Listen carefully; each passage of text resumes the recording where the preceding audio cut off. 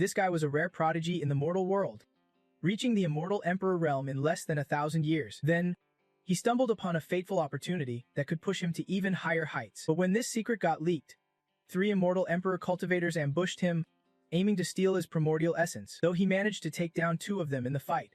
In the end, he could not escape total annihilation, body and cultivation both destroyed. All he could do was protect a fragment of his primordial spirit and send it back to Earth. There, it merged with the body of Mo Shenfeng, a gravekeeper's son. Mo Shenfeng was the illegitimate child of the Mo family, hopelessly infatuated with the eldest lady of the prestigious Trine family. Because of that, he became the target of her younger brother, Trineback, who cruelly tossed him far from the city after a savage attack, and also backed his father in swallowing up the Mo family's entire corporation, and forced his sister to marry into the Wang family despite her fierce resistance. When the original owner died, a shard of the male protagonist's primordial spirit entered the body. Mo Shenfeng woke up in this new vessel, quietly relieved to still be alive. He had heard Earth had long suffered from broken natural laws, leading to a scarcity of spiritual energy, but arriving here and feeling it firsthand, he never imagined the spiritual energy would be this depleted. At this rate, no matter how hard he trained, the best Mo Shenfeng could hope for was to reach the 5th level of the key condensation realm. Mo Shenfeng, now that you have taken over this body, I will continue your karmic journey. I will avenge your enemies and protect your family. Once this karma is settled, I swear I will return to the immortal world for vengeance. Mo Shenfeng muttered, hoping the original soul of this body could hear him and finally rest in peace. Then he headed back to the city, bustling and crowded as ever. Yet, barely a few steps, he ran into someone familiar from the original owner's life. What do you want? I am family from the Mo clan. A terrified scream echoed from a dark alley, catching Mo Shenfeng's attention. Peering inside, he saw 3-4 burly men bullying a young girl. That girl was Thoy Ingu Lam, 18. Daughter of the Mo family's housekeeper. Even though she invoked the Mo family name as a threat, these jerks were not scared one bit. In fact, they got even more excited and started mocking her. Of course I know you are Mo family. Sneaking out alone at midnight just to look for me. Huh, let go. I am gonna find young master. Though Lam struggled fiercely, the thug across grabbed her wrist aggressively. Young master, that must be the illegitimate brat you mentioned. A pretty girl like you. Let me give you a little health check. Saying that, he lifted Thoingu Lam's skirt. Just by the way they were acting, you could tell these creeps were about to do something unforgivable. At that moment, Mo Shenfeng could not just stand by anymore. After all, he was a cultivator. How could he watch someone in trouble without stepping in? You bastards bullying a girl. Nice move. Mo Shenfeng's voice caught the thugs' attention. They reluctantly released Thoingu Lam and turned their focus to him. Who the hell are you? The Trine family is working here. None of your business. Get lost. Mo Shenfeng sneered, bullying a decent girl at midnight, then pretending to be all high and mighty like you are the model citizen. These guys are hopeless. She went out looking for me at midnight. Did you even ask me before harassing her? It was a bit dark. But Thoingu Lam finally got a clear look at him, her anger melting into a glad smile. Meanwhile, the Trine family's lackeys, furious at being outplayed, vowed to beat Mo Shenfeng senseless today so he would never forget. There were 3 of them total. The blonde guy was clearly the leader and would not get his hands dirty himself. One pulled out a weapon, while the other looked like the muscle type who fought with pure brawn. At this point, they were not planning to let Mo Shenfeng leave, and he had zero intention of running. The 2 thugs, unconcerned about looking like bullies, charged at him at the same time. How could a couple of street thugs like them, training martial arts in this modern world, ever compare to a prodigy from the cultivation realm like you? And just like that, these 2 losers were taken down by Mo Shenfeng in the blink of an eye. One kick from him sent the big, muscle-bound guy flying, while his hand grabbed the other guy's collar, squeezing so tight. This was the same guy who earlier arrogantly threatened to cripple Mo Shenfeng's arms and legs. Now he was choking, struggling to breathe. Watching this, the blonde guy trembled like a leaf, but still managed to mutter a few words to Mo Shenfeng. My cousin is GB, and Mei is just a step sibling. Believe it or not. Before he could finish, Mo Shenfeng tossed the guy aside with ease. The guy crashed right into his cousin, knocking him out cold too. I know you are family, so do not waste your breath. After dealing with these 3 scumbags, Mo Shenfeng finally approached Thoingu Lam, who was so scared tears were streaming down her face, and gently wiped them away. Thoingu Lam was rescued by the young master and clung tightly to him. Young master, thank God you came back in time. I thought I was going to get bullied today for sure. Up close, Mo Shenfeng was shocked to realize she was a natural-born cultivator, a rare and precious seedling in the cultivation world. If nurtured carefully, she could very well become a celestial emperor one day. Don't worry. I will always protect you. Mo Shenfeng reassured her. Let me take you home, but the family head is still waiting for you. Young master, Thoingu Lam said anxiously. Right now, Mo Shenfeng did not care about anything except the precious cultivator standing before him, so he insisted on taking Tho Yu Lam home first. After they left, the guy surnamed Xing finally struggled to get back up, grinding his teeth and cursing, "That bastard! How dare he bully me? Mo Shenfeng, I swear I will make him wish he was dead." He grabbed his phone and called Zheng Bi, crying and whining about how Mo Shenfeng beat him up. He did not forget to stress that hitting him was like hitting Zheng Bei himself, and if this got out, their family's reputation would be ruined. Zheng Bei was currently enjoying himself with some girls but snapped to attention when he heard Mo Shenfeng was still alive. Worse, Mo Shenfeng had nearly killed his cousin, which made him so mad he jumped up and demanded the address to settle the score. After changing his clothes, he called his secretary and headed to the Tian or Hoa Fu apartment complex to confront Mo Shenfeng. Tian or Hoa Fu is where Tho Yu Lam and her mother live. The sick housekeeper wanted to get up and make tea when she saw Mo Shenfeng arrive, but he stopped her. "I ran into Yu Lam on my way, so I came straight here. I can make tea myself. You are sick, better rest up." After reassuring the housekeeper, Mo Shenfeng sat down in the living room. He planned to have a word with Tho Yu Lam, but just as she handed him a glass of water, someone kicked the door wide open. Jibei stormed in with a gang of goons, all dressed to intimidate, acting wildly arrogant. "Izo, you are here too." Though she was the heiress of a big corporation, Jibei's behavior was downright uncivilized. But Mo Shenfeng had been reborn. He was no longer the weakling he once was. Now, who was really the tough one? That was anyone's guess. Without hesitation, he stepped right in front of Tho Yu Lam and issued a clear warning. "Who gave you the guts to barge into someone else's home like this? You have got 30 seconds to drag your pack of mutts out of here." Jibei had a feeling Mo Shenfeng was not someone to mess with, but it did not matter. She would brought an army here. No way was she going to be scared off by a few words. "What did you just say?" "Mo Harris. Speak up, I did not catch that." Jibei stepped closer, her voice dripping with sarcasm. Tho Yu Lam's mother, lying in her room, heard the commotion coming from the living room. Worried about the girl and her mother being disturbed, Mo Shenfeng told Tho Yu Lam to lock herself in her room and not come out no matter what until he called her. Tho Yu Lam nodded, then warned him to be careful himself. But facing this gang of muscle-bound nobodies, Mo Shenfeng thought careful was a bit of an understatement. They were given the chance, yet they refused to leave. "Well then, stay here and have a drink with me. Sister BC does not even have time to chat with you." As the Idlam entered the room, he ordered his crew to storm in. If they could take down Mizi then Feng on the spot, all the better.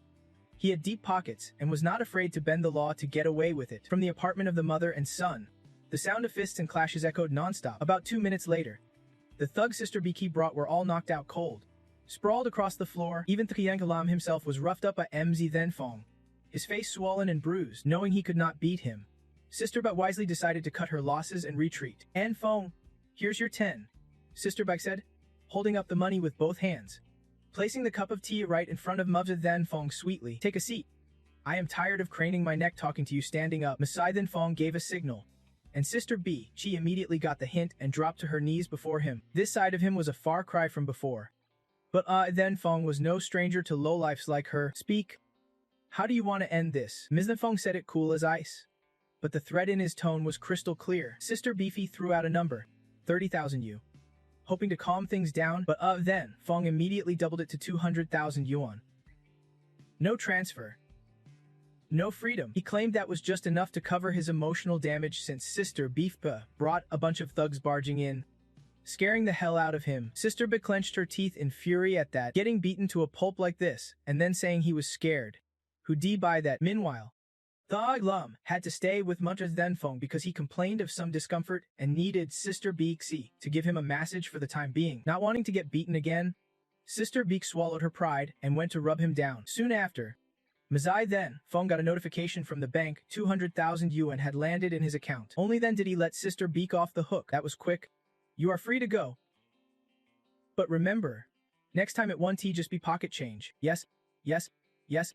Sister Beek nodded furiously, promising she would never cross Mutha Fong again. But the moment she stepped out of the Na Ho Fi, his attitude flipped 180 degrees. Sister Bai ground her teeth as she stared back at the apartment, where she would just taken a beating. He could not figure out how a loser like MZ Thunthan Fong suddenly turned so fierce and unstoppable. Then he unleashed that rage on his own men, blaming them for his embarrassment and vowing to teach them a lesson when they got back. That night, Sister returned to the mansion with a bruised face. Tron K saw her and pulled the butler aside for questions. "Sister Bive went out late last night. So why did she come back looking like that?" "Miss, there was a conflict with someone else. She took some losses." had to pay 200,000 yuan to be released. Now, the master is scolding her. Tron K was not one to blindly defend her brother. Usually, he was brash and bullied the weak, so seeing him take a hit like this made him think he deserved it. Then she asked the butler about Ingyu Tu Fum's background and journey. She is the darling of the Engyu family from Yenbex. Tron K wanted to build a good relationship with this girl. For the Tron family, this connection was pure profit. No downside. Ing Tu, though, would arrive in Duchu at 8 am tomorrow, and would not return to Yenbex for 3 days. Her first stop was Niazenga. The butler reported every detail. Tron K nodded with satisfaction and asked him to set up a meeting as naturally as possible for her. Meanwhile, back at Thin Ho Fu, Mazai then Feng stayed behind to help Da Ying Lam clean up the war zone left from the living room brawl. The I Lam even whimpered that he was too scared to sleep. So Ma then Feng promised to stick around until she fell asleep before leaving. Ma Feng never expected so much drama on his very first day inside this body. He also heard there was an antique dealer at Nohazang and planned to check it out the next day. Maybe he would find some treasures to speed up his cultivation recovery. The next morning, Inga Tiufum arrived at Nohazang with her bodyguard Chajiu Then. Exactly as the Tron family butler had reported, this girl seems pretty young and a bit thrill-seeking. When she saw a crowd gathering in the middle of the street, she could not resist stopping to check it out. At this moment, Tron K was up on the stage. Though no one really knew what event she was part of, but the moment she spotted Ning Tvu Film, she immediately cut her mic and came down to strike up a friendly chat. What a coincidence, never thought I would run into Miss Ingyu here in Duchu. Her bodyguard instantly stepped in front of his lady with a face full of suspicion. Meanwhile, Inga Tiufum was just as sure she did not know the woman standing before her. Tron K looked a bit awkward, but tried to explain that she would met Ingyu Tiufum once before. 3 years ago, in Miss Ing, you are here visiting Duchu. I happen to have some free time. How about I take you for a little tour around the place? Ing Tu Fem thought it over and figured having a local guide would be pretty handy. She told her bodyguard to let Tron K come along with them, and by chance, that very morning, Mazivan Fong and Thieng Lam had also come to the house looking for antiques, though he would hope to find something valuable. After browsing around, Mazan Fong ended up pretty disappointed. Most of the stuff on sale were antiques, but just ordinary items, nothing that could help restore cultivation. That was until MZ then Fong passed a small street stall and spotted a jade pendant. Just a quick glance told him it was over 1,000 years old and saturated with spiritual energy, a truly rare find. Boss, how much for this jade pendant? Mazan Fong stopped to ask the price. That kid's got a good eye. The piece dates back thousands of years to the Western continent. If you really want it, I am asking 5 million. Western continent. Now, I would say it is from the upper continent. I will give you 500 bucks. Mazian Fong was quick to bargain. He was not about to get played, but the boss surprisingly agreed, and just as Mavi then Fong was transferring the money, Ing Tu Fum's group showed up, and she spotted the jade pendant he was about to buy. The moment she picked it up and asked the price, Ms. Then Fong snatched it away. Sorry, miss, this one's mine now. Tron K was stunned when she saw him a few days ago. Sister B said she would dealt with MZ then Fong, so she just assumed he was out of the picture. But honestly, that is nothing compared to the whole stealing from Miss Ingju drama. So Tron K stepped up, ready to buy back the jade pendant for 50,000 bucks. Of course not. Then Fong did not even hesitate before firmly declining, and then left with the Ingju Lam. His attitude caught Tron K off guard even more. Wasn't he supposed to like her before all this? Seeing Mzin Fong act so cocky, Ingyu Furuam was not happy at all, so her bodyguard stepped in, ready to do whatever it takes to satisfy their hard-to-please miss. Chithun blocked Ma Then Fong and Thiuga Valam, which did not sit well with him. What is this? Didn't he make the sale? Now trying to mug people. At first, Ing Tiufum's bodyguard was all polite and reasonable. He even offered to buy the jade pendant back for 500,000 bucks. This made the jade seller's head almost explode. Passersby noticed something fishy. The jade, once priced at 500 bucks, suddenly jumped 1,000-fold, and they gathered around. Curious, but just like before, Mazan Fong did not flinch one bit. After all, what he wanted was the spiritual energy, not the money. If you are not selling, then today, this street's gonna be a mess. Chi's attitude started to turn sour, seeing him act so unreasonable. Mazithan Fong decided enough was enough. He told the Yi Enga Lemhem to head back first. He would catch up later, because he knew a fight was about to break out. As soon as Aki Yi Lim left, Cheetah then got ready to strike. Before making a move, he did not forget to threaten Mazithan Fong. Young man, you need to understand, some people in this life, you just can't afford to cross. That is just how cruel the world can be. If he wanted me then Fong to feel the harshness of life, then MZ then Fong was more than ready to hit back twice as hard. When Uncle Then charged in with terrifying force, Most bystanders who stopped to watch thought MZ Thenfong was about to get wrecked. But before even reaching Edzi Thenfong, he had to slam on the brakes suddenly because of the sharp index finger. This kid was pointing at him with Uncle Then's speed. If he had not stopped, that finger would be pierced right through his throat. What he said earlier was not wrong. But clearly, I am the one he just can't afford to mess with. Both Uncle Thun and his master, Nugo Tium, looked genuinely shocked. Here was a top-level master of the Tunis-Zai realm, getting dominated by a young guy like Mu Thenfong. That was unheard of. Nugo Tiufum grew curious about the kid's identity and was told that he is the illegitimate son of the Muzi family head. Hearing illegitimate son, a sly grin crept across Ingo Tiufum's face. Illegitimate? Huh? Interesting. Young prodigy. If you are not willing to sell that jade pendant, well then, I want to force you. Uncle Thun awkwardly stepped back. Right at that moment, Thula Lam called on the phone, but Eva Then Fong had no patience to deal with him on the call.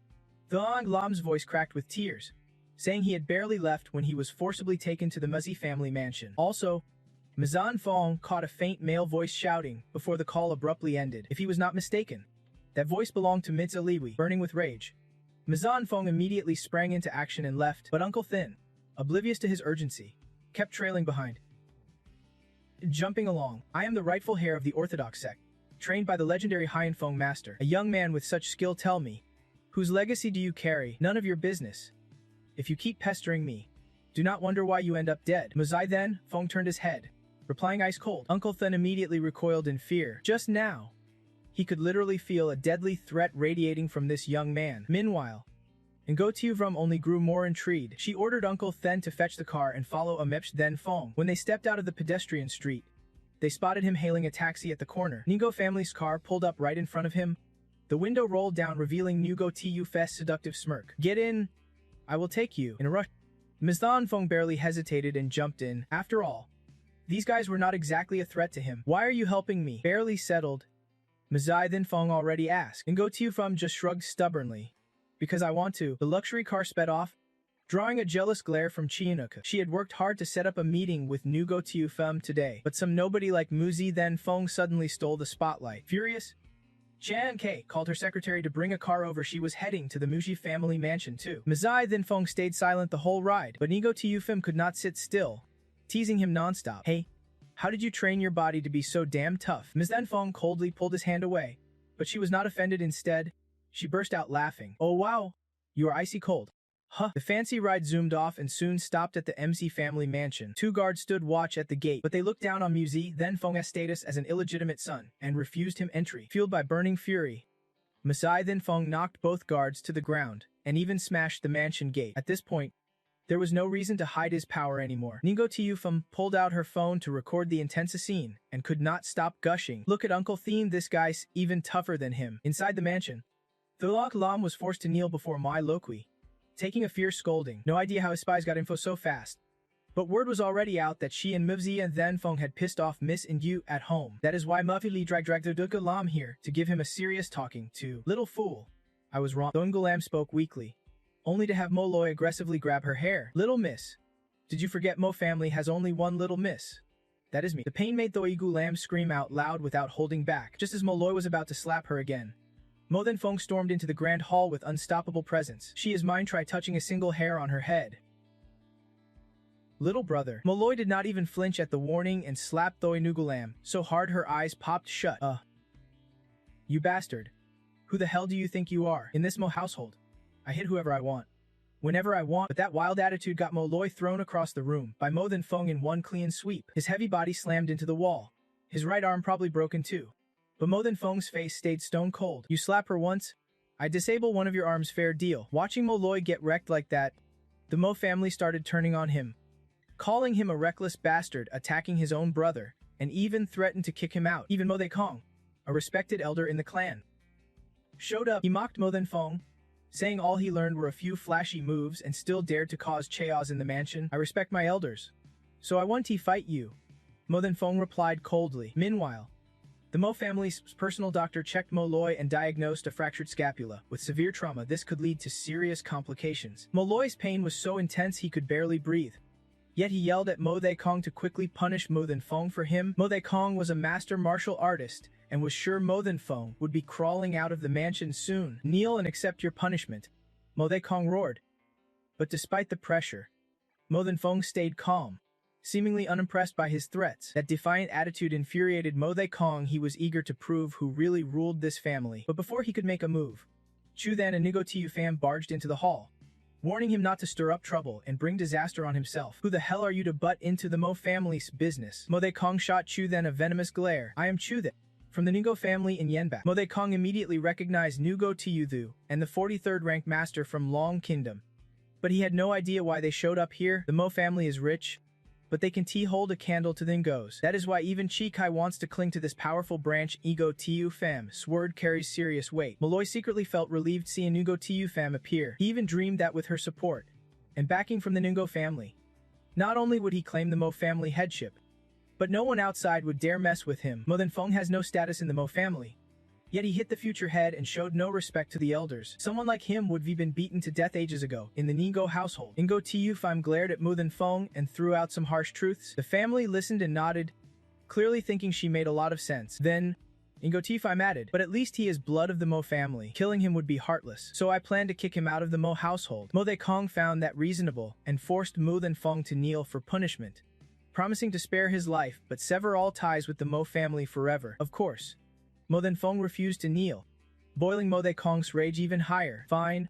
Let us see how long this bastard lasts acting tough." As he prepared to strike, Chu then revealed that Mo Then Fong was actually a master martial artist. Earlier, in the fight, no one was a match for him. The Mo family found this hard to believe. After all, Mo Then Fong had always been considered a useless nobody. Seeing their confusion, Ingo Tiu Pham could not help but burst out laughing. "Hilarious, this bunch of idiots wants to kick out the youngest master of the clan. What a joke." Then, right in front of the entire Mo family, she boldly invited Mo Shenfeng to the Wu family mansion, with a promise that no one in the Wu family is as blind as those fools before them. Trine Kai just arrived at that moment, unaware of what had happened earlier. But hearing Wu Xiaofan's proposal left her completely stunned. Wu Xiaofan kept going on and on about the massive benefits Mo Shenfeng would get if he pledged allegiance to the Wu family. But unfortunately, he did not have the right kind of spiritual beast. Seeing how highly Miss Wu valued him, the Mo family finally believed what Uncle Than had said was true. Mo Taigong's attitude shifted faster than lightning. He strode up to Mo Shenfeng with a sycophantic grin, saying everything that happened was just a big misunderstanding, and apologized on behalf of the Mo family. He even hinted at wanting to pass the family head position to Mo Shenfeng. But once again, Shenfeng refused. Having taken over this body, he only wanted to help the original owner get revenge and repay debts, not get tangled deeper in the Mo family's mess. Who would have thought Wu Xiaofan found Shenfeng's first refusal even more intriguing, being a bit childish. Wu Xiaofan did not think twice. She suddenly rushed forward, planted a big smooch on his cheek, and said, "I am into you now. Let us be a thing." Mo Shenfeng was so shocked by her move he quickly brandished his sword, gently pushing her aside. "Not the time to talk.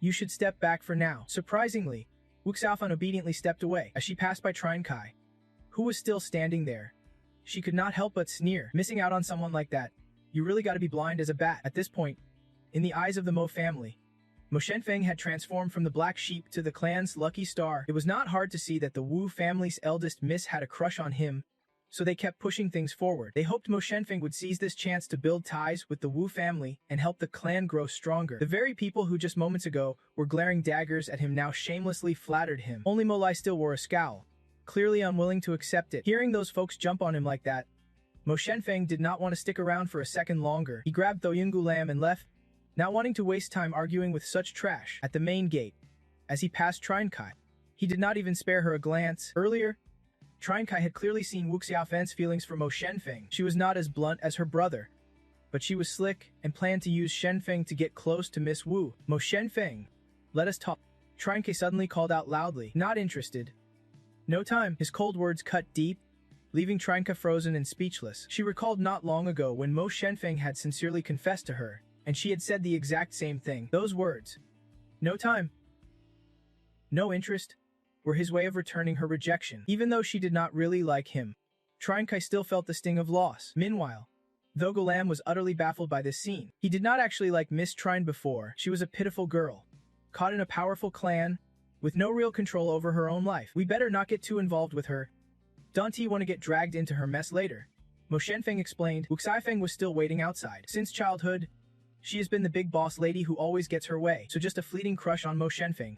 And Wu Xiafeng was dead set on having him. But Mo Shenfeng was not interested in romance.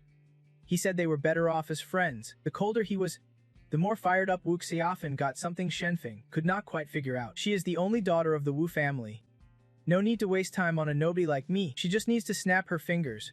And she has got a line of suitors. Just one little wink from her, and she would have a whole crowd around her. With a straight-up honest attitude like that, guess I still got a shot. Ing Huram was practically climbing all over him. So naturally, she sneakily grabbed his phone, quickly saved her number, and locked it in. Only then did she finally back off, but no sooner had she dealt with one mess of drama than another one rolled right up. Tron K must be cooked up some new scheme, chasing after Mavine Fong like crazy, insisting he talk to her. No choice.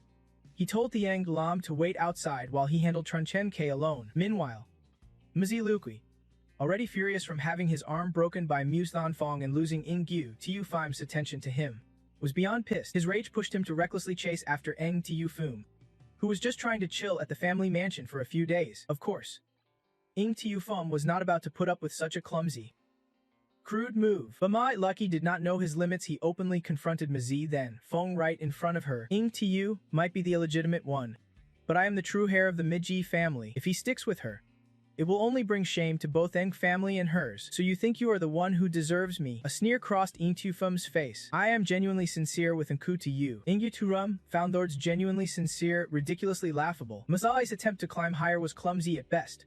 Even his hiding of true feelings was obvious, and he had the nerve to say that out loud. Fed up with his stupidity, Ing Tu Phim ordered Chidotharu to break his other arm. Tumumzi Elkia's agony and humiliation were complete with both arms broken, but she felt he deserved every bit of it. He was nothing, and yet dared to flirt with her. Then Tu Phim called her dad, telling him she would not be returning to Yun Baik anytime soon, but staying in Duchu to find him a future son-in-law. As for Emvrithan Fong, at this moment, he was tangled up with Tren Ki. This woman was strange. She used to always complain about the original owner being complicated.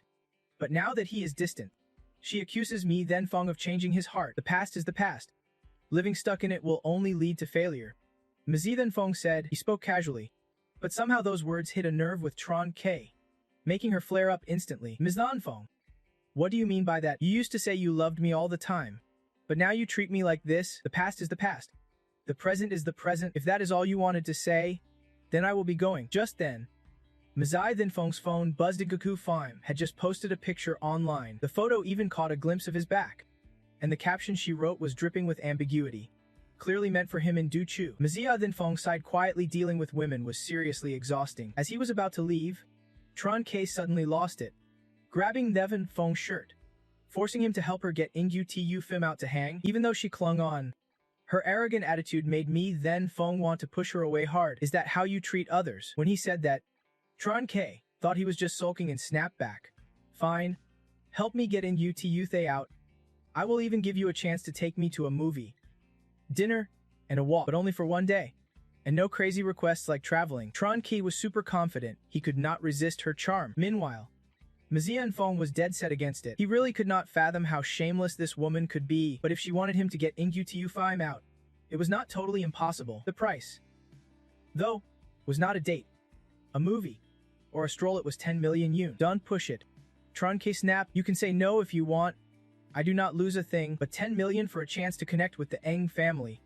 I think your Tron family is the one winning here. Mzai then Fong hit her right where it hurt. Tron Ki was so pissed she was left speechless. She could not accept her defeat. That Mzi then Fong did not like her anymore. Tron Kai reluctantly agreed, saying she would transfer the money in half an hour, but in return, she wants to see results from this mission by tonight. On the ride home, Tron Kai stared at her account balance, grinding her teeth raw with frustration. If it were not for the Trine family's outdated views, her dad favoring boys over girls, and Trine back always stirring trouble but still sitting on the board, and if she had not been labeled as the daughter who, once married off, would no longer be part of the Trine family, she would not be suffering like this. That is why she is desperate to prove herself to her father and desperately wants the Nungo family's backing. After settling things with Trine Kai, Mo Shenfeng noticed Nugo Xiaofen's car had not left yet. This stubborn young lady really won't budge. She said she deliberately stayed behind to wait for him. After all, the Mo family's villa is out in the quiet suburbs, not exactly a place where you can catch a cab easily. Mo Shenfeng did not argue,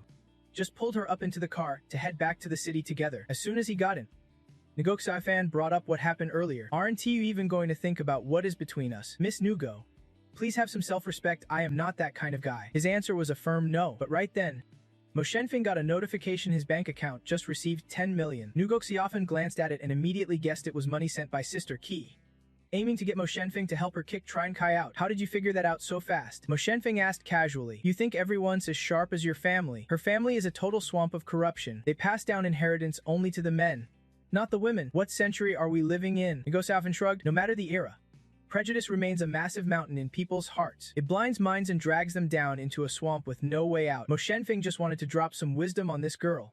That is all. But Ngugo-san misunderstood, thinking he was recalling painful memories from the Mo household, which made her blurt out those words. So Miss Ngo threw caution to the wind and hugged him tight. Then she even boldly proposed, how about you marry me? If you marry me, you will control the entire Ngo family. You would be the head of the house. No one would dare mess with you. Stop joking, Grandma. Mo Shenfeng pushed her away again. I only see you as a friend. Besides, even if I agreed to marry you, the Ngo family would not just hand me power like that. After bickering back and forth, Mo Shenfeng had to steer Ngugo-san back to the main point. You have already accepted Trine Kai's money. Now, we just need to know if Miss Ngo agrees to leave with her. After a moment's thought, Ngugo-san reluctantly agreed to wait and have dinner with Mei and Trine Kai. But of course, if she is going to agree, Mo Shenfeng has to give something in return. What do you want? I am selling my skills, not my body. Seeing the hungry look in Ngugo-san's eyes, Mo Shenfeng's self-preservation instincts shot through the roof. Who would want your body anyway? Later, you have got to go shopping with me. I will make you radiate irresistible charm. Ngugo-san's simple request meant Trine Kai's 10 million was basically in Mo Shenfeng's pocket now. But he still was not fully accepted by the Mo family, specifically by someone named Mo Li. The humiliation of having both his hands broken left him unable to act freely, so he hurried to find a way to contact the Phi Tin Society. The head of the Phi Tin Society is Xiao Hu, who is also a bit of a wild card to Ngugo-san. When he saw the post on her social circle about Ngugo-san coming to do Zhou, he was already kicking back, plotting how to meet her romantically. But before he could even dream that far, Xiao Hu's secretary brought some bad news. Apparently, today Ngugo-san showed up at the Mo family villa with a certain man, and now they are riding together, cruising the city streets. The moment Tue heard that, all his earlier delusions shattered like glass, his teeth grinding in pure rage. Who the hell is the blind idiot that dared lay a finger on Tegu Tauhia's girl? Chairman, it was my Van Fong. And coincidentally, someone just put in a hit order on him for 10 million. Really? Who placed the order then? His own brother, Mzi Lukui. A wicked grin spread across Tegu's face. Nothing thrills him more than watching brothers tear each other apart. Fine, I will take the job, but 10 million's a joke. Mazla is gonna have to cuff up extra. Meanwhile, neither Ngu Fim nor Mimlu Zien Feng had a clue about this dark, twisted plot. Ink Feng was lost in a blissful shopping spree high, while Mzi Then Feng was wiped out from hauling mountains of clothes for the big lady. Seriously, lady, how many clothes have you bought already, and you are still not satisfied? Done care. Inga Feng shot back smugly. She was just out to torment Mzi Then Feng. But soon after, Masai Then Feng's sharp instincts warned him someone was tailing them in silence. He grabbed Ingyu Fem's hand and pulled her away. The woman watching them was the very one Taigu Isha had sent, and seeing Mezi Then Feng so alert sparked her interest. Confident, she believed there was no way he could slip through her grasp. Mizan Feng only pulled a Duvagu Fem away to dodge trouble. Face to face, it is not clear who should be afraid. The big Miss Ing usually gets chaw-feared everywhere, right? Rarely walks this far. Ben panted, catching his breath. We have lost them, right? But the next moment answered her question, because that woman reappeared right in front of them. As soon as Inti Yufum saw her, she recognized her as one of the Phi Tin societies, and instantly guessed Taiyu E was behind this. Who gave you the guts to mess with my friend? Tell Taiyu to come see me right now. Ink Tiyufum snapped. Furious, someone paid to take Mzi Then Feng's life, Miss Ink. Do not make this hard for us. Still, Ink Tiyum stood stubbornly in front of Mzi Then Feng, blocking the way. She warned fiercely, if anyone dares touch him today, the Engu family will repay them 100 times over someday. Her reckless devotion to protecting Mzi Then Feng really got under Tigu's skin. Originally, he did not plan to show up, but now, he had no choice. Tai Yu Fum, do you really have to wreck our relationship over some worthless guy? What, our relationship? And Lu Fum shot back coldly. To be honest, Tai Yu Aish always called her his girlfriend, but that was just his own delusion. Taiyu He was just some stranger she would met a few times at her grandfather's party. Nothing more. The more he acted like this, the more she despised him. Masai Then Fong was not in the mood to listen to their old drama. He knew full well that idiots everywhere, barely stronger than animals, kept trying to take him out. Though Enga Tu Fem thought the Phi Tin Society was beyond me Then Fong's reach, he knew the truth: no one in this world is capable of killing him. Not yet. Big talk for sure. Let us see whose fist is tougher, yours or mine. Tegu laughed this time. He wanted to handle it himself, but rushing in recklessly revealed too many openings.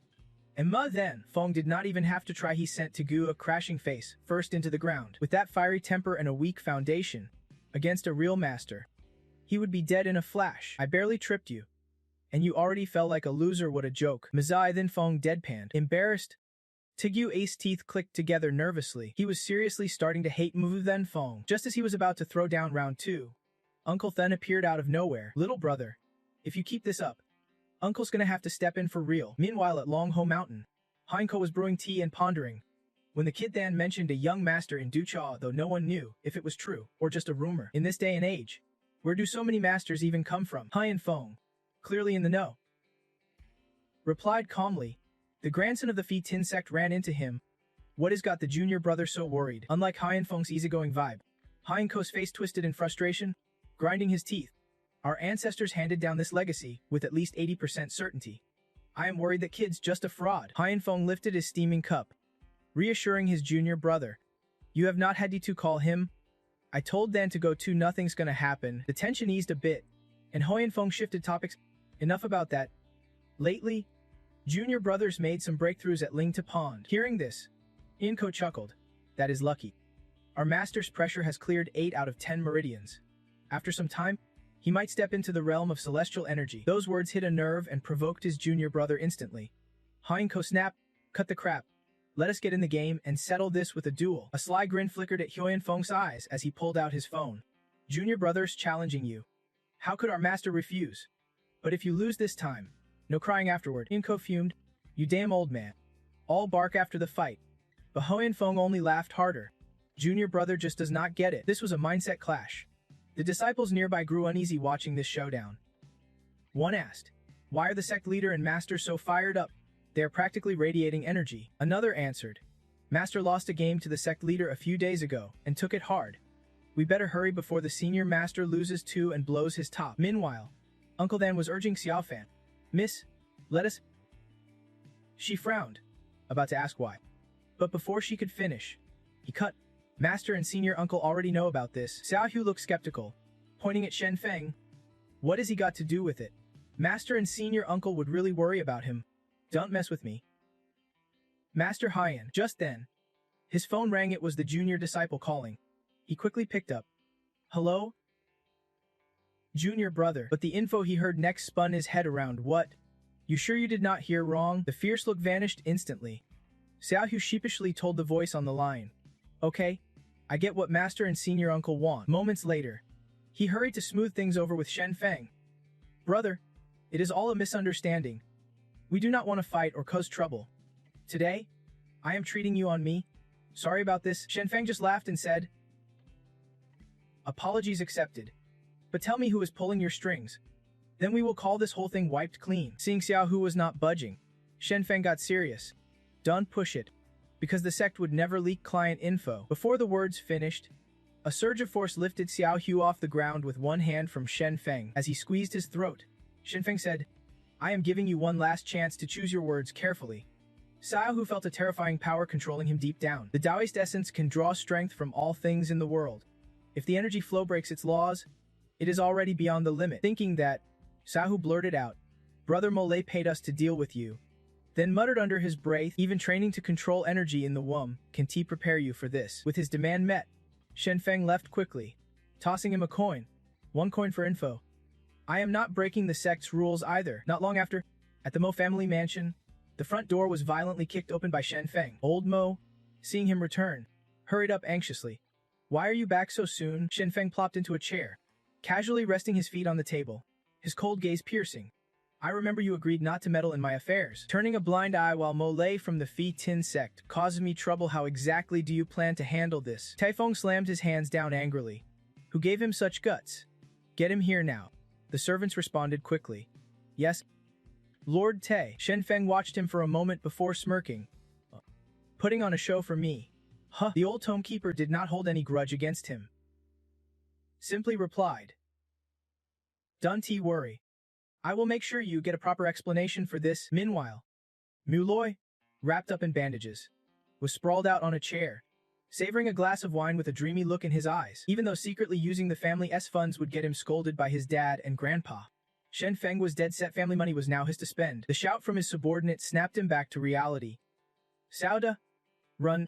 Shen Feng set the door. The wine glass in Molay's hand slipped and shattered on the floor as he screamed. No way. Fear slowly crept over him, but Molay stubbornly insisted. The spirit assembly can fail. No way, but reality proved otherwise. Two burly men quickly approached him, saying, Master Tai invites young Shada for a little chat. Molay was dragged away against his will, struggling and screaming, Let me go. It hurts. It hurts. Meanwhile, Lihan was deeply worried upon hearing the news. She hurriedly opened a secret drawer and pulled out a bottle of poison. Burning with rage, leaning on the family head in Yanbi, how dare some bastard bring disaster to the clan? She grabbed a bottle with a 7-shaped cap, poured it into the poison bottle, and fumed. Now he even dares to lay a hand on my son. Without hesitation, Lihan took the poison bottle filled with soda inside and stepped outside, muttering, Let us see who dares touch my kid. At the main house, Molay knelt before Old Mu, who looked disappointed and asked, You hired the spirit assembly? No other way. Molay quickly bowed his head and replied, Yes. Old Mo furrowed his brows and asked, How much did it cost? Sweat poured down Molay's face as he nervously answered, At first, 10 million. But when they heard the target was Shen Feng, it went up to over 10 million. Old Mo's patience snapped, pointing a finger at him. He yelled, Where did you get that kind of money? Molay panicked even more, stammering, I used the family's funds. Before he finished, Old Mo slapped him hard. Furious, he thundered, The family head is in Yambe handling clan matters, and you are behind the scenes causing this mess. Molay's face was already bruised and blue, but instead of remorse, he snapped back, Who told the family to favor a royal bastard? Old Mo chuckled coldly. His face? You really are the perfect young master of the Mo family. Then, his expression turned serious as he stared straight at Mo Lei. I am about to end you. Consider this a cleanup for the family. At that moment, a woman's voice rang out sharply. Who dares lay a hand on my son? Lihan stormed in, her face blazing with fury. Old Mo looked at her coldly and said, Ask your son what kind of trouble he has gotten into. Lihan immediately rushed to hug Mo Lei and shouted, What business is it of yours? All I know is he is my son. If you kill him, you will have to kill me first. Wait for the family head's return. Then I will see how you explain this. Hearing this, Old Mo's eyes flashed with menace as he clenched his fist and said, Do you really think I dare touch him? Lihan was not backing down either. Gritting her teeth, she opened the poison bottle's cap and threatened, Don't push me, I am capable of anything. Old Mo did not know what she was up to but sensed danger. Sternly, he asked, What are you planning? Shen Feng, watching this drama unfold, could not help but smirk, thinking, Level 7 acting right here. Keep it coming, folks. Not wasting a second, Lihan poured the poison straight into Molay's mouth, all while saying, Now you will taste the bitter pain of losing a loved one. Old Mo was startled and quickly ordered the guards. Call a doctor, contact the hospital immediately. Shen Feng finally spoke up. No need for all this fuss. Taking his cue, Shen Feng grabbed Molay by the collar and said, After all, he is my brother. Forcing him to move, he added, I do not expect anything bad to happen to him. The two swiftly flew out from the 4th floor, one terrified, the other completely calm. Meanwhile, at a nearby restaurant, Sahu set down a bottle and asked, Senior brother, what is your take on why Shen Feng wants to go after Mo Li? I think Mo Lai's dead meat. Uncle Cheng asked back, Why do you think that? Junior brother, without hesitation, Sahu replied bluntly, He is a top master, a real powerhouse. And is not family power struggles always like this? But Uncle Cheng's reply was unexpected. I do not see it that way. Shen Feng won't kill anyone.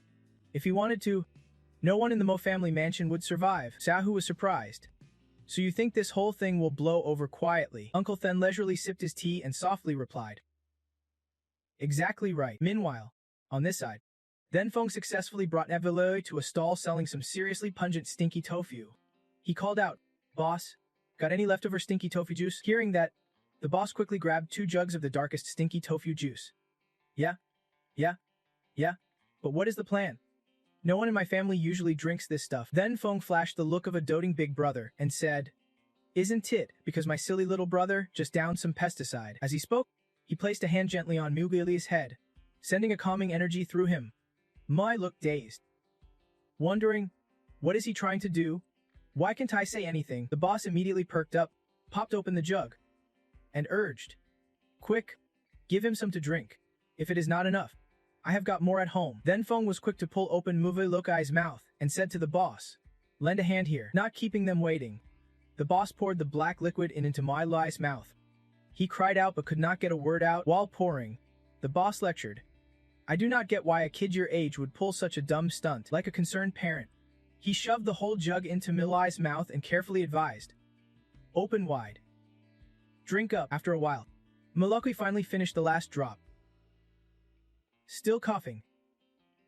Then Feng, half joking while pinching his nose, said, "Boss, your juice smells kinda weak." The boss quickly replied, "We do business honestly.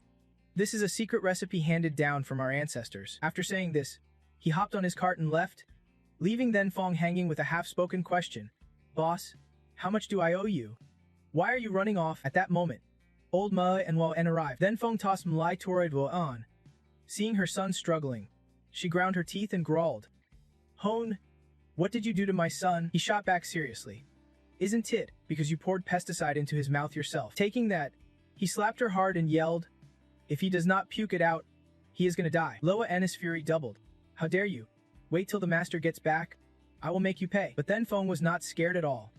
Calmly, he said, "Even though Muki is my half-brother, he still carries the Mizi bloodline. You are poisoning your own son. When dad returns from Du Chiju, you better think about what fate awaits you." With that, he looked at old Mizi and asked, "Thy Kwang, what do you think?" Without answering directly, the old man said, "Take him back to the mansion, without my orders. He is not stepping outside. Wait for the master's return from Du Chiju to deal with this. Mlai should go to the hospital first." Then Feng just turned his back and said, "You are the head now. Figure it out yourself." After walking a bit, then Feng thought to himself, the big problems are settled. Time to teach her how to master the core technique. Later, at the Nehoafi apartments, as soon as he opened the door, then Feng saw Lemon munching on snacks while watching a movie. He could not help but ask, why so zoned out? Hearing his voice, she struggled through a mouthful of crumbs. "You know, just eating, watching a movie. Nothing much going on." Then Feng's face broke into a slight grin as he said, "Perfect timing. Come on in." Once inside, the first thing he did was take off his shirt, muttering, "Stinking all over. So gross." Inglam walked in just in time to catch this scene. She blushed hard, quickly sat on the bed, and wondered, what is he up to, taking off his shirt? But hey, he has got a nice build. Her face grew redder as thoughts raced. Could it be? Oh no, this is so embarrassing. By now then Feng had put on another shirt and sat down, just as Inlam, still blushing, said, "Maybe we should shower first." He quickly placed a hand on her shoulder and replied, "Shower can wait. Let us get down to business." Inglam's face showed a mix of anticipation and nervousness. "So soon? But this is my first time. I am kinda inexperienced." Seeing this, then Feng smiled reassuringly. "Everyone has a first time.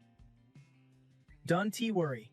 I will guide you." Hearing that, Inglam did not press further and quietly lay down, closing her eyes, waiting. Next, then Feng sent a gentle energy wave into her abdomen and asked, "How do you feel now?" Inglam's face flushed pink as she shyly answered, "Your hands are so warm.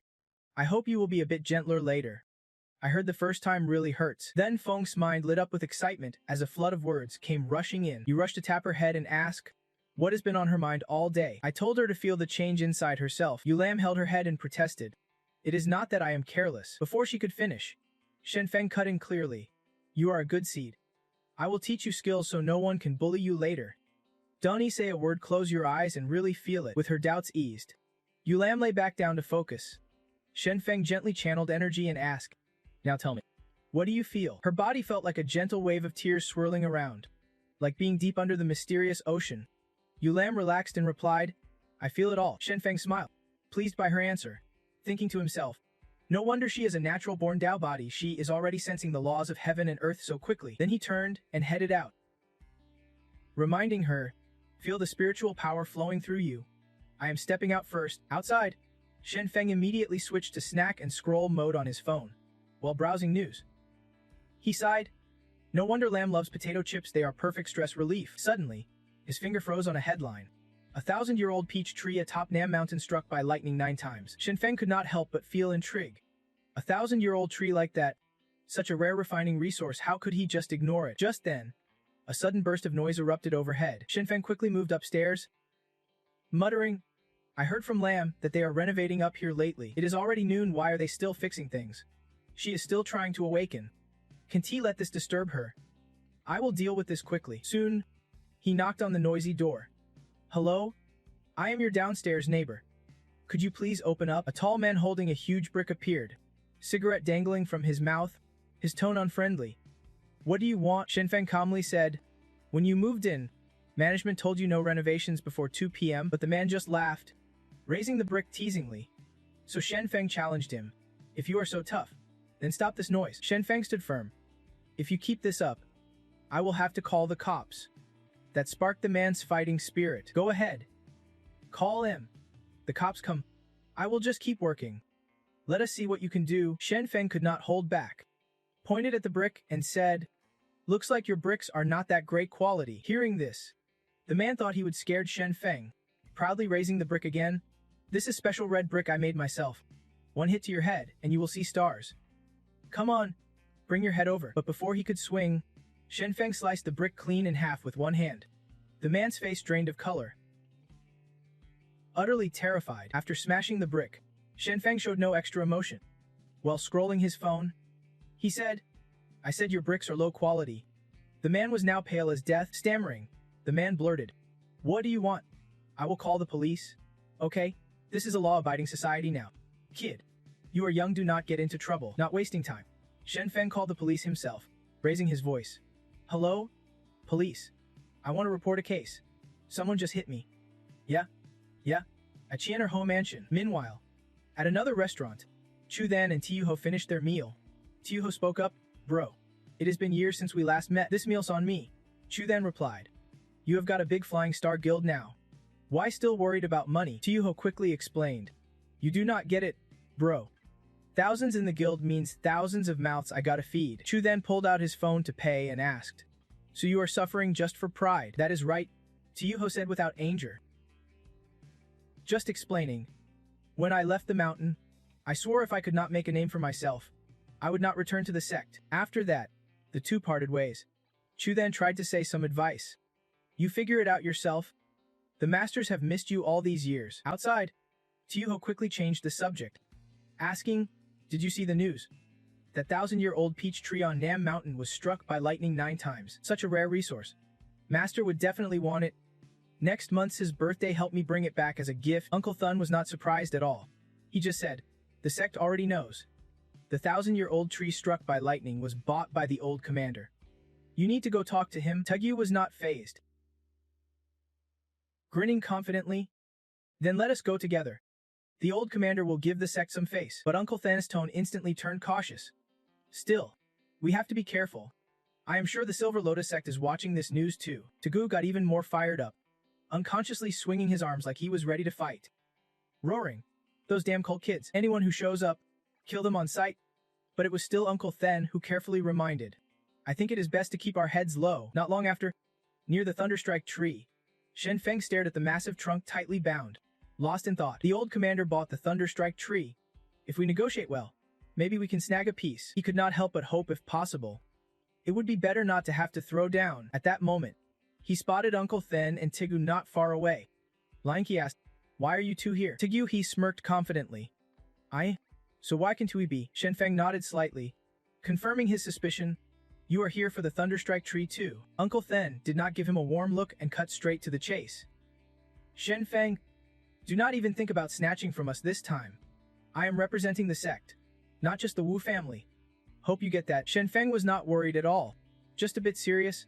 Who is afraid of who? Each god for himself. Then suddenly, another person showed up, none other than Lahai. Seeing him, Shen Feng respectfully said, "Headmaster, Shen Feng from the Mo family seeks an audience with the old commander."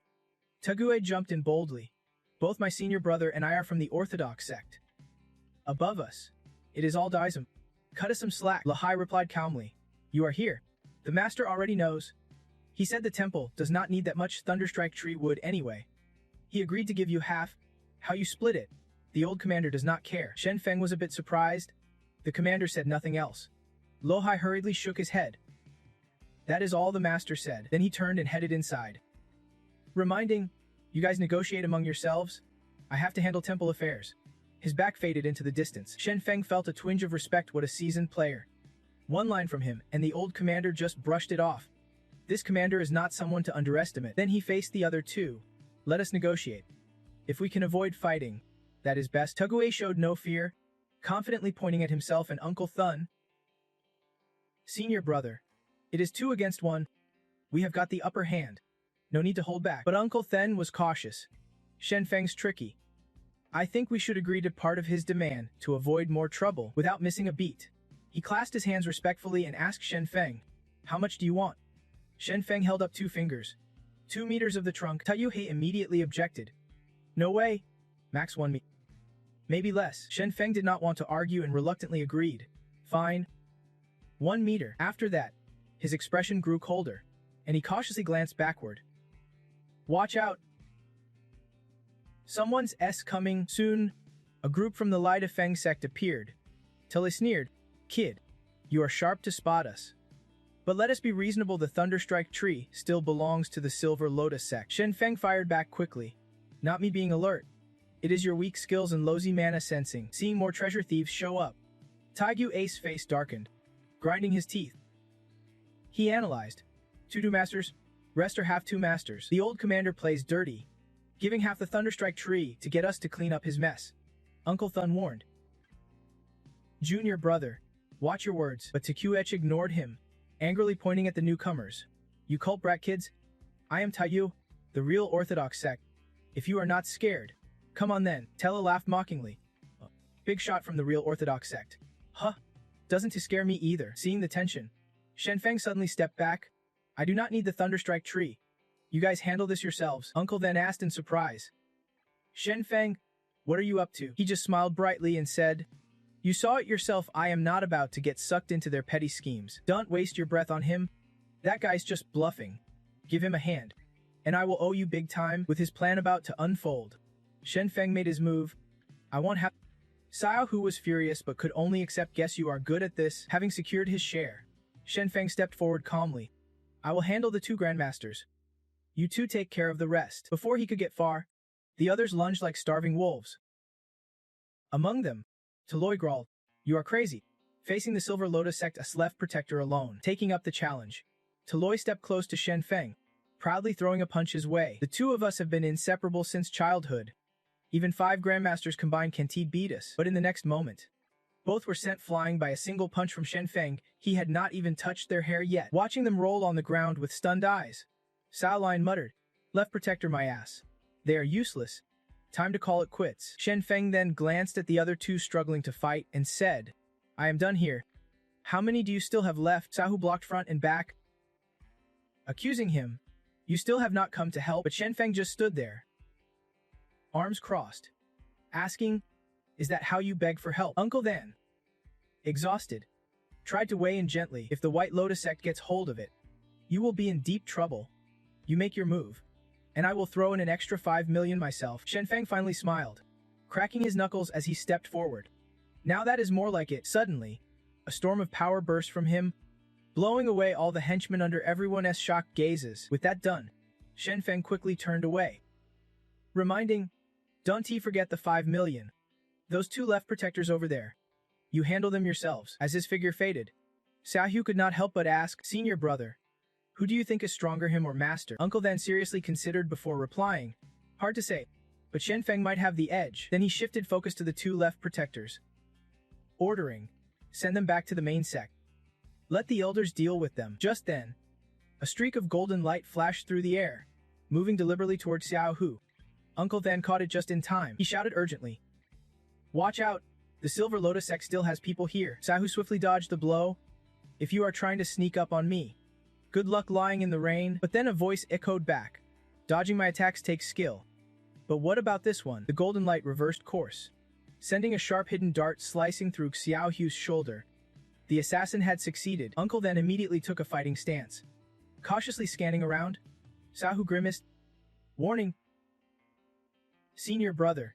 Be careful, this thing's got a nasty bite. Just then, the female elder of the Silver Lotus sect, appeared with a sly grin. Little brother, I am here to take you on. Uncle then showed no fear and growled. Enchantress, do you really think no one can control you? Her smirk only grew wider as she pointed at Shen Feng and asked, You mean him? Shen Feng frantically waved his hands. Don't look at me, I am just passing through. Tetsu's smile turned even more sinister as she sized him up. A young prodigy like this? Never seen one before. I have never seen anything like this before. Thinking about joining the Silver Lotus sect. Whatever you want. This place can make it happen. Shen Feng's expression shifted instantly, with a hint of disdain. He said, You are not really my type. His rejection did not faze her one bit. Instead, she burst out laughing, covering her mouth. You are still a kid. You do not understand the pleasures of the big leagues yet. That only fueled Shen Feng's irritation. Cold as he shot back. If you rely on spells like that, I suggest you disappear out of my sight. Seeing him so stubborn, Lila switched to anger. You seriously want to tangle with the Silver Lotus sect? Shen Feng shrugged helplessly. No choice. Took their money. Gotta work for them. I am reliable like that. Bottom line, you are not taking those two with you. She lost her patience and struck first. Lamenting, what a shame. Such a young warrior. And you still have not tasted real battle. A flash of golden light and a razor-sharp hidden blade from Li Li were swiftly stopped by Shen Feng's palm. He barely broke a sweat. Casually mocking, better if you do not. I am afraid you would squeeze me dry. Adults know their bodies are precious. But she did not respond. As the fog cleared, Lilai's figure vanished. Shen Feng thought. She is quick on her feet. She hurriedly drove off but kept looking back wildly. Shen Feng, I have got my eye on you. And we will meet again. Meanwhile, above, a camera successfully captured the entire scene. Not long after, in downtown Ducha, at the no overtime management lull, after watching the footage, Lu Xing spoke up. Everyone's seen it. I am eager to hear your thoughts on our colleague. Shen Feng, Hong Lai reported seriously. From what I see in his fight with Li Li, he might have reached the innate Kai level, but his records are weirdly clean. Like a master sneaking out from a crack in the rocks. Hearing this, Lu Xing frowned. Our top priority is stabilizing the Southwest Dragon Kingdom, not just digging into someone's background. Knowing when to step back, Hong Li quickly replied, Understood. I will have someone handle it immediately and tip off the media. Satisfied with the plan, Lu Xing dropped it and said, I will personally report this to the Yanbai side. Shen Feng, you handle this.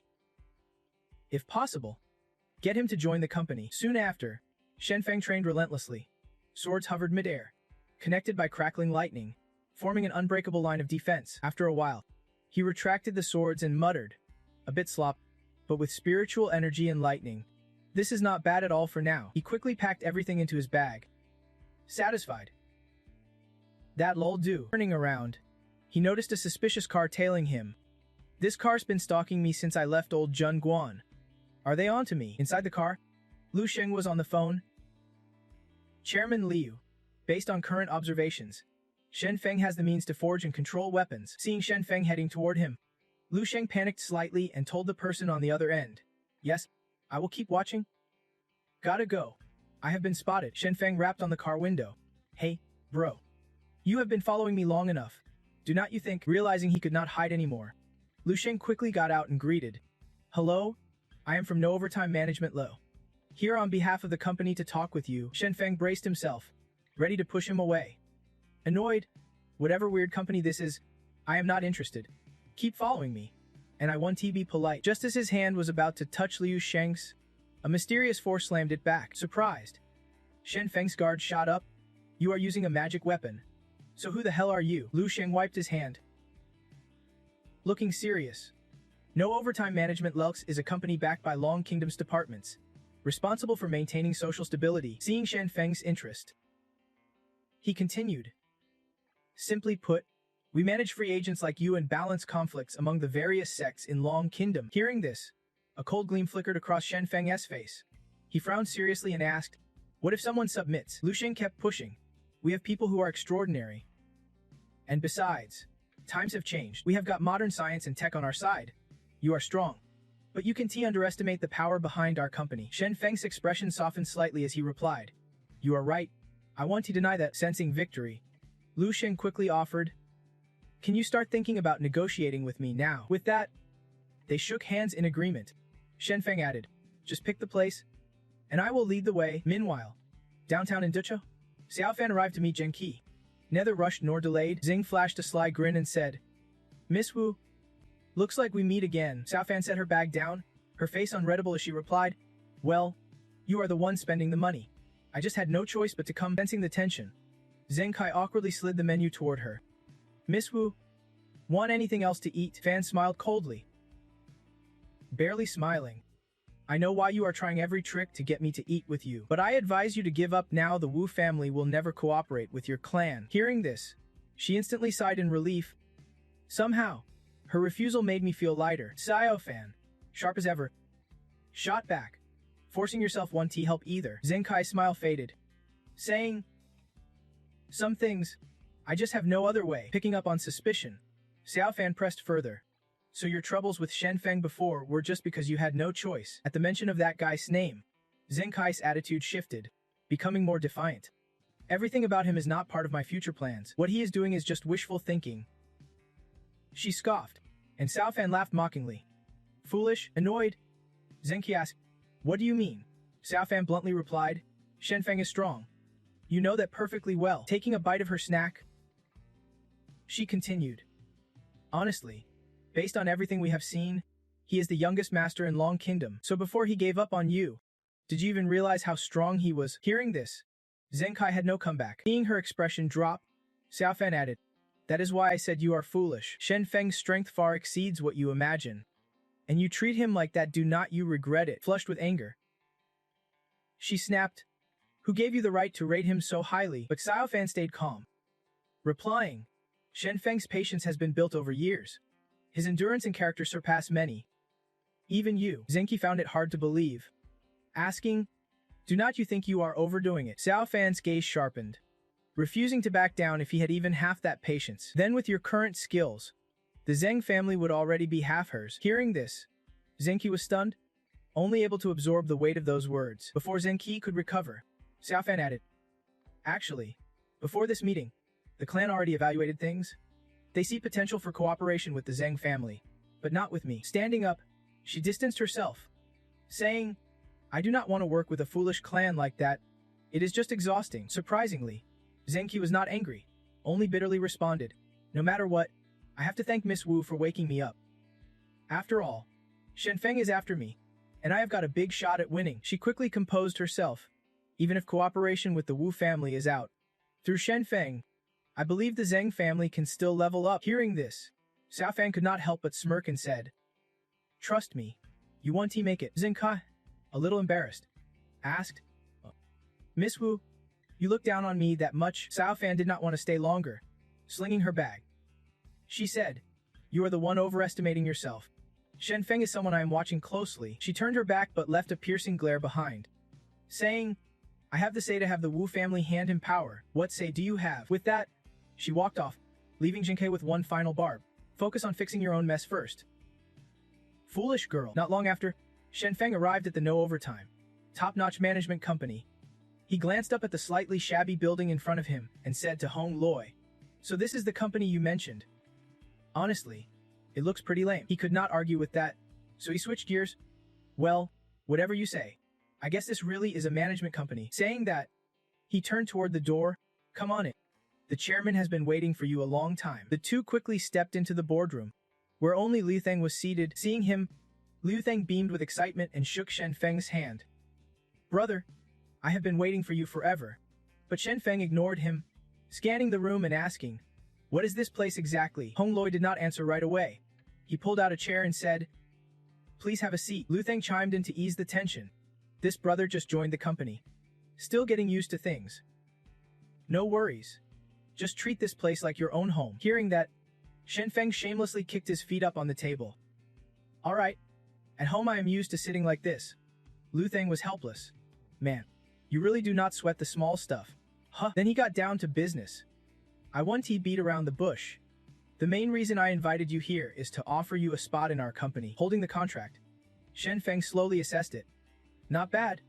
2 days off on the weekend, 8-hour workdays, no overtime on holidays, plus 5 insurances and a deposit. Liu Theng added. Employee benefits are the basics to keep good people around. Shen Feng kept studying it. The monthly salary is 2,001. I remember the minimum wage in Duzo is 2,001. Right? Liu Theng explained. That is just the tip of the iceberg. The base pay is not high, but the allowances and benefits are solid. The average employee salary is over 8,000. At this point, Shen Feng dropped all pretenses and slammed the contract on the table. Chairman Liu, do you think I am short on cash? But Liu Theng did not even flinch. There is something I need to tell you. What matters is your dedication to the company, not just the paycheck. The company is giving you this opportunity, you should be grateful. That line sparked a dozen whys in Shen Feng's head. Liu Theng noticed his expression and raised an eyebrow skeptically. Unless you are not really Shen Feng, taking the chance. Hong Loi pulled out Shen Feng's background info. Shen Feng, 20 years old, illegitimate son of the Mo family, has been struggling for years chasing the eldest daughter of the Trine family. A few days ago, Uncle Trine sent people to rough him up and dump him in the wilderness. Then that night, to protect Chui Gu Lam from being harassed, he clashed with the Trine family here, holding the dossier. Shen Feng's face darkened. Chairman Liu, you really did your homework. Li Theng shot back. Don't underestimate our company's resources. I will ask you again, should I just call you Shen Feng? Meanwhile, at the Trine Corporation, Uncle Trine spoke up. Dad, NBAC is under control now. We can start the project anytime. Trine Dong puffed his cigar and replied. Uh-huh. Got it. Suddenly remembering something, Uncle Trine's face lit up with excitement. Dad. This time, we are playing both sides. The Mo family won't have a chance to fight back. Trine Dong did not pay attention to that comment and just said, I know what is going on these days. Come back to your mother. Let someone listen to you. Talk things out with her. Hearing this, Uncle Trine exploded with anger, slamming his hand on the table. I am busting my ass over this, and you want to hand it off to someone else. His fury peaked as he continued. I want to personally crush the Mo family into despair. Watching this show, Trine Dong was pleased. He smirked. Just as expected from my son. I love that reckless energy of yours. Then he relented. All right. I agree. I am handing that task over to you. Uncle Trine's expression shifted instantly, joy flashing through him as he promised. Thanks, Dad. I won't let you down. In 3 days, I will tear the Mo family apart. With that, Uncle Trine quickly left. The ruthless look on his face lingered. Shen Feng, I will make you kneel and beg me with your own hands. At the same time, in the city, Xiao Fan lay down scrolling on her phone. She asked curiously. Uncle then, what do you think that guy's up to now? He gently turned his head and replied, I am not a mind reader. How would I know? Probably grinding somewhere hard. Xiao pouted. Annoyed, eyes glued to her phone. He is not some cold-hearted jerk. You know, Miss Tram, read the message. Trine and Yenbak is under house arrest, and in 3 days, the Trine family will officially move against the Mo family. She quickly looked up and announced seriously, the Trines are about to strike. Uncle then stayed calm, flipping through his book like it was no big deal. With Shen Feng around, the Trines won't be making any big waves. Xiao Fan frowned and shot back. This is not your old stomping grounds anymore. Shen Feng would not dare. The company won't let it slide. She tightened her grip on the bag, then locked eyes with him. Determined. Uncle then, we are heading to the company now. Uncle then closed his book slowly, musing, after what happened with the old general, the company must have already reached out to him.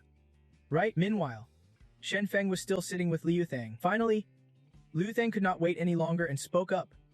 Have you thought about coming clean with the company yet? Shen Feng leaned back in his chair, left hand resting behind his neck, as if deep in thought. He answered slowly, a faint smile playing on his lips. How should I put this? I am not really Shen Feng, but at the same time, I am. Liu Theng gave the young man a knowing look. He was testing his inner truth. At this point, those tricks do not mean much anymore. Huh, I believe you are not the fool you pretend to be. Shen Feng smiled mysterious. Provocative. Ever heard of a reincarnated immortal? The moment he finished speaking, Liu Theng's hand grabbed a metal flask, swirling the liquid inside with a deliberate motion. Then he nodded slightly, as if understanding something, his voice dropping with reluctant acknowledgement. If that is the case, your transformation makes sense. Shen Feng raised an eyebrow in surprise. You actually buy that nonsense? On one side, Hong Loi handed over documents. Liu Theng added, the company deals with all kinds of weirdos. Claiming to be a reincarnated immortal sounds ridiculous. But honestly, there is no better explanation. Shen Feng did not reply. He flipped through the documents, then rated them. Your company really does have some serious talent. Cryogenics. Zombies? Cultivation. Lu Thang pressed a button on a remote, eyes gleaming with interest. He spoke like a seasoned veteran of chaotic times. Ultimately, the world's changed. Between the gifted and the ordinary, new rules are needed to reach full harmony. The announcer's clear voice cut through. An explosion caused by a gas leak near the old general's place has claimed 20 lives so far. With solid proof in hand, Lu Thang declared, "That is exactly why the company exists." Shen Feng sat with arms crossed, eyes sharp as blades cutting through layers of moral masks. "I am not interested in anything you say. This year, my spiritual veins have been severed. My energy dissipated. I can't come back like before. I just want to live my own life. Anyone who bothers me, they will die." Lu Thang nodded thoughtfully. "I am starting to believe you are that reincarnated immortal you claim." Recently, the company has been researching how to restore spiritual veins. Shen Feng replied casually with a sly grin. "Spiritual veins are just the earth energy flow. You guys sure take yourselves way too seriously. If you are trying to lure me into the company with that, I suggest you drop it." Lu Thang raised his glass, eyes icy. His warning was sharp and final. "This is the second time I am telling you, do not underestimate the company's power. I hope there won't be a third." Hong Loi slid a file across the table while Shen Feng stayed cool. Barely interested, Lu Thang leaned in. "If restoring your spiritual veins does not grab your attention, then I bet this next bit won't leave you indifferent." Shen Feng skimmed the documents, then clenched his fist. His spiritual energy surged fiercely, chilling the air like ice. "Who gave you the right to mess with me? You are asking for death?" Lu Thang's tone remained calm but firm, full of warning. "If you plan to confront the Trine family now, the company won't let you run wild because of your temper." Shen Feng's eyes flashed with fury. "You are threatening me?" Lu Thang said nothing. He checked his watch, expression blank as he said, "You two keep talking, I have got to clock out." Hong Loi sat down in Liu Thang's place, eyes locked on Shen Feng like he was laying down an ultimatum. "What Chairman Lu means is, the company has a better plan to help you survive this nightmare, of course, on the condition that you agree to join us." After a moment, then Feng finally replies, "Joining the company is fine, but I want the highest level of freedom. I will follow the company's rules and regulations." Then he throws down an uncompromising demand. "And there's one more thing, my salary. Every month, not a single cent less." Hong Loi pushes his glasses up, clearly expecting this, slides the documents forward with confidence and says, "Your request for an intern position can be met. Once you sign, the company will arrange to bring people from Yen back here for you." Then Feng blinked, puzzled and skeptical. "Wait, an intern position? What exactly does that mean?" Hong Loi adjusted his posture, face calm as if unveiling a rare deal. "Not a full-time employee. Annual salary is $1 million. Benefits doubled. And unless there is a special mission, no need to clock in. Annual salary is $1 million. Benefits doubled. And unless on special duty, you do not have to show up for work." Then Feng folded his arms, a cold smirk spreading across his lips, laced with irony. "Looks like you guys had it all planned out from the start." Hong Loi did not deny it, simply nodded gently. "The company never makes deals without preparation." As then Feng signed the contract, he asked, "So what about Thong Qian and the Trine family? What is your plan there?" Hong Loi stamped the signed contract and replied, "Sorry. The company's biggest authority is ensuring the safety of all Mo family members." Infuriated, then Feng's anger flared like a wildfire engulfing him. His eyes burned with fury. "You dared deceive me." Just then, Tu Pham appeared unexpectedly. "Thong Qian left it to me." Then Feng's tone turned icy. "Why are you here?" She arched an eyebrow confidently, meeting his suspicious glare. "The Ningo family holds shares in the company. I am just visiting my family's business. What is so strange about that?" Then she lightly touched then Feng's cheek and flashed a mischievous smile. "Now you are my employee too. If we are both involved, does that make this office romance?" Then Feng shot her a helpless look, glancing away. "Bro, do not stir things up. I am having a serious conversation here." Tu Pham raised her hand confidently. "What I am doing is serious too. The company guarantees the safety of all Mo family members, and I guarantee their assets are safe. If the Trine family dares make a move, I will pay back double." Then Feng studied her for a moment, then cracked a small smile. "Thanks." She grinned brightly. "Who else but me would watch out for you? If I do not help, who will?" Then she glanced at Hong Loi still sitting there and asked, "Why are you still here? Don't you have eyes to see how ridiculous you look?" Hong Loi reluctantly stood up and walked out, his voice echoing back, "Yes, rotating board member." Tu Pham scooted closer to then Feng and teased, "Didn't he realize you kept that side of you so well hidden?" Then she pointed at him, eyes sparkling with mischief. Where did you stash it all these years without anyone finding out? Then Feng ignored the question. Serious now. Do you know where Trine back is? Tu Pham thought for a moment. Judging by the timing, he is probably on his way to me and Jan's surface. As he turned to leave, she could not help but worry. Then Feng, do not do anything reckless. Don't make things harder for the company or mess up what I am trying to fix. He paused at the doorway, tilting his head slightly. Relax, I have integrity. I will be at Negan Jian's surface soon enough. No sooner said than done. Two sleek supercars quickly blocked his path. Seeing the occupants, then Feng showed no surprise. Miss Back and this guy really do not take me seriously. Huh, our Mo family here is still here, living it up like a king. Then Feng grabbed the guy's collar. Voice AC Colt, the chaos in Yenbak. That was your doing, a scar-faced bodyguard shouted from behind, launching a kick at Then Feng. Damn it, he is losing it. Take down Trine's brat. Kill him. Then Feng turned, his left eye glowing red. I will cripple you first. Overwhelmed, the bodyguard stammered, breathless and sweating. Then Feng ignored him, pulling Miss Back closer. Ying and Jiang, I am asking you again, did you cause the mess in Yenbak? The guy showed no fear, arrogance dripping from his face. Yeah, I did. So what? What are you gonna do about it? If you are smart, crawl on your knees before me. If I am in a good mood, maybe I will think about it. No sooner said than done. Then Feng delivered a brutal kick to the guy's leg. A flash of light sparked, and the force sent him reeling. His scream echoed through the street. Then Feng, the aura around Then Feng intensified. Cold as... He asked, you talking nonsense? Without waiting for Miss Back's reply, he turned to the scar-faced bodyguard. Next up is you. The guy instantly freaked out, could not even stand straight. Min Zithu, I did not mean it just now. Saying that, he quickly grabbed a random brick off the ground. Without hesitation, he swung the brick at his own head. I'm dizzy, he gasped, passing out. Then Feng mocked him. Guess you are smarter than I thought. Back on this side.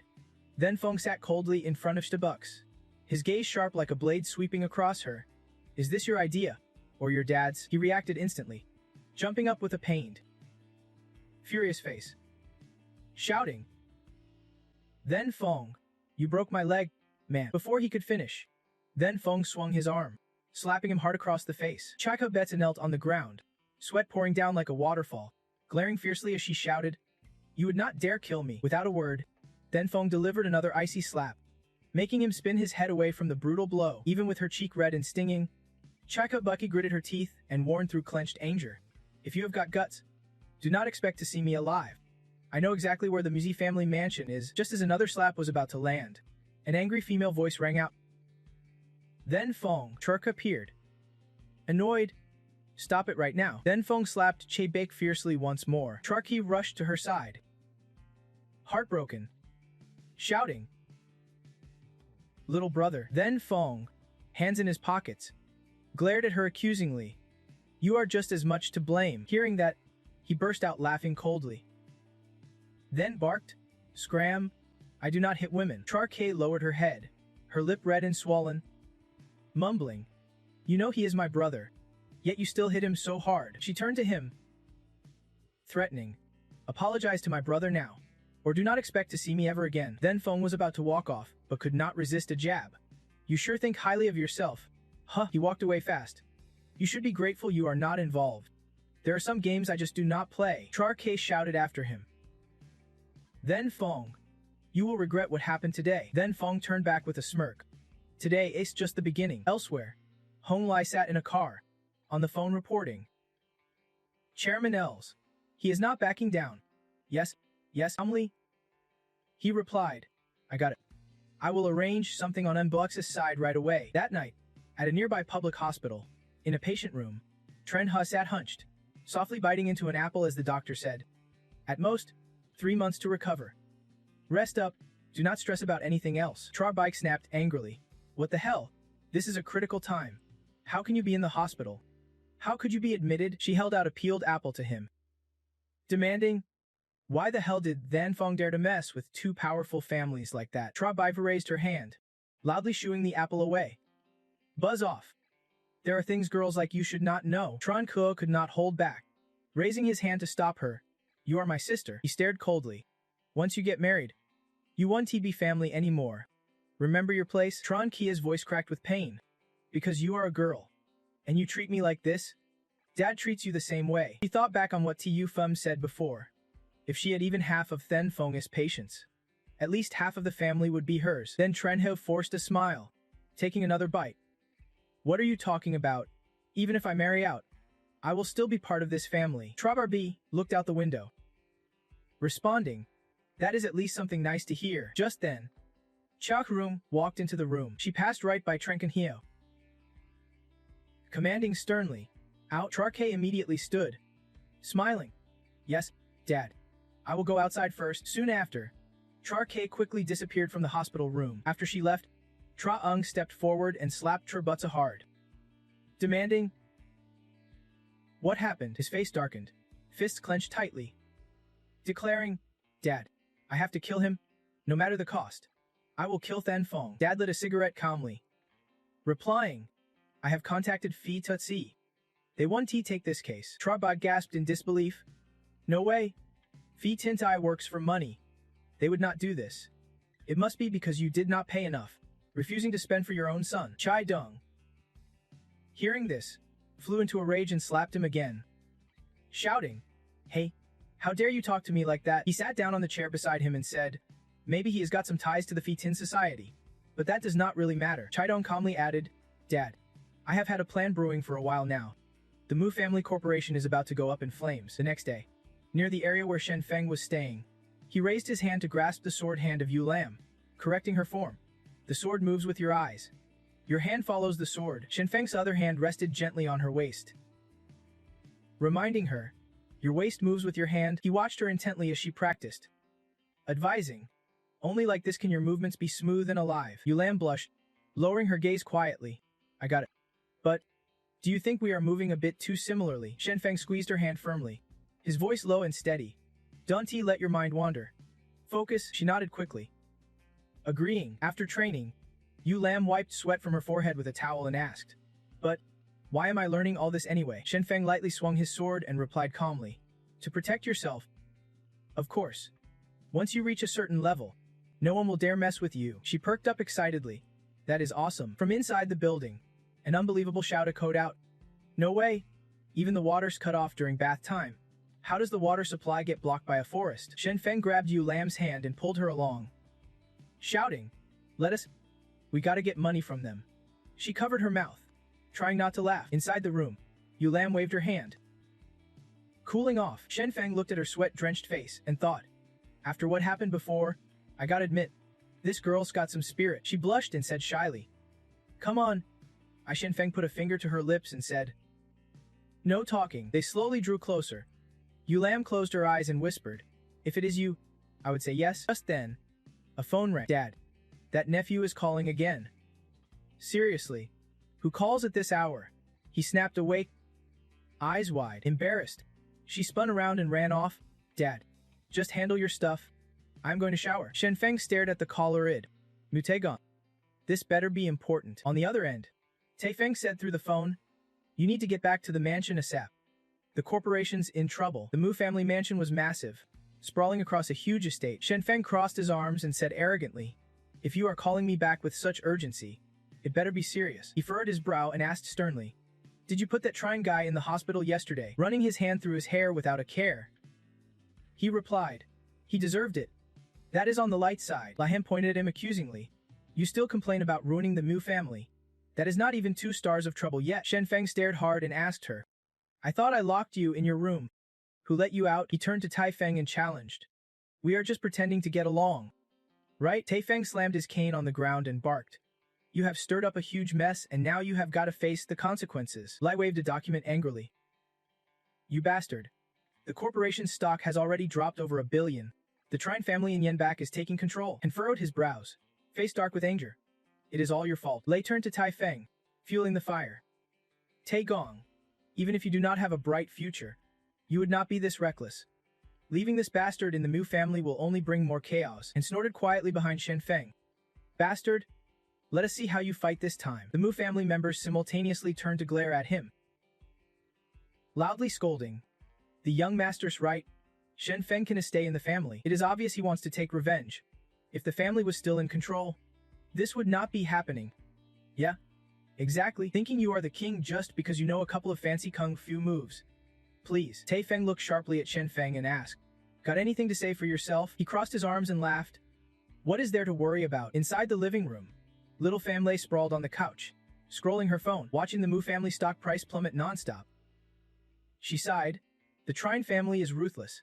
If this keeps up, the Mu family's going under. Little Pham immediately grabbed her phone and ordered, "Dai Feng, start mobilizing everything on our side." The uncle grabbed a glass of water and walked over, saying, "Miss, using the family's resources like this is making the Mo family stir up too much trouble." She took the glass with a smile and replied, "The Mo family, they are not worth it. But Shenfeng, that is a different story." Then, Xiaofan stood up and quickly left. He was heading to the Mo family's place, pretty sure they were causing problems for Shenfeng. In the Mo family's mansion living room, Shenfeng sat silently, watching those people. Folding his arms, he coldly said, "In recent years, the Mo family has been ruined by you guys. I am fed up. I am not interested in this nonsense." Malay got furious hearing that, lunging forward, shouting, "You bastard! How dare you talk back?" Shenfeng stood up and slapped Han Bao across the face with a sharp smack too cold to feel pain. Then he kicked Molay hard right in the ass. Han Bao immediately collapsed at Shenfeng's feet. Molay's face bruised and purple. He got up but started mumbling incoherently. "Master Tay, look at him. He dares to hit me and kicks my ass like that. It is basically a slap in your face." Shenfeng's anger flared up, and he snapped, "Shut your mouth for me." The old man glared at him and shouted, "Shenfeng, you are part of the Mo family. So how can you treat your own blood like this?" Shenfeng sneered, pointing at him. "Cut the act. Do you really see me as family?" Taifeng pointed outside and gave an order. "Start from the mansion. Kneel and crawl all the way to the Zheng Corporation. The Zheng family will spare you, and this will be over. Otherwise." Hearing this, Shenfeng stood up, hands in his pockets. "If it is just over something so small, I am not wasting any more time." The old man grabbed the remote and pressed a button. "The Mo family has lasted this long because we are not weak. Do you really think there are not plenty of us?" Shenfeng smirked at them below.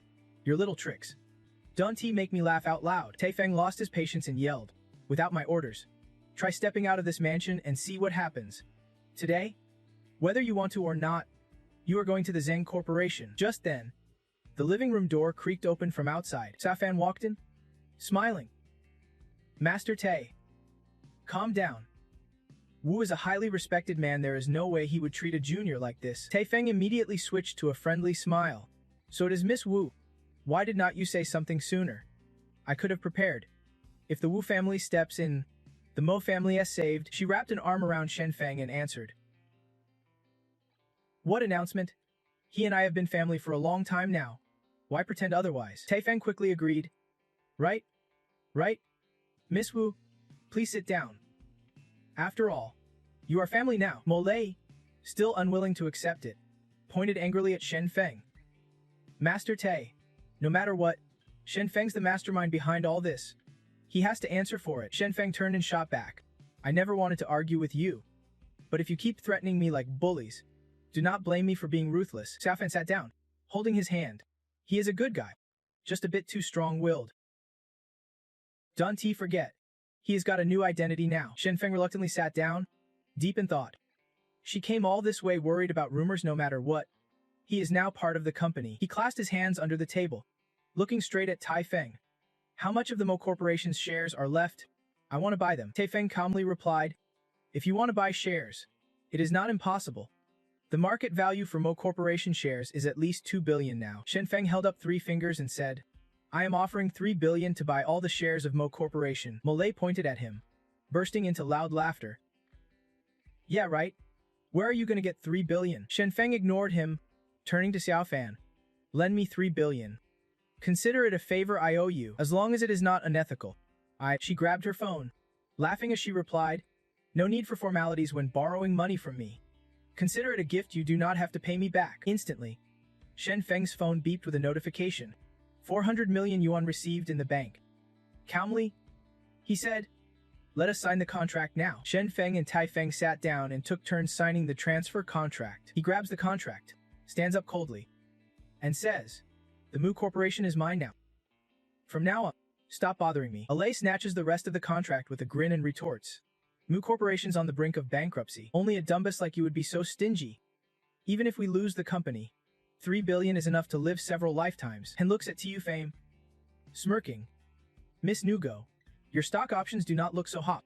If you pick me, you won to lose a dime. She crosses her arms. Annoyed. Glad you care so much. But seriously, why do you even manage me? Idiot. They phone glares at Tu Fame, telling her to scram. But she does not leave. What? Not good enough to wrap up the act yet. She flashes a sly smile. Exactly. Have not seen the end yet. I am not going anywhere. Suddenly, someone bursts in shouting, good news. Good news. The company's shares have rebounded. The value's back to the previous standard. At this rate, today's gonna hit 50 billion. They Feng and Mu Loi both freeze in shock. What? Tu Fame covers her mouth, laughing. Selling a 50 billion company for 3 billion. What a bunch of geniuses. Then Feng grabs her hand and pulls her away. Let us... No point wasting time here. A man raises his hand, calling out. Then Feng, I am speaking on behalf of the family, glances back briefly and says coldly, pack your things properly. In 3 days, I will overhaul the company. We do not keep dead weight. Meanwhile, at the hospital, Kai rushes into the room. She bursts out, Dad, something big's happened.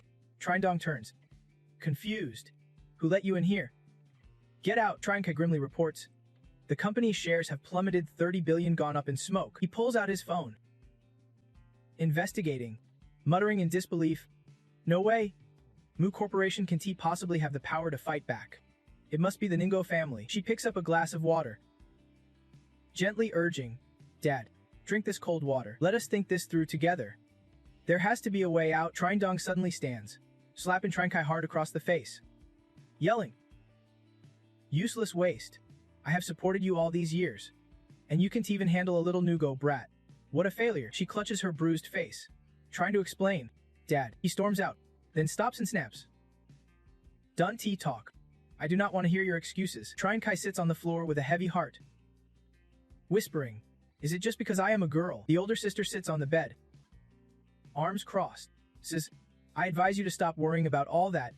Marry someone who can help the company. She immediately stands, wiping away tears, replying, no matter how Dad treats me, I will dedicate every ounce of my strength to the company and family. Then Kai steps out of the hospital room, gently closing the door behind her. She pulls out her phone and calls.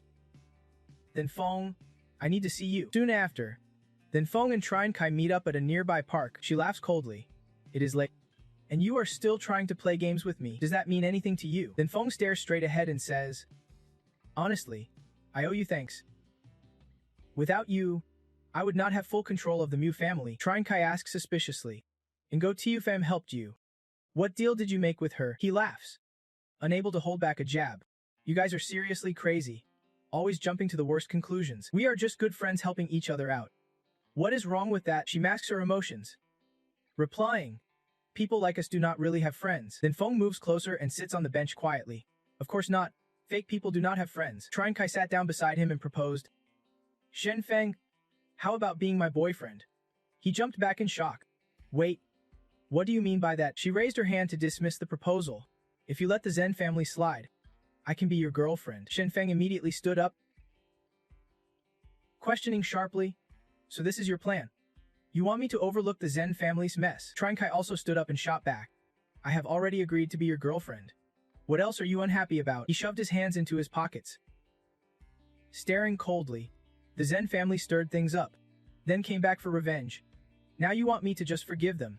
That is pretty weak. Do not you think? Then Shenfeng turned and walked away, saying, if it is about that, do not bother contacting me again. Kai grabbed his hand, shouting, just forgive the Zen family, and you can have whatever you want. Hearing this, he turned back, puzzled. Whatever I want, you are in charge. She calmly replied. Shenfeng stared straight ahead and declared, I want 51% ownership of the Zen Corporation shares. You can be in charge. Kai was stunned. Dante, push your luck. He quickly walked away, saying, wait until you really take control of the Zen family. Then we will talk. She shouted after him, loud and clear. Shenfeng, wait up. Outside Shofang's company office, Lu Theng looked at her and said, just got word Kai is meeting with Shenfeng. Xiaofang stayed calm and called out. Got it? He asked in surprise. You are not worried at all. She did not even flinch. Uncle Mo has been rescued already. Liu Theng showed the photo on the remote. He is already on his way back to Duzhou. Xiaofang looked up and said, That is a relief. He clasped his hands and asked, if Shenfeng agrees to make peace, won't all your efforts be for nothing? Xiaofeng took a sip of coffee and asked back, tell me, what do you think he is up to? Lu Theng stepped closer.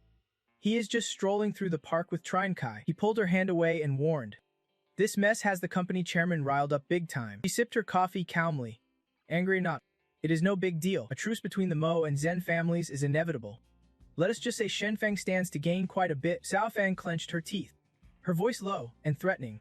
That bastard dared to meet with another Madame Dam behind my back. Once your dad's back, I will make sure he pays. Lu Theng laughed heartily. Surprised. Who would have thought Xiaofeng, the storm that shook Yanbi, would look like this? She closed her eyes and exhaled. Warning, uncle. You are getting on in years. There is a gap between us. Just then, Huanlai entered with a file. Lato, Li, the Zen Corporation has contacted the Bai Lian sect. This could get out of control. He grabbed the file and ordered immediately. Tell everyone to prepare. I will figure out the rest. He quickly turned toward the door. Yes, I will get right on it. Xiaofeng held a photo of Tutu. I'm saying, if we really lose control, how does the company plan to handle it? Lu Theng pointed at her like aiming a gun to her head. If it comes to that, only special measures will work, whatever it takes. The balance in the southwest cannot be broken. Inside the tea house, Sister Dong sat worried. Dialing. Old Li, I need your help with something. He frowned and spoke urgently. The company's been having some problems lately. Shares. I know the Wu family is behind it. So hello. Hello? Hello? Then the call abruptly ended. Sister Dong slammed her phone down. Scolding. Usually, they are sweet as pie. But mention the Wu family, and it is like they have seen a ghost. He looked at the name General Manager Wang on his phone and sighed. Now this is the only way forward. Sister Dong leaned back in her chair and called the other side. Old Wang, I have thought it over. No problem. All right. All right. All right. Let us meet somewhere tomorrow to talk, he added softly. Right? Bring that kid of yours too. I am meeting with Trine Kai. In the end, the young ones are the real players, we are just the extras. Slowly sitting opposite Sister Dong. He laughed. President Trine, you are wasting your effort contacting me. My fees are not cheap. He clasped his hands, smiling. You know what they say, you get what you pay for. I think a saint like you is worth every penny. She gently pulls his hand down and asks, Tron, what do you think she is worth? Tron Mind raises 5 fingers and says, 50 million. From now on, I do not want to see anyone from the Meva family again. If the saintess agrees to serve in other ways, just name the price. Slowly running his hand over hers, he teases with a smile. Tron, do not joke around. Doing those things officially under the company's name. I want to live for decades more, make it extra. He hears this and asks with a serious face, how much do you want? She flicks up 2 fingers and replies, from now on. Tron Iving interrupts, 200 million. She leans on the table, smiling. Make that 2 billion. If you agree. Tron, the White Lotus sect guarantees to shield you from disaster. He looks over, silent, calculating, slowly brushing her hair back. She sits on the table and smiles. Anything else you want me to do? Trombig laughs and asks, Saintess, what exactly are you offering? She lifts his hand gently. Your life. Startled, Trom Iving forces a laugh. You are joking. Saintess. Then the assassin turns and leaves, but not without a last warning. Transfer the money tonight. We move first thing in the morning. Inside the restaurant, Tron K and Trenting sit waiting. She looks at him and says, Dad, we do not have to agree to the Wuing family's terms. Tronbine crosses his arms coldly. Since when did the Tron family belong to you? He points toward a nearby waitress and says, this world is full of talent and power everywhere. To get those things, you gotta pay the price. Otherwise, you end up like them, just struggling to survive. Tron Vung looks at her. You want the Tron family to end up like those people. Tron K hesitates. Right then, Womp enters. Old Tron, sorry for being late. Just finished a meeting. Tron Mang immediately stands and shakes his hand. We just arrived ourselves. Wong Fitip sits down. Looking at Tron Ki, you must be Tron K. The 18-year-old girl, what a change. She smiles and greets. Hello, uncle. Then he turns and playfully smacks Wong to Trung Is back. Say hello. Wong Trung scratches his head and laughs.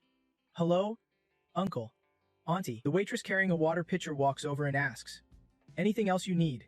Folks, she accidentally spills water on his sleeve. The waitress bows. Lin then apologizes. Sorry. Sorry. Trung wipes his hand and smiles. No worries. Just keep working. Chafang clasps her hands and laughs. Trung has a good heart. If it were my little K, she would already be flipping out. He replies, no way, uncle. Even if this outfit could earn money, the guys would not buy it, so no need to be so harsh. Trunding adjusts his collar. Besides, being too harsh invites revenge. My life's worth more than theirs. Chahung looks up at Wongan Fu. Old Wong, you really know how to teach. He humbly responds, can T compare to old Tren?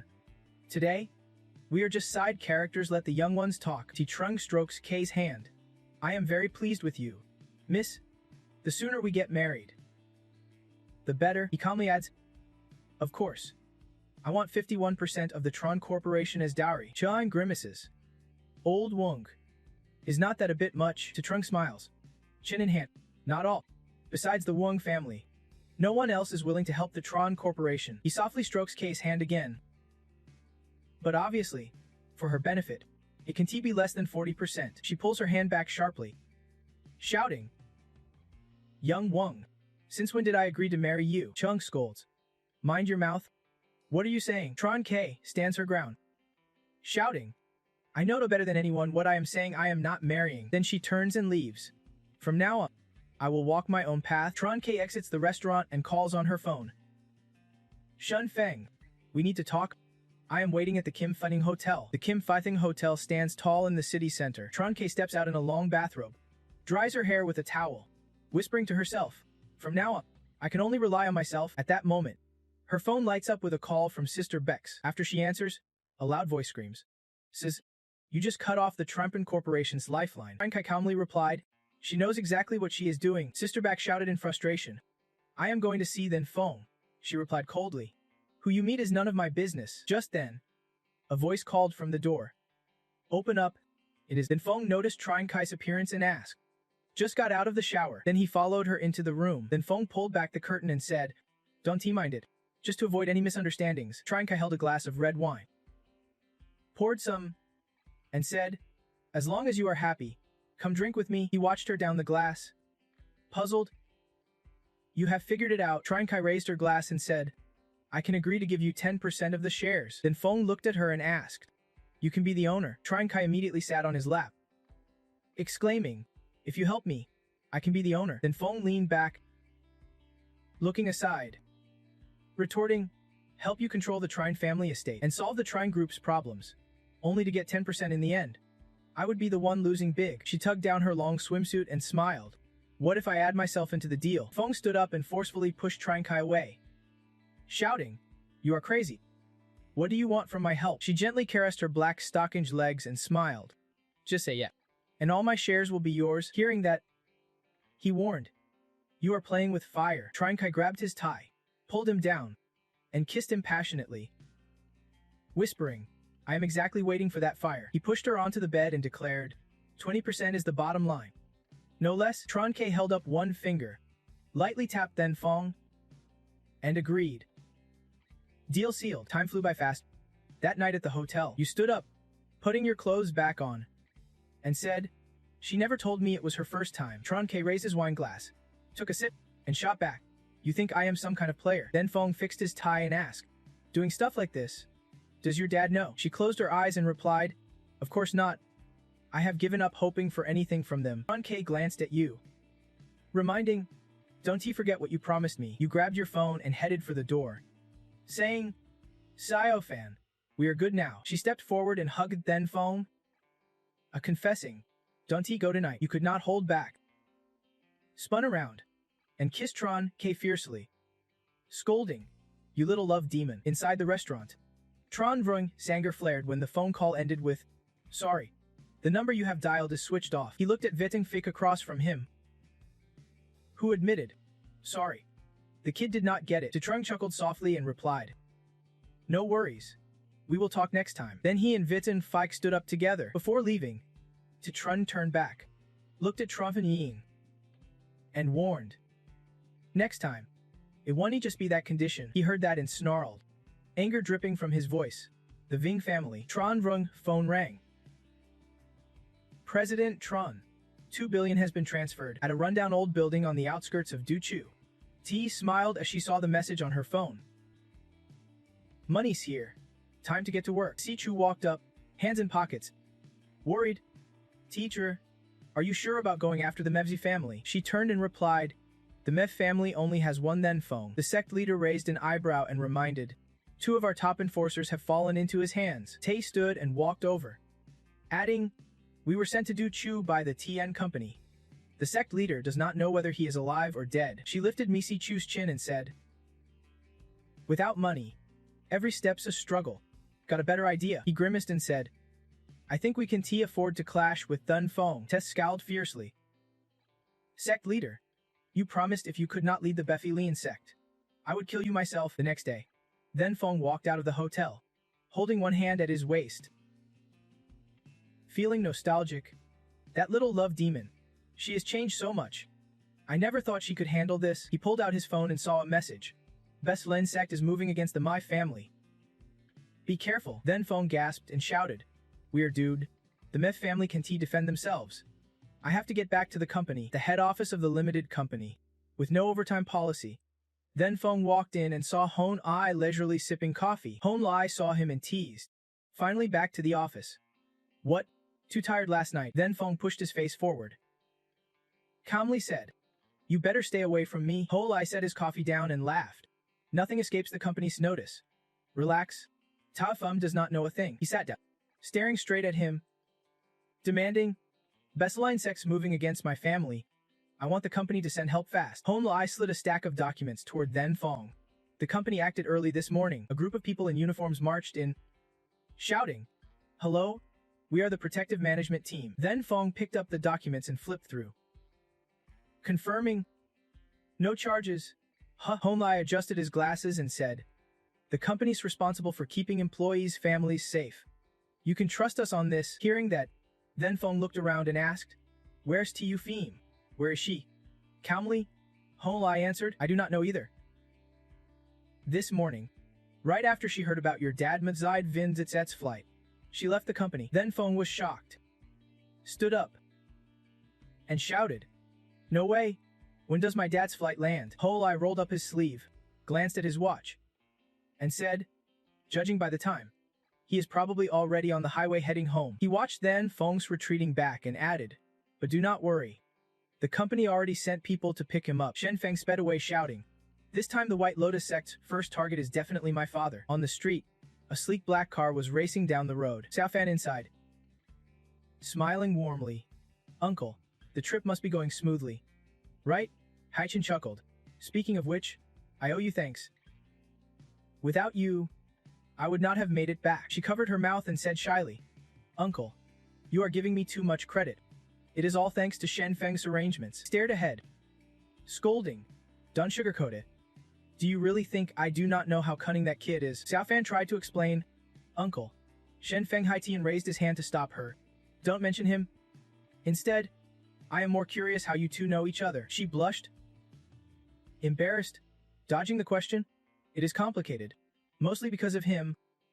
Suddenly, the car veered sharply at an intersection. Uncle Cheng, the driver, looked worried. Careful.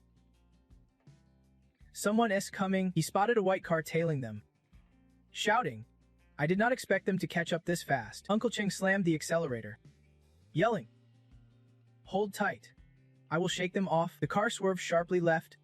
The white car behind could not brake in time and crashed into a street lamp. Laughing, he said, you rookies' driving skills are still no match for mine. A motorcycle slowly rode past the crashed white car, chasing after them. She raised her hand towards the three-pronged needle bike, sneering, still trying to run.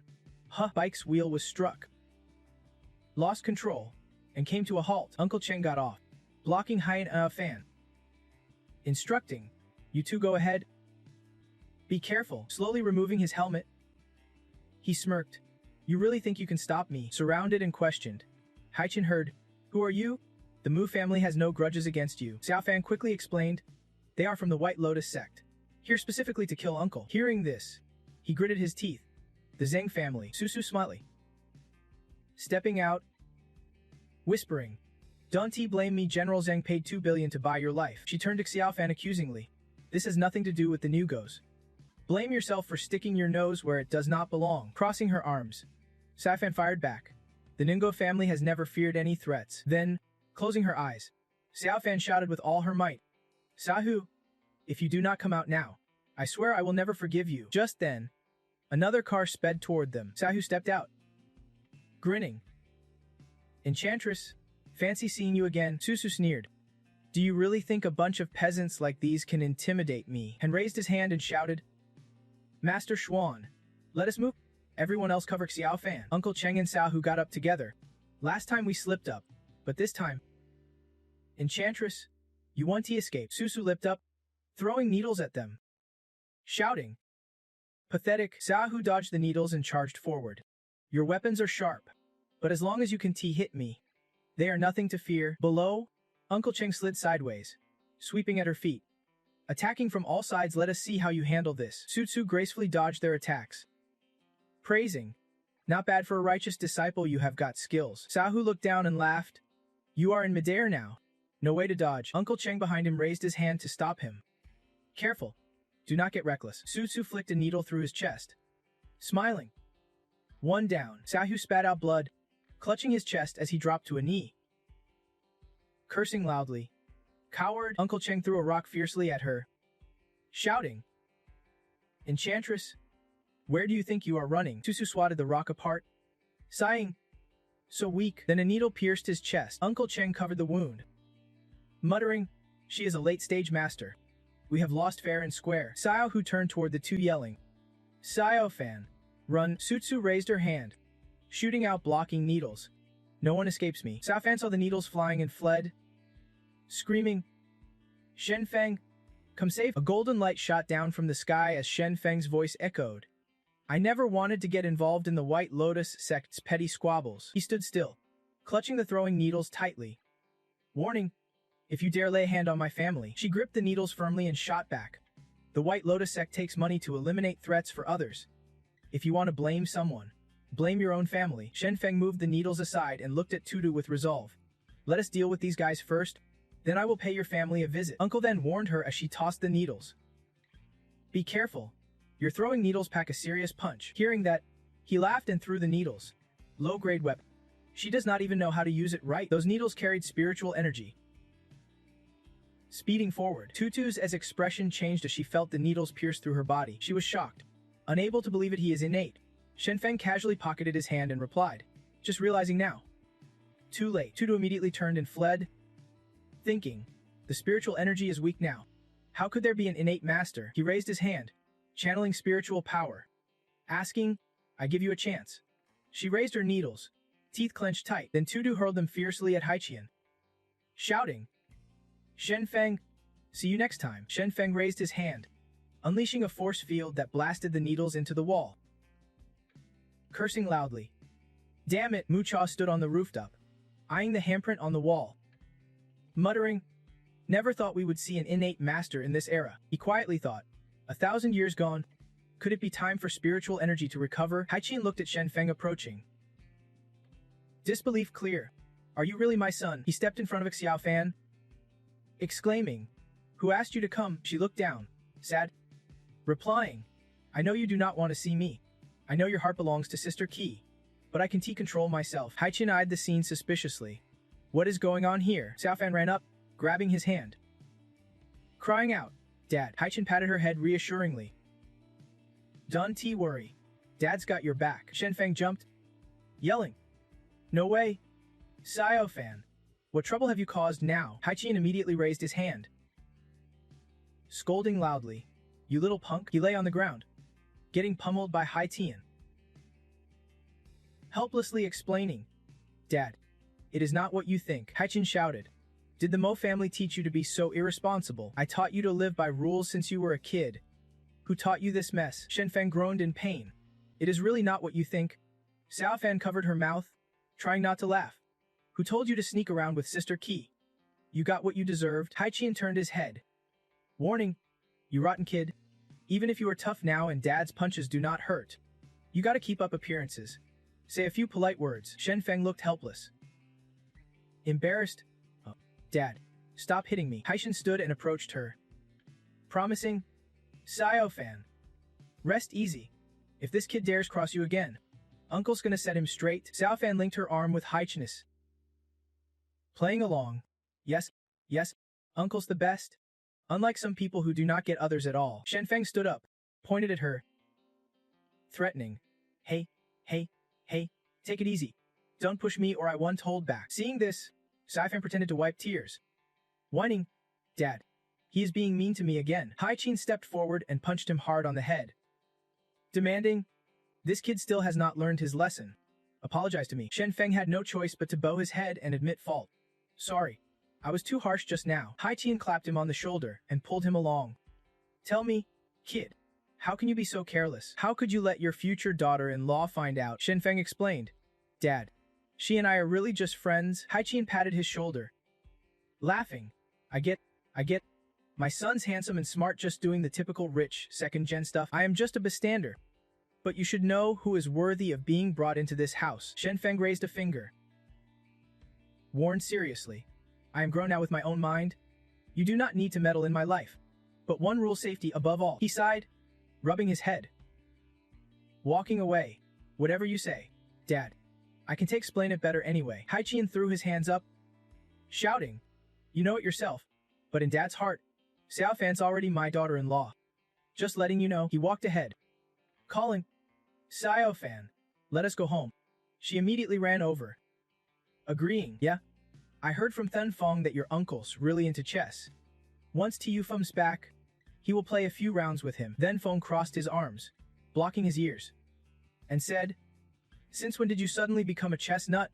Every time you open your mouth, it is all strategy. Tai Yui stood behind, eyes brimming with tears, clutching his face in despair. Tai Yufeng, my Tiufeng, you have already ditched me. Then he turned and laid a hand on his shoulder multiple times, saying, I need to ask you something. Tai Yui immediately looked away and replied, Dunti, no. Even if I did, I would not tell you. Then Feng teased him like a kid.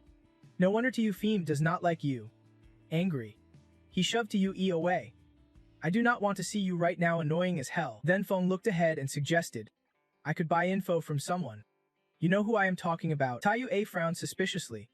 You are in the company now? Isn't it easy to get info? Why ask? He sighed heavily. Because of company politics. There are things I just can't say. Furious, he pointed and yelled. Then Feng, stop pretending.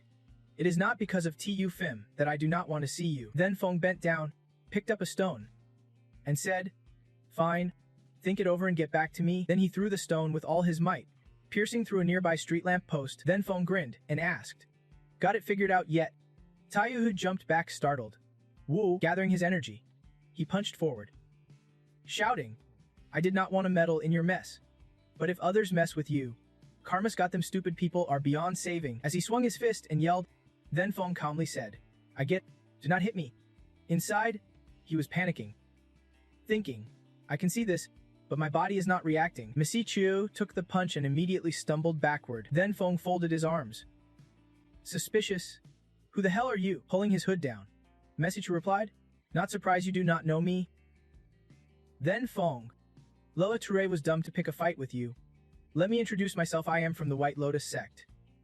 Messisi Chu. He drew his sword and shouted, those bastards from the White Lotus sect just won't quit. Since you are here, might as well stick around. Meshu quickly waved his hands. Hey, do not get me wrong. I am not your enemy. Swiftly pulled out a badge as proof, adding, look, we are on the same side here. Then Feng held up 2 fingers, smoothly pinching the badge between them like a pro. He muttered, what is this address about? It read 32 Hong Long Street. Missy Chu explained, that is where Lo Ti went. The person you are looking for is there too. Then Feng squinted, half believing, you make it sound way too easy. Why should I trust you? I have plenty of reasons to think this address is a trap. Only now did Missy Chu reveal, inside the White Lotus sect, there are 2 factions. For me, it is a divided camp. A vision of the Ti with her long purple hair appeared. Missy Chu continued, one side's the financial branch, led by Alu. They see you as a major obstacle, probably want you wiped out ASAP. He laid out his reasoning. I believe we should keep things cordial. The White Lotus sect's been closed off too long. They need someone like me to guide them. Then Mashia chubbed up onto a tall platform, confidently declaring, The enemy of my enemy is my friend. So yeah, we are definitely on the same boat. Scanning the area, Mesichu warned. This address is a goodwill gesture. Don't mess up this chance to build trust. He was about to leave, but not before saying, we will meet again someday. But before he could move, then Feng appeared right behind him in midair, his legs shooting up towards the sky. Without a word, he kicked Mesichu straight in the chest, sending him crashing down face first. Mesichu scrambled up, wiped his mouth, and glared back. Then Feng, what is your deal? You really want to keep dying over and over with the White Lotus sect? Don't he drag us all down with you? Coldest. Then Feng replied, sword in one hand, the other stuffed in his pocket. You talking about dead fish and torn nets? You are part of that too. His sword glowed with a mystical energy as he smirked. You have been running your mouth alone this whole time. Then tried to walk away? Am I supposed to just agree with that? Mesichu reluctantly looked up. What are you trying to say? Then Feng swung his sword out and spat out a cold truth. If you are going to cause chaos, you need power, influence, and backing. You are just some gutter rat trying to bargain with me like equals. What do you actually have? Hearing that, Mesichu hesitated for about 5 seconds, then bowed his head in self-reproach. Then Feng's background and strength were clearly beyond his own. This time, I messed up. Once he cleared his mind, he clasped his hands together respectfully and said, this really was my oversight, but I still want to form an alliance with you. Mesichu's tone was fiery. If you agree, next time we meet, I will share with you the secret passed down through generations in the White Lotus sect and why the spiritual energy is so scarce. He rambled on passionately. Both he and I want to restore the spiritual energy. There is no real conflict between us. After speaking, Mesichu turned to leave, but then Feng swung his sword, unleashing a wave of spiritual force that stopped him dead in his tracks. I said I would let you go. Did not. Then Feng rested his sword on his shoulder and spoke for Mesichu's inner thoughts. Ever since you made me raise a hand, threatening me it is not so easy. You know I am no pushover. Usually, I'm too busy. And because of this mess, I have not even eaten yet. He started listing everything he would missed out on, counting on his fingers, then laid down demands covering work costs, mental toll, travel expenses, nutrition, lay it all out. Just give me 10 million and consider it done. You are the head of the White Lotus sect, so money should not be an issue. He added, making Tigui standing behind smirk with a raised brow. Hearing that, Mesichu snapped back angrily, turning his head. Then Feng, do not push it. Then Feng folded his arms and offered, fine if you do not want it, but since you are here anyway, come with me to the company for some tea. Without hesitation, Mesichu threw his card down. Fiery-eyed. Take it. Then Feng caught the card quickly, grinning. And here's 10 million too. I warmly welcome you to the company for tea and a chat. I want to hear about the members of the White Lotus sect. Then Feng laid out the company's strength. It excels in service and delivers a premium experience. I guarantee you will want to come back again, he said. But all that greeted him was Mesichu's retreating back and a farewell. That card has no password. Until next time. Tai Yue, the finally popped in with a jab. Hey then Feng, you are obsessed with money? Huh. You run a big business but still sweat over small change. And Feng shot back instantly. What do you know? The Mo family shares are skyrocketing. Today it is 10 million. Tomorrow it will be 30. Then, without looking back, then Feng strode off, waving dismissively. You just do not get it. I am heading back now. Tea another day. He muttered under his breath, wondering what Inju Lam was up to at the moment. Cut to the Nen Ho mansion, where dusk had settled. Two figures stood on the rooftop. It was then Feng, intently watching Inju Lam practice, marveling internally. No wonder she is a natural-born Taoist. Just a few days in, and she is already halfway to the old sect master's level. He smirked and judged, but her swordsmanship still has flaws. Plus, Inlove's personality is too soft. If she were a bit tougher, dealing with the sect master would not be a problem at all. Meanwhile, Inga Lam was sweating through her intense practice, clutching one thought tightly. The young master is amazing. I have to work harder to keep up. Suddenly, then Feng stepped behind her and said broadly, your sword moves are not quite right. He gently grabbed her sword-wielding wrist, ordering, follow my lead. When your sword moves, your feet must follow. The stance guides the sword. The sword perfects the stance. After a while, Englam spun around, coughing lightly, cheeks flushed. Young master, am I just too dumb? You have said it, but I still can't get it right. Then Feng lightly tapped her nose and comforted her. You have only just started cultivating. If you learned this fast, you would be a genius. You would be a freak instead. Plenty of people train for ages and still can't do this. Take your time. Lam clenched her hands, pouring out her heart. I do not want to be a freak. I want to follow the young master forever. He slipped his hands in his pockets and promised, once you are stronger, we will travel the world together. Her voice brimmed with determination. I will definitely work harder. But where do you want to go? Young master. Then Fong gently ruffled her hair, saying, back to the place I belong, a world totally different from this one. Bigger, stronger, richer, and more dangerous. Lam smiled brightly and declared, no matter how dangerous, where you are, that is where I will be. Cut to below the building, where a sleek luxury car had just pulled up. As he stepped off the car, he looked up and announced, Mom, I have already heard that bastard Hong has been living recklessly with Thoi Nugu Lam here for quite some time, and scoffed loudly, openly showing disdain. Hong is Hong. Only trash like that deserves him. Too low. Standing behind, pinched his nose in disgust and urged, hurry up and talk to him. Standing around here is pure torture. The two quickly entered the elevator. His steps halted as the door opened, revealing Then Fong chatting with Yugu Lam. Honestly, I felt a spark of joy. You are improving fast. Keep pushing yourself, and you will master it soon. She encouraged herself. I will practice harder next time and make the young master even happier. Seeing this, the woman gritted her teeth and snapped. How dare you say such things in broad daylight? Have some shame. At the same moment, the two turned to look over. Then Fong crossed his arms, shielding Gulam. He challenged, we have already laid out the family issues clearly. What are you still doing here? Tulo rested his hands on his hips, accusing, if you came, should not you at least invite us inside? Is this how you treat your elders? In the Mo family's history, no one's ever disrespected an elder like this. Fong glanced around mockingly. Elders? I see none here. But I suggest you all go back where you came from. We do not welcome you. Yet she flung the door wide open. Madam Fu, Tu Thiu, and 12 others stepped inside. What is going on? Let us discuss inside, which left Then Fong visibly unsettled. He still refused to enter, bluntly calling out their intentions. Their visit was not about anything noble, it was all about the shares. Then Ticha sneered threateningly. The master's back. If you know what is good for you, hand over those shares now, or else. Then Fong shot back sharply. Or else what? What can a bunch of rotten fish and shrimp like you do to me? Molloy, stung by the insult, snapped back. Don't get cocky. You think I do not have my ways to make sure you do not survive in Ducha? His words dripped venom. A bastard like you, greedy for the Mo family's fortune, who do you think you are? You are just a servant-et's son. Without Mo blood, you do not even deserve to stand in front of me. As Mo Loy prepared to keep ranting, Glam suddenly dashed forward. She slapped him hard across the face with no hesitation. Molloy was stunned, clutching his cheek in shock. You dare hit me? Who the hell do you think you are? Hit me over a bastard. Your mother's still working for the Mo family. You. Gu Lam was not scared and slapped him again, this time on the other cheek, bringing him down to size. You can bully me all you want, but do not you dare speak to the young master like that. Otherwise, I won't hold back. Helpless, he could only turn around and whine. Mom, she hit me. Tulu stepped forward, revealing Molloy's true identity. The young master is the Mo family's son, the future heir. She clenched her teeth and grabbed Then Fong's collar fiercely. You dare hit my son?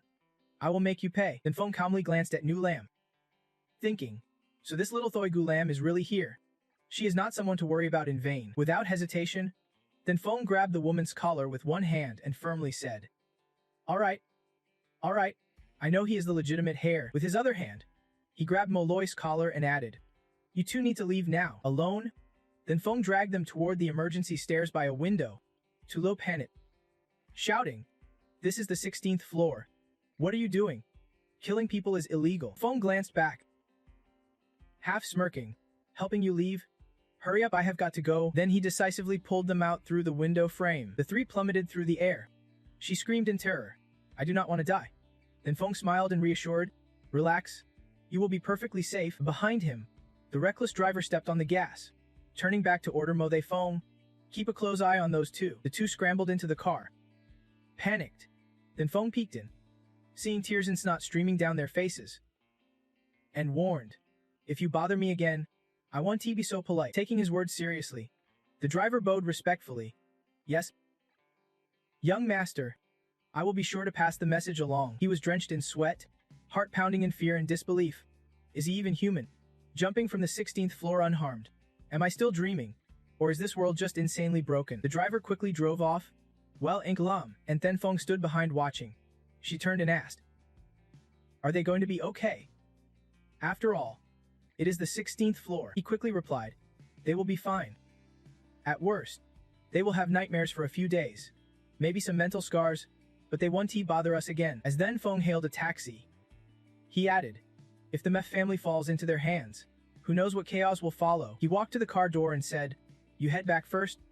I have got business tonight." With that, Thenfeng jumped inside, and the car sped away in moments. Inside, he held up his head and told the driver, "Number 32, Hong Long Street." The driver nodded.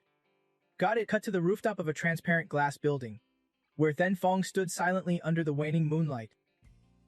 Arms crossed, he muttered to himself, "I have cultivated for 1,000 years, seen countless evil plots. Faced with absolute power, all these so-called schemes are just a joke." He continued, "This target they gave me, just a petty grudge wrapped in murder." Thenfeng's eyes hardened as he stared down at the three figures below, thinking, people from the Silver Lotus sect. Nothing good ever comes from them. Below, Sister Ang was busy scolding T. "Young lady, using love to manipulate and betray. Is this how you do things?" Tef frowned. "Bargaining. The Meth family is backed by a powerful company. It is not that simple. Give me more time." Sister Bactif suddenly placed a hand on a Tite's thigh, shouting, "Time? Who is giving your precious Mitzi family any time? Don't think just because you are pretty, everyone has to cater to you." He sneered. "Why me of all people?" Arms crossed, she slowly moved his hand off her thigh and asked, "How does that feel?" Sister An quickly slapped his hand away, yelling, "Take your dirty hands off her, you miserable creep." Sister Bai frowned and retorted, "Dad, she is just a girl. Since when did the Tron family have to bow to some girl?" Father lowered his head, while she pushed his down and apologized. "Sorry, Saintess. This jerk does not know any better. He has crossed you. Please forgive him." Smirked darkly, asking, "Tell me, how does it feel?" Flashback to 3 years ago. A pink-haired girl lay on a bed in seductive clothes, crying, "I grew up by your side. You treated me like your own daughter," she tearfully accused. "But leader, why do you treat me like this?" Sister Dong turned back to remind. The White Lotus sect has been around for centuries. The sole duty of the Saintess is to win the favor of the sect leader. Don't you know that this person is too? She quickly spun around, grabbed his collar, and demanded, "Then why did you choose me? Why does it have to be me? Why did you shatter all my beautiful dreams? Why? Why?" The leader ruffled her hair and said, "Calm down. It is just one night. Is not." Sister Zong was not one to waste words. She punched her hard in the stomach, making Tiesa cough up blood, saying, "There is more to come. Better get used to it." She sobbed, "Why choose me? Why must it be me?" The leader grabbed her firmly, smirking, "Isn't it because you are beautiful? Otherwise, why keep you by my side?" Sister Aang recalled, "Before your father died, he entrusted me with your care. I rarely make promises, but when I do, I keep them. I will take care of you in every way." Back to present, she flipped her hair and challenged, "What do you think? Am I beautiful? Planning to use me? If you do not answer, you are dead." He shivered all over. Tron nervously wiped sweat, stammering, "Be very beautiful. I would not dare think anything else about you." Inside, he thought, "This woman is terrifying.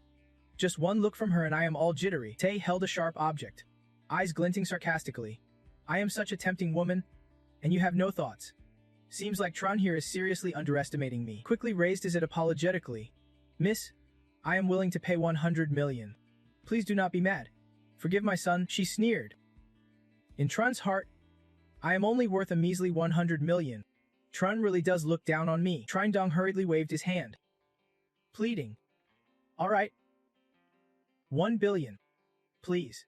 Miss, spare my son this time." Upon hearing that, Tutu turned away and said, "Fine, but next time, tell your son to think twice before acting." Then she tossed what she was holding back at them, warning, "And do not do anything stupid again." Instantly, that sharp object plunged straight into Trinebach's most sensitive spot, causing him to scream out in agony. Seeing this, Trindong caught him, scolding harshly, "Miss, you went back on your word. Didn't you say you would not kill him?" She covered her mouth with a bitter laugh and quickly defended herself. "I agreed with you not to kill him, but I never promised not to teach him a lesson. Don't worry. Trine, he won't die. But Tutu's voice dripped with malice. The joy of his life will be half lost. He was suspicious. What do you mean? Are you saying my son will never have children of his own? Then Fong, watching from above, thought to himself, this Li Tu is downright wicked. Looks like Trineback's destined to live as a eunuch forever. Suddenly, his eyes caught a car approaching. Then Fong wondered, who is coming here this late to such a remote spot? The car slid to a stop right in the driveway. Trinke stepped out, muttering as he checked his phone. Trineback's location is here. Then Dad must be here, too, no matter the cost. I have to get what I came for. She tucked her hair behind her ear, muttering, the Trine family belongs to me now. Inside, someone with a tablet reported, Miss, there is someone at the door. Slowly turning, she snapped, such a small matter and you need me to handle it. Just take care of it cleanly. Trine Dong itched seeing Trine Kai on the screen. He frantically waved his hands, begging, please do not hurt her. She is my daughter. She crossed her arms and teased. Trine Dong, looks like your mouth is not as tight as you think. Quickly stepping in to defend her father, she said, this is not his fault. After all, I am the daughter of the Trine family. Tracking someone's path is not rocket science. She teased with a sly glance. Trine Dong, she is cautious but gutsy. Honestly, she gets things done better than your son ever could. Trine Dong rushed over and gave his daughter a tight hug, scolding, why did you come here? Don't you realize how dangerous this is? Trine Kai pressed her bruised cheek, asserting firmly, Dad, I know exactly what I am doing. As she strode forward, she declared loudly, I am the eldest daughter of the Trine family, the one who holds the future of the Trine clan. I do not know who you all are, but I expect your cooperation. She reached out confidently. You work for the Trine Corporation. In return, I will give you 10% of the company's annual profits. Tutu held the sharp weapon that had just stabbed Trine back, licking her lips with a smirk. I am Lai, the saintess of the White Lotus sect. I have to say, Miss Trine's offer is tempting. Then she threatened, but I can also kill you all and take every last penny of the Trine Corporation's fortune. He hurried forward to shield his daughter, cowardly trying to reason. Saintess, you are joking, right? The White Lotus sect has big ambitions. Why target our small family business? If the Saintess agrees to these terms, then I hope we can work together peacefully. Trine Kai took another scolding from her father, along with a warning. Your brother's hurt. Get him out of here fast. Trine Dong pointed urgently. You had better disappear from my sight before I lose my mind. Don't push my patience any further. She clutched her other cheek in pain, voice full of bitterness. Even now, Dad does not trust me not once just because I am a girl. Trine Kai turned to Trine back, her spirit fierce, muttering, Dad, I understand. I will do as you say, and did not even bother to be grateful. Tossing a can at her head, you are so slow. After being raised by the family for years, you treat your dad like this? Her situation was miserable, her words sweet but loaded with meaning. Fine. Sis will take you home right now, my dear little brother. Seconds later, Trine Kai pulled a dagger from inside her jacket and furiously stabbed it into Trine Back's stomach, shouting, as long as you die, Dad won't ignore me anymore. He won't look down on me again. Trine Dong was shocked to see his own family tearing each other apart. He shouted, what the hell are you doing? That is your own brother. Slowly backing away, Tutu spoke with sharp wit and flair. Truly captivating, her decisive break made me respect her even more. Suddenly, he collapsed hard to the ground. Trine Dong rushed over to his son in a panic. Trine Kai's hands trembled as tears streamed down, pouring out his heart in pain. Dad, from now on, I am the only child you have got. I am stronger than back. Trust me with the family. I won't let you down. Only now did she extend her hand. Says, come to the White Lotus sect. There is a place for you there to shine. Sister Dongyan wiped her tears and said farewell. Saintess, our alliance ends here. I have to take my son home. Tutu placed one hand on her hip, pointed at her, and ordered, you are free to leave. But she stays right here. Seeing this, then Feng furrowed his brow, thinking, isn't he this too perfect? The White Lotus sect won't let Trine Kai off easy. Normally I would just ignore it, but hey, she is my woman now. No hesitation, he broke into the room by smashing the skylight and dropping down. Then Feng stood before Trine Kai, extending a hand, his voice firm. Like, this ends here. Your son's dead, and you want to take his daughter too. He glanced at the father and son, urging, do you want Trine General to live or not? He deserves a chance to fight. Tutu crossed her arms, confronting. Then Feng, if I do not come looking for you, fine. But you showing up at my door, are you here to kill us? Then Feng shrugged, No way. I am petty but not that petty. When Trine General come to my place causing trouble. Everyone in the Mo family knows I am the strongest. If not, then who? She casually sat on a nearby crate. Suspicious. So Mo Thiu here has decided to wipe out all the White Lotus leftovers. That is the kind of woman I am. Would Mo Thiu really go that far? He quickly waved his hand. You have got it wrong. I am company now, I follow their rules. Then phone cut to the chase. Trine General spent billions to hire you.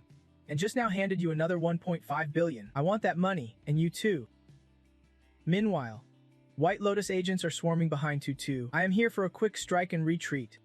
No interest in the small fry. Come with me to the company for tea, this ends now. She snapped her fingers, tossing out a challenge. What if I told you you can take this person, or the money with you? Suddenly, a crowd surrounded them. Tutu continued. We outnumber you plenty. Even one Mogung could drown you. Unfazed? Then Feng drew his sword. You rotten fish think you can mess with me. Instantly.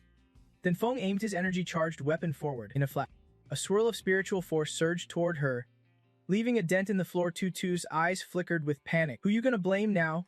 But lucky for you, I sheathed my sword to remind you, do not get cocky. After today's ambush, tonight I will come knocking. No matter how powerful your company is, intelligence can be that fast. She frowned, instantly recognizing a name, Mucha. Then Feng shoved his hands in his pockets. Mucha gave me your address. Just a setup to frame me and keep me busy dealing with you. He tried to reason. You are smart, I trust you. Let him have it his way. So think hard about my offer. Come to the company with me. If you answer my questions on how to get you in, I will also tell you how to get out. Tutu pointed ahead, accusing. You are the victim here, but the real mastermind is right behind you. You are not going to let him off. Right? His son's dead. But does not he still have a daughter? Then Feng looked back and declared, he has already faced the harshest punishment. No chance to run the Trine Corporation anymore. His own kids tearing each other apart, that is the ultimate punishment for any normal man. He glanced at Trine Kai, hesitating, then said, Trine Kai. She chuckled softly, sliding in with ease, still the ruthless young master, effortlessly seizing control over the two major corporations, Mu and Trine. Now, stepping into the company, he holds all the wealth, power, and people firmly in his grasp. Tutu tossed out a riot card. If President Trine had even half his guts, I bet Trine Jr. would not have ended up dead here. Shen Feng reached out to take it, but she stepped back, saying Mu's proposal was the best outcome right now. If they kept fighting after this, then honestly, I would not understand at all. Then Tutu spun around and ordered, all of you, head back to Dacha. Stay on your best behavior while I am gone. When I return, they quickly bowed and shouted, Yes, Miss. She pointed toward Trine Dong and his son and asked, What about them? Without a hint of concern, he replied coolly, They have already lost their family. Give them some time. Let us head to the car and wait. Only then did he clutch Trine Bacchus' body, heartbroken, and say, I did not want you caught up in this, because I wanted to protect you. Trine Dong forced a smile and explained, When you take my place, you will face bigger spaces and even more dangerous people. Trine Kai placed his hand on his chest and said firmly, I know what I want. I know the person I am meant to become. From start to finish, I just wanted to prove to you that I can do it for you. And for myself, he frowned, turning away as he ranted, I told you this world's a dog-eat-dog mess. Sitting in that seat in our family is like sitting on a powder keg. Power and money seem endless, but every hour I sit there feels like I am on fire. Trine Dong's voice grew heavier. Every morning, the first thought is not how much money I will make, but how many mouths I have to feed. He imagined invisible hands reaching for him and added, If I can support them, they will tear me apart, my own children included. Sister Dong gently touched Sister Back's arm and poured her heart out. All I can do is protect our family by any means necessary. Protect you kids. Protect our kin. His words stabbed Trine Kai's heart like daggers. You are stronger than Little Back. I know that, but to let a daughter like you bear all this, for a father like me, it is just cruel. He slumped, voicing his thoughts.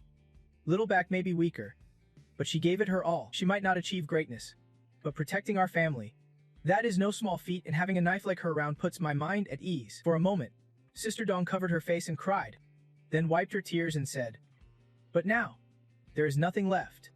I have never felt so hopeless. She looked down to comfort. Dad, please believe me. I want to let you down. He looked up and brushed her off. None of that matters anymore. None of it concerns me now. With tears streaming silently down, she listened as he said, I will tell everyone outside that Little Back had a car accident. Tomorrow, You will visit the corporation, and I will hand over all the shares to you. Sister Dong slapped her own face, blaming herself. What can I even do now? With everything falling apart like this, what else can I do when the palms of my hands are flesh and blood? I am truly a failed father. She looked at him one last time before carrying Trine back away, her voice firm. Dad, I will prove it to you. I will take the Trine Corporation further, higher than ever. He nodded, giving one final piece of advice. You will have to rely on yourself from now on. As a father, that is all I can say. Follow Shen Feng, even if it means being his woman. At least he will protect you for life. Sister Dong sighed and mumbled. Dad said his piece.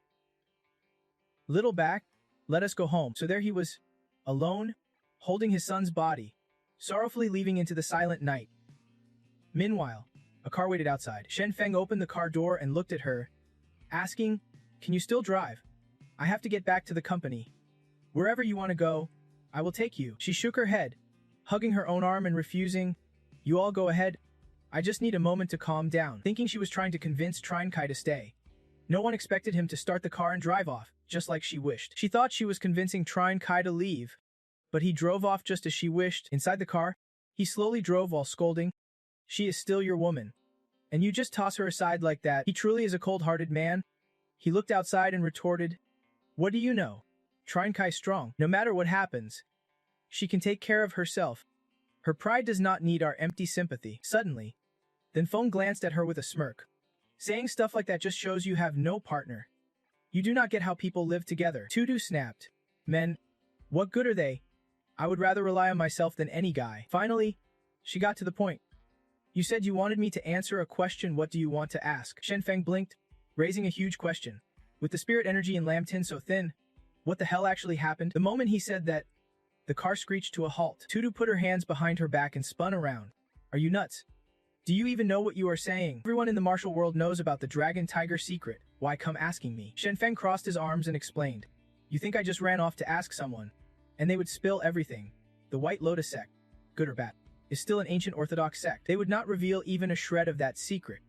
Or maybe the White Lotus sect's inheritance has long lost the answers. She shot a sharp glance. Maybe I am just the messenger here, but do not try to psychoanalyze me. Mind games 1T work. It is not that I am hiding anything, it is that even the White Lotus sect does not know much about it. Then Tudu started driving again. He glanced her way, pressing. Tell me everything you know. No matter what, I will keep my promise. Tudu narrowed her eyes and reminded him. You should know. The current identity of the White Lotus sect is the Pure Earth sect, also called the Lotus sect. This secret was discovered by the Lotus sect's ancestor over 1,400 years ago. She pictured a man channeling vast streams of spiritual energy, then recounted the tale. 2,000 years ago, the original founder Zhangdo Lang reached enlightenment and ascended, leaving Lam Ten, but then suddenly returned to the sect to break the ley lines. While driving, Tudu kept talking nonstop. At first, the spiritual energy's decline was not obvious, but after 2,000 years, now even gathering energy to cultivate is a brutal struggle. Shen Feng frowned. So why did he do it?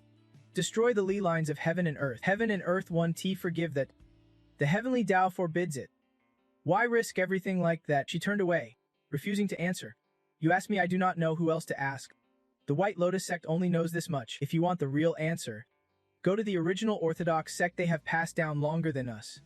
They might have it. Soon the car stopped in front of a skyscraper. Asked softly. Moshe, we are here. You want me to go in alone? Or will you come up with me? He opened the door and said, Let us go, I will take you up. They walked into the lobby, where a man was approaching. Shen Feng pointed to her and introduced. Old Hu, this is King Nu from the White Lotus sect. Lai Tudu. Hong Lai spoke sharply. You did well on this? Director Liu already reported to Yan Bi. He grabbed Tudu's hand and pulled her along, urging, Come with me. Someone will take you where you need to be. Shen Feng patted Huang Li's shoulder. Warning. Old Hu. She came willingly. No tricks, got it. Huang Lai cast a glance back. Then Huang Lai silently led her away. Shen Feng added. Old Hu. Remember, no funny business. After all, she is here by choice. Turning back, he said, Director Liu's waiting for you in the office. Don't keep him waiting. Left alone, Shen Feng walked down the long corridor. Morning sunlight streaming through the glass windows. Entering an office, he looked up and said, Director Liu, it is late, and you are still waiting.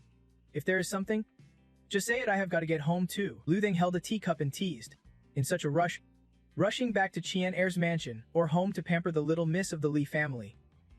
Drink up. He casually took the tea and sat down. Smirking. You have investigated even my little affairs. Can Taegai have any privacy? Sitting opposite, Liu responded seriously. You are an intern here. The company has to keep an eye on you. He grabbed a tablet and brought up a topic. Next month is the birthday of Senior Elder Master Cheng from the first sect of Mystic Dao. The company plans to send you. He reached out to take it.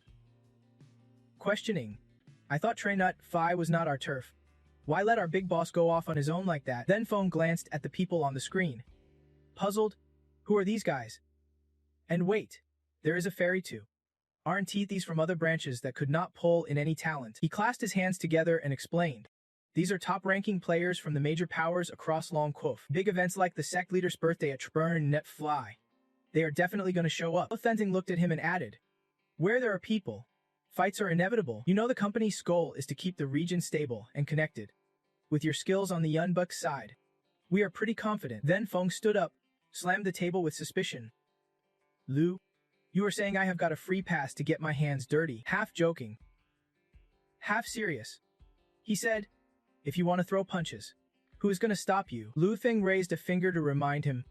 But you gotta keep it professional. The company allows force. But there is a line, no fatalities allowed. He extended his palm forward, guessing the unspoken rule. So you mean, as long as no one Ds, I can do whatever I want. No matter who they are or their status. Taking a sip of hot tea, he calmly repeated, like I said, no deaths. That is non-negotiable. Then Feng sat back down, folding his arms defiantly. But Lu, you know my current standing. If the big boss takes a trip like that, how much damage am I going to suffer? Lu Thing poured more tea and replied, if you are looking to negotiate terms or cash, forget it. Leisurely sipped, explaining, you just took over the Mi family's operations. Right now, we are short-handed. The company will handpick the best people to cover every task for the EMZ group. Lu Theng nodded firmly. Well, Taiyu Fum can help you. He is not the perfect fit. Don't worry. When the company sends reinforcements, you will get trustworthy staff. Then Fong was somewhat satisfied. He stood up to accept. All right, I am on it. I will set off in a few days. As he turned to leave, he held up 3 fingers and added, but I want those guys to report to the company within 3 days. Lu Theng quickly agreed. Deal. Your conditions noted. The team will be there within 2 days tops. Cut to the Ving family's living room. Vigfag raised his glass and said, just got word that brat Trenenbia got taken out in a car attack. He glanced at T Trung and revealed, but the inside scoop is, he was killed over a turf dispute. Raising his glass to mask his smirk, he said, a dumbus like him. His sudden death was only a matter of time. To Trung hesitated. But if this leaks, it is not simple. The Tron family's acting really weird. I bet there is trouble brewing inside. Vig Fike stared into the distance. Judging, this is gonna hit old Tron hard. He poured everything into his son. Now all those hopes are down the drain. T stood up and made a call. Tomorrow, I am heading to the Tron household. They need someone steady now more than ever. Vig Fike stood to, uncapping a bottle and nodding. That is right. No surprise. You are my son. Knowing you think like this makes me proud, Dad.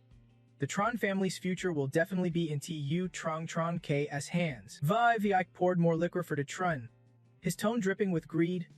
Once you win over Tron K, the Tron Corporation will be ours. To Tron quickly shot back. Dad, what are you saying? I fell for Miss Tron at first sight. I just want her to be mine. To Tron pressed each word. I want the Tron Corporation, and I want her too. The next day arrived quickly at the sisters' mansion. T Trung stood before Cha K, expressing deep sympathy. I am really sorry about what happened to Tu Bucks. I am just as saddened. You have to stay strong and take good care of yourself. He reached out his hand, inviting, are you free today? Tu K, let us have a few drinks. Whatever's weighing on you, you can tell me. I am a certified good listener. She trembled, clasped her hands tightly, closed her eyes, and bowed her head, refusing gently. Sorry, I have not been in the mood lately. From now on, please call me by my full name.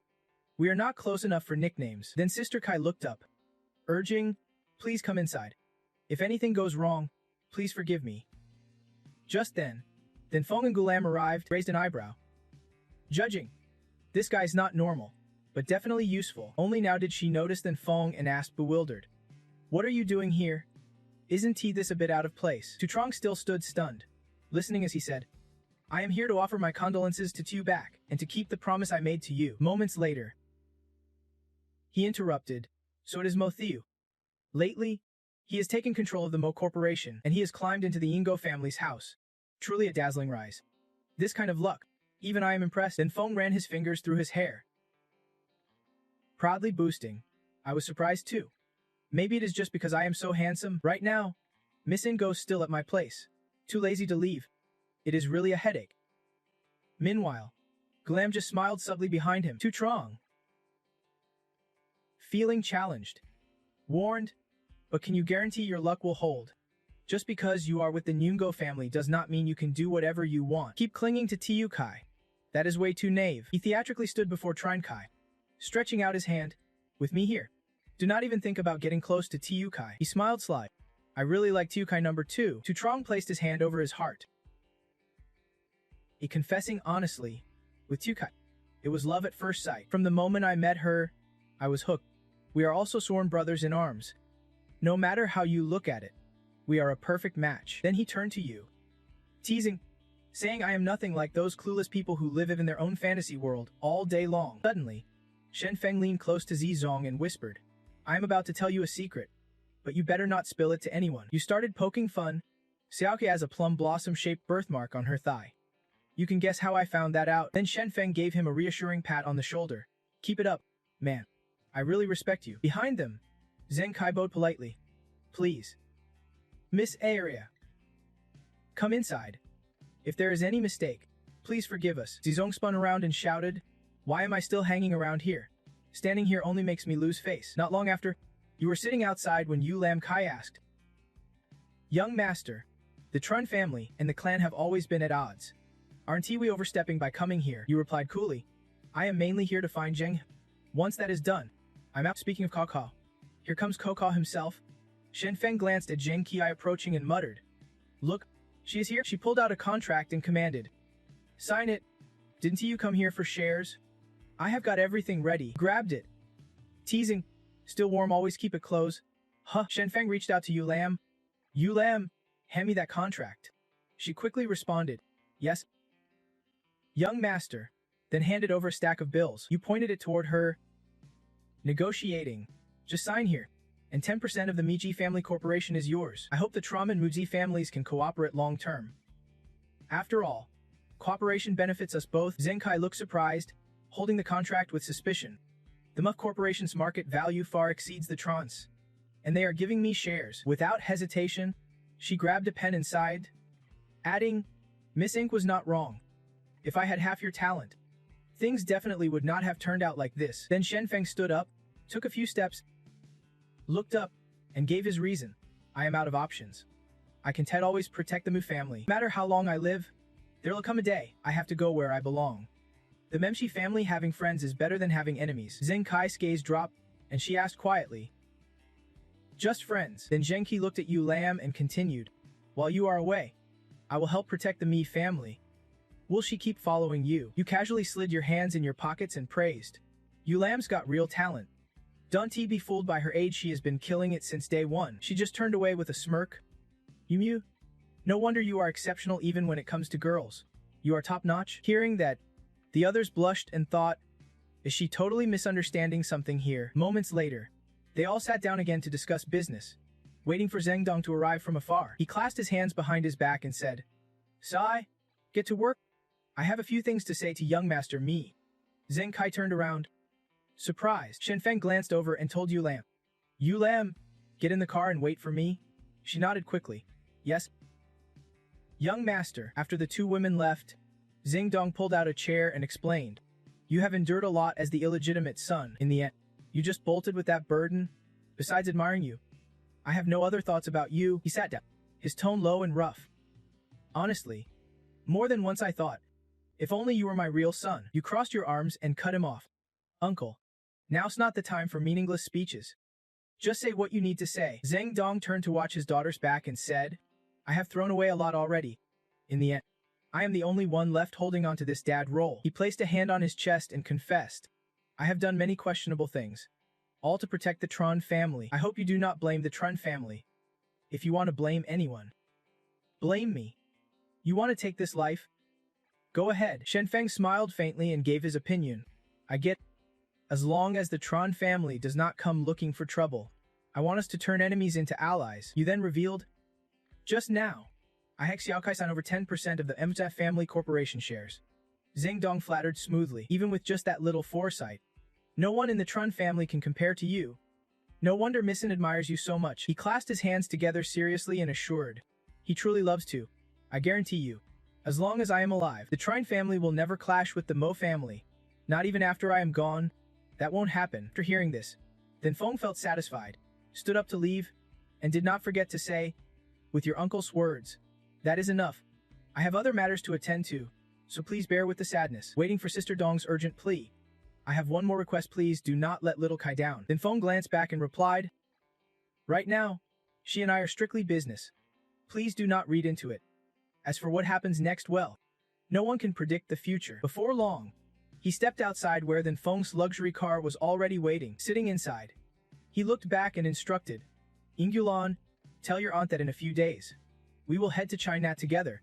When we return, I will talk to Mir Lu about getting you into the company. Ingulon smiled and replied, yes, I will follow the young master's plan. Meanwhile, Zitrong sat inside his car, angrily calling, then Feng, you bastard. How dare you humiliate me like that, you lucky jerk. Imagining that couple, Zitrong grumbled, Trine Kai's dying. Looks all innocent on the outside but inside, a damn scoundrel. Damn it. Damn it. Damn it, all of them are doomed. The line picked up quickly. Hello? Who is this? If it is nothing, I am hanging up. Zitrong hurriedly introduced himself. Tan, I am Zitrong from the Tuma family. I want you to help me kill someone without anyone finding out. The man on the other end asked skeptically. Who is dumb enough to poke the Vijing hair like that? Tuma Tan was shocked. Huh? A brat named Then Feng? What is he playing at? After hearing Zitrong's story, his eyes darkened with fury. Tan looked over the details, then firmly refused. Old V Ying. This one's too risky. Don't you know Then Feng is tied to the company? Raising an eyebrow with concern, he warned. You realize the Tuma family is managed by the company, right? If you kill him, my old man will skin me alive. Tan stepped out onto his balcony as the other end panicked. What? He joined the company. No wonder he is so cocky. Tan advised. Listen, old V Ying, maybe drop this. You know the company's background. Forget the Tuma family, even China has to tread carefully. But Zitrong made an offer. 3 million. If you agree, win or lose, I will pay you 3 million. That gave Tan pause. Zitrong hit his weak spot. Isn't he that Singer Go your type? Next month, I will send her to Long Quoc. Tan pictured the beautiful girl. His cheeks flushed. He quickly shouted. What do you mean like, I am interested? With that, Tan jumped up and rushed out. Agreeing instantly. Fine, I will reluctantly take this on. I will find you in Duchao next month. Back in his room, he pulled out pictures of gorgeous girls and yelled excitedly. Mom, the Chinet sect leader's birthday is next month. Mom and Dad, hold down the fort. We still have 30 acres of land to tend. Tan's mom downstairs slammed her hands on her hips, complaining, that lazy kid sleeping all day and night. No ambition. When you are at China Hat, be serious.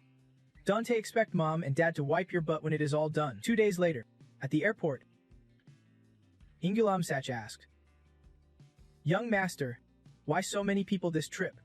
Didn't you say the Hatho event starts next month? Isn't this a bit early to leave? Then Feng's face hardened. The Hatho starts next month?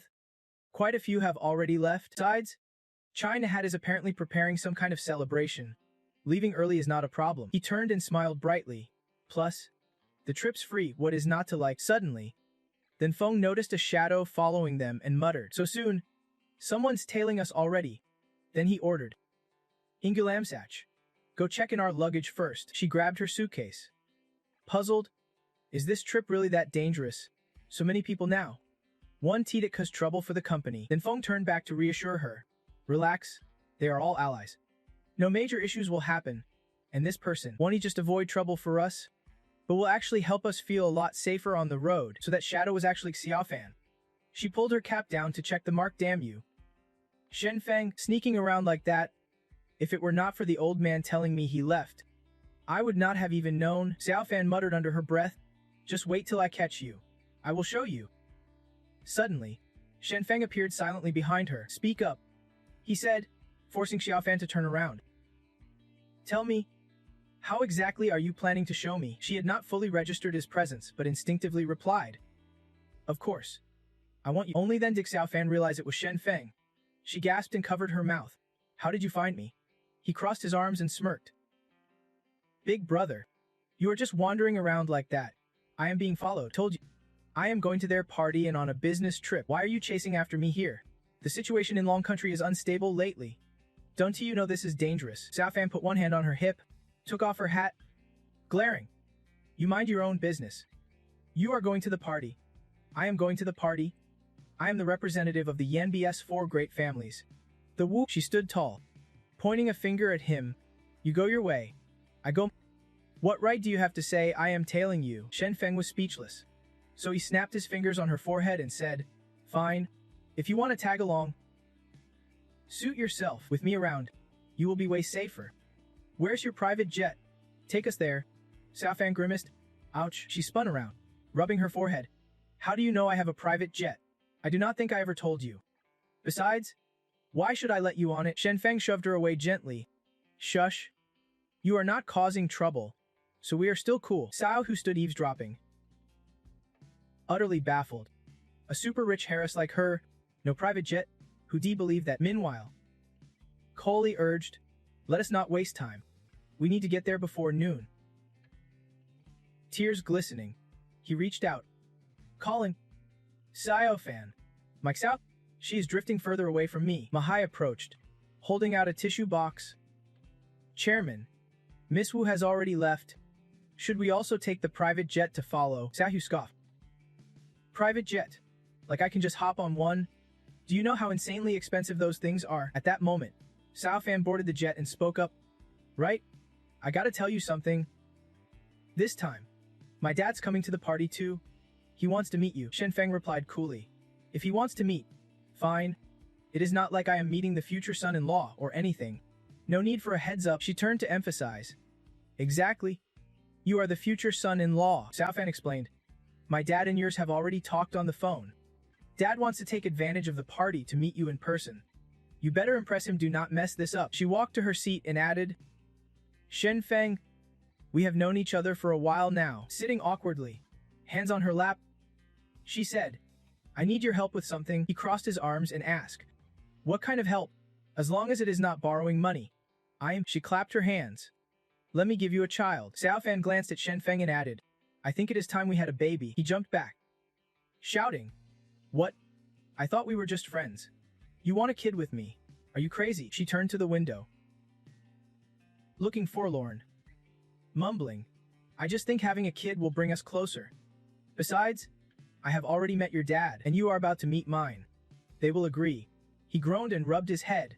"God, I should not be stuck on the same plane with you." Finally, the plane took off into the clear blue sky. Inside the cabin, Mahai waved a chicken drumstick with a bright smile, saying, "Chairman, you have not eaten all day. Want a little snack to tide you over?" Sahu crossed his arms, annoyed. "Scram, don't talk to me. I am stressed out," and suddenly flexed his muscular hand at his assistant. "Tell me, do you think Xiaofan prefers me thinner? Do I look skinnier than before?" Mahai, chewing noisily, splashed a cold drink in Xiao Hu's face. "Chairman, I just weighed myself, gained 5 kilos. Next scene. Heading to the party. Hong sat frustrated, staring at his phone. "Do you even know where to stand? You got caught the moment you fired. I would be better off kicking than you," he furiously shouted. Jungle, we lost already. Hurry up and figure out how to take down the monsters. What are you just standing there for?" Mid lane. Same deal. Mid lane. Started off with the spirit beast, but got killed by those half-baked rogues. Support. I did not even notice how many supports we had. Weren't we supposed to have 4 or 5 stars on our side? The screen flashed a message. "Dear player, you have been temporarily banned. Please log in again after 2 hours." Hunko was so pissed he almost lost it. He threw his phone aside yelling, "What kind of lame-ass game is this? Not even letting people play anymore. A bunch of half-assed rogues. Half-ass game, I am done." Just then, Lahai came up with a report. "Elder, the list of guests coming to celebrate Long Kingdom's longevity has arrived. Please take a look." He turned around and ordered impatiently, "Put it on the table." I will check it out later. He respectfully placed the notice down. Shenfeng had also arrived. Hanko rubbed his chin, lost in thought. He wondered what would happen when the Long Kingdom's top talents clashed. Looks like this time the first sect will really be shaking things up. Scanning the list, he ordered, "You, hand me the phone." Lahai reminded softly. "Elder, remember when you used to warn the kids? Said if they got too hooked on games, you would crack down on their studies." Hanko snatched it back, yelling, "Cut me some slack. I am nearly 100 years old. How many more years do I have left to play?" Good grief. Then, holding the phone and launching the game, he glanced out the balcony, murmuring, "Master Chuangthian, 2,000 years ago, you defeated the dragon vein of the world, a man responsible for such cosmic karma. No one in this world sees your pain. And here I am, the dimwit, still unsure if the time has come. If you truly have spirit, then awaken our Earth Sun and Earth Lord." Just then, the Shenfeng group approached. Bao Fan stood in the courtyard, announcing, "We just got word. Matan from the Tima family, Jia Cat Thing from the Jia Cat family, and the father-son duo Hodi from the world's top riders have all arrived." Shenfeng looked up in awe. "Looks like they got here before us. I bet they came to feast on the immortal energy. Let us go pay respects at the mountain gate." Soon, they arrived before a giant incense burner, smoke billowing from countless joss sticks. Seeing people bowing, Shenfeng thought, "This prestigious sect is nothing like I imagined." Pointing ahead and turning back, he asked, "Are you sure this is the first sect, not some tourist spot? And there is an actual mountain gate to worship?" She held up her hand to explain, "The first sect has long been a scenic spot in Long Kingdom, and recently it is hosting the centennial longevity celebration of the first sect's legendary Taoist ancestor. Many trade elites come to absorb the immortal aura, but they only burn incense here." Xiaofan pointed inside. "The real mountain gate of the first sect is not here, it is further in." Shenfeng glanced sideways and spotted someone practicing technique. The crowd murmured praises. "Senior brother, how old are you now? Still so strong?" Lin Trine stroked his chin with a chuckle. "I am over 80. Suddenly, he reached out to the live streamer. "Warning, everyone. No filming. And do not post it online, Master will scold me again." The boy stepped forward quickly, hands clasped in greeting. "Xiaohu here. I work for Than Feng's company. These are my friends, specially here to celebrate the mystical Dao Elder's birthday." Lin Tran listened, then gestured inward with both palms. "We have been waiting a long time." Once inside the main hall, head straight. You will see a narrow path, follow it to the end. Cross the bridge, and the mountain gate will be right there. After a long walk, before them stood a bridge made from a few wooden stakes jutting out of the wall, with a dizzying abyss yawning beneath. Little Fime nervously wiped sweat from his brow, stammering, This is the bridge." Then Feng folded his arms, guessing aloud, "I bet this is how the main sect keeps itself hidden, setting up something like this. Ordinary folks only get to the front mountain. Only those truly capable have the right to enter the back mountain." Uncle Then quickly jumped up and said, "That is the core of the main sect. New disciples can only cultivate in the front mountain. Once you pass this gate bridge, then you earn the right to train in the back mountain." The elder monk turned back to instruct, "Miss, you should rest in the front mountain. I will go pay respects to Master first." He coolly asked, "Want to check out the back mountain? If yes, I will take you there." Little Fame puffed up. Then Feng, "Listen up, I have been to the main sect plenty of times, but it is my first time seeing this gate bridge. I have never even set eyes on the back mountain before." Suddenly, a voice rang out behind them, making both turn sharply, but neither bothered to check who was speaking. Muses, with a bag slung over his shoulder, sneered, "What kind of wanabs want to enter the main sect? You lot are just a joke." The old heavenly master silently thought, "Isn't he that Then Feng? Huh, he is nothing special." She crossed her arms, fired back with a smirk, "Where I want to go ain't your business. Back off before I make you regret it. Besides, no one's stopping me. If you are quiet, no one will even notice you are here." Then Feng did not even bother arguing. He turned and said, "Inju Lam, you go ahead. We will follow behind." Then Feng grabbed Little Fam's waist, pulling her close with a warning, "Hold tight, or if you fall, do not blame me." She just hummed softly in reply. He mused silently. If Then Feng dies crossing this cliff, well, that is one less problem to deal with. In a flash, Inlam had crossed effortlessly. Applause broke out, accompanied by praise. "Nice moves." Jiao Xiaothin Feng appeared, pushing up his glasses. He guessed. No clue whose disciple she is, but she looks about 18.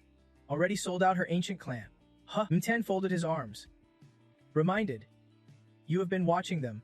Huh, she is only 18, but compared to her, I am more interested in her master. If I could make friends with a senior like that'd be awesome. Then Feng looked back, flicked his chin. Wanna learn? I will teach you. Little Pham stepped forward, crossing the bridge. Inglam was trained by me, though he is average. As long as he calls me master, it is all good. Fired off a taunt. Don't he make me laugh? You are barely old enough to walk. Min scowled. You say you trained a whole ancient clan. Are you postnatal or prenatal cultivation? Don't he brag about hitting the condensation stage yet?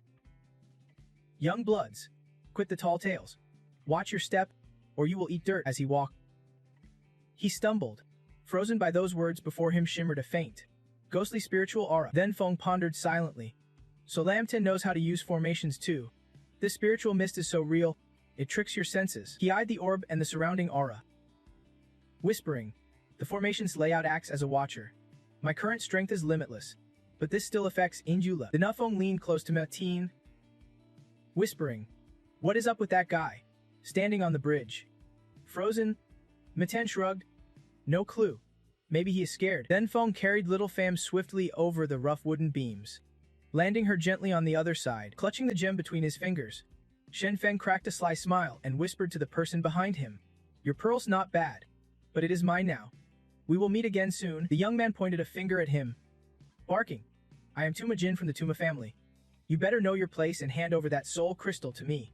Now, he pulled out a metal disc from his bag, grinding his teeth as he cursed. Damn it! Disc floated away suddenly. From behind, Tuma Jin's voice rang out sharply. Shen Feng, you are officially banned from fighting one-on-one. You just broke the rules by throwing that first punch. If this keeps up, your parents won't let you off the hook. He leapt onto the flying disc and snapped. Cut the crap. Since when did the Tuma family start bossing my people around? Tuma Jin's face hardened with fury. Shen Feng, you have not seen the last of me? Back with Shen Feng. He frowned deeply as he walked, sensing something off. From the start, Tuma Jin had a big score to settle with him. Something was not right. When the phone on the other end picked up, Shen Feng wasted no time. Hey old type, it is Shen Feng. Can you dig up some dirt on Tuma Jin? Yeah, that is him. I want to know who he has been hanging out with lately. Xiao Fan glanced around nervously before confessing. Shen Feng, I have got this gut feeling that something big's about to go down. No clue why, it is just this vibe. Like calm before a storm. Shen Feng soothed her gently. That is normal. Long Kingdom's been peaceful for years. Now, these troublemakers with their wild faces do not care about the rules. They are just itching for a fight. That is just human nature. If everyone played nice, why would we even need a company like ours? Glancing down at his phone, Shen Feng muttered, let us see. Tuma Jin was on the phone with Wang Zizong a few days ago. That explains a lot. Later, in a grand estate's courtyard, Old Tiger grinned as he said, Ling Cheng Master Hu, it has been years since we met. You are about to reach the pre-heaven stage. Huh? Ling Cheng squinted and smiled broadly. Junior brother, your talent's the best in our generation. Even though you started late. If you had not left the mountain back then, you would be right up there. It is great returning with Master. Please forgive us. Master, we want to leave the mountain again. Gripping the pendant tightly. Hand sighed. It is not that Hoi's blind junior brother has proof. Suddenly remembering, Old Tiger's face lit up. Hey Huey, have you seen Shen Feng yet? That guy's trespassing on our turf. Ho stroked his beard gently. Junior brother still angry at me. Master forbade me from fighting one-on-one and leaned in close. Whispering, I brought the latest model you have been dreaming of. Who? We are not trying to kill Shen Feng. We are just sparring with Han. If this works out, next time I will bring you the newest SB model. Master will never find out. Taking the coveted device, Ling Cheng nodded in agreement. Alright, let us leave this to Hui. Sparring with top talents in Long Kingdom, even if Master knows he will back us. The two turned and walked inside, Old Tiger reminding Huey. And 2 days from now, the Flying Sect will bring the Thunder Strike scroll. Don't forget to pick it up. Later, in the guest room, an employee announced, Ladies and gentlemen, please make yourselves comfortable. The Wi-Fi password is G666666. If you need anything, just ask. The organizers will respond quickly. You can also visit the martial arts school for training and mingling. Plenty of people show up for that. Xiao Fan tugged Shen Feng's arm desperately. I want to go. Please take me. He indulged her with a nod. Alright. Yulin, you are coming too. Watching others spar will be good for you. Yulin agreed immediately. The group headed to the martial arts school, where not many people had arrived yet. Sao Fan bit into a chip, eyes drooping in disappointment. I look around and honestly do not see what makes them so special compared to Chuth and Khan. I'm right. Yulin, she smiled, replying, their skills are still incomplete. To reach Grandmaster, there is a long road ahead. At their age, even reaching half Grandmaster is tough. Maha stood under the training ground, pointing at two girls and shouting, hey, what do you know? I have trained hard for years, and no one's ever talked down to me like that before. Leng Hoin took a fighting stance and snorted. Donna know who sent you here, but I am ready to make you taste my power firsthand. Lam nervously clung to Thenfeng, stammering, burning out. Sorry, I did not mean it like that. He looked down without a hint of fear and sneered. She is right. You guys have average talent. Getting this far is already your limit. Thenfeng crossed his arms, smirking proudly. She is my student. If you want to fight me, I am not interested in bullying the weak. The spectators behind whispered after hearing him. Man, did he skip brushing his teeth this morning? That mouth's fierce. Another replied. His head's probably just for show. These two are pretty notorious around here, and I already feel a headache coming. Sitting nearby sipping tea, Hunko sighed. Just got word from Liha T. That guy is Thenfeng. What do you think? Senior Thenfeng stroked his beard. Thoughtful. Not ordinary rising sect master for sure. The other man immediately challenged. No way. How old is he? Reaching that level already. Must be one hell of a master behind him. Ning Hai Hev remarked. Looks like he's got no beef with Tigu each, or that kid would be been dead 800 times by now. After a moment's thought, Hunko suggested, why do not you test him out? Senior, Hanfeng calmly replied, watch and wait. No rush. Then Feng, still cocky, told the crowd below, I will let her spar with you for a bit, but heads up if you lose to a girl. Do not come crying. Med Hai clapped confidently. Alright, let us see how tough this girl really is. Meanwhile, Yulam looked jittery. Head down. Senior, can I really do this? I am He gently patted her head to encourage. Don't worry. Just stick to what I taught you. Sparring with others will help. Don't be afraid. Just apply everything I have drilled into you. Sparring is good for you. Renewed with strength. Yulam nodded. I won't disappoint you. Senior, she leapt onto the arena floor, landing lightly and confidently. Lun Hien crossed his arms, looking down on her. You go ahead. I do not want to lay hands on a pretty girl, but keep it fair, do not hurt her, and smiled. Don't worry about that. Hun stepped forward, eyeing Yulam from head to toe. What a pretty girl. Perfect time to introduce her to that guy Ott. She bowed respectfully, eyes gleaming with resolve.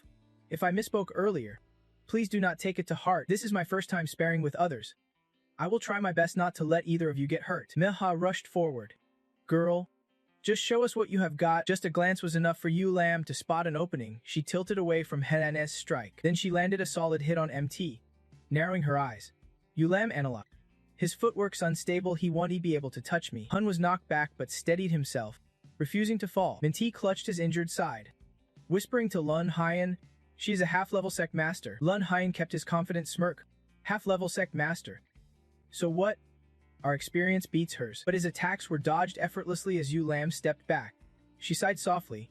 Like I said, you won't land a hit on me like that. Poised for battle. Yulam continued.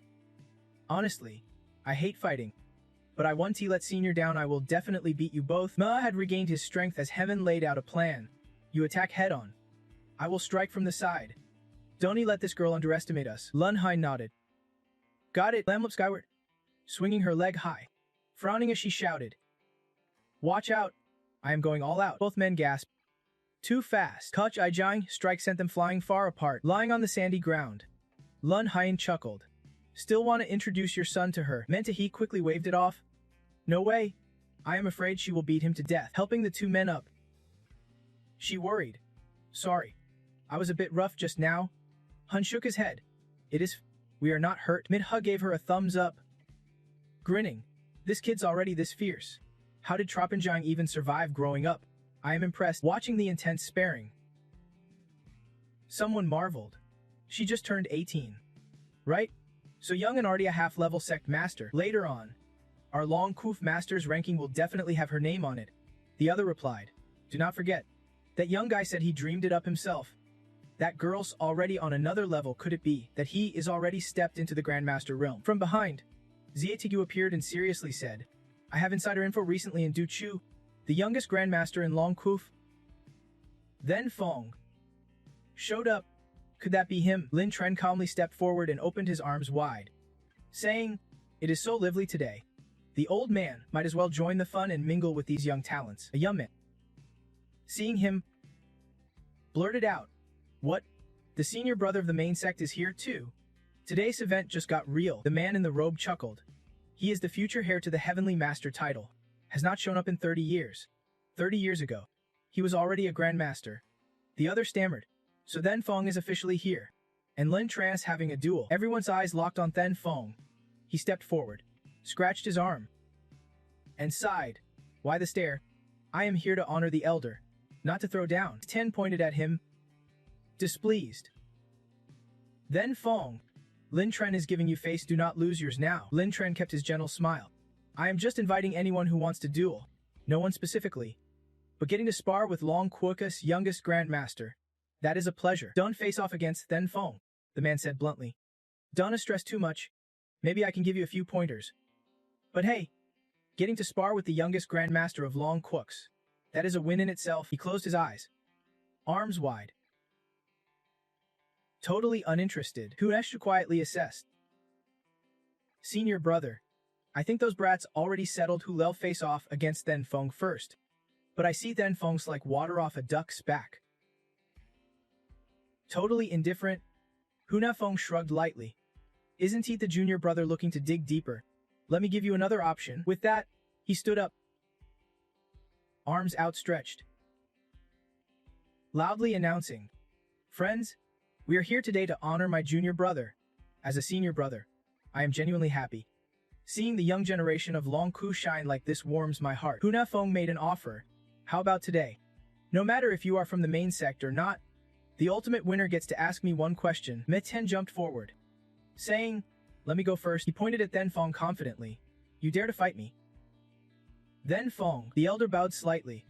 Mei Ten respectfully said, Apologies, Lin Tren's senior brother, but as one of the top 10 young masters of Long Kus, I want to duel this young grandmaster. Glancing at the two Taoists, he smirked. Man, a respected figure like Hyun Fong Taoist, after being called out like that, would not my mom freak? She would totally spill this to all her close friends, double the embarrassment. Then Fong jumped down onto the arena, speaking helplessly. Why is everyone staring at me like that? I am not targeting anyone or trying to pick fights. He smiled confidently. But if everyone wants to duel, I guess I have no choice but to accept. In his mind, he thought, Hu Fong Taoist is the heavenly master of the main sect. He must know the secret about how Master Tragung broke the dragon vein back then. Then Fong's eyes gleamed arrogantly. He had thought everything through, understood why it happened, and knew how to restore the dragon vein to return to the celestial realm. Lin Tren looked down at the arena, silently thinking. The Tichamu family S formation was passed down by Team Imya, a battle formation specializing in encirclement and assassination. Though Tenen is only a half grandmaster, most grandmasters trapped in this formation can escape quickly. Imagining his favorite weapon, Lin Tren chuckled happily. Then Fong, you are about to get wrecked by my SB5 game set. Sorry. Not sorry. Mei Ten held a familiar disc confidently at his side. He smirked. Then Fong, hand over the line pearl and admit defeat already. With his power, in a blink, a squad of golden soldiers appeared behind Mei Ten. He spread his legs wide. If you do not blame me for being ruthless later. Facing the enemy's formation, Then Fong nodded appreciatively. This formation is pretty wild. It is like facing an army of 10,000 soldiers alone, but that is just how it is. Mei Ten grinned. Then I will turn you into a pig's head and take back what is mine. As he finished, his 10,000 troops charged straight at him, surrounded by his soldiers. Mei Ten laughed triumphantly. If you have a problem, blame yourself. But before he could savor his victory, he had to deal with a new threat. Then Fong appeared right behind him. What is yours is mine once it is in my hands. You think it will come running just because you call it? Mei Ten whipped his head around, stammering. You have been here this whole time. Then Fong swung his arm, slapping him across the face, then coldly said, Disappear. With just one hit, Mei Ten collapsed unconscious on the ground. Two medics had to bring a stretcher to carry him away. Turning back to the crowd, he boasted, Anyone else want to step up and duel me? Huetzi stroked his beard and muttered coldly, Miss Hensue too weak, knocked out so fast. And we did not even get to see anything. Hunafeng spoke with icy resolve. Then Feng set the innate realm. His words stunned everyone around. Pointing at Then Feng, he challenged. Senior brother, you are joking, right? That kid's barely old enough. And you say he is innate. Our brothers have been training over 10 years, Hunafeng explained. Just now, he used Xiang Qi at his precision control like I have never seen. Only an innate master could pull that off. Didn't it expect the company to recruit someone like him? Looks like our peaceful days are numbered. Huash slammed his fist on the chair, grinding his teeth. Peace? With us sitting on this throne? Any punk who dares mess with us, I will tear them apart, he exhaled slowly, calming down. But admitted, still, I think Lin Tran is gonna take a hit here. Hunafeng nodded. Teaching him a lesson would not hurt to keep him from causing chaos with Tu-8 later. Lin Tran had fully descended to the arena.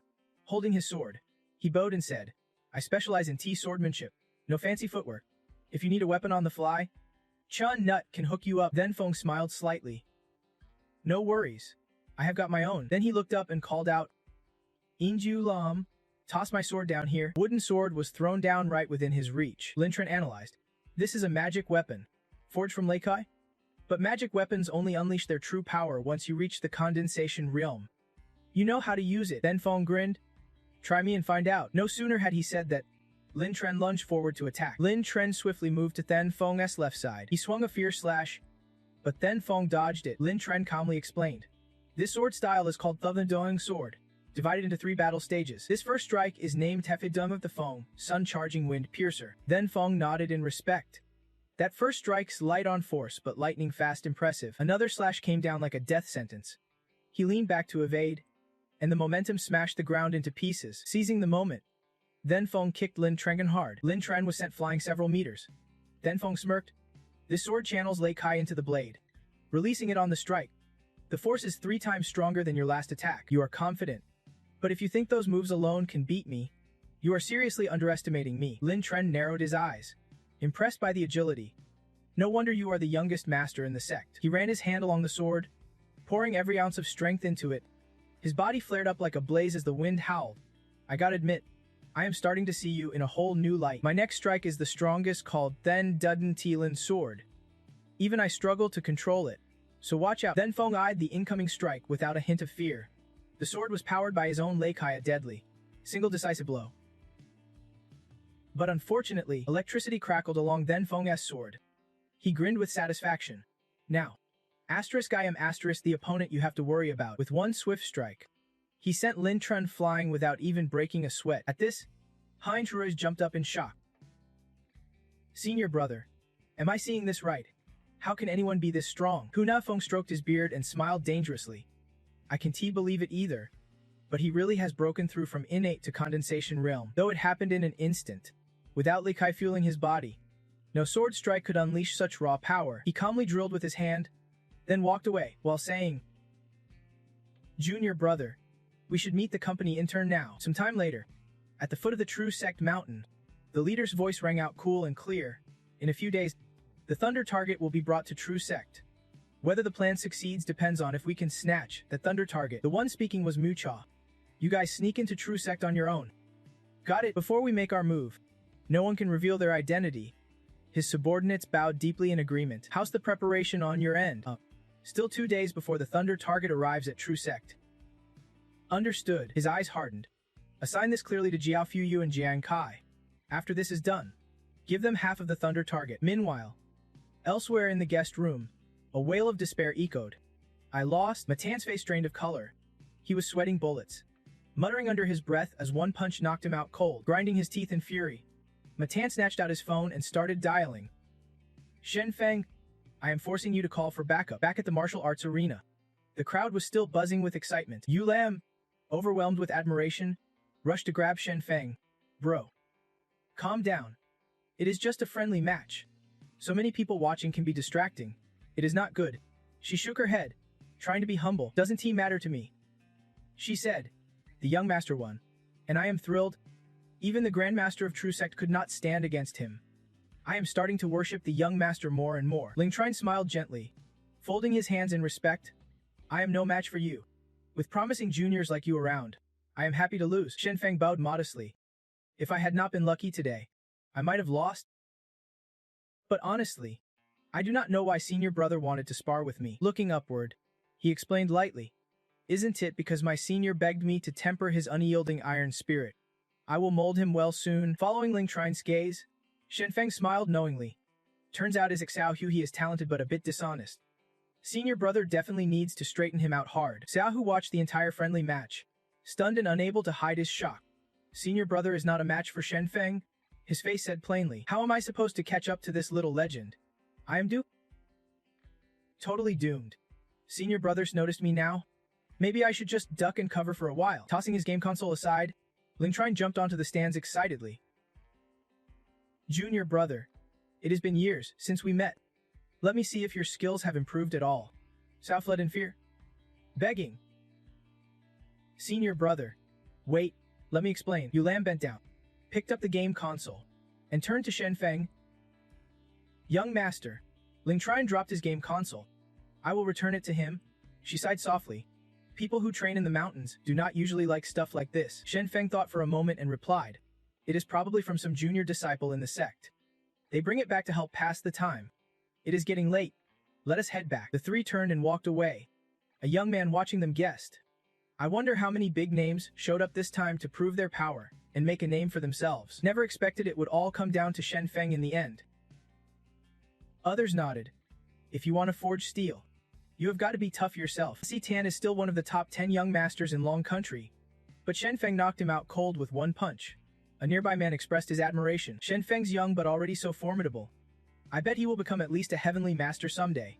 A girl shouted excitedly. Shenfeng, can I have your kid? Hearing that, Xiaofan whipped around, her face full of angry disbelief.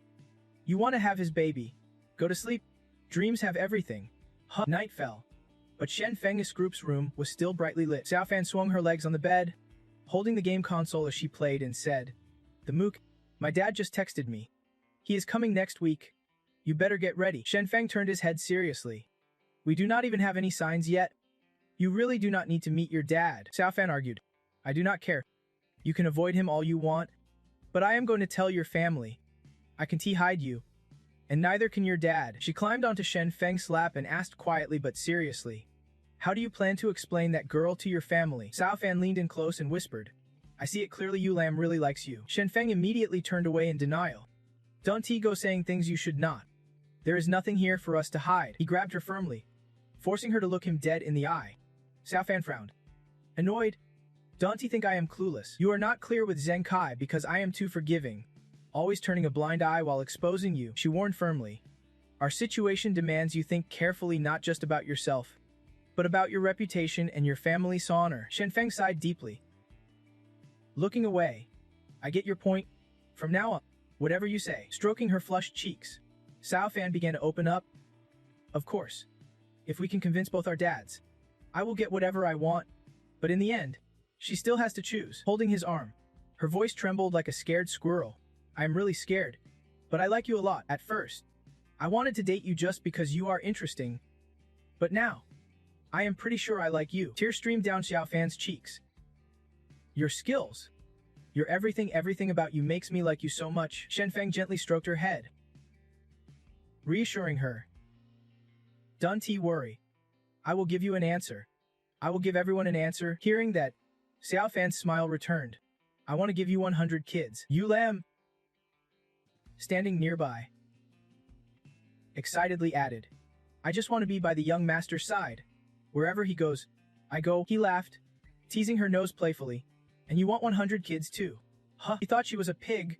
They were having fun, totally unaware that a sharp knife suddenly flew through the air. Yulam screamed in panic through the quiet night. Watch out! While the two girls gawked in shock, Shenfeng's lightning-fast reflexes caught the knife between two fingers. Yulam shouted angrily. We are from the Zhang sect. Yet someone dares to sneak attack Miss Inc. Who has got that kind of guts? Shenfeng moved away from the window and explained. Xiaofan is an outsider here. Their real target is probably me. He dashed outside, reminding, I am going to check it out. Yulam, you protect Xiaofan. Just outside, Shenfeng spotted a shadow darting away. He smirked, at this point and still trying to run. Where would you even go from the Zhang sect? Smirking arrogantly, He taunted. Are you guys idiots? Sneaking attacks on my turf. If I do not deal with this, you think the Zheng sect will just let it slide? Suddenly, mist appeared from nowhere, swirling around Shen Feng, forcing him to freeze. Ahead, the image of Ma Jin gradually materialized. Shen Feng clicked his tongue mockingly. Well, Ma Jin, and you even brought a formation? Interesting. Crossing his arms with a scowl, Shen Feng growled. I do not know what Prince Wang gave you, but you keep picking fights with me. You might enjoy it, but I do not. Ma Jin sneered. At first, it was for old Wang. Now, it is personal between us. He pointed right at Shen Feng's face. You dared steal my Ling Bull and made me lose face in front of everyone. This grudge won't die until one of us does. Two more appeared behind Shen Feng, but he did not flinch. Instead, he challenged. You puppies and kittens want to mess with me. Seriously. You are grown adults but still playing childish games. Ma Jin grinned smugly. This formation cuts us off from the outside world.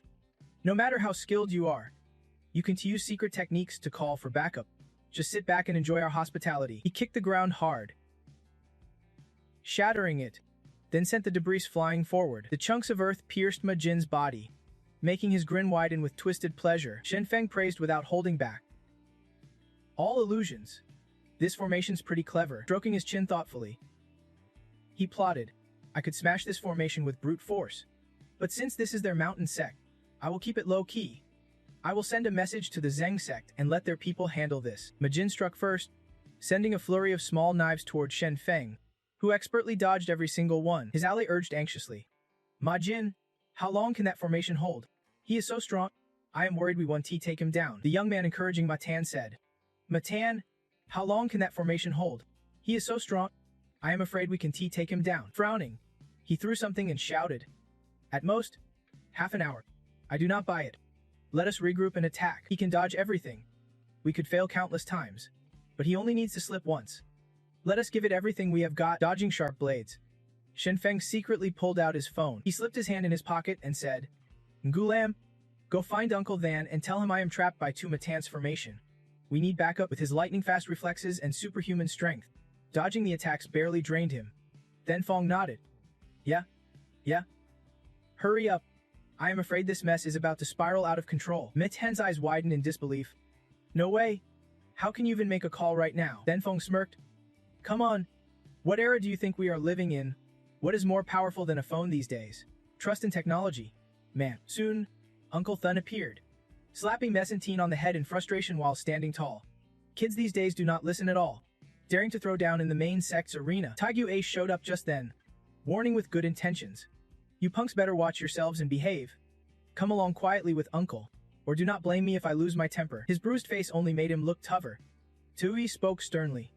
And I will be calling your parents soon to have them come pick you up from the main sect. Then Fong chuckled, pointing at the bruises. Taigyu, what happened to you? You have got a giant purple bruise on your face. Embarrassed, Tagui turned and walked away. Buzz off. I do not want to talk to you. Uncle Thun stood behind quietly, extending his hand and whispered, You better keep this under wraps, or the main sect won't know how to end this mess. Shaking hands with him, then Fong smiled. Don't worry. I can handle a little trouble. Just a bunch of noisy kids. I want to report this to the company. Uncle Then nodded gratefully. Thanks. Or else the main sect would not have an easy time talking to their elders. After studying him a moment, he said, I want to make a request. Do you have time later? Your master and senior brother want to meet you. And Fong agreed immediately. Perfect timing. I actually wanted to find them. Lead the way. Later, in the main hall, Huachir shook hands with Denfeng. The boy shyly said, Those kids just caused a little delay earlier. Did not know better. No worries. No worries. He waved his hand. My senior brother and I did not wait long either, shaking hands with Huna Feng as well. Then Feng respectfully said, Are you the legendary Huna Feng? I have admired your name for a long time. The man laughed warmly. Nah, you are the true young prodigy here. Pointing toward the tea table, then Feng said, After greetings, let us get down to business. Huna Feng nodded in agreement. Please, let us enjoy some tea first. Once seated comfortably, Hunachi began. My family and I come from the era of Kika Fu. My senior brother and I are curious how you managed to cultivate to the Ingdan Kia level. Folding his arms hesitantly, then Feng replied, Why should I tell you? Besides, We are also curious why Master Chang then shattered the world's spiritual veins back then, plunging us into this lawless era. What was the real reason? Smiling faintly, Denfeng added, the main sect's legacy spans 1,000 years. I believe your respected elders know the answer behind it. Stroking his beard, the man shook his head. If you want to ask about other matters, my senior brother and I will tell you what we know, but anything involving the main sect, we can't reveal a single detail. Then Feng explained, no need to worry about leaks. If this got out, it would just make some headline. Who even cares about ancient history these days? Speaking with firm conviction, then Feng said, besides, if I do not understand the root cause, how can I restore the spiritual veins? Hearing this, Han Seer burst out laughing. You alone want to restore the spiritual veins? Kid, your talent is impressive, but that is pure wishful thinking. His face hardened. First off, can you even become a Kunlu? Then suddenly frowning deeply, Huther said, kid, what makes you think you can pull this off? Then Feng immediately stood up, shrugged, and left. If you can say it, then do not say anything at all. That moment, Hein Feng quietly turned and said to him, junior brother, no one's reached the Engenki level in centuries. He might be our last hope. Han Chi told him to think it over. Senior brother, why did not I know? Otherwise, I would not have given him any clues. Whether he succeeds or not depends on if he can even survive to come back. The phone clock just struck past 10 p.m. Hein Feng suddenly gasped. Oh snap. I forgot. The Alliance just dropped skins. The event just ended. Clenching his fist, generating a burst of powerful energy, he ground his teeth. Old Guardian, why did not you tell me sooner? I want to let this slide. The whole room pulsed with a newly unleashed power. Brother Feng warned his junior. It is not just any skin. No need to rush. No need at all. He groaned. What do you even know? That is an epic skin. Not for sale. I have been waiting over half a month. Let me teach you a lesson. The elder snapped. You are really something. Junior, watch my twin flame inferno. Brother Feng shouted and launched his attack in frustration. Poison Dragon Strike. He squinted, grinning with confidence. Try to hit us. Be careful. Junior, Jade Trees watching. Shen Feng had already stepped outside the courtyard. Sighing softly, muttering, the world's spiritual veins burst at Kunlun. But where does it all really come from? But I feel this is just the tip of the iceberg. A trip to Kunlun Mountain might only be the first step to restoring the spiritual veins. Suddenly, Yulin rushed over, out of breath. Miss Inku urgently needs you. The late-night transfer is happening soon. Shen Feng and she entered. Seeing Xiao, he immediately asked, why the rush? What is so urgent? She answered with a tired sigh. I'm fed up too. I am just a martial artist who wants some real recognition. Some respect. My admirers could line up from North Yen all the way to Japan. And some even look like women. Shen Feng laughed, waving his hand.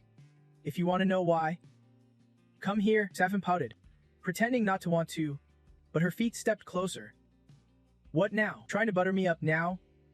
Too late. Without a word, Shen Feng snapped her forehead sharply, making her wince in pain. Xiao Fan pointing at him angrily. Too much. Try me again. See what happens. Shen Feng chuckled, waving his hand. Hold on. Hold on. Take another look. He spun around and flicked Yulin's forehead, making her blush and yelp. Why do you do that? This totally stunned Xiao Fan, placing a hand on his forehead to hold back her anger. Shen Feng smiled falsely. Don't you get wild? Let us talk business first. Yulin covered her mouth, giggling. Go for Miss Ing, just a bit more and we will see Lord Shai Sheng. Xiao Fan waved her arms and danced on her feet. Damn it!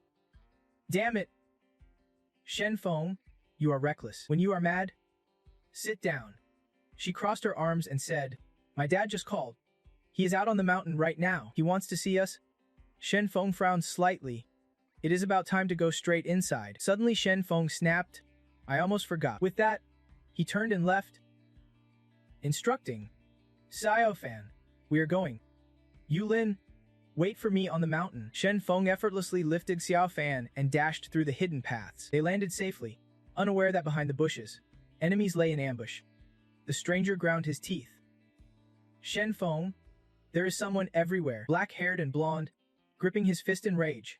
Shen Feng has crossed us more times than I can count. So on the sect leader's birthday, we will take him down together. One-eyed glared coldly. No one afraid of death can step up now. Shen Feng forced a smile and waved his hand. I was just joking. Then the mass group left together.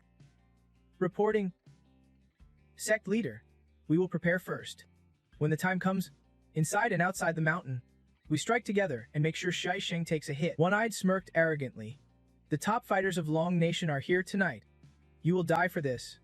But how else would I get such a prize without big bait like you? That night, inside the inner mountain disciple quarters, Ling Cheng lay on a small bed talking to Xiao Hu. After fighting Shen Feng, I realized there is a genius like him in this world. He squinted and smiled. If someone's willing to grind, even if they are weaker, maybe they would already be knocking on the door. It is a shame you got spoiled. Senior, if you want to praise someone, just praise them, no need to smack me. Ling Cheng ignored it and kept rambling. He made the tiger known, then bravely went on, so he would not waste such a prime youth. But honestly, Shen Feng came to our company as an intern. I always felt something big would happen on the master's birthday. Shen Feng came to our company as an intern. I always felt something big would go down on master's birthday. Hearing that, he immediately objected. No way. Who dares cause trouble in our territory? I think it is just his company sending a few reps, no big deal. Lin Tran sat up with a sigh. Junior brother, have you forgotten what happened a year ago when the White Lotus Sect's leader was assassinated? He lightly stroked his chin. Recalling the scene he saw then, I remember it well. Master and uncle joined forces to severely wound him. In the end, it was you, junior brother, who cornered him and sent him to the company. The image of Master performing a spell on a giant lotus flower played vividly in his mind as he recounted it. 200 years ago was the White Lotus Sect's golden age. They enchanted the people to wreak havoc on the world. Master could not bear the suffering anymore, so he descended the mountain and wiped out the White Lotus Sect. From that moment on, the White Lotus Sect could no longer stir up trouble or rise even a ripple in the waters. That lotus later transformed into a round, blood-red object. He went on. Except at that time, many forces were suppressing them. Another major reason was that the sect founder brought back a law artifact, rumor has it. If activated with White Lotus Sect's cultivation techniques, it unleashes tremendous power. The teacher lightly patted Lin Tren's shoulder. Xiaohu asked again. I never expected the White Lotus Sect's downfall to have this kind of secret. What exactly is that law artifact your senior brother has? Why have I never heard of this during all my years living on the mountain? His face sobered. No longer the drunken bravado from before. The sect founder was truly a legend. One person alone crushed the White Lotus Sect. Thinking back, it is shocking, Lin Tren calmly explained. I do not know what kind of law artifact it is. Only the sect leader uncle has seen it, and only he knows where it is kept. If you stay on the mountain for a few more years, these old stories will eventually surface. Back to Shen Feng. He and Xiao Fan were walking toward a warmly lit house. The man kneeling with a sullen expression and offering 3 incense sticks was none other than Wu Jing. Go. The bodyguard outside saw the two approaching and immediately raised a hand to block them. Miss, the orders are to let the young master in first. Shen Feng nodded and turned back to her. All right. Xiao Fan, wait here for me. Xiao Fan watched his retreating figure and cheered. You got this. Push through. Zhen Go did not turn around. His voice low and steady. You are here. Come, pay your respects. Looking up at the golden statue, Shen Feng smiled to himself. No way. I can handle paying respects like that. The man stood and glanced at him. You are the first of the younger generation in Long Nation. An intern at the company. And now chairman of the Mu the group. You are talented and worthy of Xiao Fan. But you are still too young. Shen Feng spoke with a confident, arrogant tone. Young people should look and act like young people. If everyone had the same old mindset as you guys, what is the point? The disciples from Ling Jingbi dragged a table and chairs between them. The atmosphere icy. Your father and I have spoken on the phone. As a father, I respect Xiao Fan's choices. But I have one question for you. Sitting down, he got straight to it. What exactly will you use to bring happiness to Xiao Fan? Shen Feng shrugged lightly. If you ask me that, uncle, it shows you do not really understand Xiao Fan. You think she needs to rely on someone else's son. Crossed his arms and nodded slowly. Because I understand. I do not oppose you two being together. But I do have one condition. Lifting the hottest cup of tea with a calm sip. I want you to leave the company. As a father, I do not want my daughter worrying about you 24/7. Drink your tea. Shen Feng also raised his cup. Glancing at Xiao Fan still waiting by the door as uncle spoke. That does not mean you understand me. I have my own business at the company. The Mu family's foundation needs this company. Zhou said coldly. With Wu here, you do not need the company. Also, you better get your priorities straight. I am not giving you advice. I am telling you straight. You know I am a shareholder and I have ways to replace you. Setting his tea down lightly, Shen Feng replied. Based on the company. You will hear soon just what kind of strength I have now. Shen Feng was not fazed by Jian Go's threat. He even pushed back. You can fire me all you want, but once I am gone, the shareholders want to sleep easy at night. Zhengo silently pulled out his phone from his coat. A message popped up revealing Shen Feng's true power as an immortal, leaving Zhengo wide-eyed with shock, his voice sharp and firm. You do have this power, but I need to carefully consider your relationship with Xiao Fan. Shen Feng tilted his head, asking, Uncle, do you want me to just go along with this? Quoc frowned, stepping away from Tu Fame. Fine, I will team up with the Mo Family Corporation, but if not, I will crush them with everything I have got. Suddenly, a fierce aura erupted around him, accompanied by the eerie image of a skull looming menacingly. Then Feng's cold warning cut through the air. I suggest you do not test me, or you will see that no one in Long Nation can stop me. Just as he turned to leave, the light faded, and I had to explain to my uncle it is not that I want to be with Tu Fam. It is that she has got me wrapped around her finger. Besides, we have never really been together. Late at night, chatting with Uncle Bafu left me a bit unsettled. I will head home first. Suddenly, a hand lightly rested on his shoulder. Nigo said nothing. Who told you to leave? The black-clad bodyguard warned coldly. I have heard you are the youngest clan leader in Long Nation. But in front of me, you are powerless. Without a word, then Feng delivered a powerful kick to the guard's stomach, sending him crashing into a nearby stone statue. The statue shattered, and the guard was out cold. He gritted his teeth in frustration. If it were not for Uncle Bafu's face, that guy would be dead. Calmly stepping outside, then Feng clicked his tongue, just a post-heaven master daring to act tough. Uncle, you better keep a closer eye on your men. Seeing him, Tifeng rushed over anxiously. What happened? Why did it get physical? Then Feng shrugged. Nothing. Your dad told me to stay away from you. But clearly, you are the one clinging to me. So whose fault is it? Hearing that, she spun around angrily. You fake dead so I would come find you. He quickly stopped her with a laugh. Hey, chill. It is just young folks' drama, not worth it. Meanwhile, at the residence of the two disciples Han Feng and Han Ko, a relentless battle had been raging for some time. Han Ko's bruised face twisted into a mocking smile. Senior brother, even half-stepping into the key condensation realm, it is not that easy to gain the upper hand against your junior brother. Han Feng, equally battered, retorted, if I were not holding back for the sake of our sect, you would be crippled by now. Suddenly, shadows streaked past the window outside. Enough fighting. Someone said, Junior brother, let us call a truce. Some unruly kids just showed up. Hanko's hand was already ready. Legs flexed. Perfect timing. Let me handle them. Han Feng stroked his beard, scolding, Kid, you are 100 years old but still act like a child, hasty and reckless. If you drop that trait, you would have entered the key condensation realm long ago. He bent down to pick up a dropped teacup. Warning. Junior brother, do not let the kids handle their own mess. Old folks like us should not get involved. Hunko nodded, stroking his beard. True. Not sure if they came for our sect or for Feng. Raising his tea, Hunko replied. No clue. Let Feng deal with the headache. Honestly, wages are not that easy to come by. And even if there is a little left over, he is still uneasy, shaking his head. After all, it is our sect, we can be too careless. Hunko watched his brother finish the tea, then suddenly yelled. Those rare 100-year-old tea leaves are all ruined. My dear senior brother, save some for me. The teacup shattered on the ground. Sitting down, the two old men radiated invisible energy. Han Feng asked with a heavy tone. What are you staring at? He snapped. So what if I am looking? Whole house pulsed with a powerful aura, even from outside. The strangers could hear Hanko shout. Senior brother, behold my Black Tiger Soul Strike. Han Feng sneered. You dare use a monkey mix attack against me? I want to let that slide. Here comes my one-finger soul merge. Much jaw, hiding to the side. Smirked. Who would be thought the sect leader and elders would be throwing down in the middle of the night? Den wiped sweat from his brow. Leader, these two masters are just summoning their powers, not taking this seriously. The guy growled coldly. What do you know? They have reached the origin state realm. Every move is packed with exquisite martial essence. If we could learn even a little from them, it would be a huge gain. Den scratched his head. Puzzled.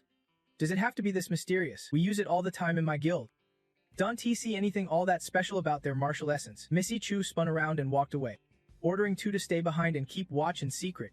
The rest followed me, trying not to draw any attention. One subordinate called out, Sect leader, if an emergency pops up, can we improvise on the spot? Missy Chu stopped and replied, We can, but if he has already shown his hand, I do not want to see him in front of me again. His face darkened. Otherwise, I would kill him myself elsewhere. Fang Vat pondered before speaking to the man sitting opposite him. Luuf. Just waiting around is not a plan. I am thinking ahead. Preparing. That man was elite. Who frowned. Our job's just to keep watch in secret. Screw up the sect leader's big plan. And he want to go easy on us. Fang Fight sat down, patting he lit shoulder. What is there to fear? Don't forget. Azairaz got your back. If he steps in, nothing's impossible. He took a drag from his cigarette. Smirking. I am thinking we sneak up and trap Then Feng out in the mountains. Keep him from ruining things after the sect leader's success. That'll definitely earn you some major credit. Later, when you head northeast and meet Minas people, won't that be your moment to shine? Seeing Heavy Light silent, Fang Fought pressed on. Or are you scared? Luuf. Helit stood up, kicking the wooden chair aside. Roaring fiercely. Don't blow things out of proportion. Am I scared? If I would not have attacked that little swamp rat myself back then. He ground his teeth. If it were not for Hitam's grandma not knowing her own worth, the young master position would not have slipped to that swamp rat. Helate stormed off, seething with anger. If a Thin Long and his Rai intervene, even if we do not catch Then Feng, we can at least keep him circling the mountains for a few days. Standing near a tree, he suddenly spotted Then Feng and Tu Fem approaching from afar. Helate grinned wide, raising his hand in a dramatic gesture. I summoned Hithin Long and his Ra to the stage. Just as he finished, a huge shadow appeared behind him. The commanding growl of a gigantic fox spirit echoed, disturbing my sleep at midnight. If it is not important, do not blame me for eating your heart. Hithin Long's spirit entered Enta Liai's body, while his own soul emerged, cackling wickedly. We have got a problem we can't handle. We need your help. Hevelite's face morphed into that of a fox, sharp eyes flashing. Seeing the strong aura surrounding Then Feng, he hesitated for a moment. This guy, Hithin Long growled. You little punk? You want to mess with me? His spirit snapped back. Do not get into a direct fight. Just make him run circles in the mountains for a while. The spirit cooled down and agreed on one condition. All right, but in 2 days, bring me 10 roasted chickens, 10 fried dough sticks, and a bucket of liquor. Helite nodded quickly. Deal. I will make sure it is all delivered. His spirit whimpered. Damn. Hazai Ras demands just made my already tough job even harder. Meanwhile, Hithin Long blew out a misty golden smoke. Nearby, Taiyufim grumbled in frustration while walking.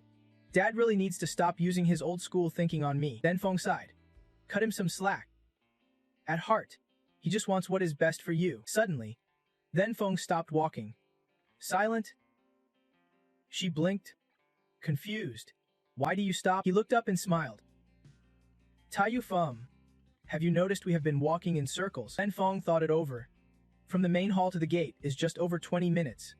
But we have been walking for nearly an hour, and have not even arrived. Hearing this, Taiyufim threw her arms around his. Her voice panicked.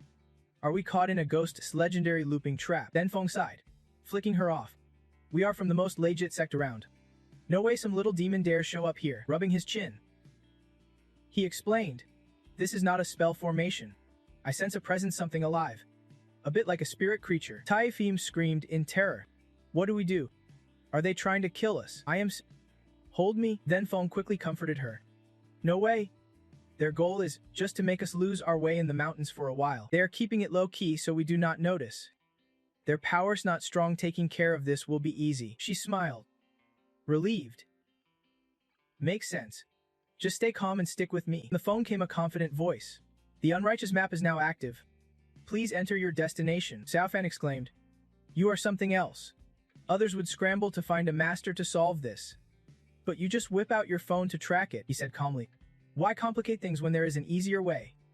Sometimes, science is the best bet. The phone chimed. Turn left ahead. After walking a bit, Shen Feng lightly shrugged her off, then teasingly snapped. You say I am just a girl. But let us tweak that a bit. Instead of being offended, Xiaofan jumped onto his back, wrapping his arms around him from behind. No way. You are stuck with me for life, no matter what. Finally, he relented and carried her on his back, moving forward as the phone guided them. Shen Feng muttered, studying the trick. This technique messes with the senses. Kind of like an illusion spell. A rustling sound nearby made Xiaofan whip his head around just as the shadow of Hu Li darted past. She immediately pointed ahead and shouted, Look, Catch him and drag him back to the company. After all the trouble I went through, I'm gonna skin him alive. Shen Feng dropped Xiao Fan and flicked her wrist. A girl's fierce spirit beats even mine. But who cares about his background? Won't last long in the main sect. Let us just watch the show, said a black cat, covering its face and ducking away. But the anger was real. Hulai dashed straight into the forest. Stammering. Boss Hu? Maybe we need another plan, Hu Tianlong sneered, thinking like a monkey. I am no match for him. He has spotted me, I gotta run. His soul left his body as he spoke slowly. Kid, you go ahead. Don't forget.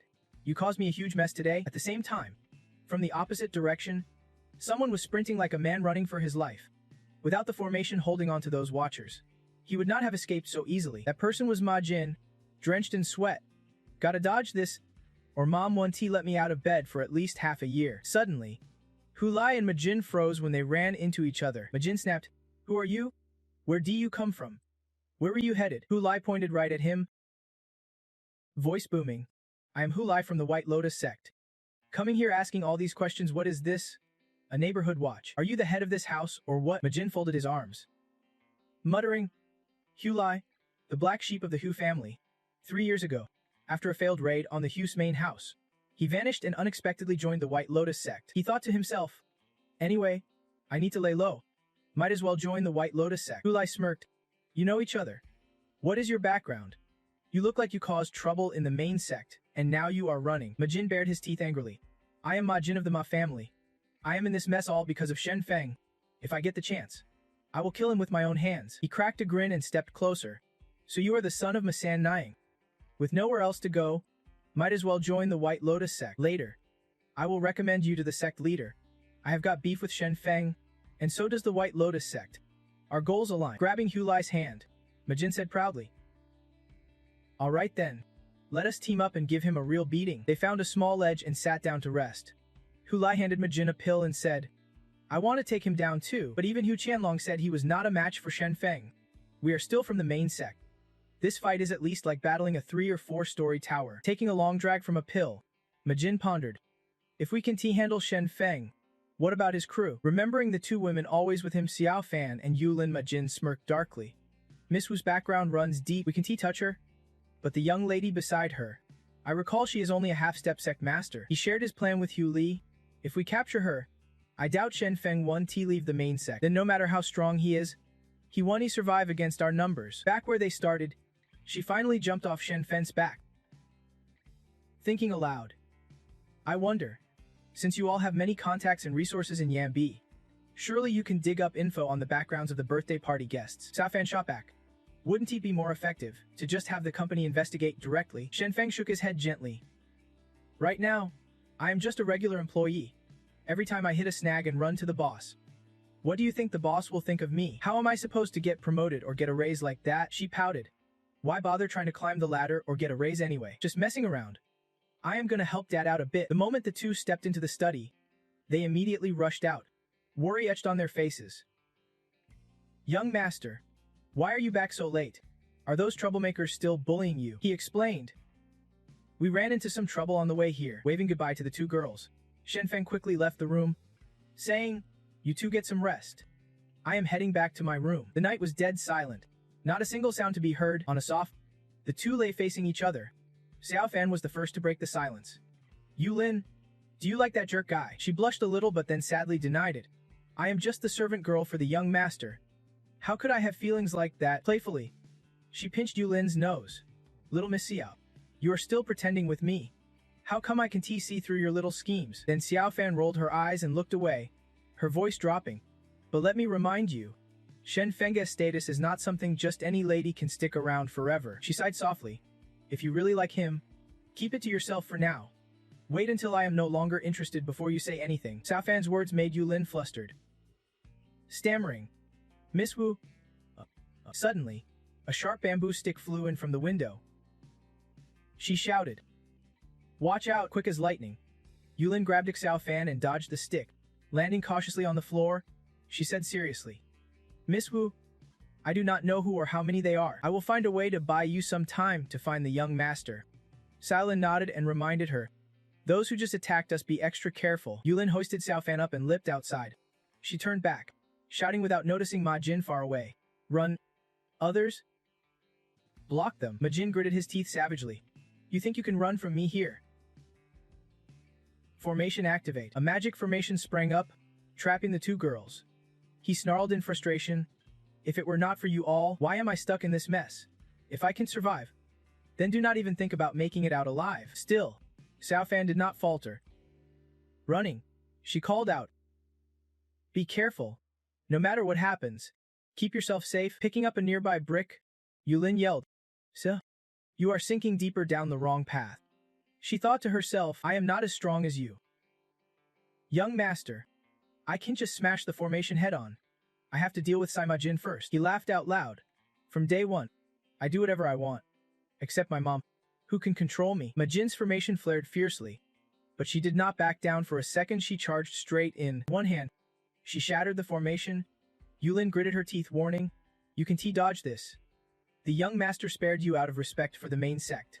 But now I am taking you in. With that, she hurled the brick straight at Ma Jin's face. He clutched his cheek in pain, blood dripping down.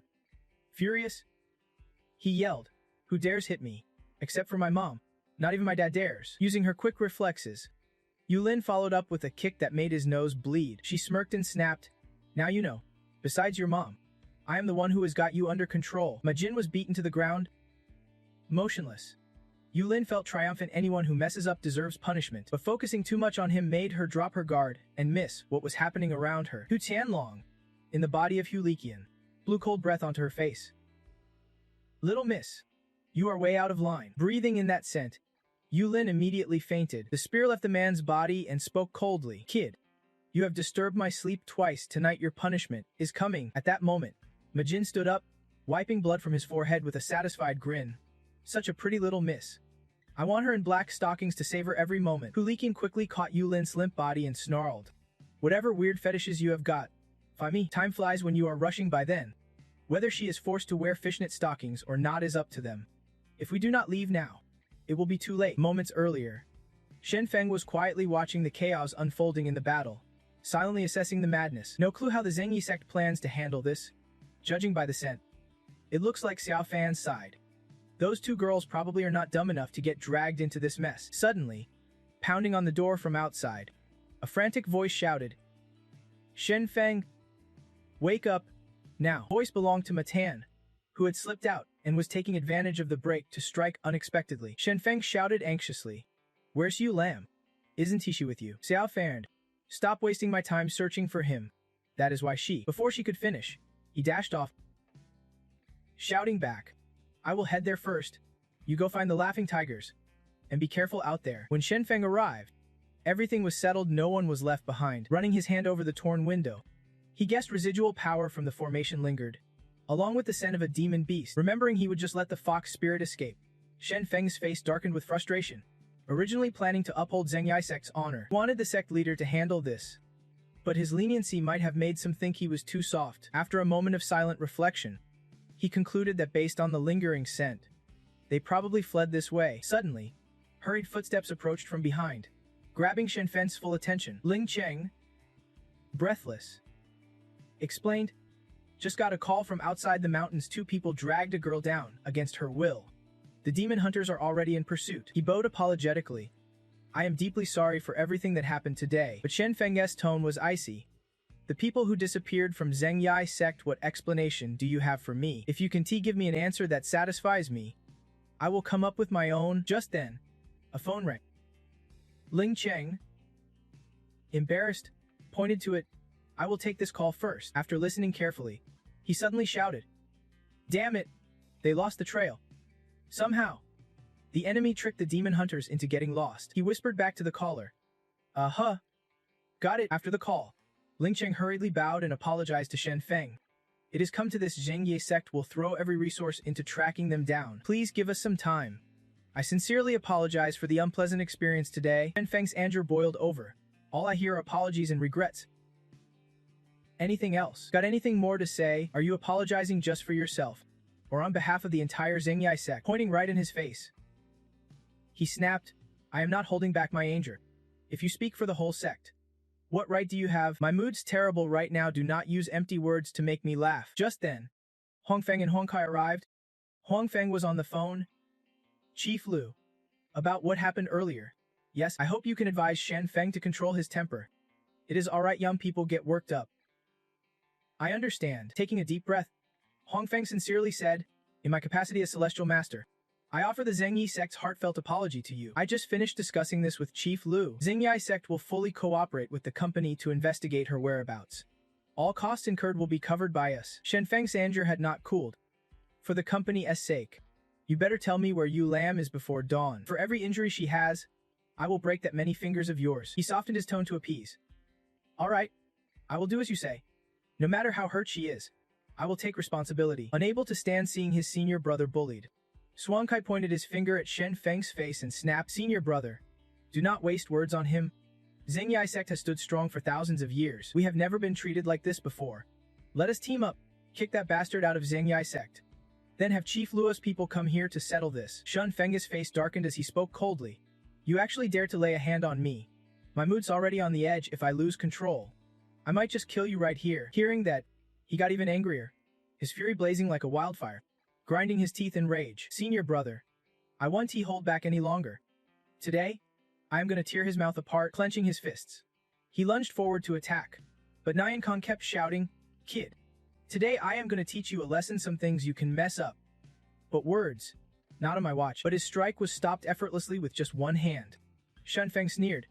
No matter how prestigious the Prime Sect is, it is nothing but trash. As fast as lightning, Nyan Khan dashed forward and jabbed Zhuan Shua straight in the gut, forcing him to cough up blood in agony. He collapsed powerless onto the ground, while Shen Feng's voice echoed sharply in his ears. You tried to pressure me through your company. Well, count yourself lucky I am still considering your attitude. A fierce aura radiated from him, making anyone nearby tremble. Shen Feng warned coldly. Let me tell you something, no one in Long Nation can stop me from doing whatever I want, including wiping out the entire Prime Sect. Walking up to Xuan Feng, his tone softened a bit. Thian and Su, you understand my attitude now, right? Suddenly, his phone rang. Shen Feng answered, scoffing, calling me in the middle of the night. I do not have time to chit-chat with nobodies. A voice crackled on the other end. We have tracked down Yu Lam's location. The JAS will be sent to your phone soon. Lu Theng's voice followed sternly. Also, Shen Feng, a warning tomorrow. I am heading back to Yembex. I will swing by the Prime Sect.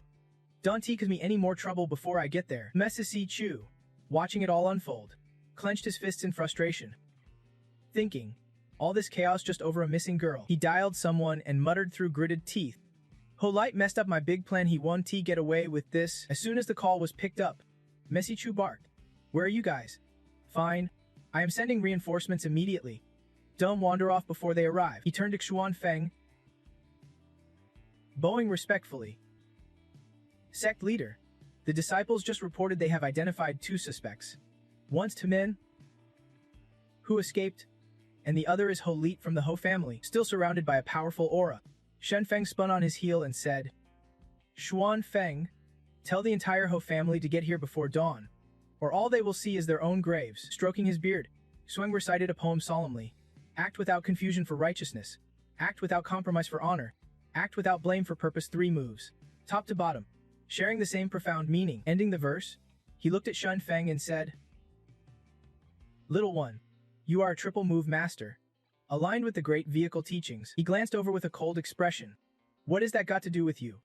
If you want to step into the path of power, do not expect me to hold you back. Just then, Shen Feng finished his sentence as Tua and Tufum came rushing up. He frowned. Weren't you supposed to protect me? Why are you following me here? She quickly explained. I heard Yu Lam was captured. I want to find a way to rescue her. Shen Feng raised an eyebrow. What I am about to do is dangerous. You can come along. Then he tapped Tu Fem's chest gently. She immediately fainted into his arms. Tai spoke up. If you do not want her to go, just ask me at school. No need for all this fuss. Handing Tua over, Shen Feng warned. You really can handle her. You know her dad's here. Run her over there quickly. And looked briefly saddened. If you leave like this, Ta Fem will resent you for a long time. 1 Shi, Shen Feng sighed, bowing his head. Better than dying. Pointing at the disciples, he ordered. Someone, call both families, and bring a chair to the bridge gate. I will wait there for host people and to show up. A short while later, Chairs were neatly arranged near the cliffside by the bridge gate. Shun Feng broke the silence. You prime sect disciples never rest. What are you doing here eavesdropping on me? He said arrogantly. If you are afraid, I will cause trouble at school. And you want to stop me? Do you really think you can? Uncle then replied. No matter what you want to do, I definitely can't stop you. But this mission is serious, please think it over. Only now did Then Feng sober up a bit. I know last night was not entirely your fault, but I am still upset. Maybe even a little mad. Just bad luck. You messed up big time. He slid a note across to him, saying the top sect had arranged for my subordinate and you to team up and rescue Ngan Lam. If you need anything, come straight to me. Then Feng waved him off. No thanks needed, he warned coldly. If you want to send someone with me, I have only one condition, do not mess up my plan. A stranger appeared, stammering as he introduced himself. Mu Thiu. I'm Jikaja. Jiakat Then Feng. Mind if I tag along on this mission? Ngayat then confidently pitched in. The Jiakat family masters the secret arts of the 5 elements and 8 trigrams. They know how to counter Mu GS formations. With me on board, your journey will be way smoother. Then Feng looked puzzled. This has nothing to do with the Jiakat family. You do not need to get involved, scratching his face awkwardly. He said, I just want Mu Thiu to help me get into the company. Hearing that, you could tell he was desperate. With your skills, getting into the company should be a breeze. Talented folks like you are exactly what they need. Ngayateng hesitated but kept trying. I'm a little shy around people. The elders keep telling me to toughen up and train myself, but alone, I do not dare. Usually, I just keep quiet outside, scared of messing up and becoming a laughingstock. Seeing his earnestness, Then Feng agreed. All right, sit next to me first. Today we will escort you to the top sect, and I will ask you more. Ngayateng grinned shyly and bowed. Thank you. I won't let you down. Suddenly, an older woman emerged from the other side. Seeing her, he called out loudly. Miss, which family are you from? With her nimble moves, she quickly crossed over. The woman looked him over and praised. So this is Then Feng, Mu's little bro. No wonder he is a top-tier talent, he has got that rare spark. She introduced herself excitedly. I am Teng. I rushed here right after the call last night. Don't worry, once we catch that brat, he is getting the book thrown at him. No way, he is out for at least 2-3 years. Then Feng frowned suspiciously. Who said you would bring him back? Was it your idea or the company's? Step aside. Timo Tam nodded quickly, stepping behind him. Yes. Mu little bro is right. If that punk messed up, he deserves punishment. Everything follows company rules. My father and I have no objections. Another man showed up, slamming his palm down with authority. Judging by him, he must be from the Ho family. The tall man was Ho Chan, head of the Ho family. His voice boomed. That kid's using the company name to get me here. What a huge ego. Then Feng smirked, addicted to trouble. Huh. Well, I officially represent the company to inform you inspections in 1 month. Until then, no one's allowed to enter or leave the Ho family estate without permission. You can call ahead and prepare. The spirit of Ho Thian Long appeared behind Ho Chan, pointing a finger at Then Feng and shouting, use a chicken feather as the token. Based on that one line, anyone wanting to mess with the Ho family better think twice. The Ho family has not broken any company rules. We even had tea together last night at the Northern AQ. A fierce aura flared up around Then Feng again. He snapped, my rules are the law here. If you do not like it, try changing my mind. Or let your spirit beast come try me, see how deep my Tao virtue really runs. Seeing things getting tense, Tima Temneng quickly intervened. Mu little bro, we are all here to fix the mess caused by the brat in our family. The most important thing now is to get those kids back first. We will deal with the rest later. Sounds fair, right? As Then Feng turned to leave, Ngayateng rushed over, shouting, Brother Mu, wait up. He bumped Ho Chan hard with his shoulder and then moved past. Then Feng warned coldly, in half a month, I will personally come to the Ho estate. Be ready to face my inspection. Saying that, he and Ngayateng immediately left. Uncle then quickly called someone and said urgently, Tiu Ho, call the brothers, we are about to set out. Matan walked down a quiet street holding a bag, gently closed and locked the door. He asked Ho Liet, how's that young lady? Settling in all right. The guy stood up and replied. Ho unleashed a powerful aura all over her, making her body go limp. Ho Liet shrugged off Matan and flashed a dangerous smile. Kid, do whatever you want with her. I am stepping out for a couple hours to enjoy myself, he called out awkwardly. Hoka, it is really not what you think. The guy waved his hand and squinted, grinning. Big bro's been around the block. You get it. Turning to leave the room, Ho Liet warned, I have informed the sect leader. Top fighters from the White Lotus sect are on their way. You better make your move fast. Matan quietly opened the door to the room, finding Yu Lam sitting there, lost in thought. Seeing him, she bit her lip and sneered. You bastards. Just wait till the boss gets here. None of you will get away. Matan chuckled confidently. If we dare kidnap her. We are not afraid of Shen Feng showing up. The moment he does, there is no way out. No escape route for you. Tossing a bag on the bed, he ordered. The next pair of socks you change into will mark the start of our fun times. Matan turned and left, warning loudly. If after I am done you are still the same, I will use the cruelest methods in the world to slowly break you down. Think carefully. Holding the socks, Yu Lam could only sob softly. Boss, no matter what happens, I have to hold on till you come to save me. If he really wants this, I absolutely cannot let him win. Just as she finished changing, the door slammed wide open. Matan appeared, wearing a mask, dressed in a school uniform that looked ridiculously innocent. Yu Lam jumped and screamed, "Get out! You pervert!" He licked his lips, stepping closer. "Baby, She cried even louder. "Get lost! Pervert! Get lost!" But things were not as Yu Lam expected. Suddenly, Matan knelt down and respectfully handed over a leather whip, blushing as he said, "Please take good care of this, Master." Just then, the door was kicked open by someone. Everyone inside froze, eyes wide in shock. Shen Feng stepped back, confused. Lam, maybe we are half an hour too early." No one listened. They all pulled out phones and started snapping pictures. Sahu laughed loudly. "Shen Feng wants to leave? Then let him. Scenes like this gotta be recorded, study, and learn from it." Yu Lam dashed forward, clutching Shen Feng tightly.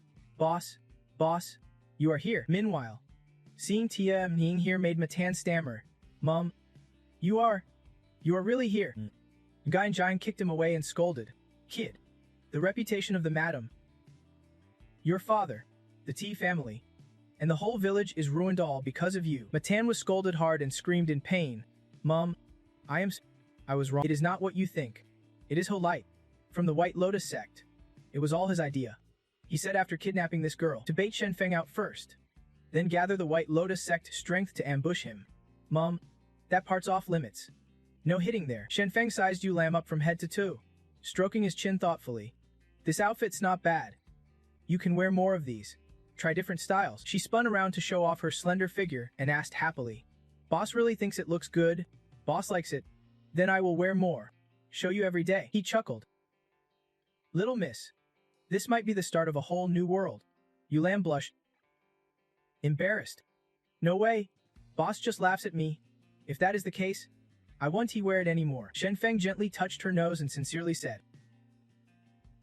"Yu Lam, keep it up. You look amazing." Super charming. Tem Neng pinched Matan's arm and pulled him away while bargaining. "Little bro, kiddo, enough. I am done dealing with this. We are simple country folks. No time for nonsense. Since your kid did not cause any major trouble, let me take him home. Okay?" The tighter she squeezed Matan's arm, the more he winced in pain. He is still young. If he leaves a record in the company, he is doomed for life. Shen Feng folded his arms seriously. The company has rules.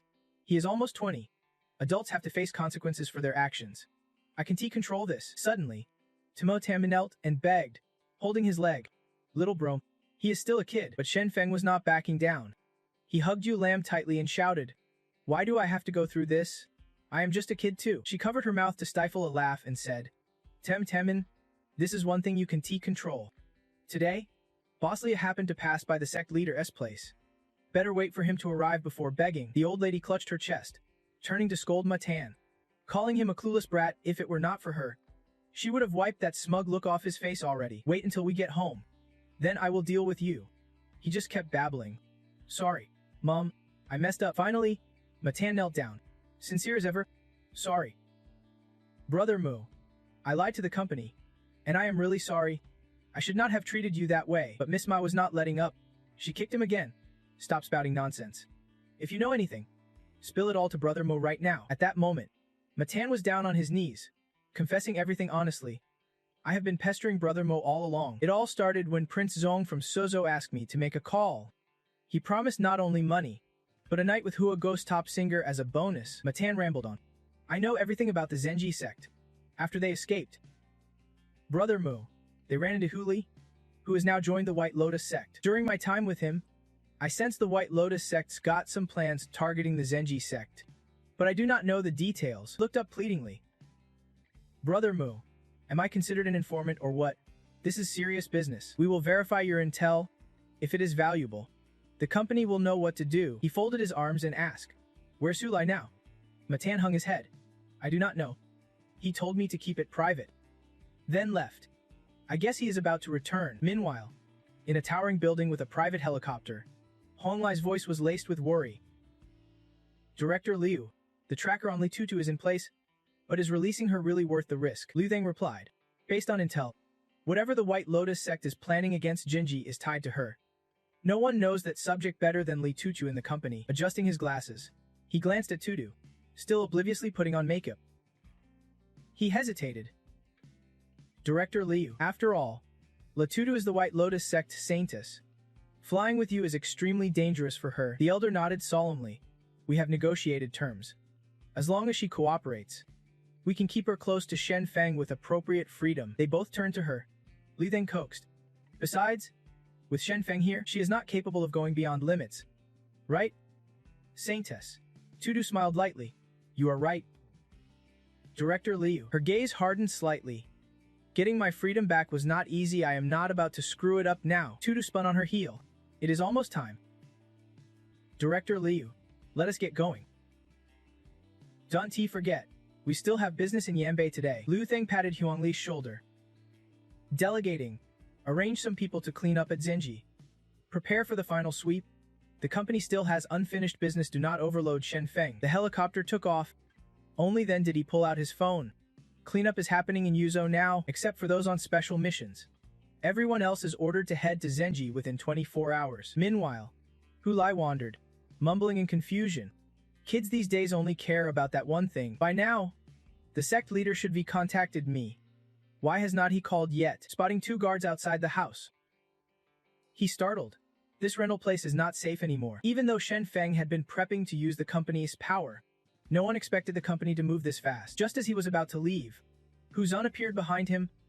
Hulai, you are surrounded.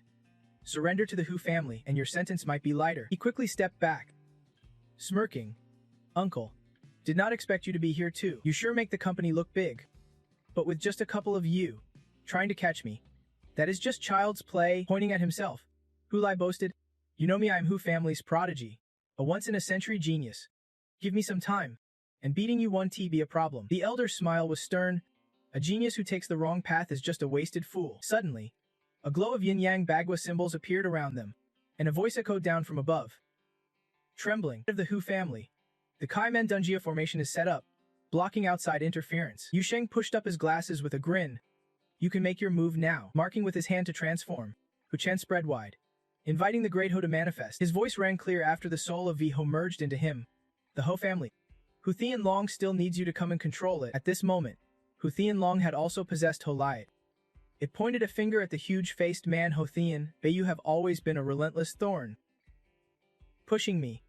I am going to invite Ho Tam Te Nai to oversee justice. Furious, it lunged to attack him while Ninjin Jiang said, leaving the Ho family's home. I never plan to return. I want you to see the effort I have put in these past years. Blocking a strike from Ho Thian-Long, Hu Thian besneered. A corrupt heart giving 30 years grace. If your cultivation method is crook, you will never reach true enlightenment. Grabbing its wrist, he began to blow out a familiar misty smoke. Thian-Long jerked his arm back hard. Raising his hand, he waved through the smoke to disperse it. Then snapped. This so-called true enlightenment, I do not need it. And that is that, watching the two fight in the street, standing atop the divine peak, many thoughts brewed inside. It seemed that ascending as a celestial ancestor was the path of the spirit body, meeting someone who ascends in human form to make a pact. Controlling the physical body to battle enemies, while wielding a bit of divine power and soul strength in the strike. He stroked his chin thoughtfully.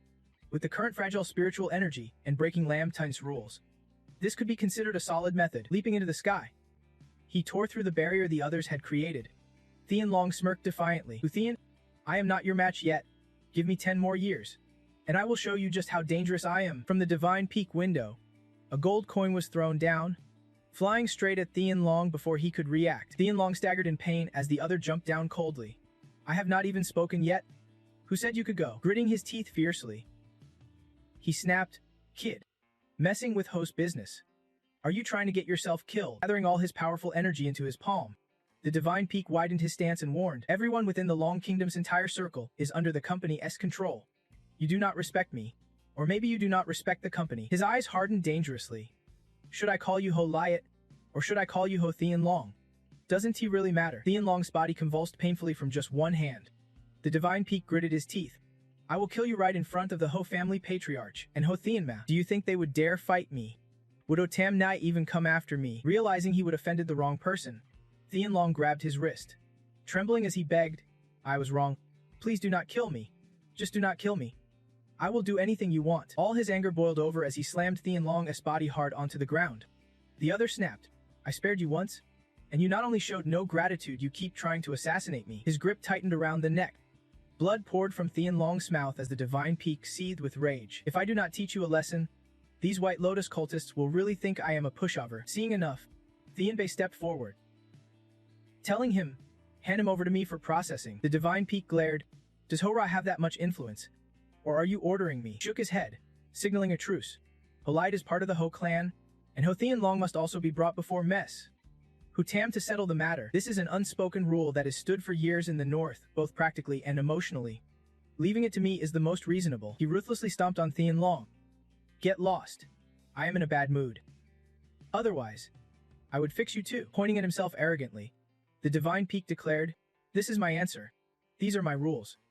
If you are confident enough to snatch someone from me, be my guest. Knowing no deal could be made, Thean Bei frowned. I will pass your exact words to Chief Lu. Think carefully, he sneered, showing no mercy as he kicked him hard in the stomach, making him cough up blood. You clearly do not understand the relationship between me and the company, the divine peak coldly declared. It is not that I want to stay in the company, it is that the company needs me here.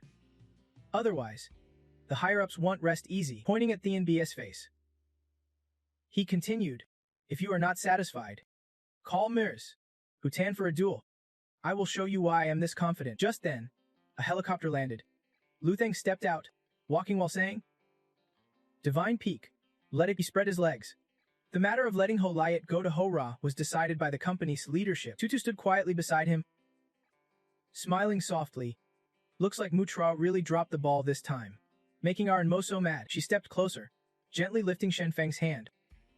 Handsome. Got some free time. Tonight, I am gonna help you blow off some steam. Brushing Tutu's hand away, he furrowed his brow and asked, why do you let her go so quickly? Lu Sheng replied. This time, the White Lotus sect mainly exists because of a sacred artifact passed down through generations. He explained. He added, Latutu is the sect saintess. She admitted her mistakes sincerely and even confessed voluntarily. After careful consideration, the company assigned her to assist you. Lu Sheng turned and left, telling him, the company's cleaning crew is already en route, and other teams have been deployed to assist. You will handle this incident. I have sent you the contact info, just call if you need backup. Tutu called after him. Boss Liu, do not forget to accept my terms. Sitting firmly in the helicopter, his voice was resolute. Just make sure the White Lotus sect follows the company's rules from now on and regularly supplies talent. I can secure a stable foothold for them in Duzhou. I am off to a meeting in Yanbi. From now on, stay close to Shen Feng. She squinted, turning to him, and Mo. Guess we are colleagues from now on. Shen Qianlong caught up to Qian Bei and snapped. Take him away. Once I am done with the White Lotus sect, I will check the outgoing shipments at the lake. Lifting it with one hand, he glanced at him. Shen Feng, get out of here. I do not want to see you. As the others left, he strode inside, saying, Tell me everything about that sacred artifact. Thinking about that treasure, Tutu nodded. The sacred artifact is actually a jade pendant. When combined with the White Lotus sect's secret techniques, it can unlock the power of thunder. She shrugged, explaining, but only core members know the pendant is just a key. Only thunder awakened through it can open the grand gate of Korlon. Shinfeng paused, asking, so as long as you activate the thunder, the gate opens.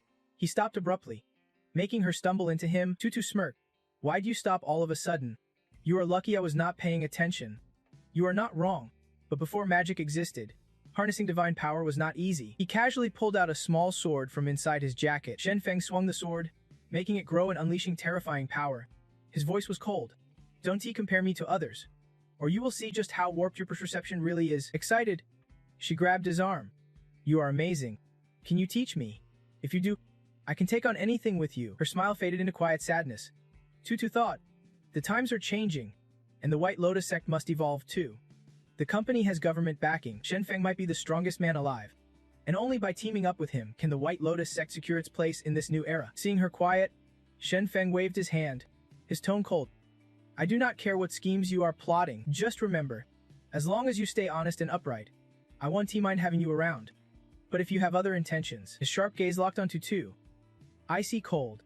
True power can crush all conspiracies. Saying that, Shenfeng left. She hurried after him, calling out, Tutu's got no bad intentions. She just feels sorry for you. Back at the apartment, as soon as they entered, they saw Matan kneeling on the floor. Shenfeng asked, You lamb, he has not caused trouble, right? Tumasanu stood immediately. And Mo, with me around, that troublemaker would not dare act up.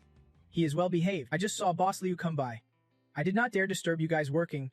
What is Boss Liu planning to do with my son? Looked at the guy, who was tightly shutting his eyes in fear. Then answered, No big deal. Boss Liu does not need to worry about this. I am handling everything here. Pointing at Tutu, Shenfeng said, Let me introduce, this is the White Lotus sect Saintess. Tutu, my new colleague. Matan immediately froze. The White Lotus sect Saintess has joined the company. He nodded slightly.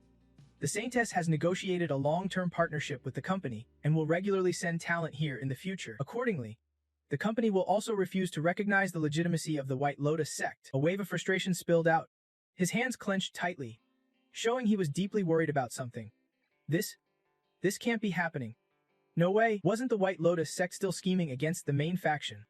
How did things suddenly flip like this in the blink of an eye? Semasanuan angrily struck his son and shouted, What do you even know?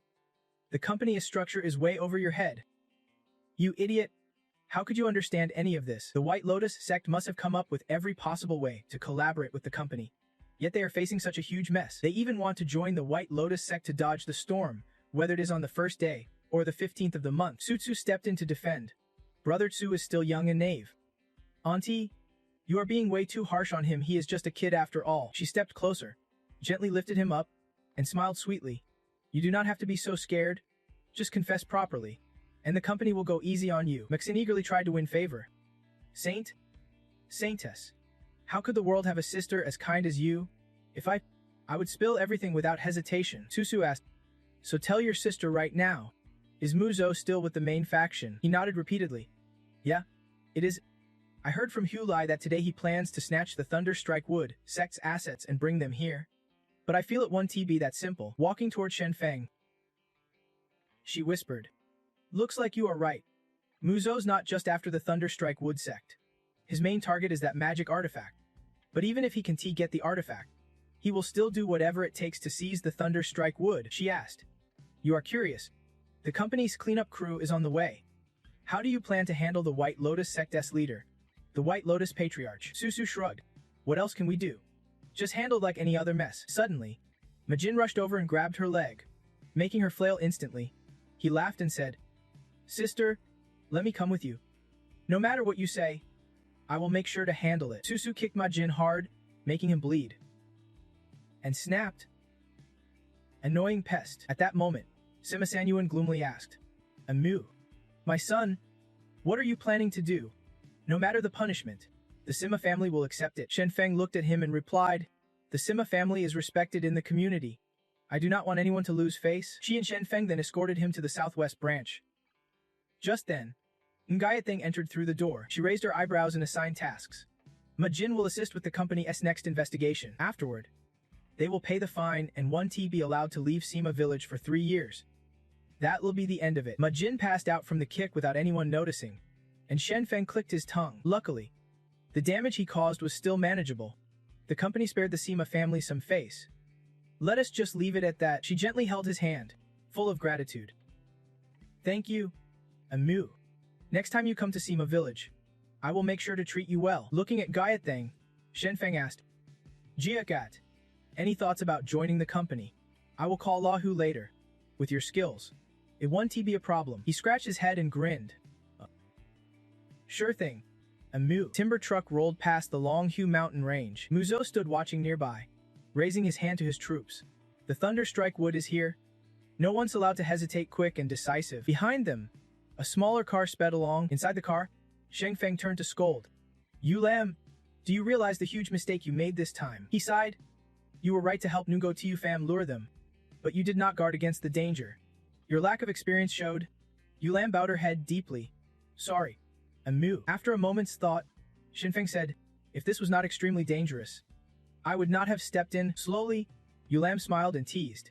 "Boss, are you insulting me or giving me a compliment?" He rolled his eyes and muttered, "Don't overthink it. I am just saying your combat experience is growing." He nodded knowingly. "That is not bad at all." Just then, his disciple driving the car got a call. He grimaced and said, "Someone's tailing the Thunderstrike wood transport. I am heading there to back them up now." After the call, his expression shifted. Voice tense. "Get ready, those troublemakers are making their move." Shen Feng flashed a sly grin. "Saintess, he is talking about you?" She shrugged slowly in response. "He mentioned Mucha. What is that got to do with me?" While pretending to be on the phone, she slipped in some info. "I just caught some news about the Silver Lotus Sect's superstition troops. None of the people following that truck included Mucha. He is probably still up at Longhu Mountain waiting for his moment." Hearing this, Shen Feng told his disciple, "Stop at the intersection ahead. You go support the transport trucks. I will head straight back to Longhu Mountain." The disciple nodded. "Got it, some gear ready." He instructed, "Yu Lam, I will send you the contact info for the cleanup crew's leader shortly. When you arrive, reach out and tell him your location." As soon as the call connected, he quickly said, "This is Shen Feng. A colleague will contact you soon to provide backup. This time, Silver Lotus Sect's men are stirring trouble right in the heart of the sect. Make sure to keep as many alive as possible." Meanwhile, atop Longhu Mountain, Swanky gazed into the distance and murmured, "Senior brother, you got the news? Right? The Silver Lotus Sect is making their move." Xuanfeng calmly replied, "Let them cause chaos. The company already called me. Shenfeng's in full charge here. Let that brat deal with the headache." He clenched his fist, eyes hardening. "Losing Long, such a precious asset and a birthday gift to me no less, if they really snatch it away. My junior brother will be furious." Eventually, unable to hold back, Swen decided, "The more we wait, the worse it gets. The more we back down, the angrier we get.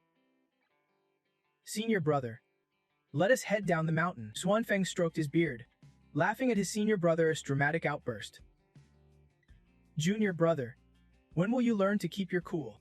You are 100 years old already." Saying that, he turned and left but stuck to his original plan. Let the kids handle the small stuff. We just stay behind the scenes and oversee the big picture. Swanky glanced at Xuanfeng and muttered, "Two ancient families, both sticking their noses in." Sure enough, that caught Xuanfeng's attention. He grabbed his hand eagerly. "Is that true?" "Junior brother, I am not the brightest. Do not try to fool me," Swanka added. "Three ancient family legacies." His eyes lit up fiercely. Turning to head the other way, Xuanfeng chuckled with delight. "Junior brother, these kids really honor their elders. How can we sit back and do nothing? Let us. Down the mountain we go." Patting Xuankai on the shoulder, he warned seriously.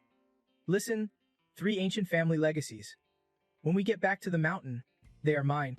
If anyone dares double-cross me, I will wreck their face." He shoved Xuanfeng's hand away and eyed him critically. Over the years, has not senior brother wrecked enough faces?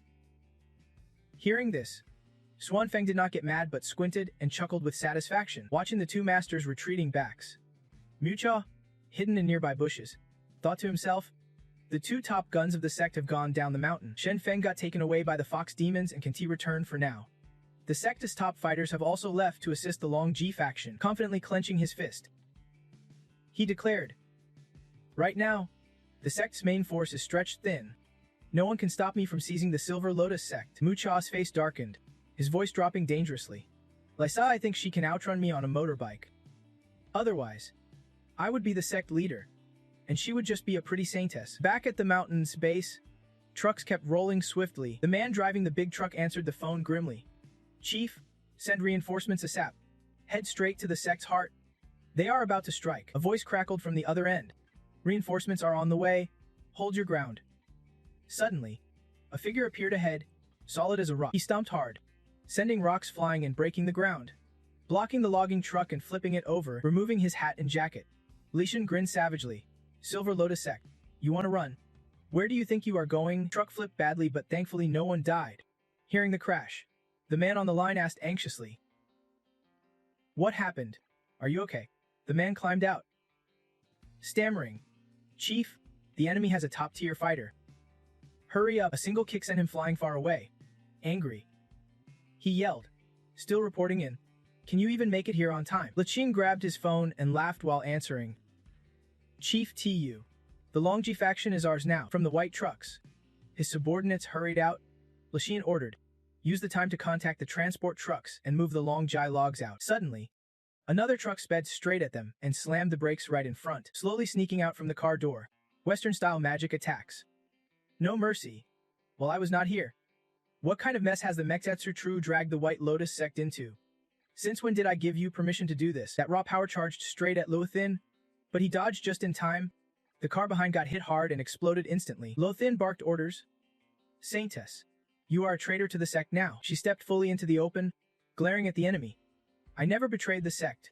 The real traitor is Masi Churju. Behind her, Lum silently updated via phone. We are here. They have not captured anyone yet. Good. Sending you the beast. Clean them out. From behind, a motorcycle sped up, followed by a yell. Old man, get out of the way. Amid the screams, another voice rang out. They have already made a move on Junior Brother S longevity celebration. The two sitting in the car were none other than the two cultivators. Swan Feng was driving, struggling to explain. It is not that I do not want to speed up, but this electric car is capped at 35 kilometers per hour. No matter how hard I try, I can't go faster. Junior Brother, take my advice sometimes. Instead of fighting an unchangeable situation and getting impatient, it is better to accept it and work through it step by step. Lixian thought to himself, the company people have arrived. Even the two elders from the circle are here. Looks like we are heading for trouble this time. Then the guy threw his hands up in the air and shouted so loud everyone scattered, running for their lives as fast as they could. Not far away, a group was lying in wait. The staff quickly reported, Captain, we have reached the designated spot. The others have not caught their target yet. The voice crackled over the radio. Got it. I am on my way. The leader took control, ordering all the Silver Lotus sect members back to the company. Looking down, the radio barked. No one's allowed to escape.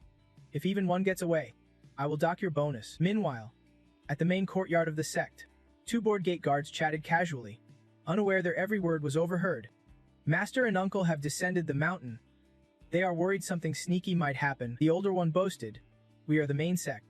Who dare cause trouble here? In a split second of distraction, a shadow leapt down, striking the boastful guard hard. The other guard jumped back, instantly realizing, you are not from the main sect.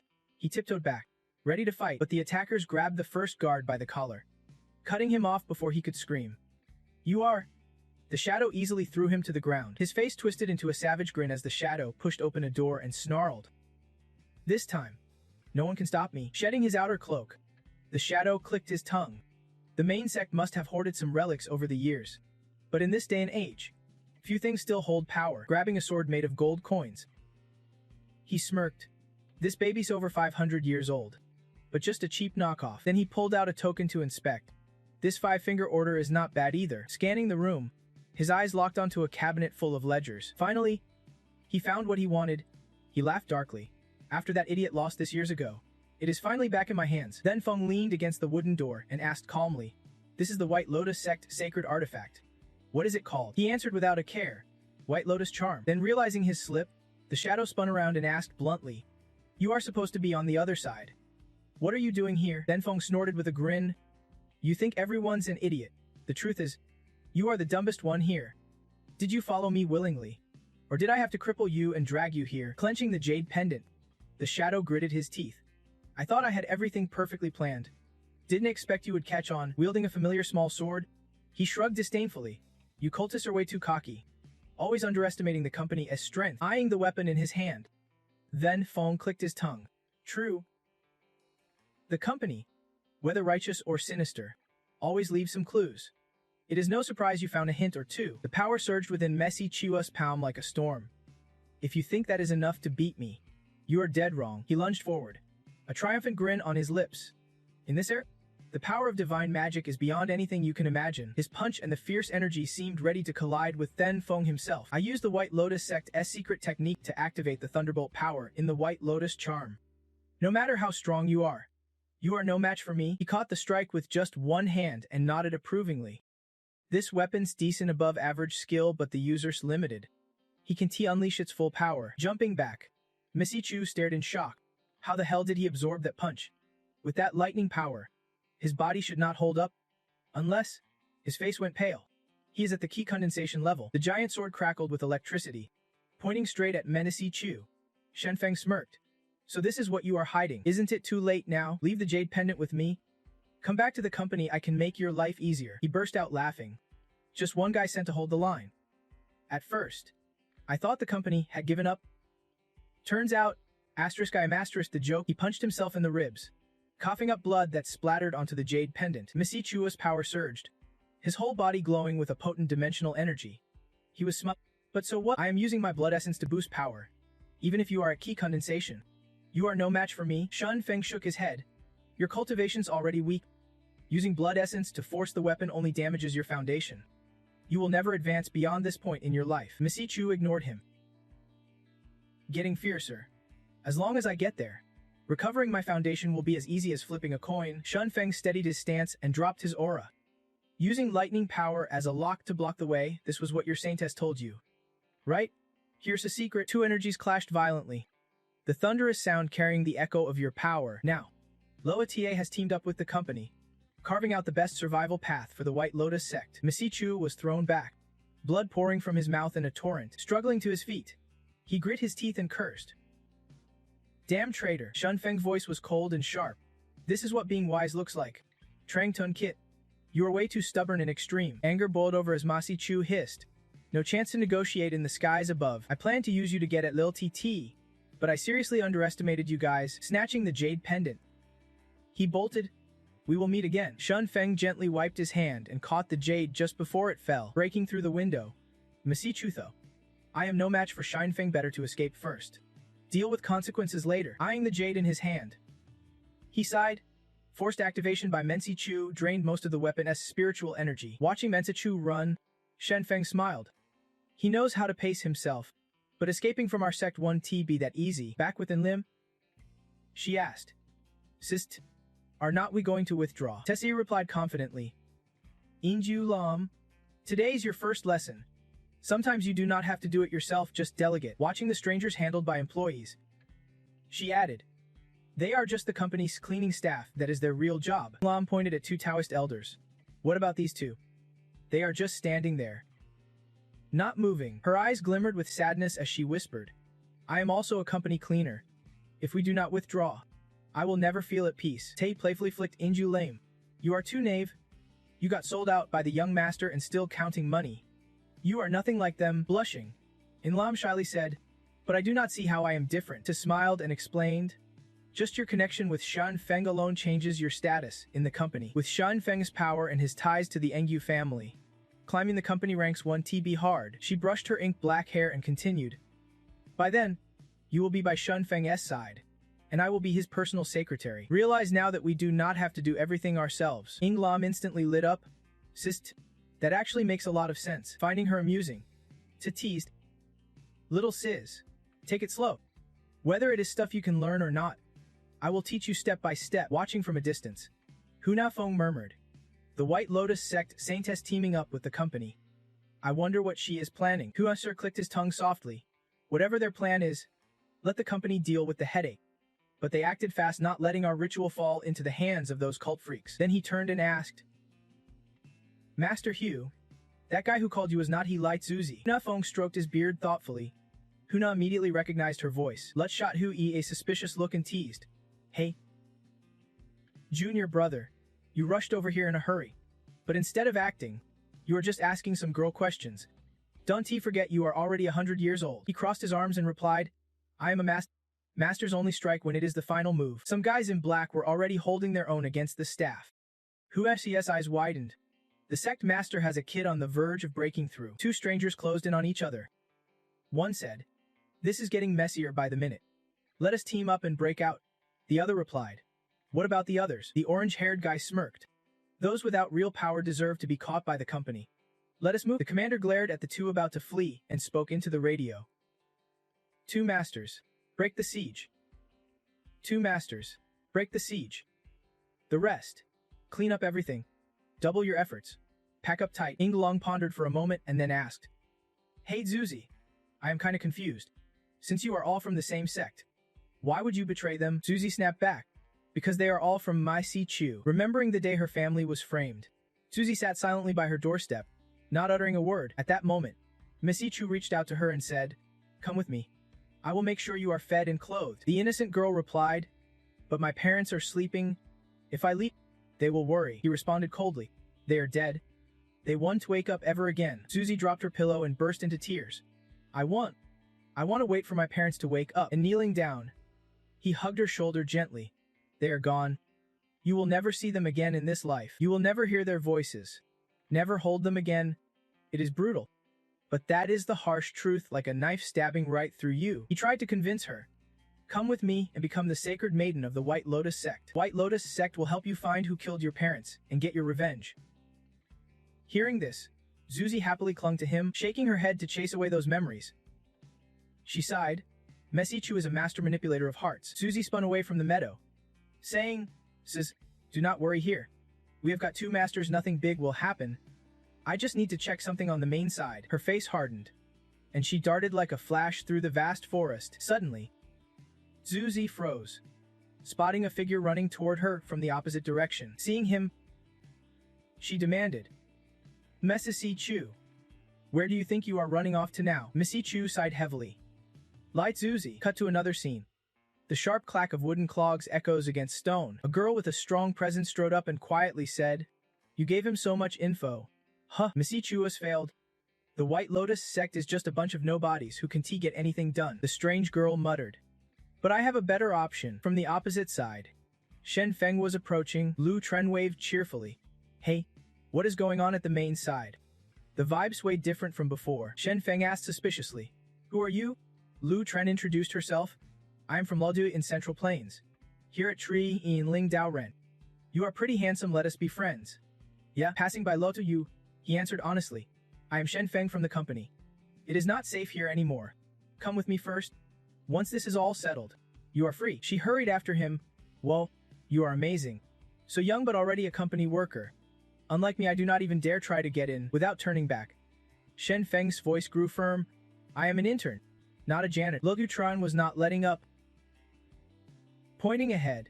Hey, when I went up the mountain, I saw a bloody man and a beautiful woman face off in the forest over there. She hesitated. I was a bit scared, so I did not dare go closer. Shen Feng's expression darkened. Leading the way, he headed back to where Zuzi and Messi Chu were confronting each other. She curled her lips into a bitter smile. Back then, you sent someone to kill my parents. Did you ever think the day would come when I would stand here facing you? He figured it this way. The White Lotus sect only cares about results, not the process. Since the sect leader values her, she is destined to become the sect's holy maiden, thinking about a future she once dreamed of. T-seed. If it were not for you guys, maybe I would be studying, working, falling in love, and getting married like a normal girl. It's a bit cliche, but more honest, celebrating New Year's by bringing the hubby and kids home to visit the folks. But she snapped, everything's been destroyed by you. Then launched a brutal attack. 3 sharp weapons flew at her, but Menacee Chu dodged them.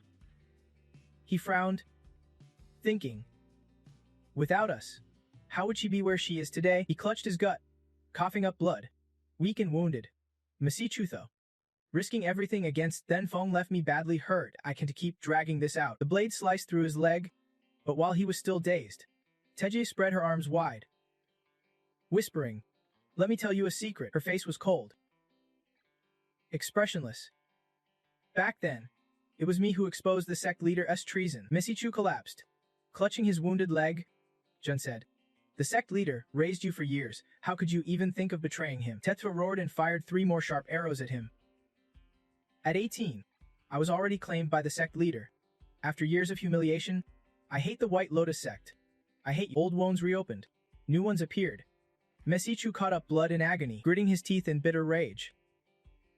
He thought, I just wish I would killed her sooner. But teaming up with that person stopped the White Lotus sect from flourishing under my control. I hate. Relentless arrows flew without mercy. The sect leader had been stripped of his powers at the company and was dying of syphilis. Just wait, he will be joining you in the afterlife in a few years. The arrows pierced through Messi Chua's body, embedding deep into the big tree behind him. He collapsed to the ground, breathless and lifeless. At that moment, a voice came from behind. They'll, unless absolutely necessary. The company forbids torture. Ta shrugged. I am still not an official employee yet. You can report this to Boss Yu.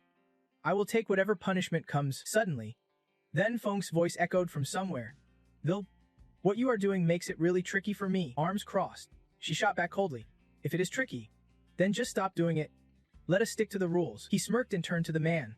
Tell Boss Olju the sect leader tried to seize control of the White Lotus sect. Masichu rebelled recklessly. And I killed him right then and there. The man scratched his head. Awkwardly. Don't worry about the boss' reaction.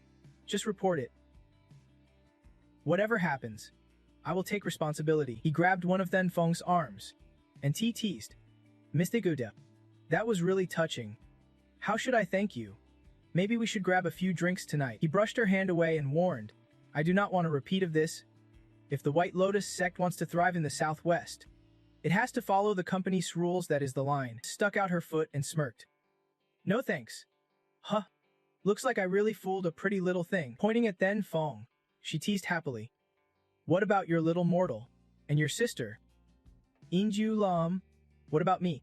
You are such a player. He irritatedly tapped her hand. We met by chance. It has got nothing to do with her. Lu Chun blushed shyly. Says, do not say that I am kinda embarrassed. Enough teasing. Then Feng asked seriously. Did Mashiyo say anything useful before he died? Teti glanced at Misichu's body being handled by a staff member and replied. He did say something. He was bold this time, because he was working with someone. But I do not know who exactly. Scene shifts to the company boardroom. Tension thickened the air as the situation is reported. The main sect incident is handled, and personnel linked to the White Lotus sect are now effectively controlled. A brash leader slammed the table. Enough talk. This cult has gone too far. The company has deployed cleanup crews to annihilate the White Lotus sect. Lu Theng calmly reminded. Don't he forget the company's original mission, he reported seriously. According to the Southwest Branch's investigation, behind this incident lies the shadow of Tima. The moment that name was mentioned, the room erupted. Some shouted in disbelief. No way, Tima was the company's predecessor. But all members died on the last mission. President Lu Yu said seeing their shadow is like a ghost haunting the underworld. Lu Theng quickly flipped on the big screen, laying out all the evidence for everyone to see through the Tianwang investigation. It turned out that half a year ago, Mutra had contact with this person, zoomed in, pausing on a watch with the familiar letter A insignia, and said, this symbol, veteran staff should recognize it well. Leaning on the table, Lu Theng explained seriously, Tima's job is to secretly fight and eliminate foreign enemies hunting us. Even if someone survives, they must report back to the company. Finally, he declared firmly, so I am requesting permission to investigate Tima's mission from 10 years ago. The speaker on the table suddenly announced, the company's Southwest branch has refused to cooperate on this SSS-level classified mission. The voice continued through the speaker, and the entire meeting room fell dead silent. Every year straining to catch every word, the Southwest branch was also authorized with an A-level clearance to investigate all info related to Tima and bring back any surviving members. Dead or alive, Lu Theng's expression darkened, suspicion creeping into his voice as he silently pondered. In recent years, many top executives and clan members have been assassinated. The company insists these deaths were just accidents, but could there be a connection to Tima? After thinking it over, he abruptly turned and left without another word. One of those present sighed bitterly and said, Boss Liu, the Bailey insect situation has not even been cleared up yet, and you are already ready to go? Walking towards the door. Come, Ev, he answered bluntly. The Bailey insect's princess has already teamed up with the Southwest branch. I promise. As long as the Bailey insect stays in the Southwest, the company will give them room to breathe.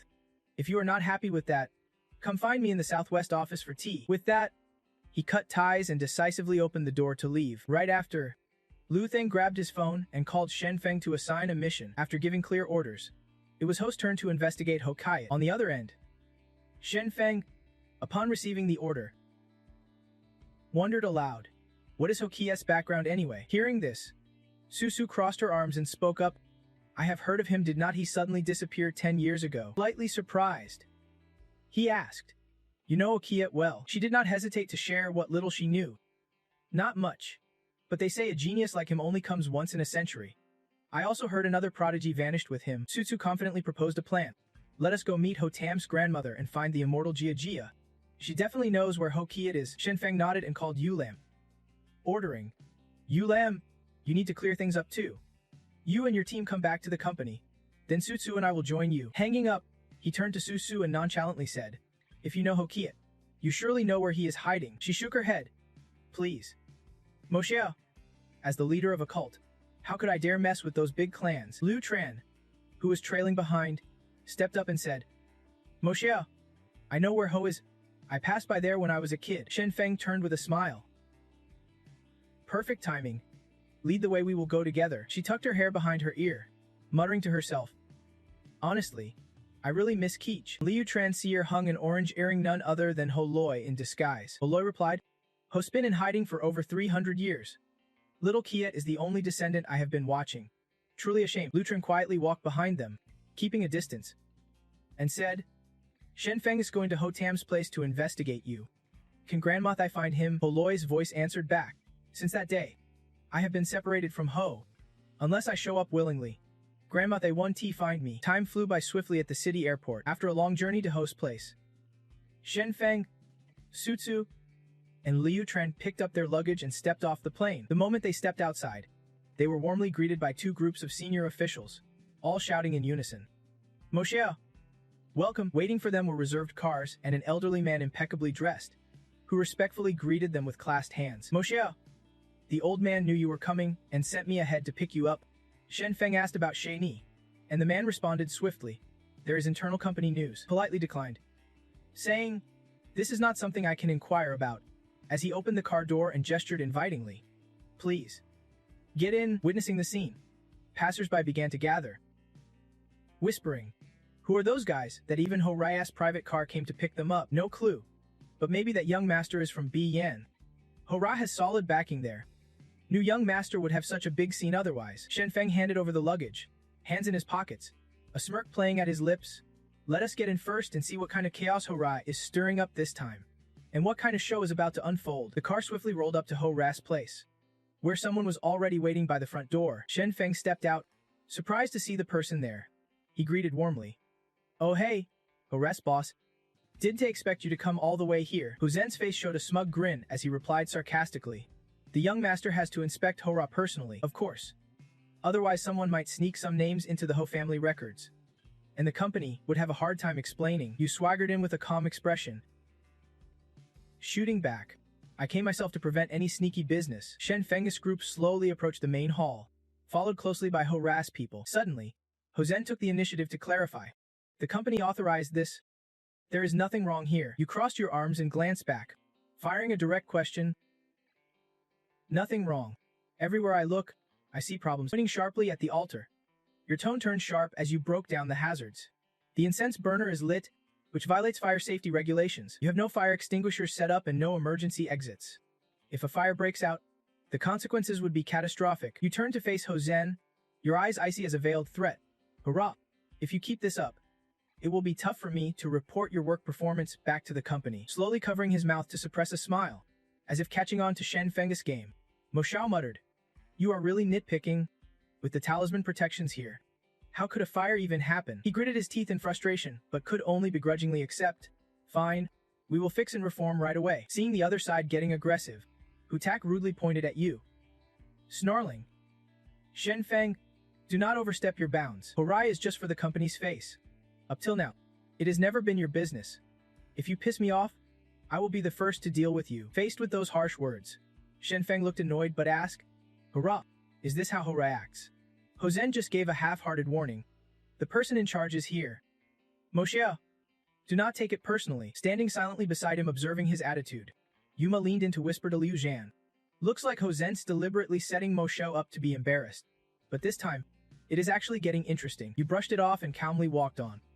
Sighing, kids talk nonsense. Adults do not take it to heart. The others trailed behind reluctantly. Hutak was so embarrassed he got aggressive, thinking he was being disrespected. He braced himself, unleashing his inner energy, shouting, You brat! How dare you look down on me? Bring out the big guns. With a clenched fist, he lunged fiercely at Shen Feng, spiritual energy blazing around him. Shen Feng decisively spun around and slapped him with a thunderous strike, sending him flying backward before he could even react. After handling him, Shen Feng gave a carefree thumbs up toward the altar, his words dripping with contempt. Hurrah! If you want to throw down with me, feel free to invite that guy over there to give it a shot. Ho Zhen's face twisted with rage, his palm clenched tightly as he ground his teeth, demanding, There has never been a precedent for a celestial being like him getting slapped. What kind of trick are you using? Shenfeng crossed his arms behind his back, grinning mockingly. Wanna learn? I will teach you. He immediately signaled for someone to carry the battered body of Ho back home. Then announced, "You all go down first. Mo and I have a few things to discuss." Hearing this, you turned back, hesitated, and lingered, saying, "Everyone, wait for me a moment." After everyone left, the two of them slowly stepped inside. Who clasped his hands behind his back and asked directly, "You did not come here just to throw a little tantrum, did you?" Then Feng straightforwardly explained the reason. At first, it was just to vent some anger, but then his superiors ordered him to investigate Hokiet. The mention of that name caught him off guard. He turned around in surprise and asked skeptically, "Little Kite has been missing for 10 years. And even the immortals who followed him disappeared. There is not much to investigate. But since you have the chance to get close to the company's top brass, you might as well ask them." Paused thoughtfully, reminiscing aloud with a voice thick with nostalgia, as if the memories were still vivid. On the afternoon of Lunar New Year's Eve, 15 years ago, Little Kite got a call and left the house, only returning late at night. Back then, in the biting cold of the year's last night, Hokiet asked my permission before leaving. "Dad, I have to go on a trip. Tomorrow I will pay respects to our ancestors. So I want to be home." Ho raised an eyebrow, puzzled. "Right before the new year. What is so urgent that you have to leave like that?" He stopped mid-step, turned, knelt down, and bowed his head deeply as if apologizing. Then firmly promised him, "Sorry, I can say more. But Dad, trust me, I would never do anything against my conscience or betray our country." Who could not hide his emotion, he reached out to help Hokiet up, worriedly reminding him, "You have not eaten yet, no matter how rushed. Eat something before you go." Hokiet flatly refused and quickly turned away into the snowy night. "I will eat on the road." Back in the present, Ho softly closed the door and continued calmly. Since that day, the last time little Kiet returned was 10 years ago. He stopped in front of an old wooden cabinet, lifted a dusty box with both hands, and recalled Hokiet's instruction. "Give me this box and keep it safe for a few years. When someone special investigates, hand it over." Then Feng stood next to Ho, suspiciously asking, "I remember the company was founded 10 years ago. It has never been investigated before." They sat face to face. Ho placed his hands on the table and honestly said, "Although I do not like you, you are the only one who has investigated little Kiet all these years. So you take it." Then Feng took the box and blew off the dust. Then he carefully opened it. Inside was a badge, just like the one Olu Thing showed. Ho sighed in frustration. "Sometimes I wonder if I have been on the wrong path." Then Feng flipped through several diary pages, then suddenly said, "I can tell you that back then Hokiet joined squad, secretly protecting Long Country." He recounted everything Hokiet had written in his diary over 5 years. The entries showed Squad faced tons of tough challenges. The Yin-Yang Exorcist Squad of Anho Nation drove out the Kingdom-S traitors, with the diary mentioning restoring the spiritual veins and the Kan-Lan connection. By the end, Who could not hold back tears and smiled proudly. "That is my son, he never let me down." The last pages were torn clean off. Ho concluded solemnly, "Looks like the reason for Hokiet's disappearance is hidden in those missing pages." Ho immediately clarified, "Since I got the box back, I have never opened it." Then Feng stood up, holding the diary, and before leaving said, "I trust you. Now that we have it, there won't be any more trouble." Suddenly, Ho reached out, stopping him. "Don't rush off yet. Hu Tamtai wants to see you." Meanwhile, in back, Tu Fime lay stretched out on the couch, nibbling fruit but wearing a constantly annoyed expression, muttering curses under his breath. "That damn old man gets worse every day. Won't even let me step outside the house." Tu Fime jumped up, hands on hips, face twisted in frustration. "Uncle Than, do you know what the worst thing he has done is? He won't let me contact the phone. He even confiscated my phone." "Uncle Than, tell me, is this even human behavior?" The man smiled kindly and gently reasoned, "The master has his plans, miss. Please understand." She lay back on the couch, arms crossed behind her head, eyes shut but mouth never stopping its complaints. "I am supposed to understand him, but who understands me?" Only then did Tu Fem ask about the situation. "What is going on with the team back there?" "Uncle Thun just brought over a plate of pre-cut fruit and dropped the bomb. Von Gun and Jia shares have been slashed in half.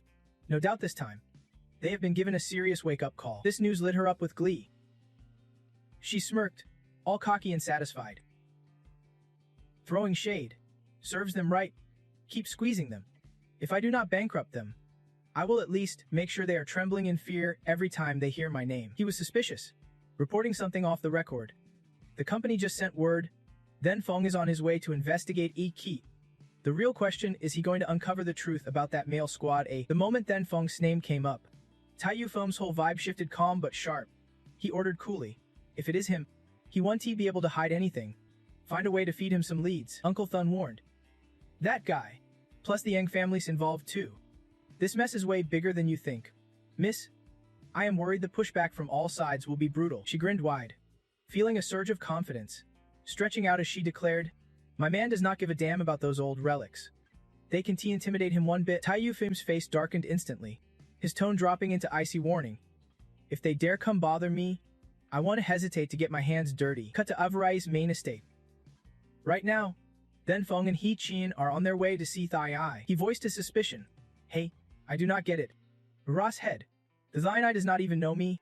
Why bother meeting me? The elder calmly replied. If she is meeting you, there is definitely some deep reason behind it. Even I can guess what it is. After a bit more walking, they finally arrived. Right in front was the Ai's ice residence. Chen clasped his hands behind his back and said, here's the spot. You are on your own from here. Then Feng did not overthink it and quickly headed toward the mansion. Stepping inside, he spotted Thai Ai curled up in the woods, mumbling to herself. He thought, the legendary He Tam Thai Ai is supposed to be a nine-tailed silver fox, the daughter of the ancient Senhevji family, dating back to the dawn of creation. But honestly, she does not even have 9 tails. Hearing his silent judgment, she snapped to attention. Voice sharp.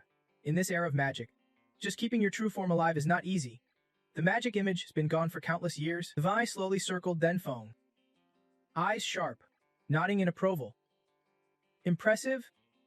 Young man, so young, yet already mastered energy condensation. You are the most capable person I have met in centuries. Faced with such high praise, then Feng kept his cool. Replying dryly, that is your opinion. You have someone you respected before. If you are here just to say this, then we are wasting time, she suddenly explained. That kid. Taiyu Keat. Whether talent or temperament, pleased me greatly. That is why I told Haikyuu to stick close to him. Kid's got potential, and has been determined since childhood to restore the spiritual vein. Then Feng caught her drift and asked straight up, what is your angle? She recounted in detail. 10 years ago, Taiyu Keat came back to me, said he had a secret mission at Kunlun. After that, both Taiyu Keat and Hyaki disappeared. Zai calmly shared her theory. I think his goal was simple. He did not want such a precious seed to be destroyed. He calmly rubbed his hands, fully understanding the hidden message. Spiritual force carries the soul's power. If she wants, every soul in range is fair game. After the tense standoff, then Feng narrowed his eyes coldly. Firing back. Old fox. You are trying to kill me, are not you? At this point, the Li openly admitted it. You came to Watara to investigate Taiyu Keat. I knew sooner or later you would head to Kunlun. With that, she instantly unleashed her magic, flames swirling wildly around her. She struck decisively, sending a fiery spiritual arrow straight at Feng. The Zainai taunted fiercely. If you can't even pass my test, then going to Kunlun just means you are signing your death warrant. With lightning-fast reflexes, he leapt up and dodged cleanly. Landing smoothly, he drew his wooden sword with a sharp glance. Warning, old fox. You are playing dangerous games with me. When my husband gets angry, do you really think you can handle the fallout? She burst out laughing, boldly declaring, Kid, you will never kill me. Meanwhile, her fiery spiritual arrow silently spun back for a counterattack. Without hesitation, then Feng slashed through her attack with a flash of thunderous light. He challenged her. Thunder is the ultimate trait of beast spirits. You do know that, right? At that moment, the Zainai's 9 blazing tails appeared, her entire being radiating overwhelming spiritual pressure. Blazing with fierce energy, she declared boldly, your little thunder trick won't touch me. Shinfeng cracked a faint smile, leapt forward, and with a sharp chop, caught the crackling electric sword. He paused midair. Coolest. Is that all you have got? The two clashed head-on, their auras colliding violently. Pressure so fierce it felt like it could tear the very space apart. Their powers surged, one wielding lightning, the other blazing with golden light, each strike relentless, testing the other's limits. The Zainai bared her teeth, eyes blazing with defiance, sneering arrogantly. This weapon's crafted from millennia-old thunderwood. Its soul older than ancient times. Who do you think you are, pulling this out? Without a word, Shen Feng grabbed her by the throat, Making her tremble in pain, he pressed the sword's tip right against her face, his cold gaze devoid of emotion. Guess how many rusty swords like this I own? Calm as a still pond. Shenfeng did not bother hiding his plan. I dodged your assault just now to study how your magic flows. If I want, I could crush you with raw power. He warned, pressing harder on her forehead, the conduit of her spirit realm. Just one stab here, tell me. What do you think would happen? Panic flashed in her eyes as she begged desperately, throwing out threats. Don't do this. If you kill me, the whole Hay family will come after you, company included. They won't protect you either. Don't you want to know what little Keat was sent to Kamlun to do back then? Kill me, and you will never find out. Shenfeng's expression hardened, eyes blazing like wildfire. Who is playing dirty here? I am just trying to reason with you. You want to fight? Fine. But when I am ready to throw down, suddenly you want to talk. You serious? His every word cut sharp as a blade, freezing Thai in place, silencing any comeback. I am not killing you. I just want to know what really went down back then. If you dare lie, you won't survive the fallout. Spirits like you, I have already taken down countless. Once freed, the Zainai slowly returned to her spot, revealing that back then, Enho Kingdom's agents and Yin-Yang masters invaded Long Kingdom, aiming to raid Lun. Shenfeng's surprise flickered. Doubt crept. If your story is true, Tima must be Long Kingdom's elite. They would not be wiped out so easily by Enho Kingdom. She collapsed and dropped a bombshell. The real terror in Kunlun is not the people, it is the restless spirits haunting the place. If even the old god's tricks can handle them, going to Kunlun is basically a one-way ticket to death. Shenfeng cut straight to the chase. Then tell me, what about resurrecting the spirit White Kingdom? They are also tied to Kunlun, right? Ivana hesitated. Unsure? I am not really in the loop on that. Sorry, not exactly. I do not know what tricks Master Zhang used back then either. You will have to find out when you get to Kunlun. With his mission accomplished and all the intel he needed, Shenfeng showed no patience for more. Coldly, he turned and walked away. Got it. Before leaving, he glanced back, tossing a few cutting jabs. Tell your descendants to watch their backs around me. Next time, I won't hold back. Cut to the Zen Corporation, where a sharp voice issued orders. Transfer this month's profits as usual, and keep an eye on Old Wu's orders. Tron exuded effortless poise, strolling the street while casually discussing business over the phone. Dichu, do I really have to spell it out? If you do not take back the market share from the Leather King, you are just handing it over. Suddenly, Butch Thid appeared out of nowhere, flashing a cocky grin. Chairwoman Zhang, your guys want to see you. Guards immediately rushed forward, shouting, protect Chairwoman Zhang. Before they could react, the rude man kicked one guard sky high, cursing loudly. Damn it! Don't mess with me. More guards scrambled to help, but Bechthit just sneered and taunted. Chairwoman Zhang, now we can talk, right? Tron K calmly signaled her guards to stand down before suggesting, this spot's no good. Let us move somewhere else. She walked slowly to a parked car, while he followed, smirking mockingly. Chairwoman Zhang, so decisive. Guess I will enjoy your fancy ride once. Headed to a tea house in the city. As soon as they sat down, Butchthit tossed back his drink in one gulp. He leaned in, curious. Chairwoman Zhang, are not you worried I am bad news? Tron K sipped her hot tea with grace, replying coolly and cleverly. You are from the underworld, so if you want to mess with a regular guy like me, do you really think I am powerless to fight back? Batch dove straight into the heart of the matter. No surprise there, since Miss Ngo told me to deliver her message. If you trust her, then come with me to Yenback. I will watch your back the whole way. Hearing that name sparked her curiosity. She asked. She did not say anything else. The guy threw up his hands with a tired look, propping his chin as he rambled. People like Miss Ngo giving us jobs to support our families. That is already a blessing. I just want to work, nothing else matters. But I have caught wind of something. Something tied to Then Fong. Without waiting, he stood up and headed out, but not before saying, give me 2 days to wrap up. Meet me under the Trine Corporation building in 2 days. Grabbing his phone, he stood abruptly, glaring at her and grumbling, man, these rich folks are stingy, running off before paying up. Meanwhile, the Shenfeng group was warmly received by the Ho family, escorted to a luxury hotel with attentive hospitality. Musheda. Ladies, this is the Ho family's legacy. Everything is taken care of. If you need anything, just call the front desk. He looked surprised, puzzled by their enthusiasm. I caused trouble for the Ho family, yet they are treating me so well. Shenfeng clicked his tongue a few times and frankly admitted, it made him uneasy. Just as they stepped inside, a cheerful receptionist came out and said, You three. Give me your luggage. She smiled as she took each suitcase with care, her attentiveness leaving no room for suspicion. I will take these up to your rooms, but just a few steps in. One suitcase slipped and crashed to the floor with a loud bang. The receptionist hurriedly bent down to pick it up, apologizing nonstop, but secretly slipped something into the suitcase. Shenfeng did not mind and let it slide. No worries. Just get to the rooms first. The teachers kept walking calmly. But you suddenly yelled, "Wait, who are you? What did you just put in my luggage?" Hearing this, the receptionist panicked, dropped the luggage in the lobby, and bolted away on tiptoes. You, quick as a flash, chased after her, sticking to the motto, better to accuse wrongly than miss a threat. Who she was did not matter, catch her first. Figure it out later. She froze when she saw the image on the phone's screen. Lu Chen gasped.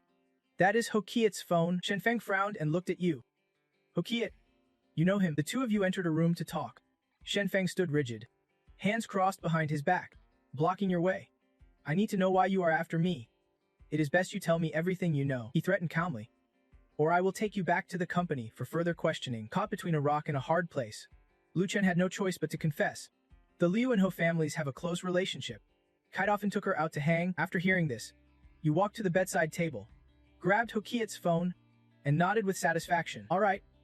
Got it. This phone belongs to Hokiat. There is definitely info on the team members in here. You are going back there, stay calm, and take her back to the Ho residence. Hokiat's phone? Calmly, you sat on the bed, tapping through the phone. Searching. Okay. Searching Hokiat's phone now. Sitting on the bed. You tapped through the phone. Casually answering. Searching Hokiat's phone. Security from 10 years ago can T compare to now. Got it. You gave a faint smile, spotting names in the contact list. Chong Ham. Ha Then. Kok. Then the Hong. I will send this list to the company. They will run checks ASAP. Shenfeng noticed something off and asked suspiciously, who is this kid? The last call Hokiat made was to this kid. Lu Chen tilted her head, her face tight with worry, voice low and hesitant. The kid is just a kid. Both men tensed up, staying alert as they continued their discussion, completely unaware they were being watched from afar. The observer slowly reported. The phone's in Shenfeng's hands now. That mysterious figure was none other than the fake receptionist from earlier, who was now relaying info over the walkie-talkie. But I have noticed there is someone else targeting them. Should I send backup? We have worked together long enough. We can negotiate the price later. The other side flatly refused. Your job's just to deliver the phone. Don't he get involved in anything else? Meanwhile, you slowly headed back alone. The door creaked open, making Shenfeng curious. Why are you coming back alone? You frowned with frustration. I lost. That woman's agility is off the charts. Shenfeng guessed calmly. She had the home advantage. If you can catch her. No use chasing. Just then, two knives suddenly smashed through the glass door, shards flying everywhere. Shenfeng reacted instantly, pulling Lu Chen down and shouting a warning. Watch out! Two ruthless black-clad soldiers kicked the door open, barking orders. Grab the phone, and the girl.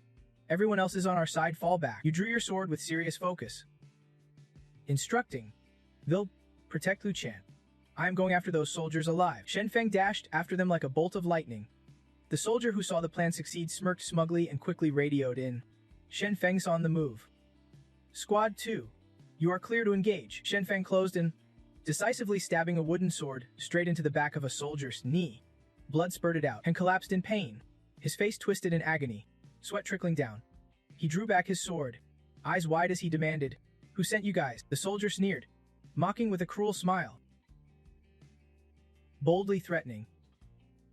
Keep digging, and next time it will be your family on the line. Shenfeng snarled in frustration. What era do you think this is? Raising sacrificial lambs. Whoever's behind this is one major thug. Without another word, he spun on his heel, darting away like a gust of wind, silently deducing the ambush. They had a second team. Clearly, he was not the real target. Inside the room, T gently held Uchutren's hand, soothing her softly. Little sis, do not be afraid. Shenfeng might be a bit stubborn, but he is no villain. No matter what secrets you have, you can trust him, she whispered with concern. Can I really trust him with this? Lo Tron barely finished her sentence when two black-clad figures appeared outside the glass window, climbing ropes, ready to storm in. Tis spotted them immediately, decisively breaking free and throwing a throwing dart at the intruders while warning. We will talk later, there are more coming. The team leader barely dodged the attack, then smashed through the glass one by one without hesitation. His hand clamped tightly around T's throat, eyes filled with contempt as he sneered. Your throwing darts work better outside in the open. Two soldiers behind quickly grabbed Yu Tren. Captain, we have got the target. The ruthless captain slammed Titiva to the ground, ignoring her cries of pain and bark. Move out. The three of them, carrying Yu Tren, did not hesitate. They leaped straight out the window and vanished. The captain raised an eyebrow at Elu Tran's unnervingly calm demeanor, sneering. You are pretty composed. Huh. Let us see if you can keep that cool later. They dragged Yu Tren to an abandoned factory. The captain roughly strapped her to a chair, wordlessly slapped her face, then leaned in, demanding, Who are you? What is your connection to He Keat? When did you meet him? When she remained stubbornly silent, refusing to spill a word, his anger exploded. He kicked her hard in the stomach, blood spilling from her mouth, growling, If you do not talk, do not blame me for what comes next. Yu Tren's eyes stung with tears, blurring her vision. Her face was marred with scratches and bruises. Memories flashed back. She was just a 10-year-old kid then, with Achi Than leading her to the camp. A Than approached Aki, who was training hard, announcing, Old, a new recruit just arrived from the headquarters. Yu Tren is from the Leltu family in Trungain. By protocol, you are responsible for taking her under your wing first. Hearing this, he immediately set down his weights. A Kit knelt before Yu Tren, rubbing her hands gently. Incredulous. Are you sure there is no mistake? Why send someone so young here? Then crossed her arms defiantly, snapping back. Don't underestimate her. At just 10, she has already stepped into the post-heaven realm. If she is here to train with us, she has got potential. He stood up instantly, hands on hips, sternly asking, Kid, do you know what our team's gonna put you through? She replied with fierce determination. I know I will face a lot of bad people, but I will protect and serve the country. A Kid smiled, dropping to one knee, ruffling her hair. I am with the higher-ups on this. From now on, you are with me. You are my little firecracker, and I am your big bro Keat. Got it? Turning his back, he raised a finger and declared, Let us kick off our first trial. A Keat dropped to one knee, hands forming seals, voice calm but sharp. All right, Old, get ready. Flames burst behind him, shaping into the mythical nine-tailed fox. He furrowed his brow, face hardening with fierce determination. Then emphasized, This is not just about bonding with the fox spirit. You need a strong body to truly unleash the spirit's power. With that, he dashed off like lightning, shadows flickering as he circled behind Yu Tren, setting the perfect trap. She spun around, stunned to find Keat already behind her. Amazed at his speed, she realized Keat bro was nothing like the rest. He flicked Yu Tren's forehead sternly. Warning, rule of team. Rookies learn from the veterans. Once you prove yourself, I will send you to Sister Than to continue training. He immediately raised two fingers, and the Thunder Tiger appeared in a flash, circling around his body. Exhausted, the tiger gave the order. Old hag, let the kid get a feel for the action first. As soon as the order was given, she darted straight toward Yu Tren, soothing him calmly. Don't be scared, little one.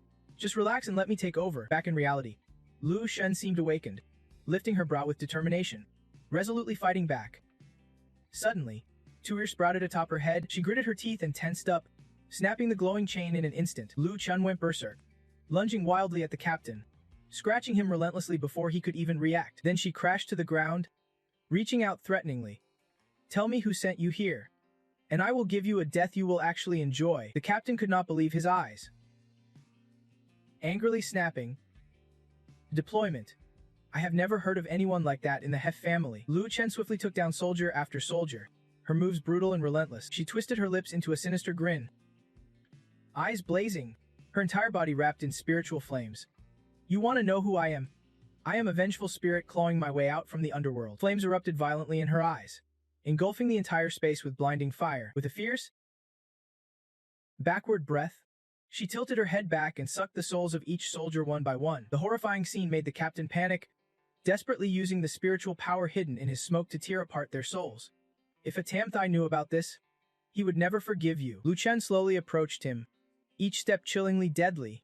Her voice was ice cold as she spoke. Now that I am here, I will make sure you die with a smile. Don't even think about sneaking poison between your teeth. You have already seen I can handle spirits. Have not you? The captain tensed up, muscles bulging as his shirt tore apart, his arrogance glare. Kid, after killing so many, Do not even care about a soldier like me. She did not even bother replying, charging forward and landing a knockout punch right to his face. The captain dropped dead on the spot. As Aldu Chen drained his soul, a surge of anger bubbled up, and she snarled, "If you want talk, do not expect to live much longer." Mission complete. The Thunder Tiger vanished instantly, and her body collapsed heavily to her knees. Lu Chen gently wiped her arm, eyes flicking to the flower pin as she sighed. Fake leather. I have trained for years, but I still can't do what Kitka did back then. The tiger immediately encouraged her. Little T's a special case. Compared to that, you are already doing great. She stared into the distance, overwhelmed with memories. Back then, besides in Hevaku, our people also took action. The Thunder Tiger worried aloud. I am afraid I am still not strong enough to take revenge. Meanwhile, then Feng and TT were rushing toward the abandoned factory. He glanced back and said, "She is hurt." She seemed unfazed, answering casually, "A little scratch won't slow me down.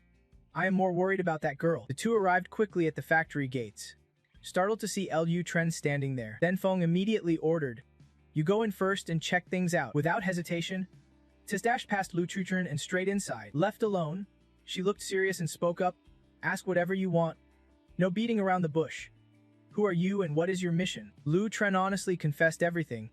"I am Tu Deem, and I came to Kunlun to complete the last mission of Squad A." Moments later, Teti emerged and reported, "They are all dead." Hearing this, then Feng calmly grabbed his phone and dialed. "Director, we have got a problem. The investigation of Squad A hit a dead. They have all been killed by me." Lu Tren asked excitedly, "Why are you helping me?" He folded his arms seriously.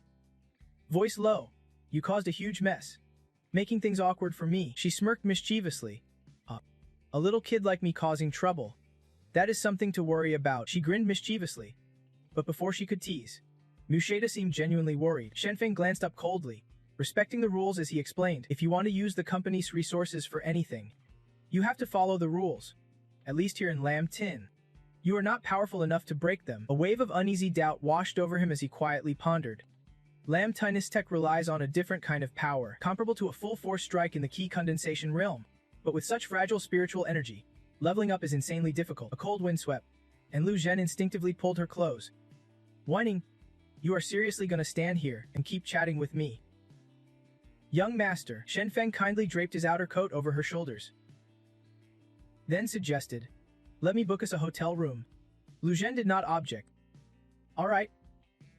Sounds good." Slowly, and Tu looked at the lovey-dovey couple with growing irritation, muttering under her breath, "What kind of savage slang is this? These youngsters nowadays getting harder to understand by the day." Night fell swiftly. At the hotel, Shenfeng gently handed Lu Zhen some water and carefully warned, "Your immortal ancestor is incredibly powerful. When you go into battle, if you do not suppress your own strength, it will drain a massive amount of your vital energy. Drink this water and calm down first." She gratefully accepted it, saying, "Thanks." He plopped down with a curious frown, asking, "Is this the immortal ancestor who followed Hu Ji back then? Can we invite him out to talk?" Lu Zhen lowered her head hesitantly, explaining, "After finishing the mission at Conlon, Uncle Ho voluntarily left the lake. Being alone means a thunderbolt could strike at any moment." Shenfeng's curiosity piqued, crossing his legs and rubbing his chin. He wondered, could the rules of the Blue Star sect have such deep flaws? Staring straight into her eyes, he sincerely said, "Don't overthink why I am helping you. I am not interested in your past. I want to know what really happened back then. If it is possible to restore the spiritual veins at Conlon." Lu Zhen flopped back on the bed, replying with a tired sigh. "So that is your goal? Well, you are going to be disappointed. Conlon can restore the spiritual veins at least. We have not found anything." She went on. "The info came from the most reliable source about restoring spiritual veins at Conlon, but Squad found 0 clues. Someone's lying." Lu Zhen reminisced and rambled on. "Back then, Squad suddenly got an urgent mission to retrieve an item from Conlon." Shenfeng asked curiously, "What kind of item?" She found it at Conlon and concluded that what Cheng Daling left behind was. Her face suddenly turned serious and cold, whispering 4 words. "The secret to becoming an immortal." Just then, Tutu stepped out of the bathroom, drying her hair and rolling her eyes as she denied it. "Cheng Daoling wanted to teach us how to become immortals. Then why did they shatter the spiritual veins of heaven and earth back then? Just to get a sunburn?" She crossed her arms, eyes full of disdain, mocking outright. "Becoming immortals. I see your hair's long, but your mind is narrow. You are a fool. Sure, but Squad A is full of idiots too, surprisingly so. Li Jin heard that and felt deeply wronged. Clenching her fists tightly, nearly shouting in threat, "You can insult me all you want, but do not dare insult Squad A. Apologize now, or else." Tutu refused to back down, firing back with biting sarcasm. "You are way too serious. Says, you are strong. But I am no weakling either." Seeing them bickering pointlessly, Shen Feng snapped, jumping up and grabbing both their hands. Scolding. "Enough, Tutu. No interfering without my permission." Annoyed, she grabbed her hair tie and turned away coldly. Fine. I want tie button. You handle this." Li Jin bit her lip, rubbing her wrist. Silently thinking. Just now, I felt a surge of power weaving through my body along the meridians, suppressing the aggressive aura. She stepped closer to Shen Feng, admitting grudgingly, "You really are impressive." Lu Zhen had barely sat down when he immediately refocused on the main point. "That item you guys brought it out from Conlon." Memories flooded her, and she quietly bowed her head. Every word she spoke dripped with sorrow. From start to finish, "We never found that item. Later, we realized Hogos men and the Yin-Yang masters ambushed us at Conlon." He listened intently, then grew suspicious, slowly concluding, "No way. How could Hua Ghost people infiltrate Conlon without the sect knowing? Unless," at this point, she realized he would figure them out and confirmed, "You are onto it. There is a mole among us, maybe in Squad, maybe higher up, but I do not know who. Either way, I am the only one left alive now." Carrying everything forward, Shen Feng bowed slightly, face grave, questioning. "According to current intel, the entire squad had died on Conlon. How did you survive?" Elsewhere, Sidak stood atop a rooftop, silently monitoring the situation. Spotting the moment, he radioed in. "Target spotted. Ready to engage." He gestured for his team to move in. "Warning, no survivors except the target." Sidak furrowed his brow, muttering, "Never thought the bastard left behind in Long Kingdom could still be useful. The Empire's forces could not find him, but now he is about to fall into their hands." Turning back resolutely, he emphasized with gratitude, "The 12 Koga ninjas are already en route. Without that guy's backup, we would not have made it this far." Sidak's eyes flickered with a bittersweet longing as he slowly drew his sword. But he knew he would never see that day. Surrounded by ninjas heading into battle, at the same time, countless sharp darts sliced through the air, smashing through the window pane, startling the two inside. Quick as a flash, he dragged the table up as a shield. Instantly recognizing shuriken ninjas from Sakura, Shen Feng smashed a lamp to create darkness, frustrating the enemy. What kind of sloppy security is this? Enemy infiltration without a hint of alertness. He spun around urgently, ordering the two girls, "You two get out ahead. I will cover the rear. Take it slow, protect Liu Zhen." Faced with the sudden attack, Shen Feng's suspicion deepened. He silently analyzed and concluded, "This is not good. An infiltration this big can't happen without a leak. There is definitely a mole in the company's leadership." Over here, slowly tugging Liu Zhen's hand to urge her on, he delegated task. "Let us move. You are drained. I will take point. You handle any surprises." As the door swung open, a ninja suddenly lunged in, ready to ambush. As if waiting. With swift agility, he dodged to the side and decisively thrust a poison needle right into the attacker's back. After dealing with it, he quickly pulled Liu Zhen outside. "Let us." Every move was caught by Sidak's sharp gaze. Calmly, he ordered, "The little bird's flown the coop. The rest, go catch it." Without hesitation, Sidak leapt toward the hotel, surrounded by ninjas. Shen Feng stayed cool as a cucumber. He barked orders. "Stop clowning around in front of me. Get your boss out here now." Sidak appeared, clapping and praising, as expected of Mu Shada. This swagger puts many young Koga generations to shame. He crossed his arms, bluntly declaring to the stunned group, "But that attitude alone won't save you from our siege." Sidak narrowed his eyes, folding his arms arrogantly, offering a deal. "Here's your choice. Surrender to Koga. With your talent, Sakura won't stand a chance." His next words were a cold ultimatum: comply, or face certain death. Then Feng did not flinch one bit, smirking with contempt. He spit out a harsh insult right in their face. "Fools." No sooner had he finished speaking than he raised his sword high, unleashing an earth-shattering blast that swept through the ninja squad like a relentless storm, leaving them zero chance to fight back. The whole group staggered one after another, barely able to hold their heads up. Stunned. How could he be this strong? Then Feng answered coldly, "You just stepped into the back ranks and already talking to me like that? Who gave you the confidence?" Long teen. Even now, Shikdak stubbornly pushed back with bravado, threatening loudly. People of Long, do not get cocky. No matter how strong you are, face the 12 Koga ninjas and you are as good as dead. Without a word, he stomped decisively, making Shikdak jump. Then Feng's voice was calm but deadly. The 12 Koga ninjas. Blood splattered across his face, marking the final chapter of Shikdak's fate. Then Feng warned with a steely edge. Whoever dares block my path to restore the spiritual veins has only one way out. Death. Scene shifts to the next day at a bustling airport, where an old man stands waiting for a taxi. As the taxi pulls up, a young man boldly shouts, bumps the old man's shoulder, and just takes over the cab. Sorry, man. I am in a hurry. Turns out, that old man is Shibahara, one of the 12 Koga ninjas. Adjusting his glasses, he scowled, thinking, Longquip people really lack manners. When will they learn Sakura's etiquette? Ogawa, another 12 Koga ninja, casually approached with her phone in hand, saying, Senior Yuji, Longquip's grown fast recently. Now we can even use ride-hailing apps. Shibahara slipped his hand into his coat, cautiously reminding, we have a mission. Try not to leave any traces. Ogawa pointed at a nearby camera and calmly said, cameras are everywhere in Longquip now. Senior, you might want to learn from the younger generation. He showed zero concern, replying casually, we are just escorting one woman back to Koga. No need to be so careful, just think of it as a sightseeing trip in Longquip. Hearing this, the old man's tone hardened with a threat. Koga ninjas always put mission first. Your words will be reported directly to the leader without mercy. Ogawa lead in, advising softly, Senior, no need for that. We have people in high places helping us. Our mission can fail.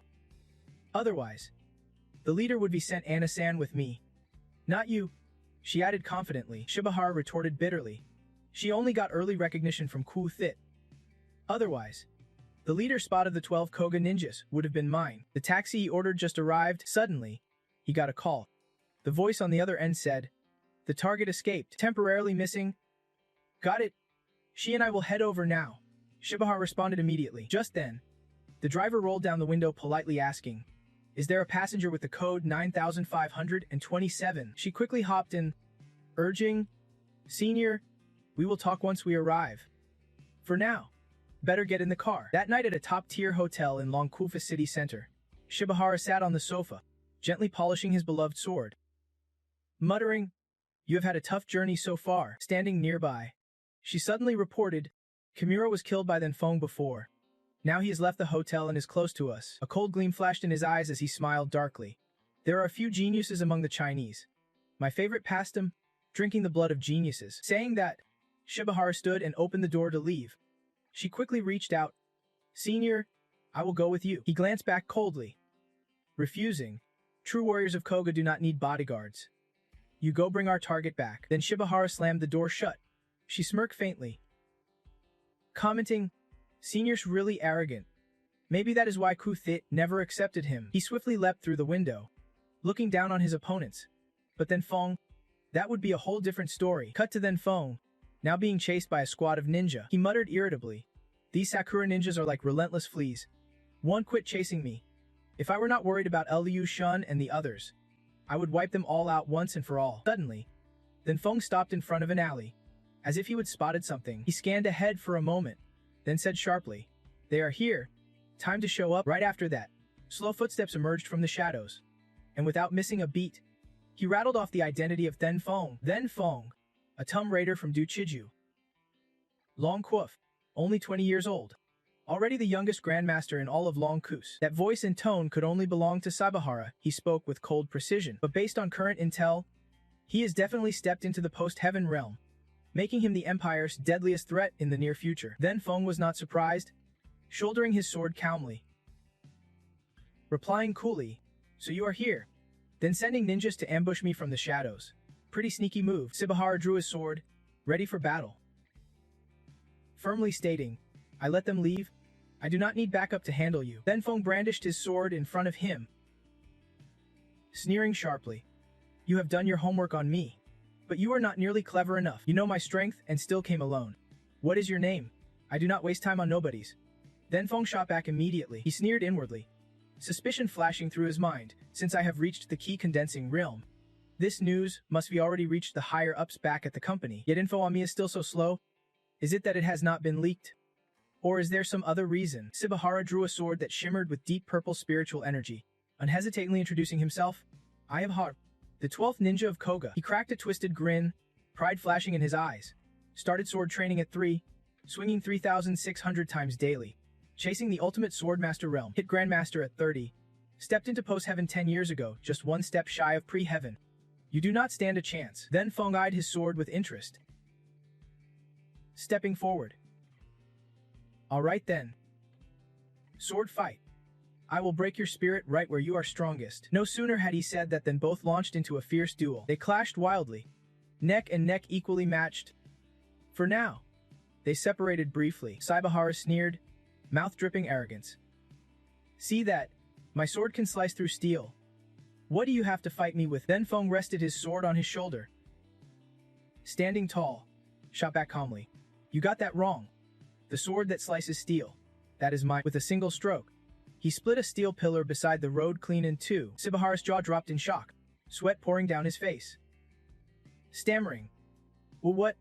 You only used a wooden sword. Then Feng shrugged casually, honestly replying, with your intelligence, it is hard to explain. Shibahara burst into laughter, lunging forward, his sword blazing fiercely, declaring, I will crush your very bones to reach the highest swordmaster realm. After a few reckless swings, Shibahara was caught off guard by a precise strike from Then Feng, his sword flying from his hand as he spat blood on the spot, collapsing in agony. Then Feng coldly declared, when you fight like that, it means you will never advance on the sword path. Then Feng's words were sharp, but Shibahara had no chance. This strike shattered his danshin and disrupted his 2 vital meridians. Now he definitely could not get up. Just like Then Feng said, Shibahara writhed in pain, drenched in sweat, clutching his mouth wound. Then Feng pressed his sword to Shibahara's face, interrogating harshly, I went easy on you. This strike 1T kill you. Tell me who is protecting you guys sneaking into long quotes.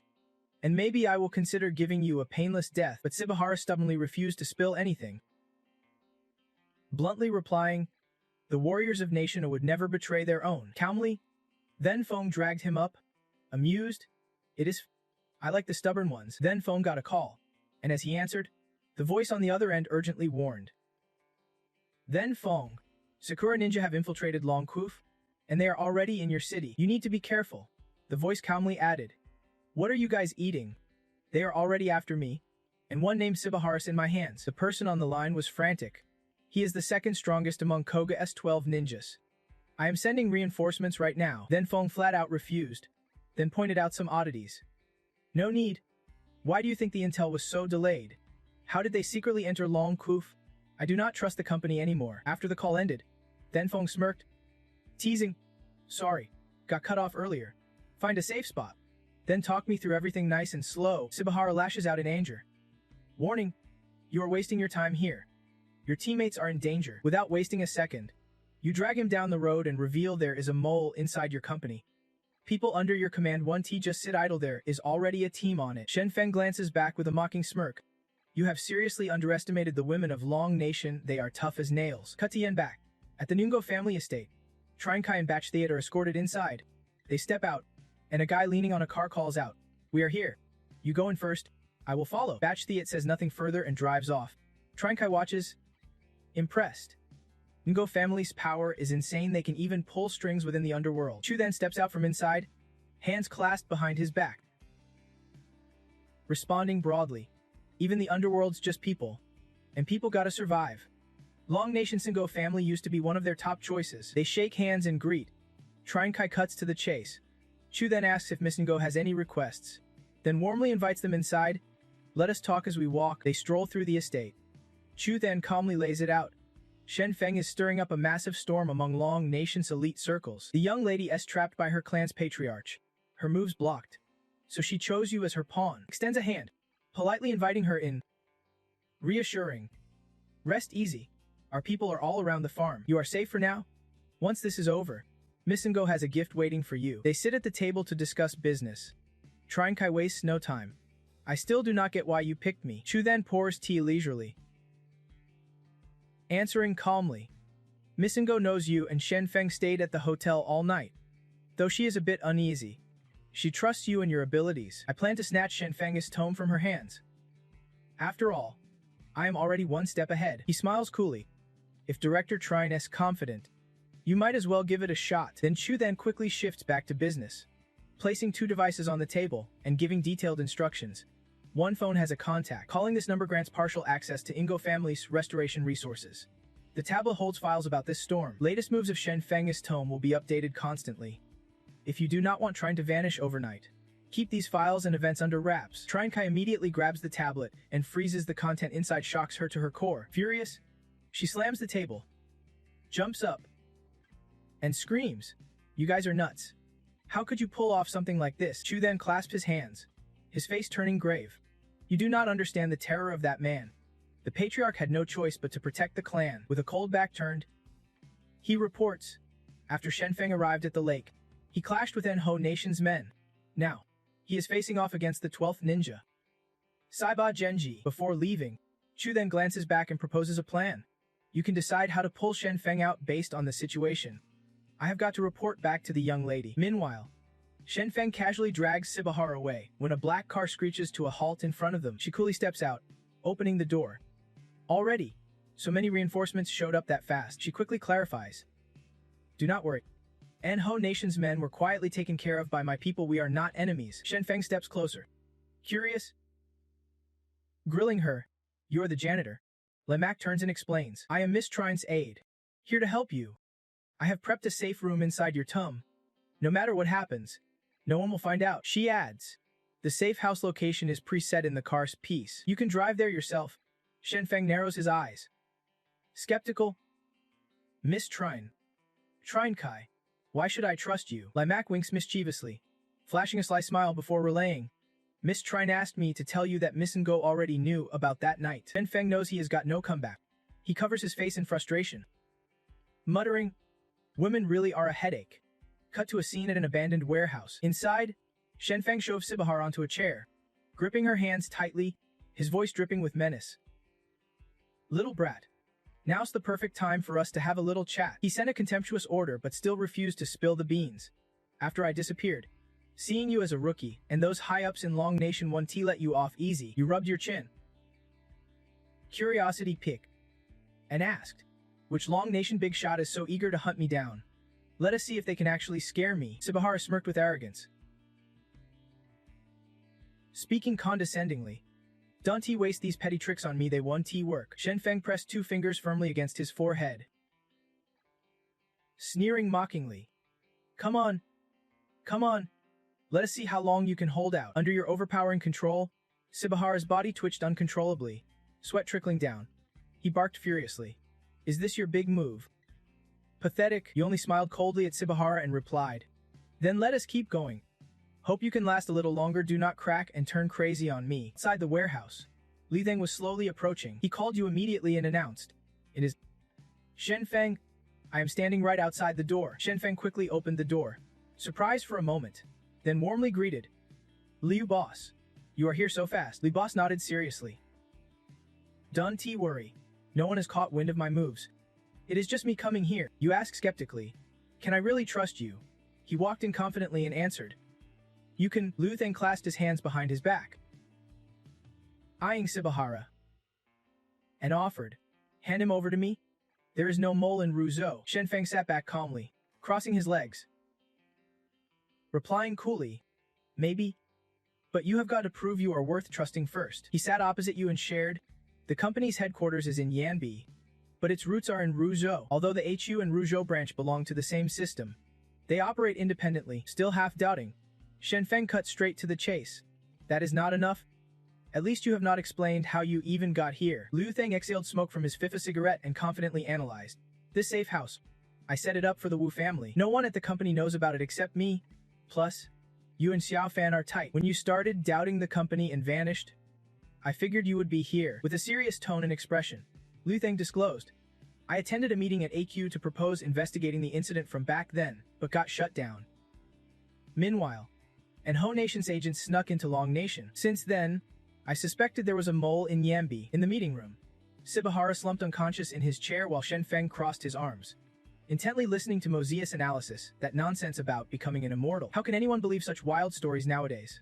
But according to the company's investigations over the years, That thing definitely has some special abilities. You rubbed your chin and said, most people think immortals live forever, so its special power might be extending lifespan or even curing diseases. Muji turned to Shen Feng.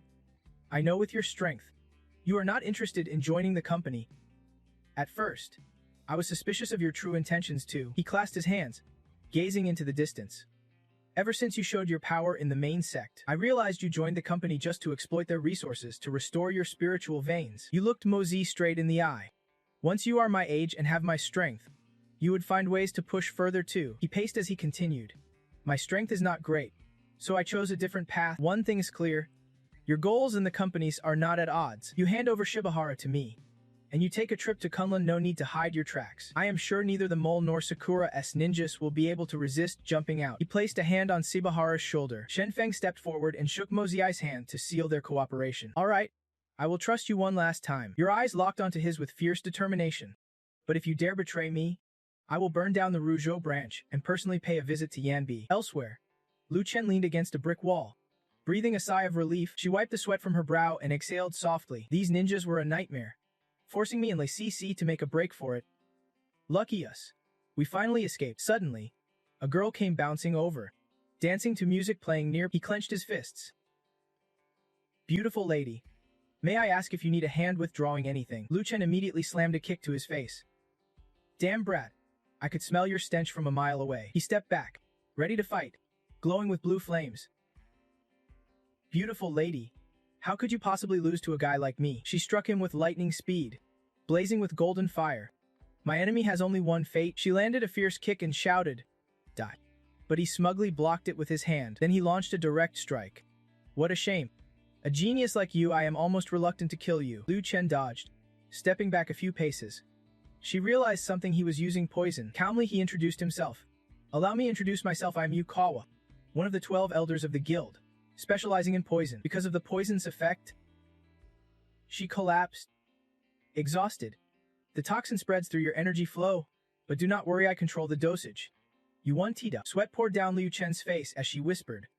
Poison? She recalled watching her sister mixing a strange, clear potion in a huge wooden barrel when she was a kid. She curiously asked, Sister Hathan, what are you making? Her sister held countless vials of poison and calmly explained. Now, I will let these toxins seep into you while guiding your energy to spread the poison throughout your body, helping you cultivate the heavenly poison body. They were in a cold cave. Come on, let me help you prepare the poison. Lu Chen sat in the barrel, radiating fierce determination. Hathan rested her hands on her hips, smiling with approval. Not bad, you adapt fast. Once you master the heavenly poison body, you will ace the test here. She turned away hesitantly. Later, I will teach you how to brew medicine. After the founding of Xinlong Kingdom, did not the upper ranks ban the poison sect from practicing poison techniques? Even the poison sect's headquarters were dismantled. Now they are only allowed to suppress hidden weapons. Hathan leaned on the barrel, cheerfully agreeing that rule's real, but the higher-ups agreed to let the poison sect handpick elite disciples to inherit poison arts and secret skills. Hathan was one of those poison cultivators. Lu Chen raised her hand. Sister Hathan, I have got one more question. If someone poisons you, how do you detoxify? She crossed her arms seriously. Once I master the heavenly poison body, what poison could possibly beat me? Then she gleefully ruffled Liu Chen's hair. But our bodies are not naturally suited for it, even after mastering it. If poisoned, you will still weaken for a few minutes. Back to the present. He smirked. For someone as amazing as you, I will still be gentle. His expression darkened, revealing sinister intent. I won't lie to you, our smooth entry into the Long Kingdom was thanks to the Elder's withdrawal. When the guild gets what it wants, they will reward him accordingly. Lu Chen closed her eyes motionless. He bent down. Now, I will escort you back to Sakura. Suddenly, she woke and threw an invisible needle straight through his hand. He laughed mockingly, clutching his hand. A single throwing needle. You really underestimate me. Beautiful lady. His face suddenly went pale, sweat dripping down others nearby. She collapsed, clutching her chest, gasping. What to do? Lu Chen explained flatly. You have been poisoned by me. He collapsed on the ground, spitting blood, pleading. I was wrong. Please spare me. I am just a pawn of that person. If you spare me, I can help you uncover who the traitor is among the Long Kingdom's elites. Lu Chen stared firmly. You just need to know you are about to die. She walked away without hesitation or looking back. A pawn? Huh. Then let us start there. He immediately foamed at the mouth and collapsed. Elsewhere, Shen Feng drove through the city, analyzing aloud. Small temples, fierce winds, worn-out robes, Longtail's Hogos always scheming when he is bored. He rubbed his chin thoughtfully. To restore the spiritual veins and perfect the rules. Without law techniques in Limstar Sosera, it is really tough without company support. Suddenly, someone stood right in front of his car. After leaving the safe house, I contacted, but I have no clue how Liu Chen's doing. Shen Feng recalls the masked figures, the ninja from Hua Ying Nation. They might not be top tier, but they're relentless. Sneaky attack seriously grind his gears. He leans beside Tuzu and says, "Get in the car." Her face clearly shows her frustration and annoyance as she climbs into the front seat. After traveling together for a while, she suddenly points left. Once Liu Zhan and I split up, she darts off in that direction. She slams her hand down angrily, grinding her teeth as she swears under her breath. "Damn it! If I ever cross paths with those Hua Ying ninja again, I will make sure they regret it." He gently soothes her fury.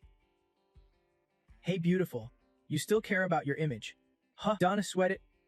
The enemy's out in the light, and we are stuck in the shadows. Taking a hit now, and then is just part of the game." Slowly turning toward the bushes, Mosho asked, "Are you really swallowing that anger?" Shen Feng calmly. Shen Feng replies, "It is not swallowed, just held back for now. Sooner or later, we will cross paths again, and next time, we will settle the score." His mind races with thoughts.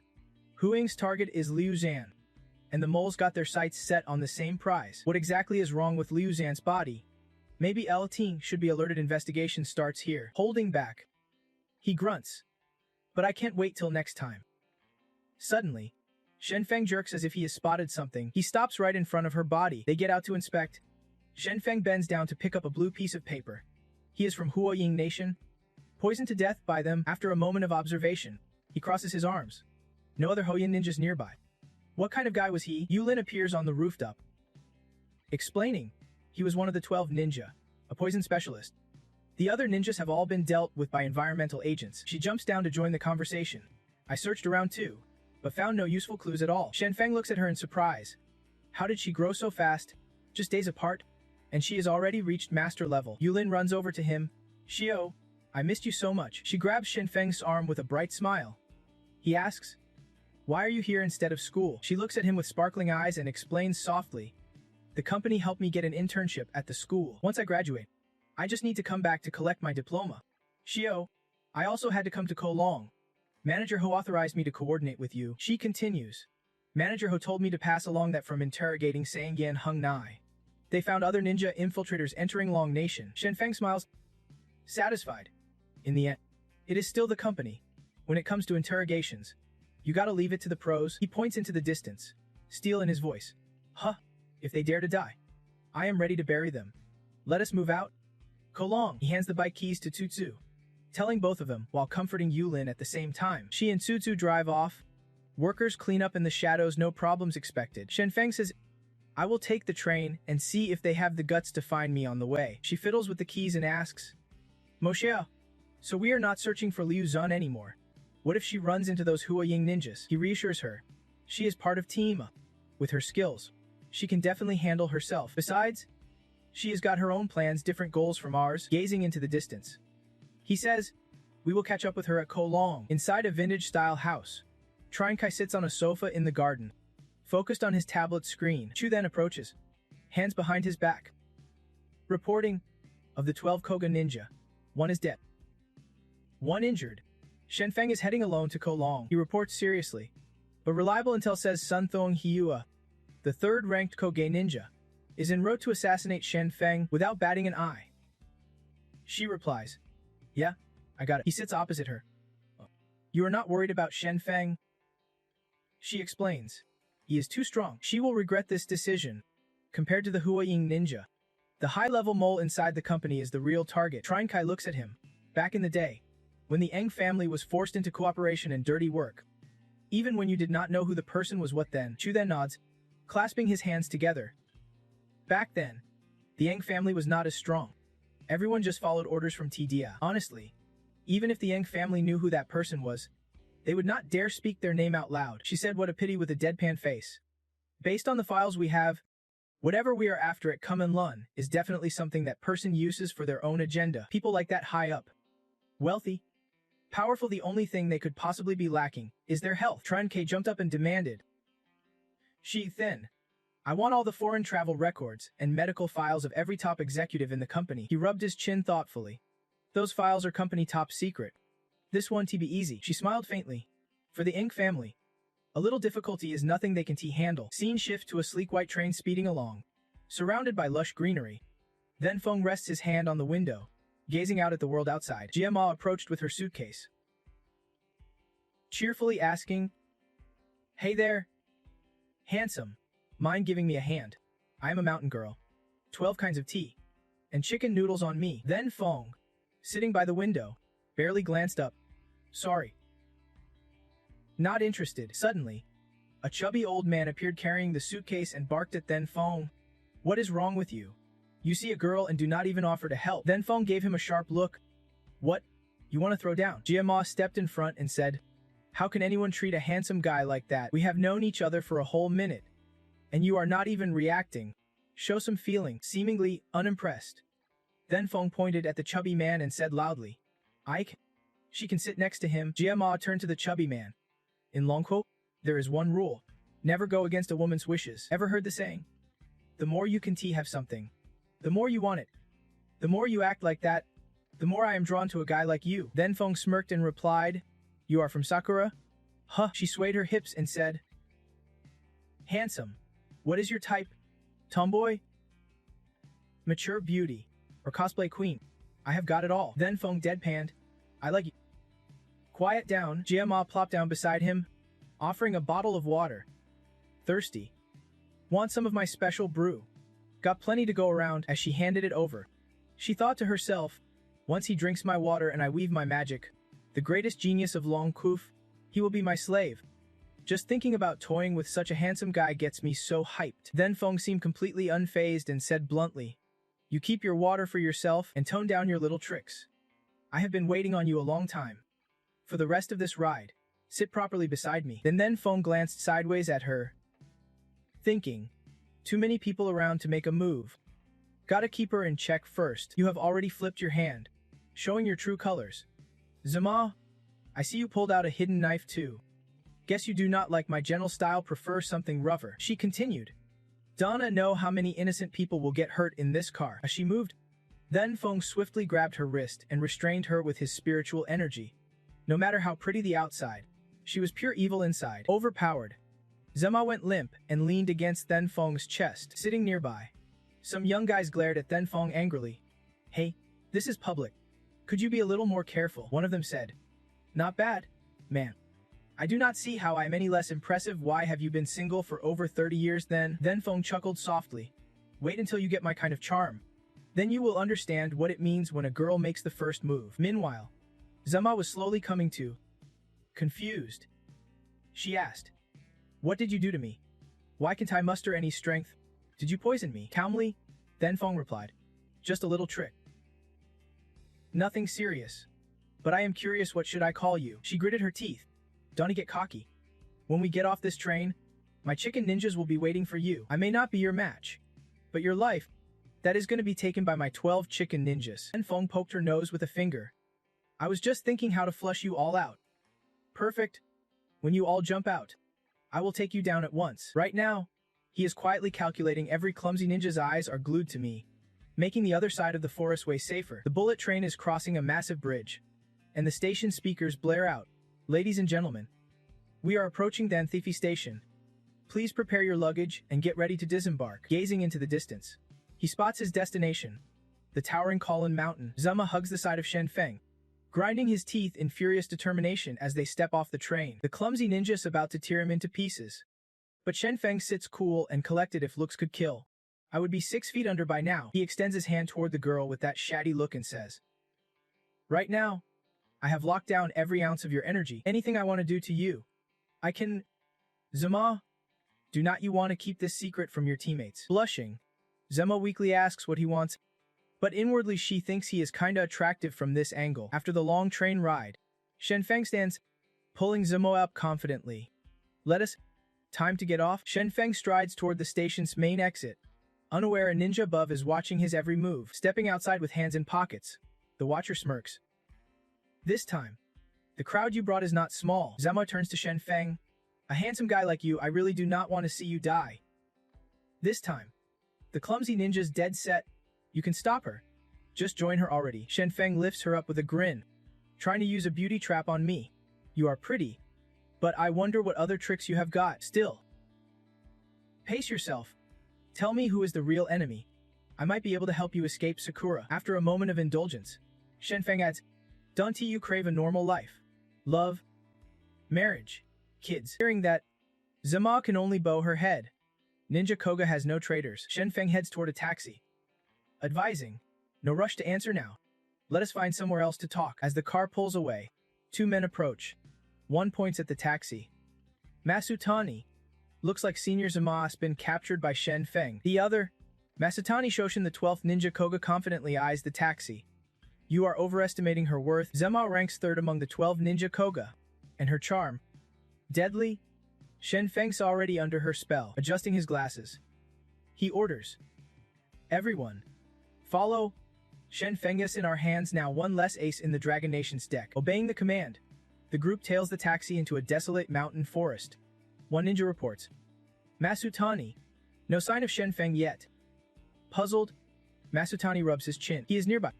He can't just vanish. Keep searching, there is bound to be a company base around here. Suddenly, Shen Feng emerges from nowhere. Taunting. You fools. I let you follow me here on purpose to save energy hunting me down one by one. Masutani snaps. Furious. You traitor to the leader. Shen Feng turns to Zama. Don't you blame her. She fell for my trick. Zama lowers her head. Sorry. Masutani. I failed. Hearing this, Masutani's face twists with rage as he hurls a hidden weapon at them. As he attacks, he shouts. The clumsy ninja does not lose, only dies. Shen Feng catches the projectile effortlessly between two fingers with supreme confidence. He smirks. With me here, your lives are in my hands. Behind Shen Feng, Zama watches the assassins and thinks, my own team wants me dead. Enemies surround me. Yet Shen Feng is saving me. This alliance is seriously twisted. Masutani spreads his arms, laughing loudly. Look at all of us here. Let us see who can take me on. The masked fighters charge forward. Calmly, Shen Feng pulls out a glowing blue dagger. Yeah, you are all talk. Shen Feng slices through them diagonally. A flash of light cutting through the crowd. You are many, so I won't argue. But if I am swinging, I am not wasting words. They all fell, leaving Masutani in a tough spot. He grabbed his hat, slowly locking his fingers. Your strength really caught me off guard. But this ends here, Shen Feng whispered in his ear. With this heat, all bundled up like that, your brain's gotta be melting. He laughed loud and clear. Before my divine bugs, your only path is death. His white shirt and head were crawling with those freaky bugs. The swarm crawled forward, devouring the corpse of the assassin clean. The Mao sensed the tension and warned. Shen Feng, be careful, he is a master at controlling those bugs. Even top-tier fighters struggle against them. Shen Feng smirked. With words like that, maybe you won't die after all. Masutani's grin was chillingly confident. You all scamper in fear, trembling at your own bodies, making my beloved bugs even more terrifying. He stomped the ground, summoning two glowing blue rings. Man, so many bugs, this actually makes me laugh out of fear. The blue rings closed in on the divine bugs. Masutani's gleeful voice kept ringing out. Ha! You want to get another word out? I will let my divine bugs slowly feast on you, torment you inch by inch. Suddenly, a massive explosion erupted. Flames roaring, Masutani shouted. My divine bug. Shen Feng appeared behind him in a flash. Smirking. I was wondering if you raised so many bugs, will they eat you too? He slammed Masutani's head into the ground. Masutani gasped. Hey. Stop, enough. Shen Feng grabbed his chin, shoved a divine bug into his mouth. Masutani sweated in terror. You love bugs so much, then die in their loving jaws. Zama turned pale witnessing this gruesome scene. Masutani collapsed, clutching his face. Shen Feng said, if I would known you were this strong, I would have told the leader to let this mission slide. Shen Feng stepped forward, patted her shoulder. Doing wrong comes with a heavy price. I freed your meridians to follow me. Someone from the company will pick you up soon. They continued across the meadow. Zamo asked, Shen Feng, are you really in the cultivation realm? He snapped back. None of your business. She pressed on. Shen Feng, what is the procedure for switching nationalities? And do you have a girlfriend yet? They arrived at an old wooden door. He frowned, realizing even monks now have technical students. At the two-family estate, loud voices mixed with the sounds of fighting. Stop her. How can she be this strong? The Dragon Seeker. Luzon calmly took everyone down. Tefeng appeared at the door, explaining, "Girl, this will be your workplace at the Two family. China has no place for you to hide." She shot back fiercely. "Then do you know? I came to take your life." He chuckled, extending a hand. "Young people these days. So reckless. Come, I will show you some real moves." Lujan charged like a fierce wind, punching him hard from behind. Tefeng dodged swiftly. "Chuma, head to Tufangbei." He analyzed. "Your cultivation skills are decent, but your body can fully unleash your power. If you want to kill me, you are way too weak." Lujan gathered all her strength and kicked him hard where it hurts. After attacking, she stepped back. Tefeng sighed. You know a bit your weak spot is the Huyan acupoint, but mine is not." She waved to continue, but he was surprised. "You are still unharmed." Lujan launched a barrage of needles. Tefeng sneered. "So knave. I am a blood cultivation master. My death spot is not the eyes." His shirt ripped. Then he bent forward. "Now it is my turn." He struck her stomach with brutal force. Lujan flew backward, crashing through a wooden pillar. He said, "Girl, I am curious, where does your strength come from?" Bleeding heavily, she sneered. "Blood cultivation? I have seen that before. 10 years ago." Tefeng stood firm, muscles rippling. Luzon wiped her bloodied face. "Blood cultivation is the Two family's legacy technique. Do you train internal or external kung fu?" She tiptoes behind him, two fingers sparking as they intertwine, her eyes blazing with fury. Aims straight at his back. Tefeng panics. How does she know the pressure points? Luchen explains. "Seeing him use blood cultivation, I pinpointed it back when Enham died at Kolon. That was when I seized the chance to wipe out the Truong family overnight." He dodged, but it was all a setup. She stares determinedly. The external blood cultivation technique has fallen into his hands. Luchen glows again, teeth clenched tight. He deserves to die. Tefeng laughs loudly, looking up at the ceiling, blood flowing through his veins. "So what if you know the pressure points? I have trained my blood cultivation so my body can be destroyed." He points at her. "I recognize you now. You are that girl from Team of 5. You are definitely going to die." The wound on his shoulder instantly heals. She snaps back angrily. "Body indestructible or not, even if I do not kill you, the company won't forgive you." A flashback of young Lu Chen appears. She is sitting in a big wooden tub, while Anham pours a bucket of blood nearby. He gently explains. "It is all blood from wild beasts in the mountains. Every time you train your body, soak in this to boost your external cultivation. When you reach the point where your body can be harmed by metal or steel, I will teach you internal cultivation." He pulls a knife from his pocket behind him, showing it off like it is nothing. Without hesitation, he thrusts it forward. Lu Chan's face turns pale. "Anham, do not." He stabs straight into his belly. The blade shatters into pieces. Her eyes glitter with admiration. And Ham is that badass. Then An Kitch does not stand a chance against him, and Ham tosses the broken knife aside. "I can TB him? His moves are sharper than mine. Blood cultivation can stop bullets." Lu Chan puffs her cheeks. "Then what is the point of me training blood cultivation?" He blows smoke from the gun barrel. "On this, your An Kitch beats me hands down." Lu Chen feels uneasy, so he is just compensating for his lack of accuracy with raw power. And Ham props up his hands. "Internal and external training complement each other. The stronger your external, the more internal energy your body can handle. You have formed a heavenly poison body that is a huge advantage for your external training." He warned seriously. "But never ever use human blood for cultivation." Lu Chen gasped. "Huh? Surely no one's that twisted, right?" And Ham pours another bucket of blood. "The Tanlong Nation's blood is better. Our senior leaders control them. But as they age, some chase power and fall down the wrong path." Flames of red fire flare around him. Using human blood for external training can reach a body that won't be destroyed, no matter the injury. It heals rapidly. He leans close and explains in detail. "But do not worry. This method has two big flaws. One is at the back of the neck. That is the external training's fatal pressure point. The second is it can handle the hidden force of blood cultivation." Back at the fight scene, Lu Chan's golden flames blaze fiercely. Her whole body glowing red, she lunges at him. "If you are not using human blood to boost your external training, I am not really going to kill you." Tefeng laughs. "Getting into position, kid. For 10 years, I have poured all the family's resources into blood cultivation. I have become my own mud. How could it be otherwise? I have trained my body to be indestructible. How can I fall to just one hit?" She snaps back irritated. "Hidden force. I am using hidden force." Lu Chen explains. "Your body will slowly turn into a slimy puddle. You are as good as dead." Tefeng immediately drops to his knees. "Please. Please. I do not want to die." He panics and begs. "I am just a pawn. Back then, I told you to pull those ninjas out immediately." His body writhes. hands pleading for mercy. It was all their strings. I have told you everything I know. I do not want to die, not really. Lu Chen turns away without hesitation. Take those words to the underworld. Leave to Feng writhing in pain, clutching his melting skin at Nangjia lap. Cam reads from a tablet. Had the Chung, one of the company founders and the permanent chairman of the board. 10 years ago, Trandong was diagnosed with stage 4 esophageal cancer and used a secret Xuanmen technique to forcibly extend his life. A month ago, his condition suddenly worsened, and he had to be admitted to the Yambei military hospital. 3 days ago, he abruptly left the hospital, and now no one knows where he is. Trying to grab her phone, he is acting suspicious. I need to find a way to alert Shen Feng. Suddenly, her subordinate panicked and reported. Miss Trine, hurry with me.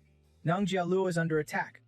Our people are trying to hold them off, but we can keep it up much longer. She jumped up and followed. Where are we going?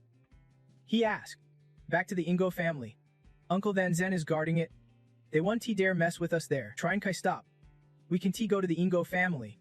They found me this fast, which means they anticipated this move. Her eyes sharpened as she stared into the distance. Lun, find Shen Feng. Shen Feng blocked the view, muttering as he looked at the old house ahead. These days. Seriously. There is everything from demons and monsters to freak shows. Nang Nang. The gatekeeper stepped out to open the door, seeing him in Jim and she exclaimed, Omut, you two here to enroll.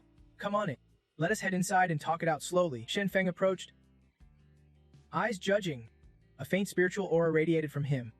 Is there someone in Long Country who has reached the realm of key condensation now? He quickly asked.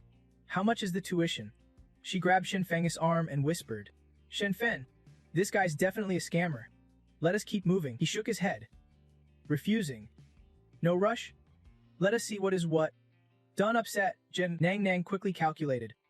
Tuition, living expenses, housing, food 180,640 yuan per person. Total is 367,280 yuan. Then he handed the notebook to Shen Feng, saying, since you two are rare students enrolling in the past 10 years, I will waive 80 yuan for both of you. Shen Feng took the notebook while Nang Nang rubbed her hands together and smiled brightly. Prices are transparent, no scams. From kids to elders. Shen Feng brushed it off. I am not short on cash, but I am no fool. Both he and she turned to leave. Seeing this, he immediately reached out to stop them. We can negotiate the tuition. Suddenly, a few people rushed in from the middle stage. He looked up in surprise. Your people sure get here fast. Nang Nang's eyes flared with a fierce fire as she clenched her fists in frustration. His granddad. These damn mutts. 10 years guarding the place, let me take a break for a moment. Standing outside the door, he called out with determination. Unnie, time to get to work. Damn to you that. The gatekeeper for Colon quickly pushed the door open holding a diaper. Scolding. Hold on. First, toss out your son's dirty diaper. Her face darkened as she ordered. I will count to 3. You better turn back right now. When there was no response, Tiu then exploded with a fierce spirit. Dare to disobey me. Clean them out first. And then I will deal with you slowly. Without a word, she strode past the two Shen Feng members straight to the front door. Even Jia Mao looked a little intimidated. Are they really that strong? Shen Feng finally spoke broadly. Long Country hides dragons and tigers. Who knows how many masters have not shown up yet? You really thought Koga could win? She lowered her head, thinking of Ane holding a sword, and concluded, if it is her, then maybe she could win. Cut to the main road. An ambulance is speeding down the street. The trunk, the permanent chairman of the family's limited liability company, is lying in the emergency room with an oxygen mask. His condition serious. Jiang Binganai, leader of the 12th Ning family branch, sits beside him holding a sword. Looking through the glass, he turns to his daughter and says, and nay, Dad's dying soon. And you still want to say a word to him. She stood tall and retorted, what do you want me to call you? Or should I start addressing you as your excellency father? Thea Trung looked up and recounted. Back then, at the crucial moment when Long Country leaders formed the company, I could not decide for myself. Over the years, the company has been quietly compensating you. It is my way of making it up to you and your mother. And Nay brushed it off. Compensation. Save yourself pity. She slammed her blade down and accused. When you chased after ultimate power and left me and my child behind, the father I knew died right then. Her voice dripped with bitterness. You are just Sakura's partner. You only teamed up with us to survive. And Nay shot back coldly. Instead of dwelling on that, why do not you focus on how to handle the mess we are in? He sighed, clutching his chest. I am just playing the part. Waiting for the three of you to fall ill in Kolon, she slowly cleaned up the Nungo faction and their Rougeau branch. As for Thanfeng, she guessed Koga did not want him leaving Kolon either. Gazing outside, she admitted, "No doubt, Longquok has some talent, but compared to Ko, they are nothing." And Nai was certain, Sukugawa-kun and Oji-kun have definitely crossed paths with him by now. Cut to Thanfeng folding his arms, watching the chaos unfold in the forest as flames crackled wildly. He muttered, "Seriously, can T control themselves? Burning down the mountain just lands you in jail." Zamao's face went blank, lost in thought. Koga looked ahead. Seemingly nothing was the leader's decision really that wrong. Suddenly, a swarm of snakes slithered toward them. Then Fong clicked his tongue. Here we go again. Their people are back. And not just one of them. Then Fong patted her shoulder. "Warning, I might not have time to watch your back anymore. I will unlock your inner power first. You are smart, you know what to do." Out of nowhere, Zemo turned away, slowly tugging one strap off her shoulder while her cheeks flushed bright red. Then Fong stared in shock at the woman stripping behind the bushes. "We are having a serious talk, why are you undressing now?" Zemo, face red as a tomato, glanced back to remind him, that is Masaharu Tsukugawa, the fourth of Koga's 12 ninja. Master snake control, he is crazy. I have got to watch my own back first. Then Fong, "Be careful." Then she vanished from the scene, leaving Shen Feng staring thoughtfully at the dust cloud before him. Sakura's F-secrets are truly fascinating. Her form and aura are almost impossible to detect. Suddenly, a surge of spiritual energy hit Shen Feng's foot from a nearby tree. He squinted. "Two of them have arrived. What is the plan? Do I need to invite you out?" Instantly, the two leapt out from their hiding spots. One was Masaharu Tsukugawa, a 12th level Koga ninja. He sneered. "Oji-kun's been spotted. Let us team up and drag him down." Oji-ren, 12th Koga ninja, standing nearby with a lean figure. "So Hemu, this is your fight?" "Youngsters, I think this old man needs to focus on his health instead." Suddenly, a swarm of snakes lunged at Shen Feng from all directions. Masaharu stretched out both hands, and snakes slithered out from his sleeves. Masaharu threatened, "You sly. Once we get back to Jiepha, I will be the first to punish you." Shen Feng calmly gripped his sword, facing the attack as two sharp fangs gleamed, ready to sink into him. "I have been at Lam Tine a while now. Let us see if they have got any tricks that will surprise me." With that thought, he leapt into the air, slicing through the snakes with graceful arcs, sending them scattering. Seeing Shen Feng hovering above, Masaharu burst into a sinister laugh. "Fool, hanging in midair with no footing. Let us see how you escape my treasures." True to his word, Masaharu unleashed a flood of snakes. "One bite from my pets, and your whole body's poisoned, no cure." A swarm of purple snakes surged toward Shen Feng, accompanied by Masaharu's mocking tone. "The genius of Dragon Nation, destined to die by my hand." But Shen Feng just stood still, slicing through the snakes like they were nothing. "Oh man, who has got the skills now? Who is scoring this showdown?" Masaharu's eyes burned with fury. "Shen Feng, you kill my snakes, I will make sure you suffer a slow, painful death." Shen Feng swung his sword behind him, aiming at the contemptuous Masaharu. Snake wrangling here works, just like the ancient Miyuksang techniques of Dragon Nation. Each snake relentlessly pushed toward half-step master strength. But to my eyes, that is still not enough. Shen Feng slashed straight at Masaharu, blowing him back a few steps. Still, the cultivation method has its flaws. Ultimately, it is just second-rate trash. Masaharu was not backing down, sending out even more snakes to challenge him. The Ulksuin family's secret arts have lasted 1,000 years. Even stronger foes can only hold me off for a moment. Another slash from Shen Feng sent the next wave of snakes flying, forcing Masaharu to retreat several paces. Speechless, Masaharu slammed his fist into the ground.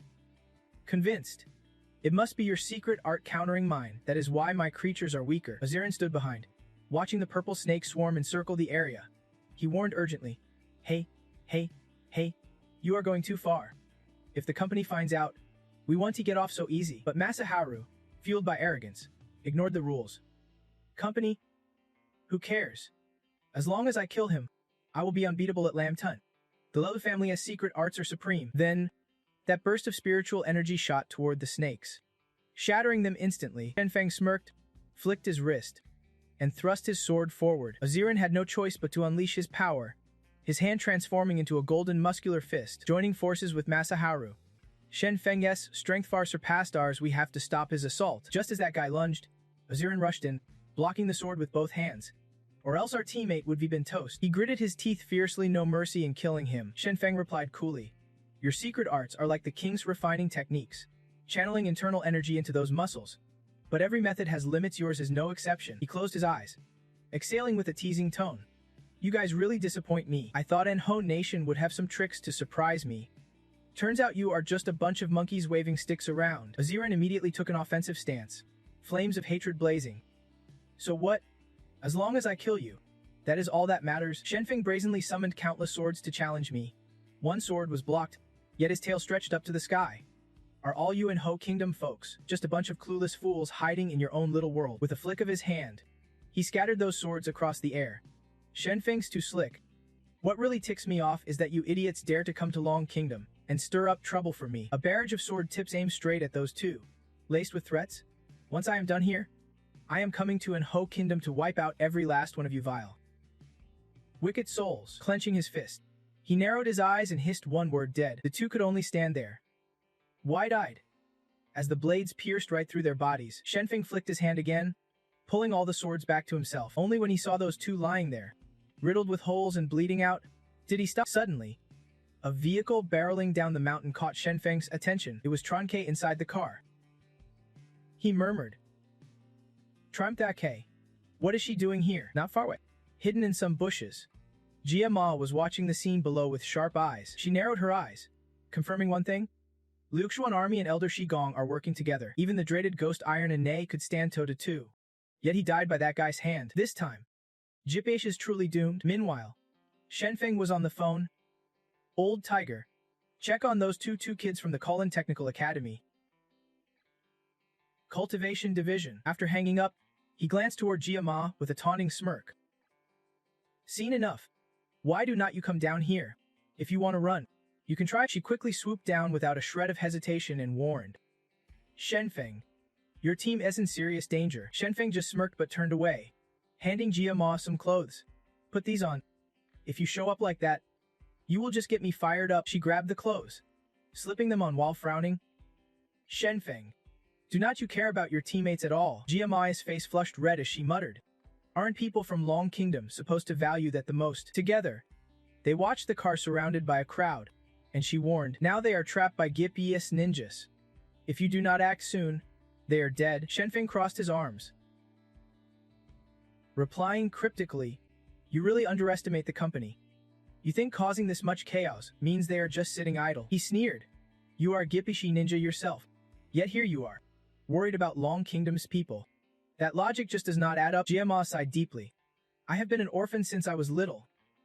At 3, I started enduring the brutal training of Gip Eti. After growing up, I joined the entertainment world to protect my identity.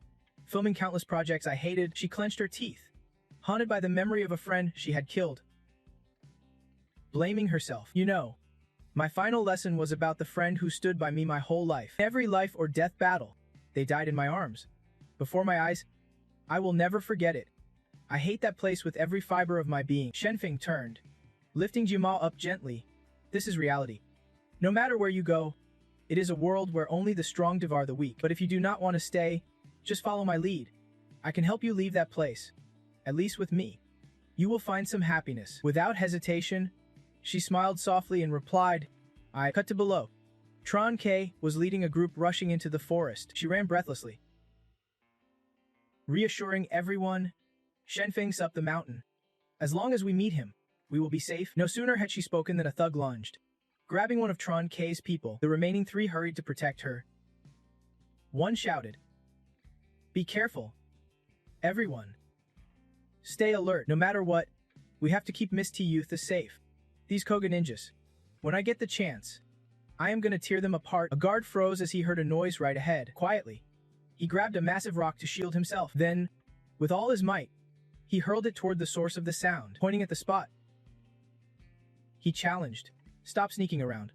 Have some guts and fight like a real warrior. Suddenly, a ninja appeared above Miss Key's head, sword raised high, forcing the 2 others to look up in shock. They immediately jumped toward that direction, shouting loudly, Golden Bell Porridge, cover me.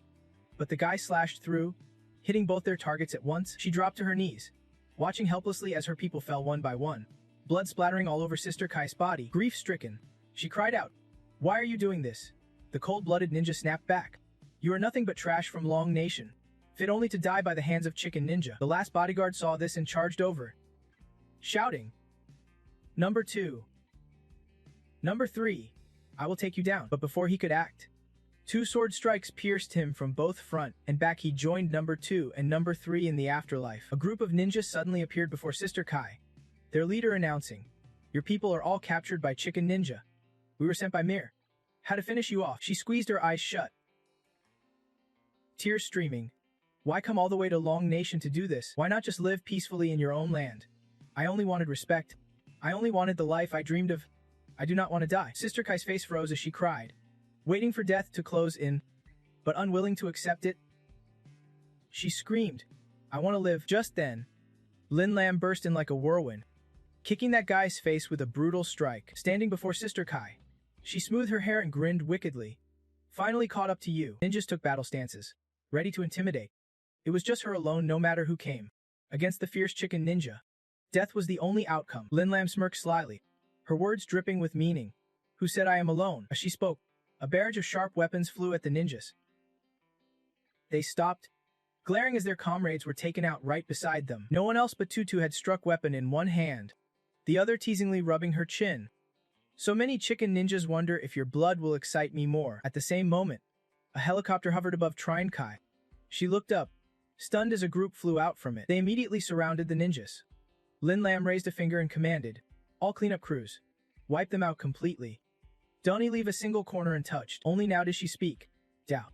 What are you doing here?" She turned, pushing Trine Kai forward, urging, "Let us. Theudai is still up there waiting for us. Over here." Then Feng turned to GME, smirking. "See that? This is the power of the company. Chicken Ninja wants to be our enemy. What a joke." She quickly realized the leader actually opposed this move, but Anai's iron will and her ties with your people forced the decision through. You glanced over, curious. "Anai is the head of your 12 Chicken Ninjas, right? She rushed here in a hurry. I wonder what she is planning." Jia Mao recalled Anai's murderous glare and the sword in her hand, then hesitated. "She is crazy. She wants to wipe out Long Nation completely." Then Feng immediately scoffed. "That is just ridiculous.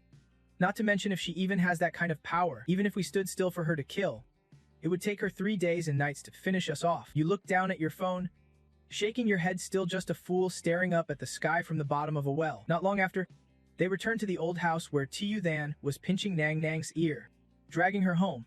He clutched his ear, wincing. "Easy, easy. My ear's about to fall off." She yelled, "Stop yelling at me. Run. The faster you run, the harder I will hit." Nang Nang's eyes welled up, begging, "Stop, stop. There are people around. Show me some respect." Tiu then finally let go, boldly ordering, "Let us go inside." He trailed behind, grumbling, "God, who did I piss off or invite into my life?" Nang Nang muttered, "Who can handle this every single day?" Just then Feng rushed back into the room. He looked up, confused. "Brother, what is your angle here?" He held up his phone, questioning. "The company investigated you earlier, but could not find anyone.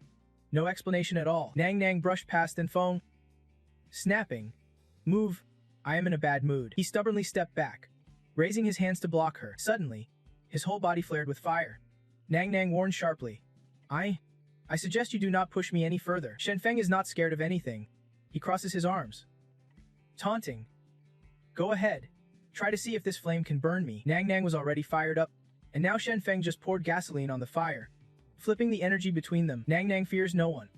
He charges forward instantly while Shen Feng already has his sword ready in hand. When cornered, Shen Feng flips and twists with a flare before launching a wide strike. His fire is powered by secret arts, and he has got strength at the half-key condensation level. Shen Feng swings his sword sideways to block, but a master like him using sneaky moves, that is just low. Nang Nang hovers midair, pushing his flames forward, eyes blazing, demanding, "Who exactly are you?" No sooner had he spoken than the flames shot straight at Shen Feng, who sliced them clean in half in one swift strike. Shen Feng, sword glowing with spiritual power, introduces himself, "Duzo Shen Feng." Nang Nang immediately senses the blue energy on the blade peak key condensation. Shen Feng extends his palm, voice calm but sincere.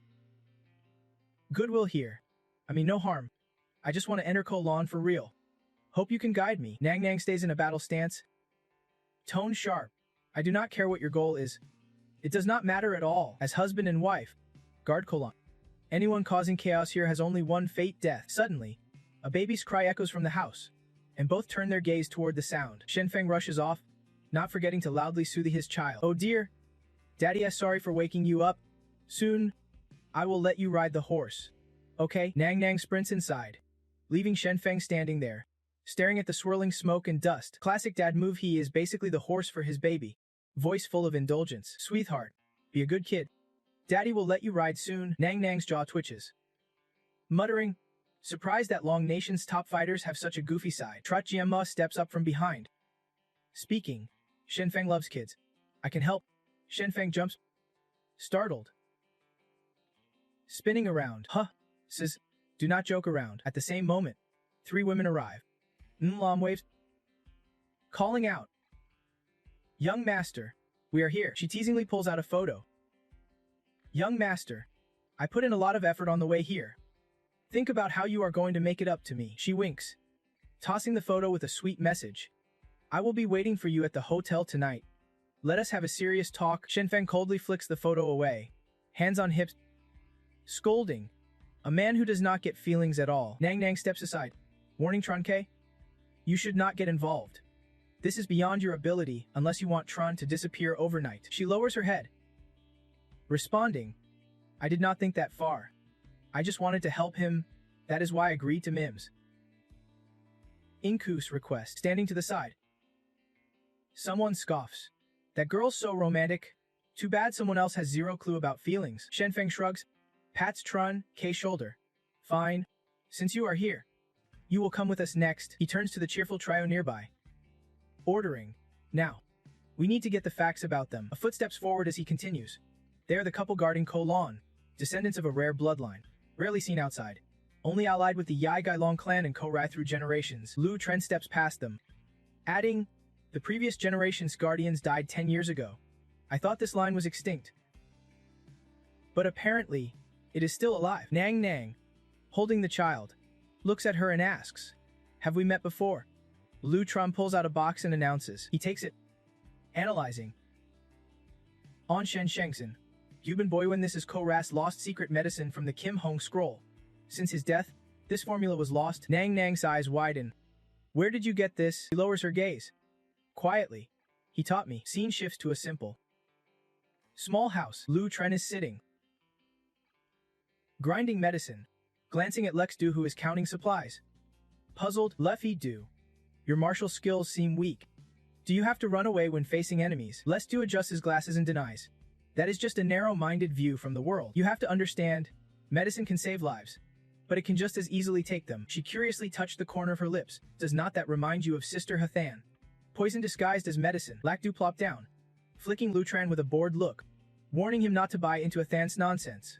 "She is a master of poison. Sure, but he's got the power to save lives too." He pictured the yin-yang circle and lectured her. "Balance is everything. If he uses medicine that disrupts that harmony, no one can be saved." She frowned, confused. "Isn't using antidotes to cure illness the whole point?" Lakdu rubbed his face thoughtfully. "If he kills with antidotes, then more antidotes just speed up death." After hearing that, Lutran's head spun like a whirlwind. "Lakdu, I do not get it." He stood and turned toward the herb garden, replying, "Stick with me for 3-5 years. You will get it eventually." Watching Lakdu expertly handle herbs, she grew curious.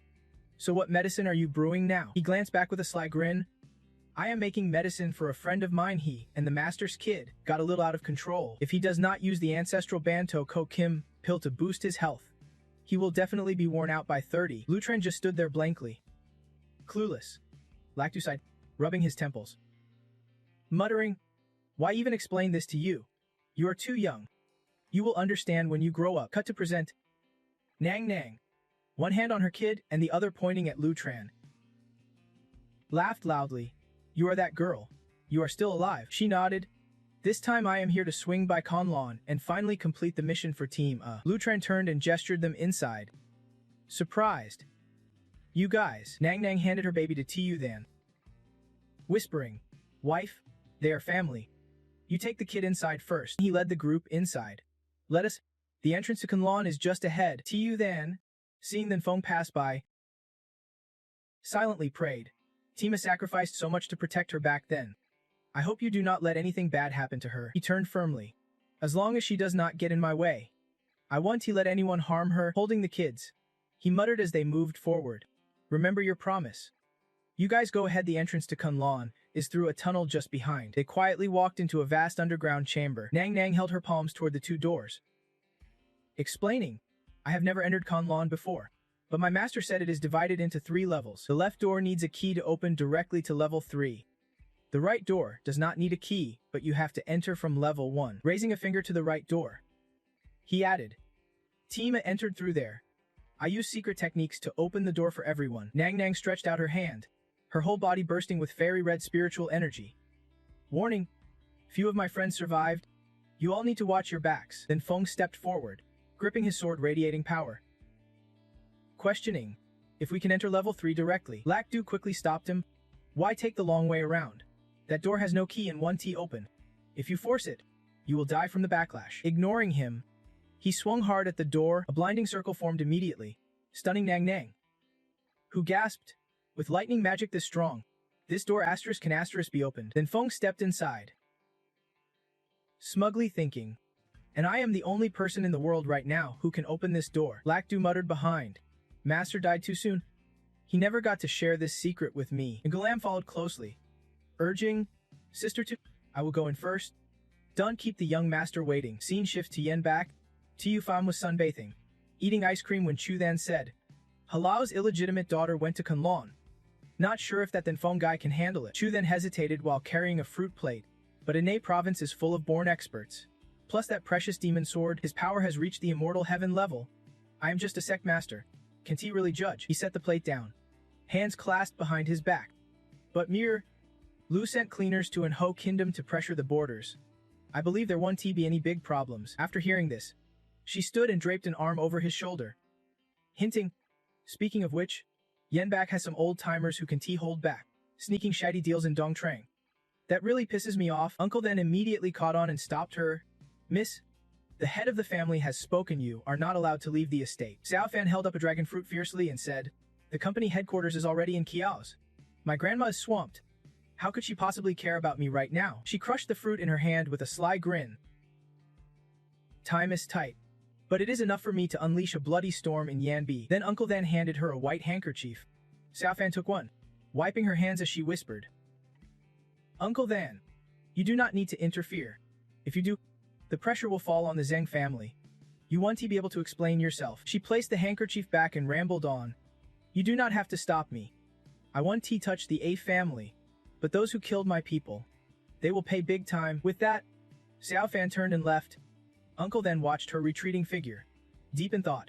These past few years, the young lady's hands have been clean. Some must be forgotten her true colors. She immediately grabbed her phone and called. Dai Feng, bring people to the TAP state to pick me up. We are visiting the Eldu family's patriarch first. Cut to the Eldu family's mansion, a stunning grand villa. Xiao Fan stepped inside, reflecting, my family got attacked in Ling Trang. Besides the Lozu patriarch, the Vian, Lo, and Chu clans were involved too. She mischievously held an ice cream and whispered, Lelzu patriarch, are not you gonna explain what is really going on? Behind her stood Fing and 2 intimidating bodyguards. Lebain sat down, leaning heavily on his cane, sighing, for a young lady like you to talk to me like this, bring the Eng family head over here. Xiao Fan took a bite of her ice cream, nodding. Lelzu patriarch, you are a respected elder. I am just a junior, it is not exactly proper. She tilted her head, pointing the ice cream outside where Elzu family guards were already subdued by her men. But looks like you forgot no one dares lay a finger on me in Yambi. Without warning, one bodyguard strode over and slapped Yu Bun hard across the face, blood spurting from his mouth, then kicked him to the floor, shouting, Old man, you think you are all that? Other pointed at the others. Warning, don't cause trouble. Anyone moves, dies. 2 Logu men rushed to help their patriarch as Xiao Fan's voice echoed through the room. There is a lot I want to do in this life, and plenty I do not. A bodyguard pulled out a chair for her. Xiao Fan warned, if you refuse the stuff you do not want to do, nothing you want to do will ever succeed. She sat cross-legged, smiling wickedly. Lelzu patriarch, you get what I am saying, right? Lu Bine pointed his cane at her. Stubborn. That old business Ingu family had their share. What you are doing now, Neither side will ever accept the Eng family again. Xiaofan covered her face with one hand, tossed the ice cream stick away. By the time Hasty Ying returns, your Eng family will be wiped out, and bam! The stick slammed right into his face. Lu Bine crushed the stick in his hand. Furious? Kefeng, do you want to declare war between our two families? She smirked unapologetically. Declare war on the Ink family? You think you are tough? Xiaofan taunted. Your only solid backup is Afi the Chung, but he is halfway under my control now. You really think he will turn back?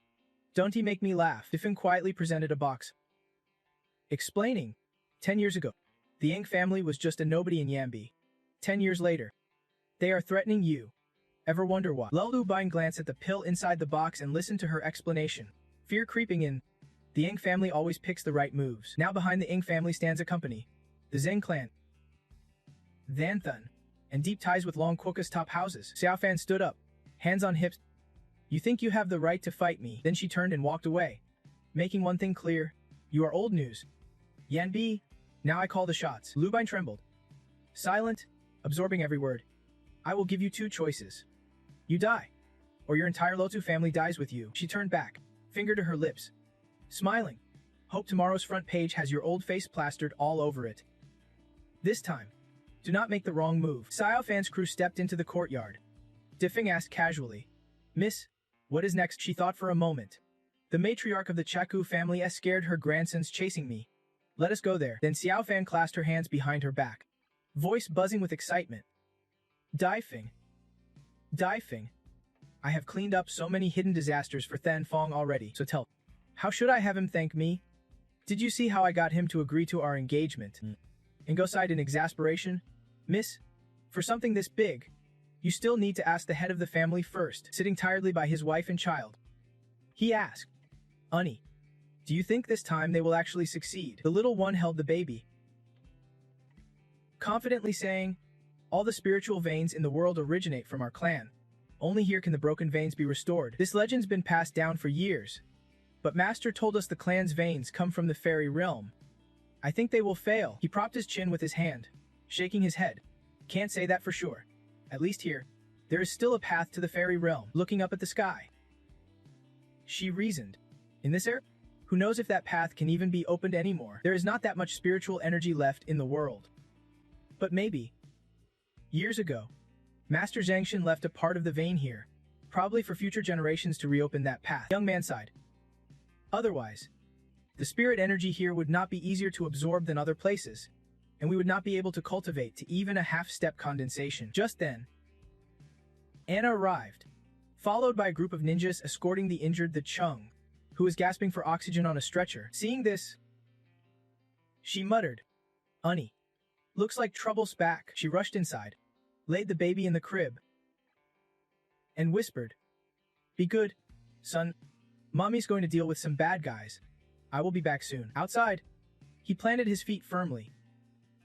Little brat, turn back the way you came. Let us pretend you never showed up. She coldly slapped her foot down, slicing a bloody slash through the air. He dodged quickly as a surge of spiritual force shot straight from her blade. Flames burst from his body. He recalled. Back then, Master was assassinated with this very blade. Summoning his spiritual power, he forged a massive sword, declaring, Unnie, we have to destroy this blade. No sooner said than done.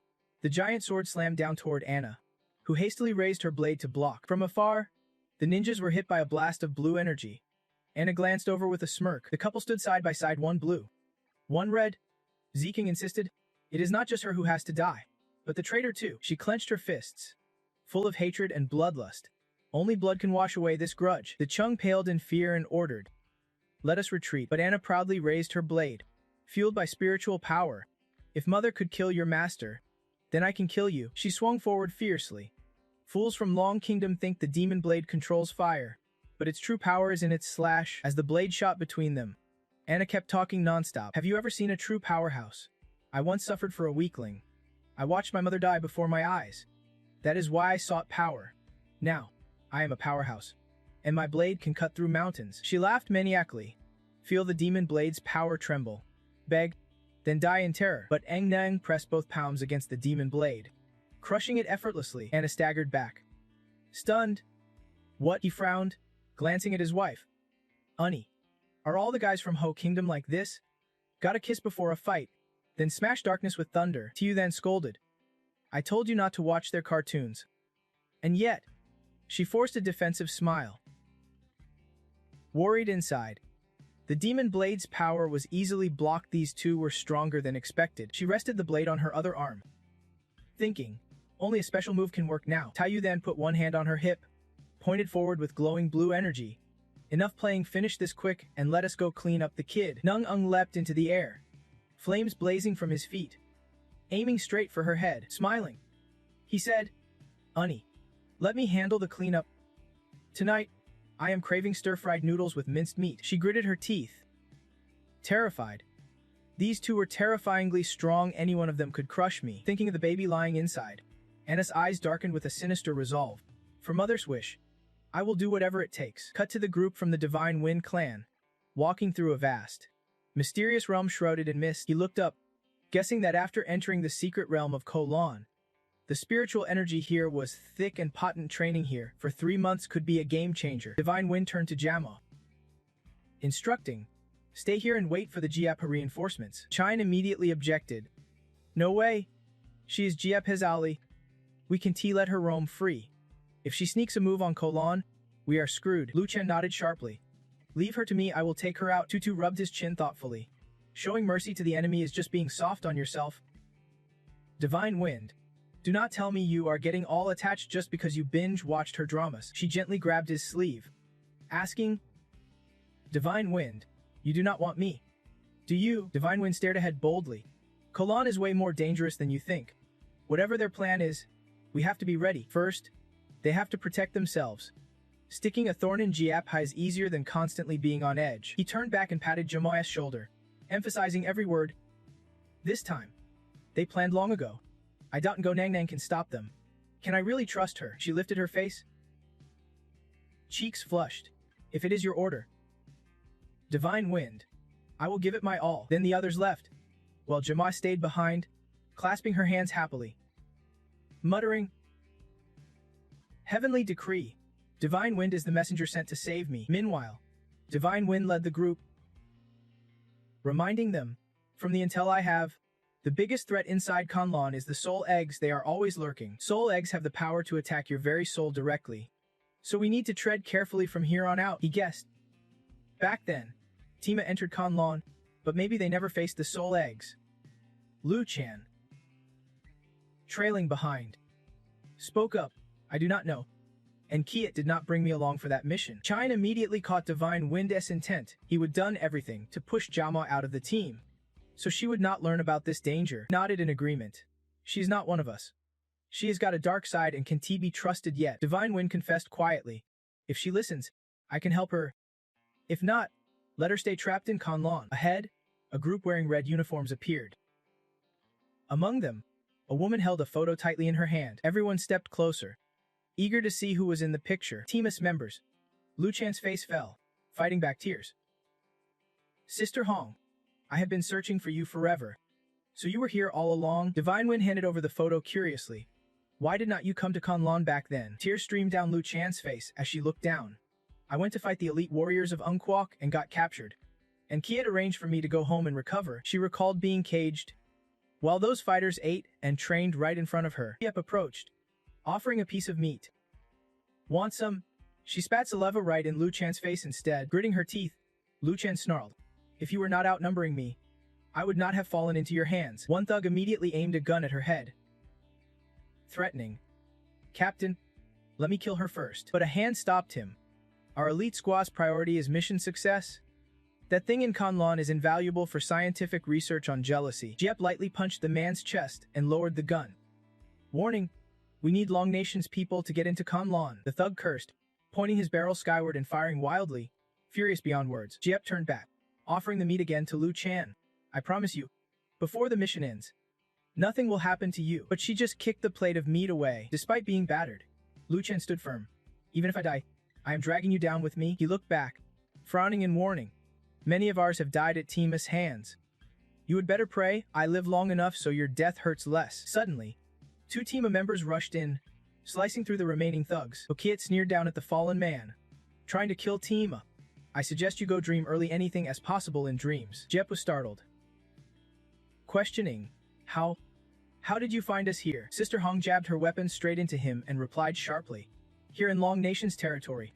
Finding you guys is no trouble at all. Then she pulled her weapon back and bluntly declared, Anyone who invades Long Nation, no matter how far, must be wiped out. After taking down all those disciples, everyone stood before the iron cage. Little Luchan, still small then, was locked inside, crying out apologies. Sister Hong immediately stepped forward, ruffled her hair, and smiled encouragingly. Even our tough little one has her moments of tears. She turned back to everyone, pulled out a camera, and winked mischievously. We gotta capture this moment so when this kid gets married someday, we can play it at the wedding. Luchan blushed, shy but nodded, signaling, Okay, 1, 2, 3. Sister Hong raised 2 fingers. Everyone started striking poses, and she called out, Smile big. Thinking back on those moments, Luchan was moved. Shen Feng stepped forward, handing her a wet tissue and offering some comfort. Hatred blinds the eyes. Look ahead. Never look back. Most importantly, forgive yourself. Luchan quietly passed by him and replied, Nobility and beasts are not much different, both their hatred is the deadliest silence. Hearing this, Shen Feng watched her go, still trying to change her mind, but on a path heading straight to the end. The greatest enemy is not lack of chances or skill, but hatred so deep it clouds your reasoning. Luchan tilted her head back, firm and resolute. That has nothing to do with you. Shen Feng chased after her, trying to persuade. In this situation, your way will only put you in danger. He flipped his phone screen toward her, showing a list of top fighters who died from accidents in recent years. He added, Your weapon is not legal, but mine is. She walked on indifferently, thanking him but saying, A grudge soaked in blood like the sea is finally settled. The path of revenge leaves no regrets. No justice. Yu Lam stepped up. Boss, if this keeps going, I am afraid things will spiral out of control. At the company, it will be hard to explain. Shen Feng nodded and replied, She is obsessed now. Let us take one step at a time. Solemnly added, If it really comes to that, I will step in. Cut to another scene. A group of ninjas carrying stretchers. Anna leads, saying, Years ago, Mother got wounded fighting Tima right here. Barely escaped. She laughed and added, But now, there is no more Tima in Long Nation. The commander is on a stretcher, breathing with itch. Still, she added, according to intel, some Tima members survived. One is named Mu Shenfeng. We can let our guard down. And a glance sharply. Warning, since when did our Koga ninja become finger-pointing snitches? Long Nation got. Just then, Zamo waved, cutting off Anna-san. Finally, everyone's here. She immediately drew her sword, pressing it to the girl's throat, stating, She is the one who betrayed Koga. Zamao dropped to her knees, trying to explain. I have always been 100% loyal to Koga. She added, After Mu Shenfeng captured me, he told me to wait here for you all, to strike a surprise fatal blow at the right moment. Anna eyed her suspiciously. Why should I believe you? Tears welled in Zama's eyes. Please trust me just this once. I will prove my loyalty to Koga and the Empire with my actions. Anna sheathed her sword but warned, Anyone who betrays Koga, my demon iron blade loves feasting on traitor souls. Cut to Shen Feng's group standing before a towering, bottomless cave entrance. Suddenly, Luchan jolted, noticing Anna's group approaching. Without a word, she clenched her fists, shouted the enemy's name loud and clear, and took a fighting stance. Before she could strike, Anna's demon iron blade sliced across. Luchan leaned back to dodge, taunting, Your slash is fierce, but way too slow. She immediately kicked out. The one I am targeting is him. Stay out of this. Anna blocked the kick, replying, He may be reluctant, but he is still Koga's man. Even if I kill him, it is not your call. Anna infused her sword with energy. Your flashy kicks are reckless and cocky. That won't stop me at all. She slashes across the path where the soldiers linger, sneering, My mother taught me well, only a lion who stays calm and thinks clearly can catch the perfect prey. Just as danger closes in, Shenfeng appears, his sword radiating deadly energy, killing a Long Nation soldier on Long Nation soil. Does she really underestimate me that much? He points his blade coldly at her, firing back with her own words. If it comes to killing her, it won't be your turn. Anna quickly raises her sword to block Shen Feng's stabbing strike. She counterattacks instantly. The youngest powerhouse in Long Nation. A soul warrior. Ghosts only love a good fight more. He pulls back his sword, his spiritual energy still fierce, replying with a sly grin, If a dog wants to eat meat, it better check with its master first. Their forces collide, spiritual energy slicing through the air like sharp crescent moons, thick with intensity. Moments later, Shen Feng stands calm as if nothing happened, while Anna jumps back a step, still ready to fight. Soon after, Anna steps into the secret realm, swinging her blade with a mocking grin at Shen Feng. You are strong, but do not count on winning next time. He smiles, deflecting thousands of spiritual sword strikes effortlessly. Next time, you won't even get that chance. Cut to the modest home of Xiaoqiu. Nang Nang stands protectively behind his wife and child, a long dent gouged into the ground nearby. Though wounded in the back, he is more worried about his wife and child. Are you two okay? Is the baby alright? She turns, wiping sweat with a sad smile. Nang Nang's fine? Do not worry. You need to rest and heal first. Xiaoqing quickly carries the baby inside, carefully placing her down. Those guys really pissed me off. Then a terrifying surge of spiritual energy bursts from her. Xiaoqing looks back, eyes burning with hatred. Our ancestors taught us never to join the army, but they are determined to stay until the end. He matches her fierce spirit without missing a beat. Nang Nang suggests, Honey, let us activate the 4th level of the army's power together. She beams brightly in agreement. We are married. Whatever we do it side by side. They clasp hands tightly. Xiaoqing hesitates. But if we do this, I will turn normal with you. They step into the tunnel together. He is happy about it. What is wrong with being normal? At worst, I will set up a little fortune-telling stall on the sidewalk, support you and the kid, and fish for fun when I have free time. That is the real-life experience. Standing before the gate, Nang Nang looks up and adds, when our child grows up, we will teach them cultivation. That way, it is not really cutting off the legacy. Their combined energies flow swiftly into the double doors. Xiaoqing clicks his tongue in regret, which means once the 4th level unlocks, this secret realm won't exist anymore. He gazes at the gates and asks quietly, Isn't this the mission of our clan? Nang Nang furrows her brow, contemplating. This Shen Feng's background is mysterious. He probably found the way to paradise too. Inside, Ane still faces off against him, boasting, In Long Nation, no one's born yet who can kill me. Suddenly, the couple's energies burst forth right in front of Shen Feng and Ane. Shen Feng quickly orders the 4 beauties behind him to step back a few paces. Something's off. Ane and her ninja squad also retreat, confused. Suddenly, her blade is sucked into that energy source, and Ane can hold onto it. Shen Feng's expression turns grave as he thinks. This cursed blade has developed its own consciousness. If given enough space to grow, it might wield power rivaling the spirit realm. He channels spiritual energy into his hand and realizes the realm's energy has shifted. The ninjas and Ane are quickly pulled into the 2 energy sources. In the blink of an eye, they vanish, and the spiritual energy contracts. Tutu behind them wonders aloud, Where did they go? Shen Feng glances around and replies, No idea. Let us keep moving. He swiftly conjures several swords around him, warning, Everyone, stay sharp. Shen Feng cautions, This mist attacks the soul. Do not step outside its range, or you are done for. As he advances, he spots a weapon and a group of fallen fighters here. He picks up the weapon and guesses. Looks like something left behind by Team A. It started as just a forbidden item, but in this world, it is almost like a magic weapon able to attack the soul itself. The spirit wind handed it off to Lu Chan to continue, but while it may work on ordinary folks, against top-tier masters beyond innate talent, it only makes them lose their soul for a moment. She gripped it tightly, cursing under her breath. Sister Hong always carries weapons, but we are just a bunch of clueless rookies. Cut to Duzhou, a high-rise building right in the city center. Van Thien, chairman of the Van Corporation board, pushed open the door and stepped inside confidently. Uncle Lu, I just got back from Ango and had to come visit you. How have you been lately? Lu Theng poured tea as he replied, Still in good health. This is special tea from Vin County.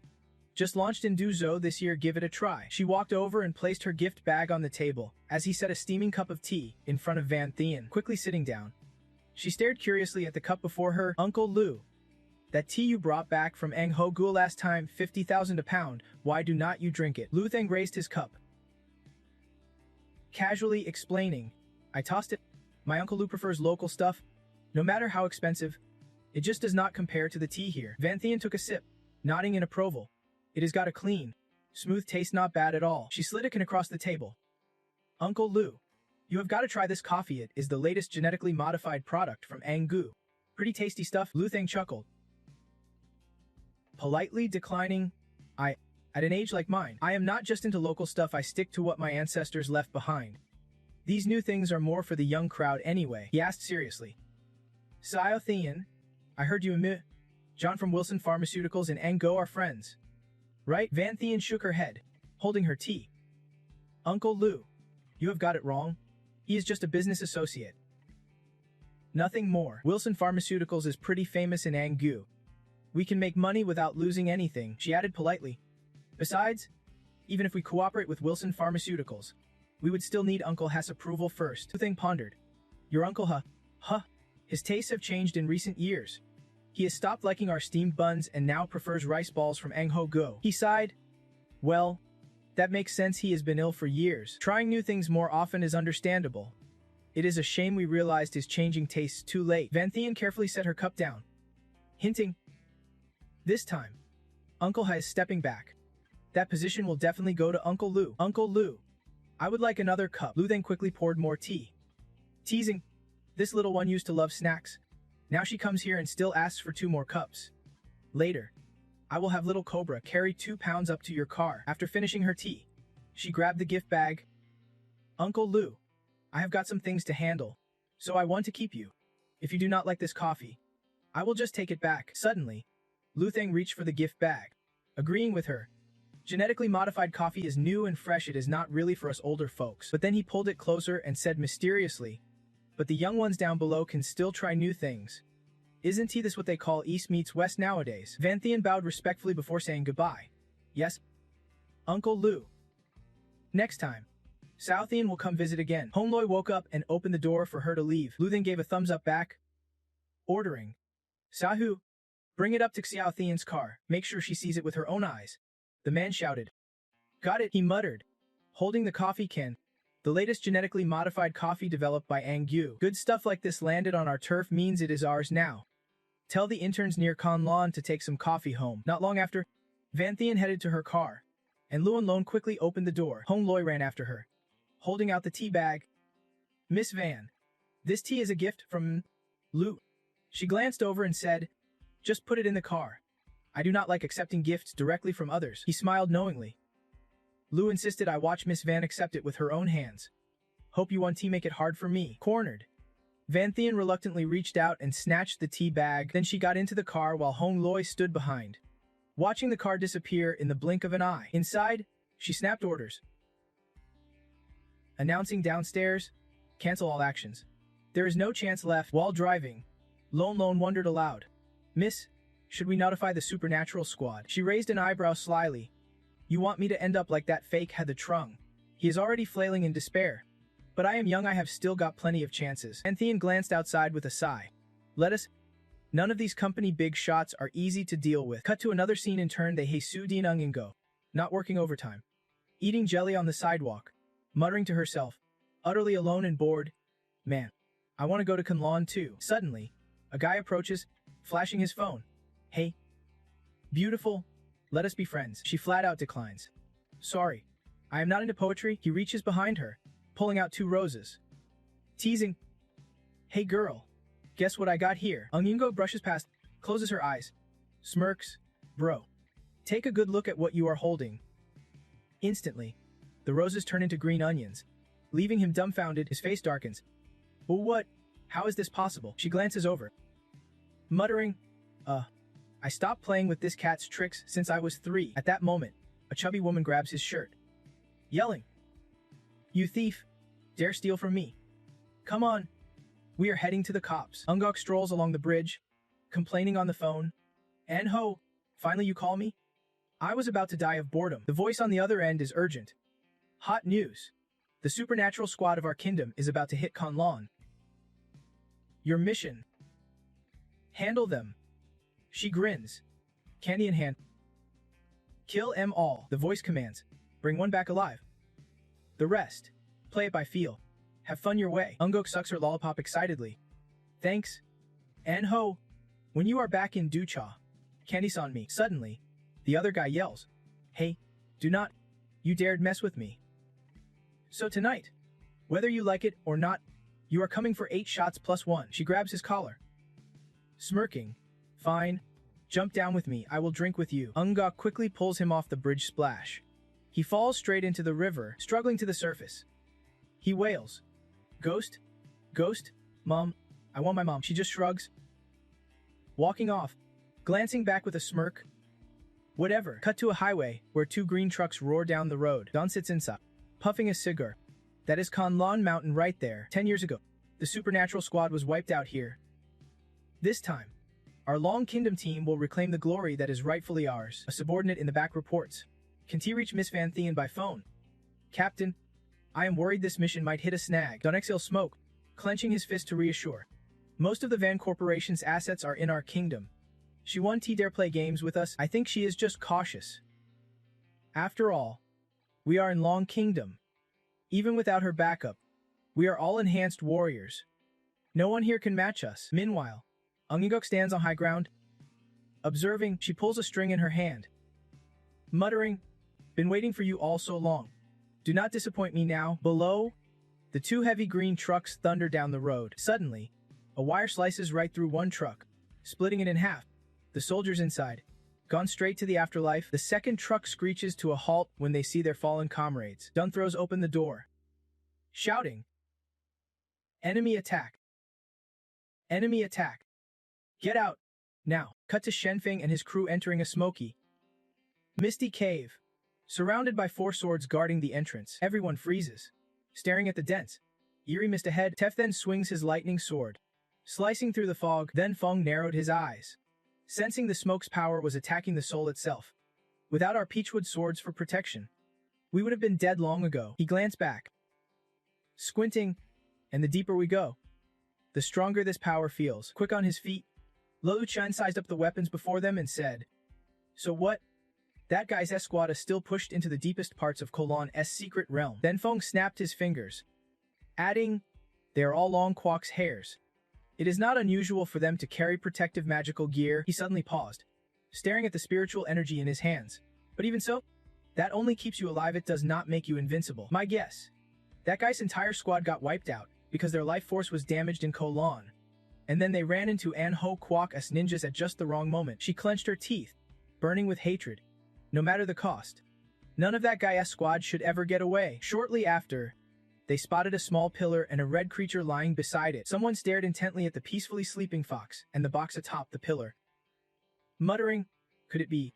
That is Assess true form." Gripping his sword tightly, he unleashed spiritual energy throughout his body and commanded, "Everyone back off. Let me see what is inside that wooden box." Slowly, someone grabbed Then Feng's wrist to stop him. "Mo Thiu, before you are sure, it is best not to touch it." He shrugged off the hand, looking back with reassurance. "A little spiritual energy entering my soul won't affect me." Then Shenfeng stormed forward, his mind racing. Everyone believed his strength came from his realm, but no one knew his greatest power lay in a soul older than time itself. He squinted hard at the red wooden box before him. Shenfeng reached out, grabbed the box, and opened it, his face turning uneasy. Suddenly, a burst of dark energy exploded out like a dam breaking, stunning the girls nearby. He quickly ordered them back. "Fall back. Retreat fast." Yulan protected Zheng Ji as ordered. Amidst the dark chaos, Shenfeng's roar echoed. 9 swords in a deadly chain unleashed a storm of blades. The moment he shouted the command, swords shot into the ground all around where he stood. Then the darkness dispersed, swirling into lazy circles before fading away. Seeing the danger past, the 4 rushed over. Shenfeng held the box, puzzled. "What is this?" "It is still alive." Inside was half a fish body. Someone spoke up. "Rumor says this fish comes from the Void River, which connects to Beiming." Slowly, Yulam gasped, covering her mouth. "Beiming, that is the legendary place where names are born." Shenfeng turned to listen as Liu Zhen explained. Beiming's fish, also called, when it reaches spiritual maturity, can transform into the divine Khan. Its influence spreads over 90,000 miles. That is why this fish is also known as Seiksu Khan, deadly poison, but also a powerful tonic. She shared her knowledge. Properly used, cultivators can instantly ascend to immortality. Even mortals who eat it can cure all ailments. Lu Zhen pointed the weapon forward, shouting, "This little treasure is why Squada died here." But Shenfeng grabbed her arm, stopping her. "No matter what, this is a precious relic. Destroying it would be a tragedy." Holding the box, he declared, "Because of this, Squada fell. I am handing it to you. I am sure they would not object." Shenfeng placed it in front of her. "Whether to keep or destroy it, that choice is yours." Lu Zhen closed her eyes tightly, grief-stricken, clutching the box. Shenfeng glanced at Sutsu, who was still awestruck, and warned, "Don't idolize it. No matter how amazing, it is just an object. Rely on yourself to go far." Pointing at Yu Lam with pride, he said, "Look at her spirit's far stronger than yours." Susu muttered, "That is a treasure that can launch someone straight to ascension." Sutsu clasped her hands behind her back, eyes sparkling. "Even if I can ascend, just watching it is a feast for the eyes." Shenfeng sighed, crossing his arms with a smirk. A lot of eyes are glued to this thing. Having it in your hands is not always a blessing. Cut to the 4th floor of Kanlon. A nice group, along with ninjas and Shizong, lay on stretchers right beside Zimabe. She pointed at herself, asking, "Where are we?" Anai, blade on her shoulder, stayed alert. Dunty, no, but I am sure we are still inside Kanlon. Suddenly, a power like an arrow with green spiritual energy atop the tip and flames trailing hit a ninja dead on. Anai's sharp eyes watched him collapse and urged, "Move. The mist here attacks souls. I can't stop it." She brandished her sword, pushing forward. "This place is not in any Armorxia intel.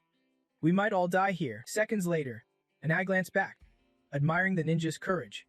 "Remember this, we will always be Armorxia's bravest warriors." The group echoed, the leader shouting, "We swear loyalty to our country, to armor, until death." But before long, another ninja was pierced through. Shizong, wearing a mask, saw this and cheered.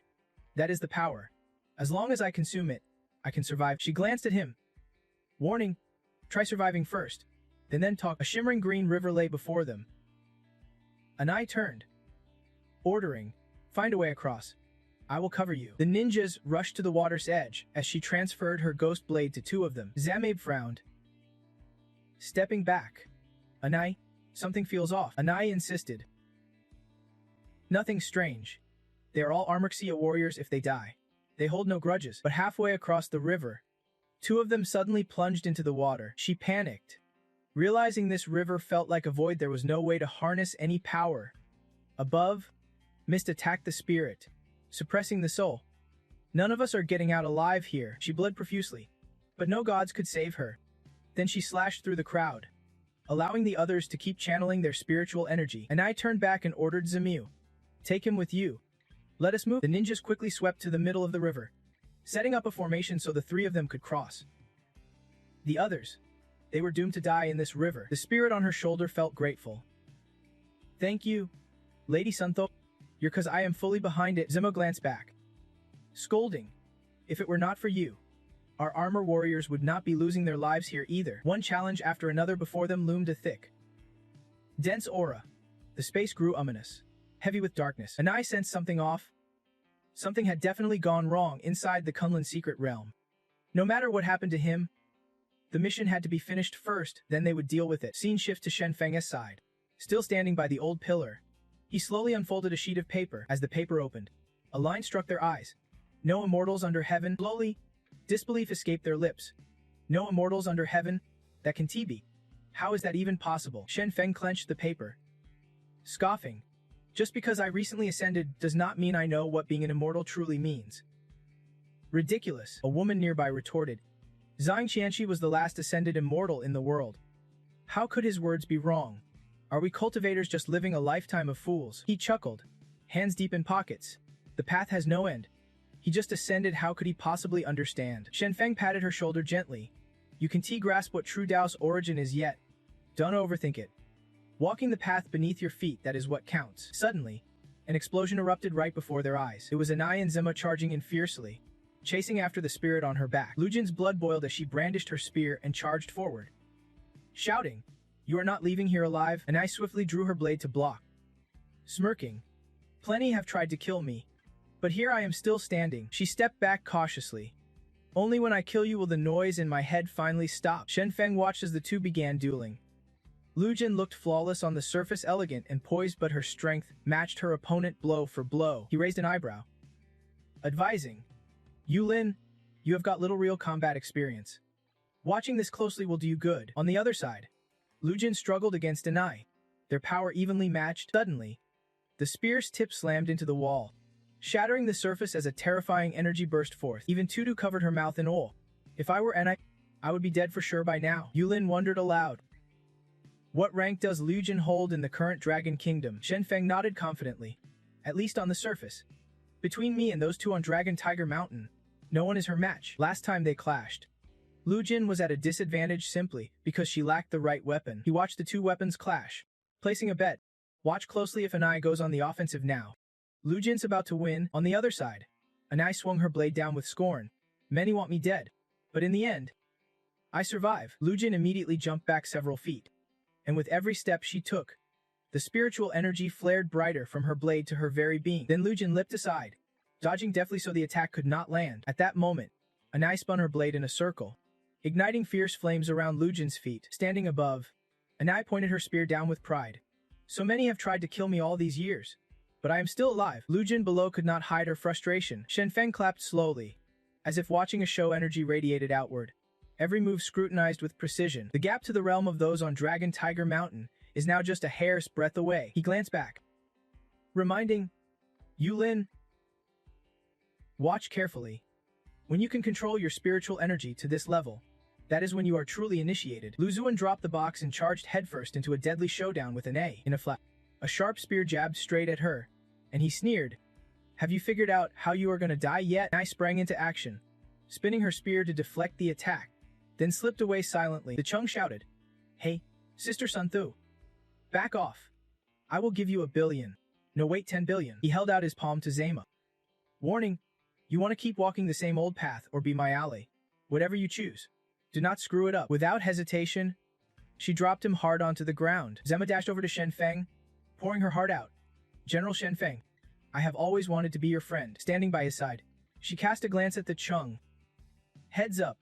The Chung's been working with Giep, the mastermind behind the squad. Us crimes 10 years ago is him, lying on the ground. He pointed accusingly. Traitor. You are the traitor. Shen Feng stepped in front of Zemo, arms raised in defense. For your selfishness. Countless lives were lost. Helping the enemy, that is the real betrayal. He slammed his fist on the ground. I am not wrong. I just want to live. What is wrong with that? The Chung ranted wildly. Long nation's full of losers.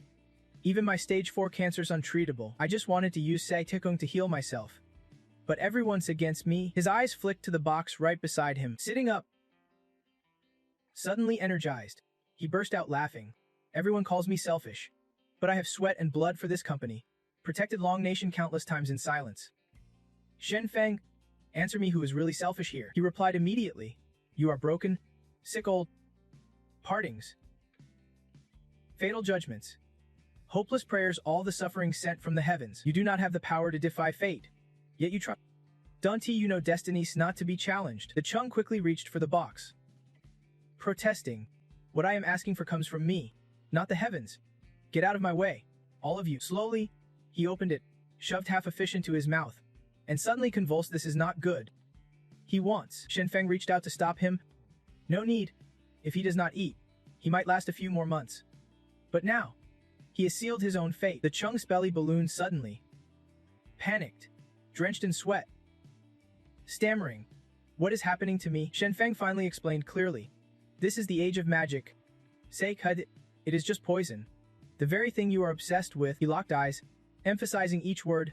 Within 7 days, your body will rot away, tortured by 1,000 worms until death. The Chung collapsed in agony, begging.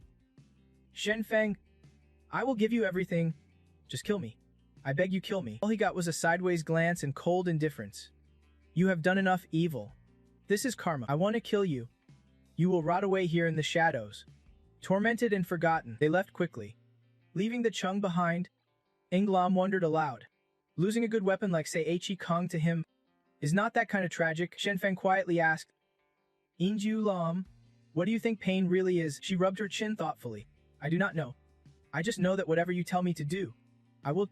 I just want to stay by your side forever. He smiled faintly, turning to her. If that is the case, then what is there to regret? Only now did Inglam realize. Shen Feng, I get it now. Everything in this world has its own path, the pattern of heaven and earth, the balance of yin and yang, movement and stillness, the order of stars, the changing seasons, the power over life and death, the mountains and rivers inside and out. Shen Feng raised a finger. Overthinking and worrying too much just makes you ordinary. Just remember 4 words. She froze, mumbling. Shen Feng, you are speaking so deep. I do not get it. He patted her head gently. No rush. Follow me and train slowly. You will understand one day. Cut to the 4th floor. The 4 of them had finally reached outside the cave. Inglam watched Liu Zuan and Anna fighting, then spoke up. Shen Feng, can you go help Sister Liu Zun? Slowly stretching, she added. Mo Thiu, I can help too. Yet, Shen Feng stopped him. No one was allowed to move. Liu Chen, blinded by hatred, was losing his mind. If he did not take revenge himself, he might fall deep into the dark path. At the same time, Anna soared into the sky, letting out a fierce battle cry before unleashing blazing red flames toward Liu Chen. He crossed his arms, analyzing, Anna's rushing in recklessly. If she fought calmly, she might have held out for 10 rounds. Yu Lam frowned in disagreement. No way. Even if she is at a disadvantage, she would not lose that fast. Shenfeng calmly remarked, when masters clash, victory and defeat hang by the thinnest thread. He assessed, Anna has been carefully trained by Coach Gas since childhood. Most of her strength comes from that sword, but her experience does not compare to Liu Chen, who has fought alongside Tima through thick and thin. Shenfeng watched Liu Chen withstand the onslaught of energy, then said to Yu Lam, watch carefully next round. Anna's definitely going down. Liu Chen suddenly hurled his blade straight at Anna. She quickly threw her head back to dodge the deadly strike, and the blade slammed into the wall behind her. Seizing the moment, Anna charged forward, shouting, no weapon in hand. What chance do you have against me? She easily grabbed Anna's arm and smirked. Weapon? My whole body is a weapon. Suddenly, a toxic aura spread across Anna's arm. She gritted her teeth, staring at the black streak crawling over her skin. Without hesitation, Anna leapt backward. But Liu Chen seized the moment.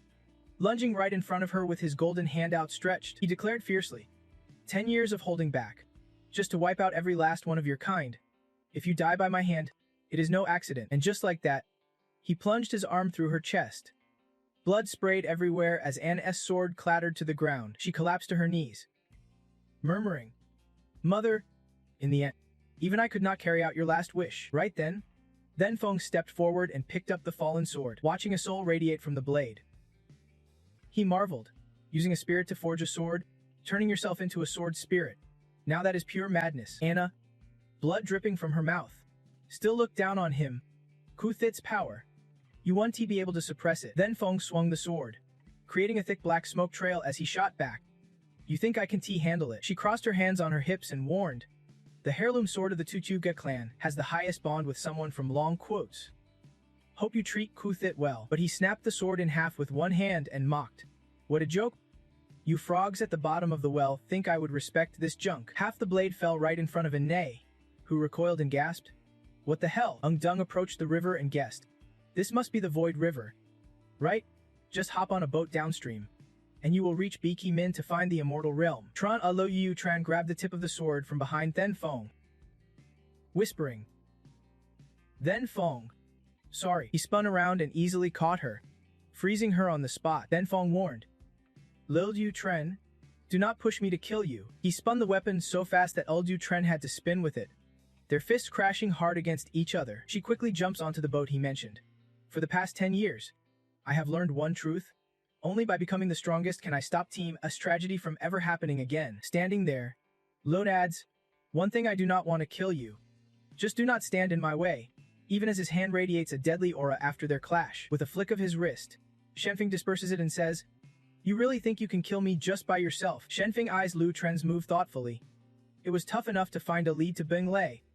Maybe I should be dealt with her sooner. And A steps forward from behind, smiling wide. Shenfeng, you are seriously strong. Even the kingdom's fake operatives would not stand a chance against you. She mocks with one venomous arm. Honestly, this whole scheme is ridiculous. We have plotted for so long, only to hand the prize over to someone else. I am a dying man, what is there left to fear? Then Shenfeng kicks, sending an A flying straight into the wall behind. He furrows his brow and says softly, I do not buy it. There is only one path to Bing Lei. Cut to a tall building. Sunlight streaming through the windows. Luthing holds a hot cup of tea, exhaling. Not bad at all. Trem Honglai pushes the door open and reports. Boss Elgu, Miss Ven has boarded the flight to Yunbucks. He sets it aside and reminds. Over the years, the Ven Corporation just needs to stay humble and steady. He hands over a detailed list. We have fully investigated the members of the superhuman squad who entered illegally. Boss Elgu, please take a look. Gu Theng takes it, scanning while listening to Honglai. Boss Elgu, all these fighters have been enhanced by Wilson Corporation, their strength rivals top postnatal experts. The page flips to John's photo. He continues. This John guy is their captain, strong enough to face off against prenatal masters. Honglai raises his hand in warning. Boss Elgu, although Fayeksha shows great talent, she's only a top-tier postnatal. She is still just a young girl. He looks up, explaining. Ayang comes from a theatrical arts family. Outsiders often mistake stage arts for magic. But it is much deeper than that, Luthen clarifies. Traditionally, stage arts divide into Grand Thai and Minor Thai. Grand requires special secret techniques working in harmony. Even our company barely knows about it. Minor Thai uses unique tricks, so there is no big threat here. He steps forward, pouring tea anxiously. Boss Elgu, I worry Kai Njiki might get the short end of the stick. Lu Theng narrows his eyes. Holding the cup, the old boss won't be coming back. All branches are eyeing that position. He stands, pouring out his heart. This time, I want everyone to see we are not just about Shenfeng. Even a little girl can knock them off their feet. He walks to Hong Lai with a prime example. Tiger smile. Huh. Long Ku has been too stable for too long. Many shareholders have changed tastes, now they prefer coffee over tea. Lu Theng claps his shoulder firmly. This time we have to show real power. Or else we won, just shake mountains, we will shake the whole world. How could they stay quiet? By now, you must be faced the superhuman squad. Send someone to bring her home. Hong Ai reluctantly agrees. Yes. Boss Elgu. I will head out immediately. Then he turns and leaves. Leaving Elgu Thing alone in the room, Lu Theng raises his tea. Savoring. Still our flavor much richer. Cut to the main street. Iank single-handedly takes down several soldiers. She lifts a victim. Taunting. You gotta try harder. If I am not having fun, neither are you. Dune rushes in with a barrier, swinging to slash across Fienjik and taunts. Come on, try to kill me. But the guy S/ suddenly turns into a puppet figure. Tret sneaks behind one of them, grabs his arm. Mockin. Come on. Hit me. You will never catch me. Then she kicks out, stomping on Fienjik's ankle, yelling, I just cut her calf. Captain, this is our chance. But Kyendachi uses that very same leg to stomp right on the back of his knee. Dune ran it again, then spat out curses. Long nation scope. Just die already. Meanwhile, Yuna and Deka grabbed the guy so fast he could not react and slashed at his own teammate. She let him go, smirking devilishly. Well, even your own family turns that ruthless. Yuna and Deka clasped her hands behind her back, nodding at the two before her. The captain of the superhuman strike team really is something else. Du, clutching his knife, looked confused and suspicious. Who the hell are you? I have never even heard of you before. She lifted the strands on her palms and introduced herself. I am just a girl who loves magic tricks, with a team as famous as the Superhuman Strike Squad. It is no surprise you have not heard of me. Then Yunu flicked the strands forward. Instantly, the guy next to him was blinded, blood splattering everywhere. Her tone was wicked.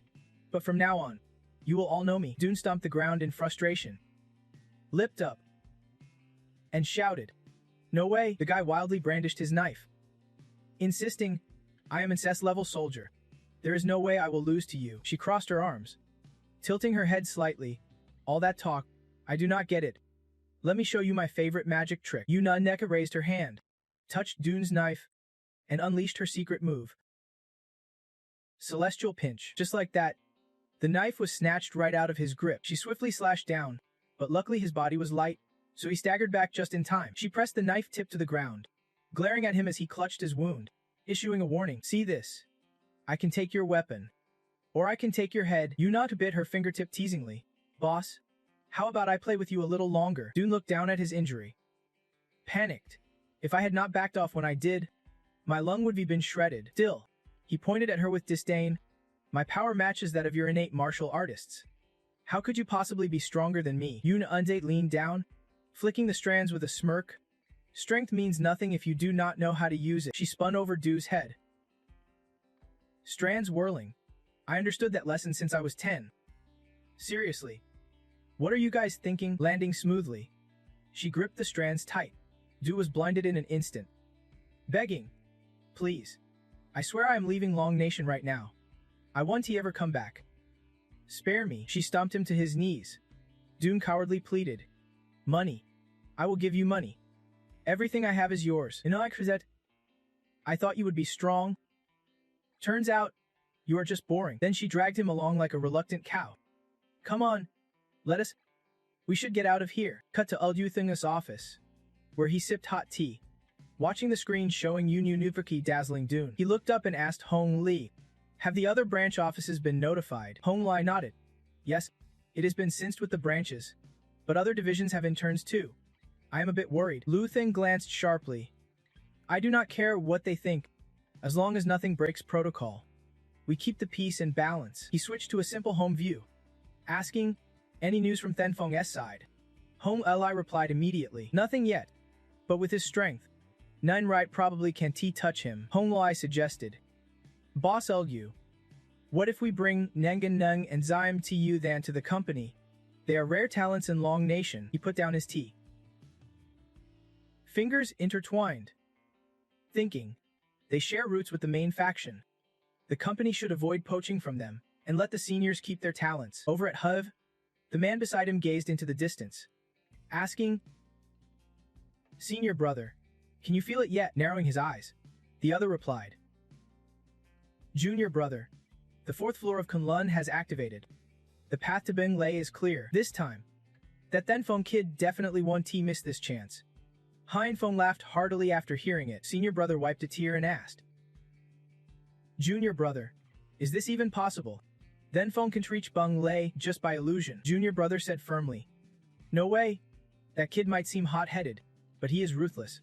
If he wants something, who could possibly stop him? Han Feng spun around, hands clasped behind his back, hinting that this time, Kunlun has gathered 2 ninja clans to the company. They even deployed the elite royal squad from the other side of the ocean. But what the final outcome will be, that is still a mystery. Senior brother ordered to bring that couple back to the main headquarters. After all, their roots were planted by the Heavenly Master. Hun nodded in agreement, saying, Got it. I will have to handle it. There is one thing that has been gnawing at me forever. And now someone finally dares to say it's senior brother. What if he can surpass Echiashi and reach Beng Lei? What then? Senior brother replied coolly. There is only that path.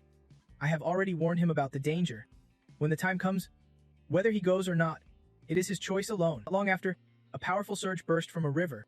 It was then Feng, carrying Chorki in his arms, emerging from the water, followed by Injulam, T, and Jiamebi. Inglam touched down on the ground, raising his hands in excitement. We finally made it out. He gently set her down, then turned his head in awe. I never expected that once Kulun's 4th layer activated, all our escape routes would be sealed shut. Good thing we found that little path, or who knows how long we would have been trapped. Trenke asked. Minzi Thu, what is the plan from here? Then Feng clenched his palm tightly. Voice sharp. How dare someone snatch away my chance? I have never been this pissed in all these years. Inklam stepped beside an Iu. Calm down. Minzi Thu. Getting angry only hurts your health. There is definitely another way to reach Beng Lei. No matter what dangers we face, I will go with you. Hearing this, Muthihu felt some relief. Alright, then I will take her with me next. We will head to the main base together. Ein Uga dashed over, waving her hand frantically. None of you are even gonna help, just standing there watching a girl like me suffer. Then Feng rubbed his chin, eyeing the two skeptically. I remember the Duchu branch still has a trainee. Right? That is you? Call the company, now they will come pick you up soon. She slapped her own forehead with a sigh. Damn. Why did not I think of that sooner? I Undaki turned her back and dialed her phone. He called softly. Slow down. Do not. Minzi Thu. You still remember her after all. Then phone got serious. Listen up. In Lam and I will go together. You girls head back to the company, he added firmly. Trun. Make sure you get her home safe. Once there, inform Director Liu to dispatch some staff to protect her. Slowly scanning Tron K with a smirk, he teased. Mystiku sure knows how to cherish the ladies.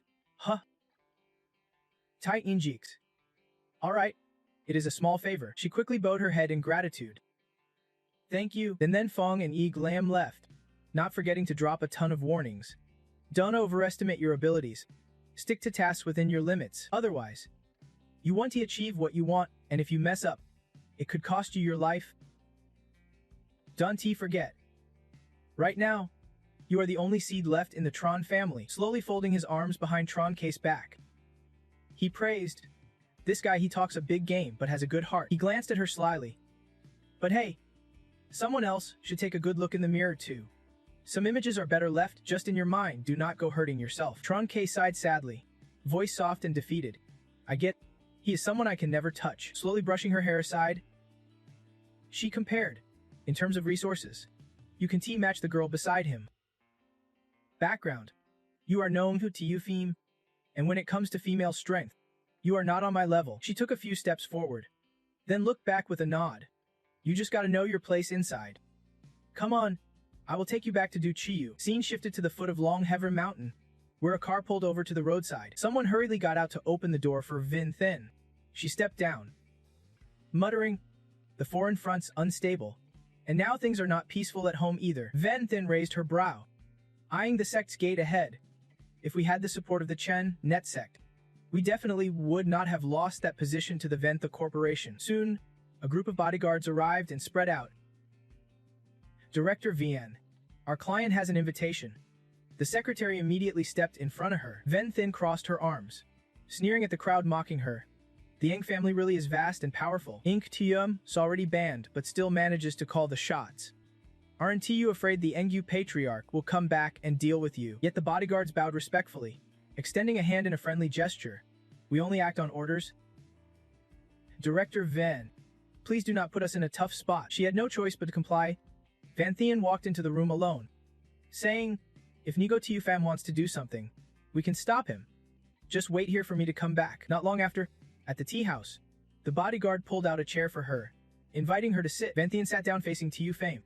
She asked bluntly, "Tiu Fame, acting all tough like that?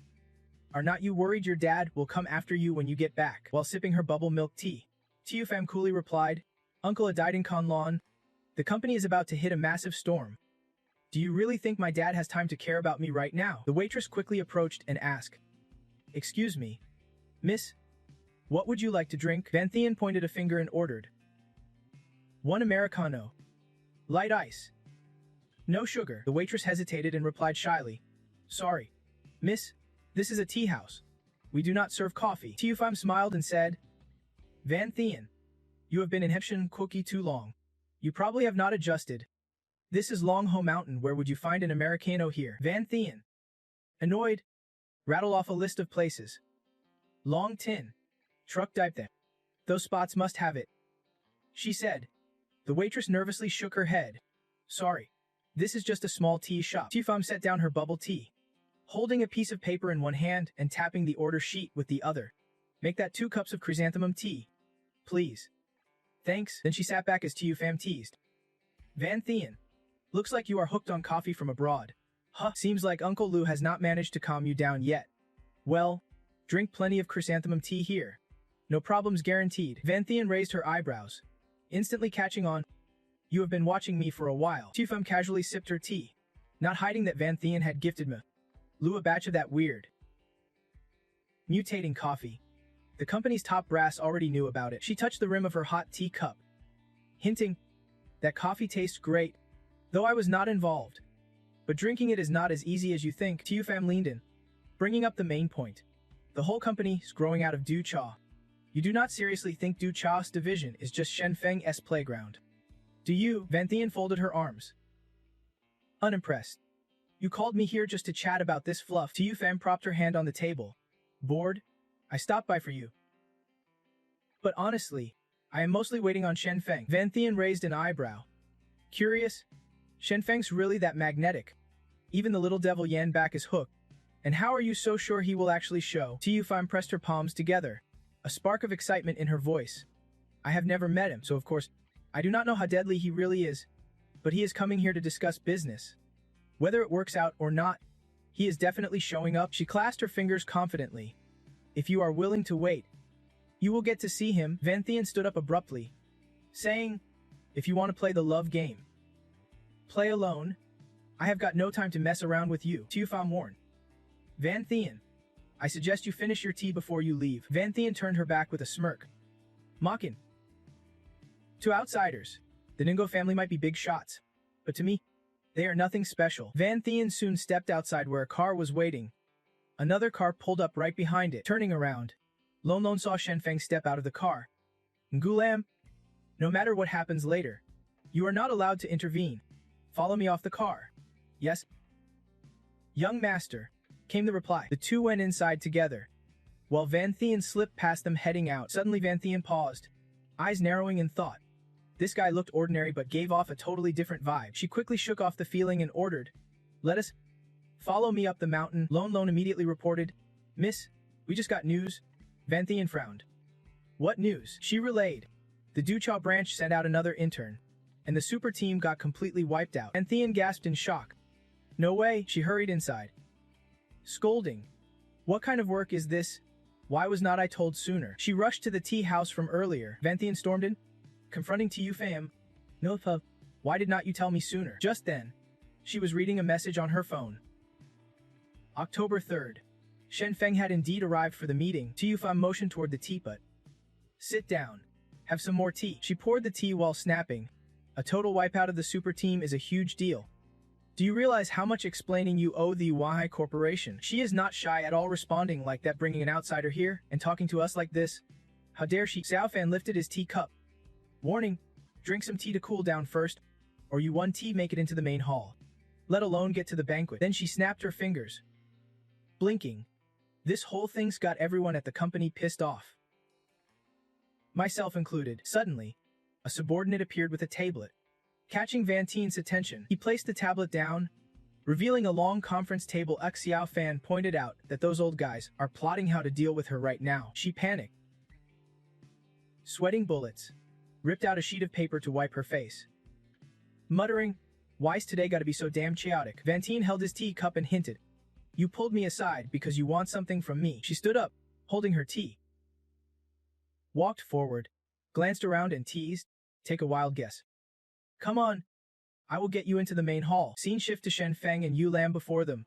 A crowd with swords strapped to their backs. Yu Lam clasped his hands in a formal salute and announced, Shen Feng of the company requests an audience with Master Xuan Feng. Lin Trine returned the salute with a wry smile. Refusing politely, Master Chu Moon instructed no meetings for the foreseeable future. Shen Feng drew his sword instantly. Eyes sharp. Warning. Yu Lam, step back a little. She obeyed. Replying, yes, sir, I will be careful. One guy pointed at Shen Feng and shouted. The main hall stood strong for thousands of years. No one's ever dared storm the mountain. The others behind him stirred up a ruckus. Master Hein, let us deal with him first.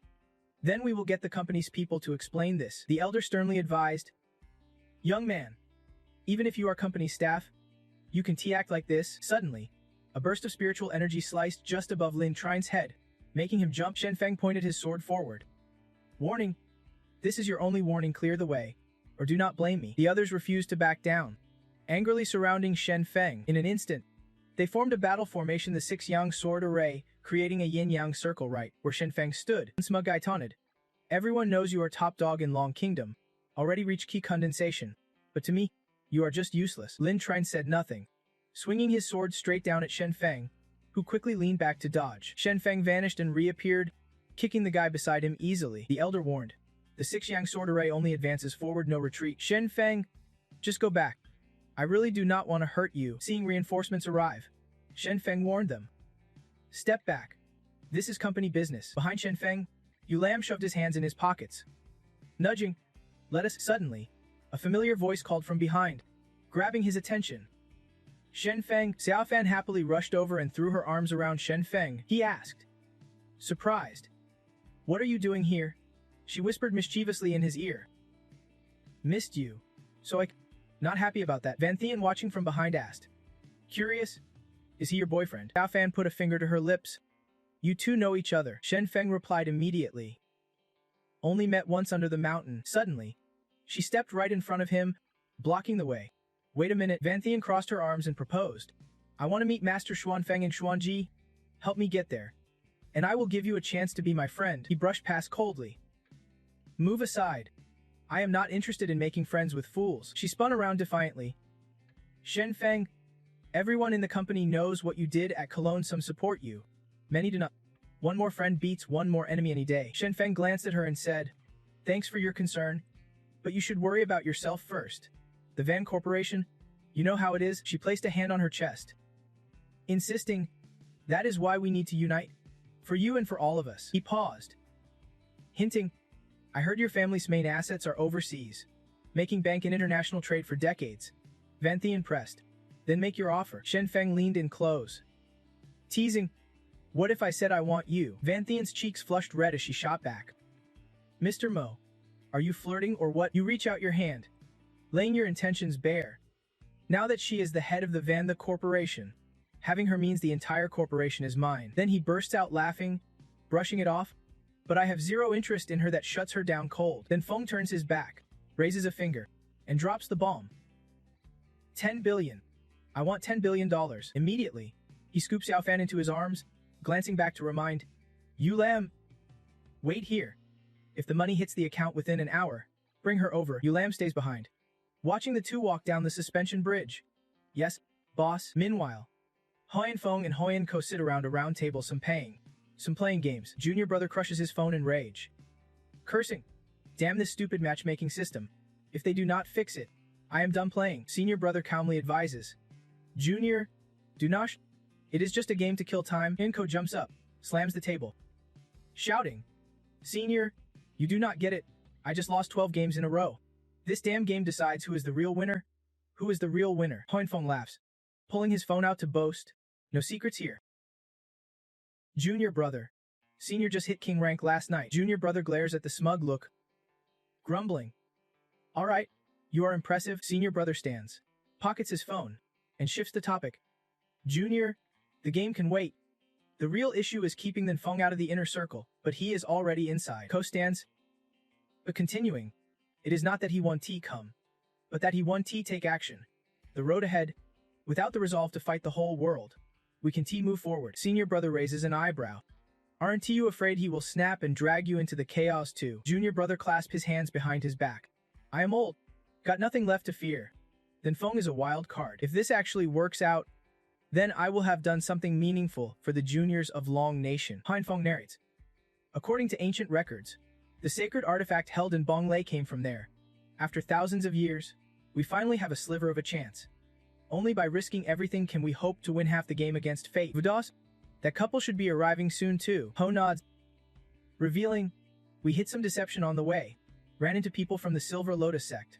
But we are almost there." Hyun Feng stresses, "Good. No matter how we explain things to Then Feng, we will need their support." Vudas strides forward, urging, "Let us."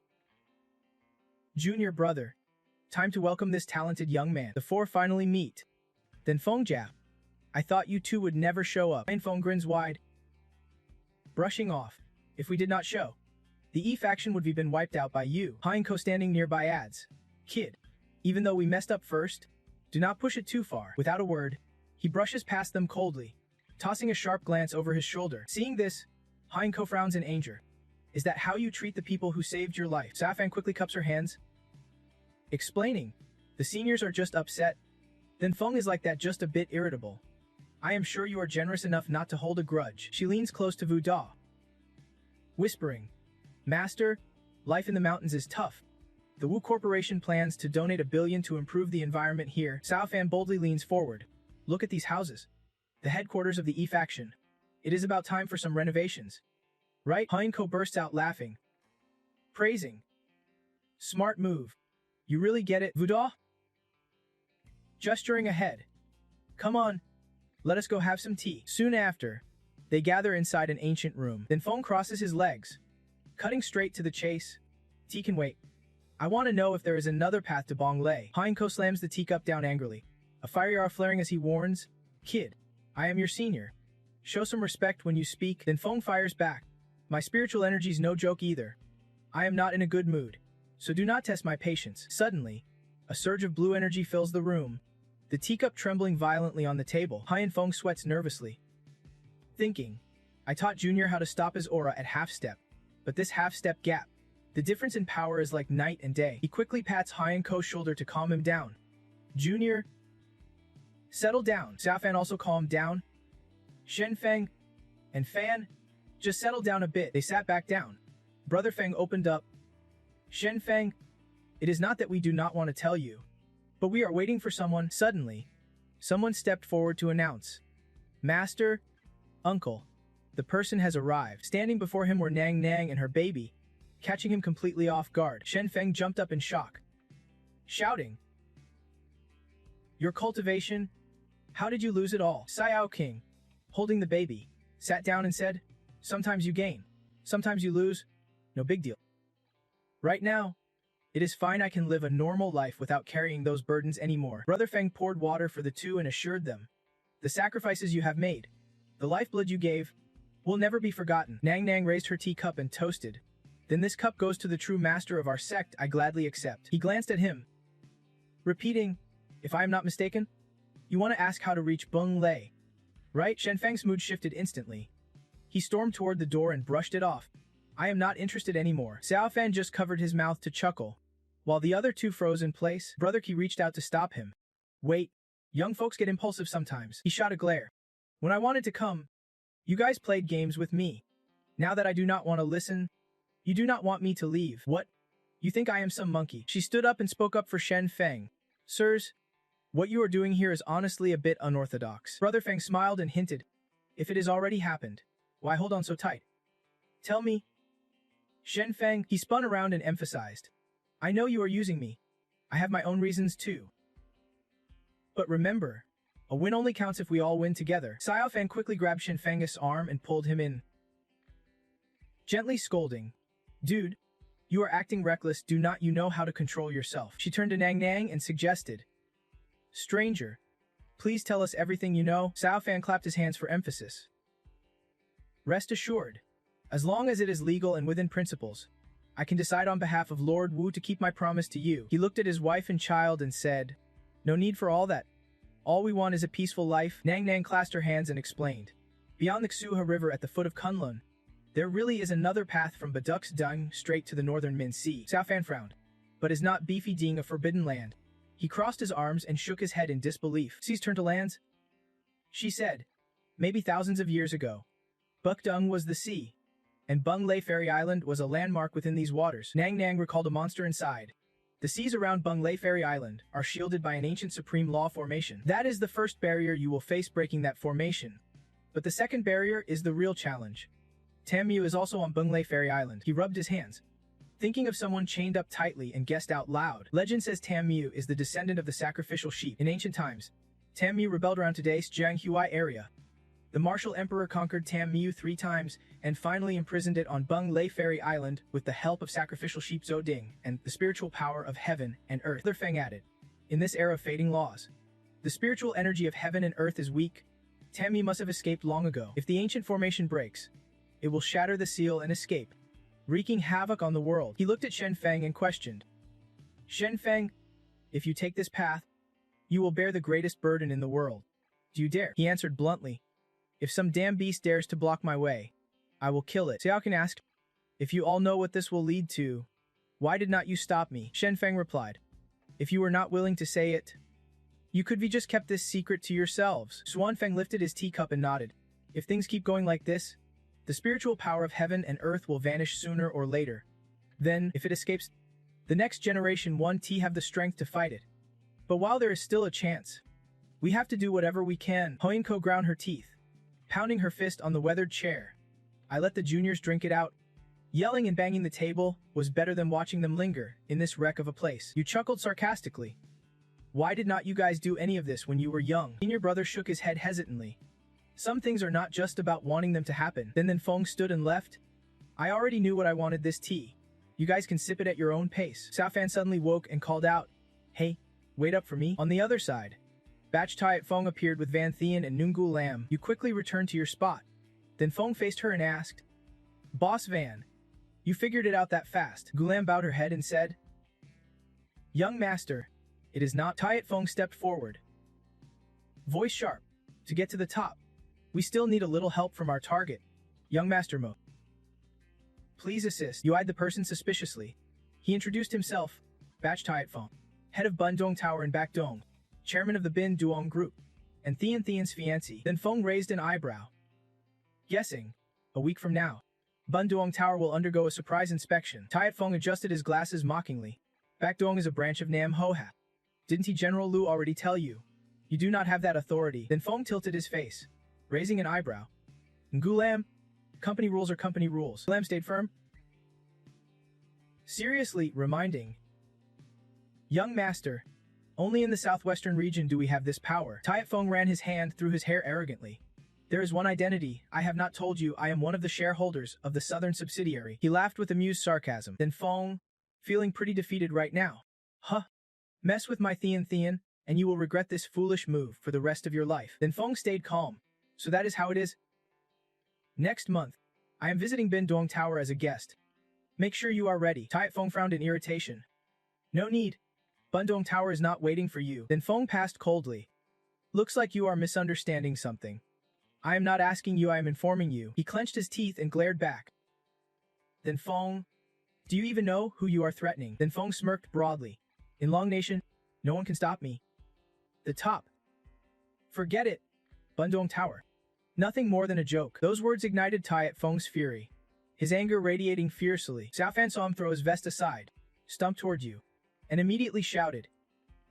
Then Feng, watch out! Gu Lam rushed over to brace herself, but lost her footing and painfully fell to the floor. Tai Feng shamelessly sneered, dripping contempt. A half-hearted martial artist like you dares to resist my move. That is just begging to be humiliated. Then Feng anxiously rushed to help Gu Lam up. Seeing your furious expression, she lowered her eyes. Concerned? Young master, I am just a small wound. Xiao Fan quickly moved to join you both. She glared, teeth clenched, angrily speaking into her phone. Within 3 minutes, I want the Longho Mountain surrounded. Tonight, someone's definitely going to die. Xiao Fan sat beside you, holding a pill with care. Ngulam, use all your strength to dispel the drug-us effect. It will stabilize your injury. Moments later, a helicopter arrived from afar. Facing Then Feng, she ordered sternly, do whatever you want. No matter what happens outside today, we will block them for you. You stood up, satisfied, and before leaving, did not forget to thank her. Sorry to trouble you. Van Thien glared angrily, pointing. Then Feng, do not think having backup means you can do whatever you want. Then Feng grabbed her by the neck and snapped sharply. Whatever it is, my ears are not great, so speak. Tai Feng, furious at the scene, lunged forward. Let go. Then Feng calmly kicked him in the chest. Tai Feng was blasted backward, crashing into a building, sending dust and debris flying everywhere. You raised an eyebrow coldly. Warning. You should be grateful you are a woman. I do not like killing women. Then Feng tossed Van Thien aside, ordering, get Xiao Fan to watch her. Xiao Fan already held a syringe, smirking wickedly. Don't worry. One prick and she will be paralyzed for 24 hours. No escaping this time. Meanwhile, he calmly strides toward the wreckage left by Tai Feng. Huasha suddenly appears, blocking the way with crossed arms. Then Feng, this is the territory of Chin Nut Sect. No solo fights allowed. Then Feng, irritated, flicks him aside and coolly says, I am not repeating myself. In Longko, no one stands in my way. Suddenly, a phone rings inside his jacket pocket. He quickly answers, voice sharp with annoyance. Boss Lu, if you are calling about feelings, I will quit the company right now. Lu Theng responds calmly. Young man, do not be careful with your moves. It is not that I am stopping you. Just a heads up, ever since the old man left, the Honam branch has been acting out of line. Maybe give them a little warning. He lifts his teacup near his lips, adding softly, but do not forget, our rule is to maintain stability. If you can avoid killing, then do not kill. But if you really can't, hold back. It is okay, the entire southwest region is your strongest backup. Logu Theng stares at the phone, listening as Then Feng replies, got it. Understood. He closes his eyes, savoring a sip of tea, praising, still, nothing beats the flavor from our family-sold stash. Hong Lai approaches from behind, professionally reporting, Boss Lu, Joan's arrived at the company. He is currently resting in a dark room, and Ayanihi is still causing a ruckus since coming back, complaining non-stop. Should we maybe sort that out? Lo Thing tilts his head, calmly ordering, tell the team to start researching the renovation tech. If you are short on manpower, inform me. I will see about relocating from Yuvenbix. That brat on Yuk. The long holidays coming up. The amusement park's got events, send her there to perform magic tricks. Suddenly, the door bursts open and Ian Deck rushes in, hugging him tightly, grinning brightly. I know, Uncle Elju's always been the best to me. Then Feng looks up calmly, observing the chaotic scene before him. Tight Feng rises from the rubble, grinding his teeth angrily. Then Feng, not even the Jade Emperor can save you today. He sneers contemptuously. You cultist, you should count yourself lucky it is this era. He darts forward with a cocky grin. Then Feng, you think you can keep up with me? Then Feng effortlessly dodges Tight Feng's attack, springing back to keep his distance. Tight Feng suddenly circles around him, taunting loudly. Then Fong, maybe you are starting to lose your grip on what is real and what is fake. Feeling desperate and powerless yet, he stands behind, baring his teeth in a wicked smile. Get scared. Run scared. Then Fong spins quickly, locking tight Fong's collar with his hand, voice ice cold. Are you scared now? He presses him down hard on the floor, the force cracking the surface into chunks. Then Fong narrows his eyes, smirking disdainfully. Pathetic. It is a miracle you have lasted this long. Huachi and Hu and Fong simultaneously wipe off dust and launch an attack from behind. He swiftly pivots, blocking both with his hands. The two old men quickly jump back. Then Fong calmly steps forward, crackling with electricity. Sarcastically remarks, looks like you two want a piece of me too. He clenches his sword, grinning provocatively. Come on, let us see just how strong Long Kuka's top masters really are. Hunafong immediately smiles, trying to smooth things over. Minzi Thu, do not get worked up.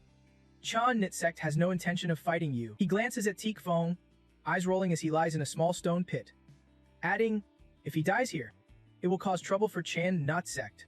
Hope you understand. Minzi Thu, Lasathan and his team rush over to report. Miss, all nearby personnel have been dispatched here. He bows respectfully. Just give the order, and everyone will immediately head up the mountain. Then Fong hauls tight Fong's body along, sternly advising, Taiyu Fum, leave now. After all, this is their turf. Chen Nut Sect's pride must be respected. He glares at the bodyguards and commands, take these two to Dekgadzing. As for today's mess, I want the Honam branch to give me a proper explanation. Taiyu Fim senses her friend's condition, immediately worried. Then Fong, you better check on Enga Lemim right now. Then Fong quickly bends down, grasping Inga Lum's hand to check her pulse. He nodded with a bright smile and said, no worries. A horse in the forest facing disaster can actually gain fortune. Once she recovers, she will step into the master realm. She lowered her eyes to the person resting on her lap, grinning slyly. Shenfeng, you really are a demon. The stalker is a demon too, reaching master level before 20. No wonder so many are green with envy. Xiaofan quickly handed the forest horse to the bodyguard, calmly ordered, take the horse to Long Nation's best hospital. Send a team to follow us. Lu Cheng respectfully complied. The bodyguard grabbed his phone and sprinted over. Miss, the chairman is calling. We could not reach you that day. She snatched the phone with a puzzled look still painted across her face. As Xiaofan hit answer, the voice on the other end erupted in anger. Do you even know what you are doing? Do you realize you smashed your dad's phone? Get back to Yembi. Now. Immediately. Got it, she played with her hair, speaking softly yet clearly. Dad, I am just not cut out for your schemes. Honestly, some problems could be solved just by being straight up and ruthless. Let me go to Beiyang first, then we will talk. You are old, Dad. No need to keep calling, Xiao Fan confidently said as she walked. There are plenty of hidden dangers in the company right now. Everyone else just needs to sit tight. Let the younger generation handle the mess with those we have upset. She boldly placed the phone on the table. The voice of President Wu still echoed from within. Xiao Fan, do not cause trouble. Come back to Yembi.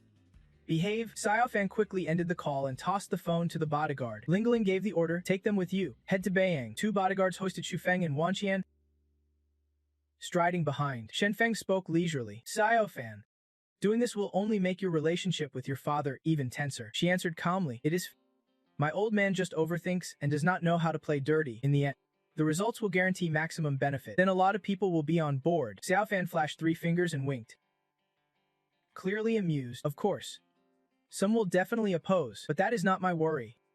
There will naturally be people to clean up those losers for me. Meanwhile, in Beiyang, at the South China subsidiary, Boss Beifi held a glass of red wine, smiling brightly as he answered the phone. President Wu, tell me, these kids causing chaos, just let it slide. We are adults.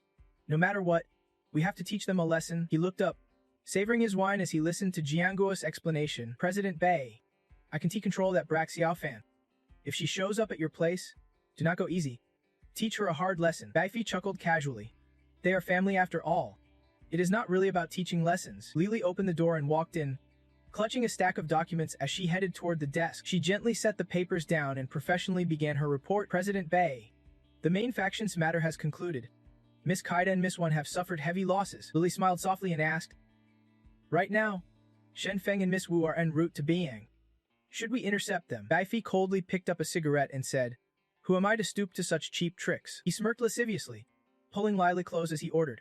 Book the best and most expensive rooms at Bayang's top hotel, and send the entire company team to welcome them. Baify grinned, admiring the beauty on his lap, gently reminding, remember, it has to be grand, and show our utmost hospitality. She lit a cigarette with ease, and he barked loudly. Right?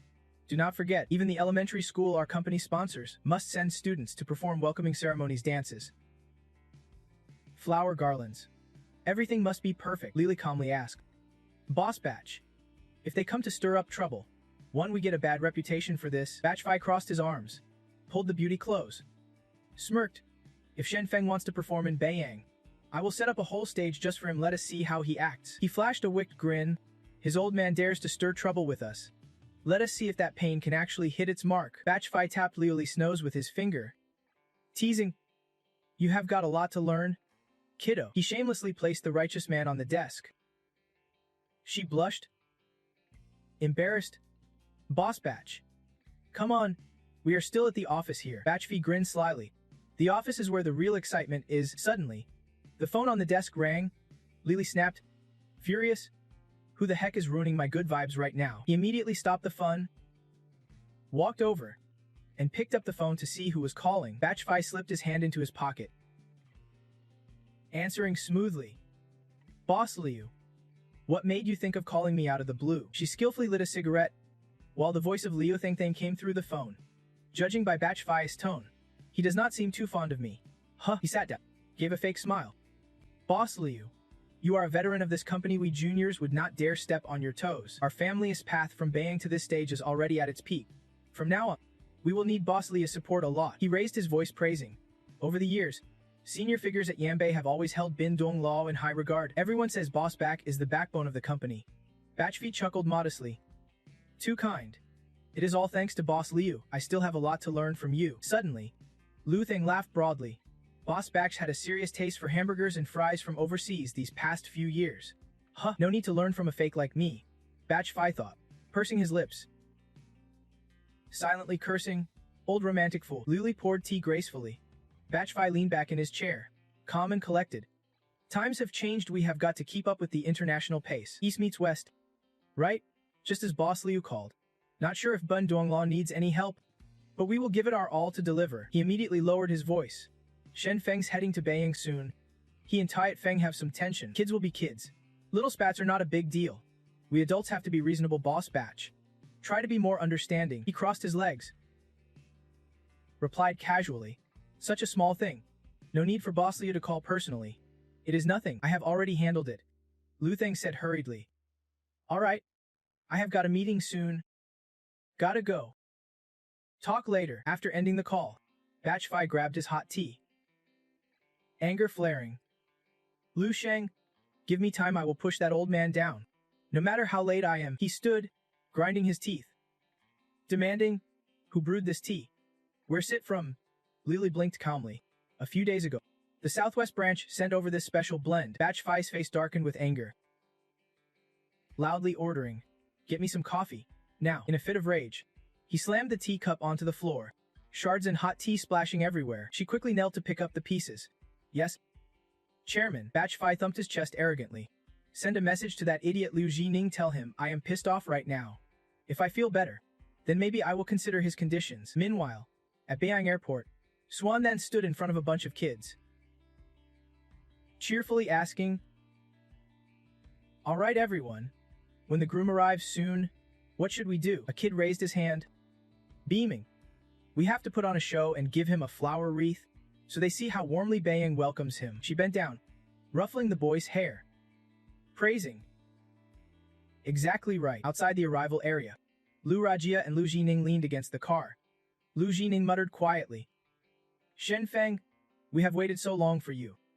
Finally, you are here in Beiyang. He looked surprised as a call from Boss Batch came in. Jining smiled brightly, answering, Boss Batch, why the sudden call? The voice on the phone said, in 10 minutes, I want to see you at the Viri Coffee District. Boss Batch is waiting. He chuckled, opening the car door confidently. Got it. I am on my way. I won't let Boss Batch down. As soon as he finished, Jining drove off. 8 minutes later, The car stopped before a luxurious building. Zining stepped out, carefully straightening his clothes. Smiling, Boss Batch said it is all sorted. We Leos now have a way out. He strode inside, raised his hand with a big grin.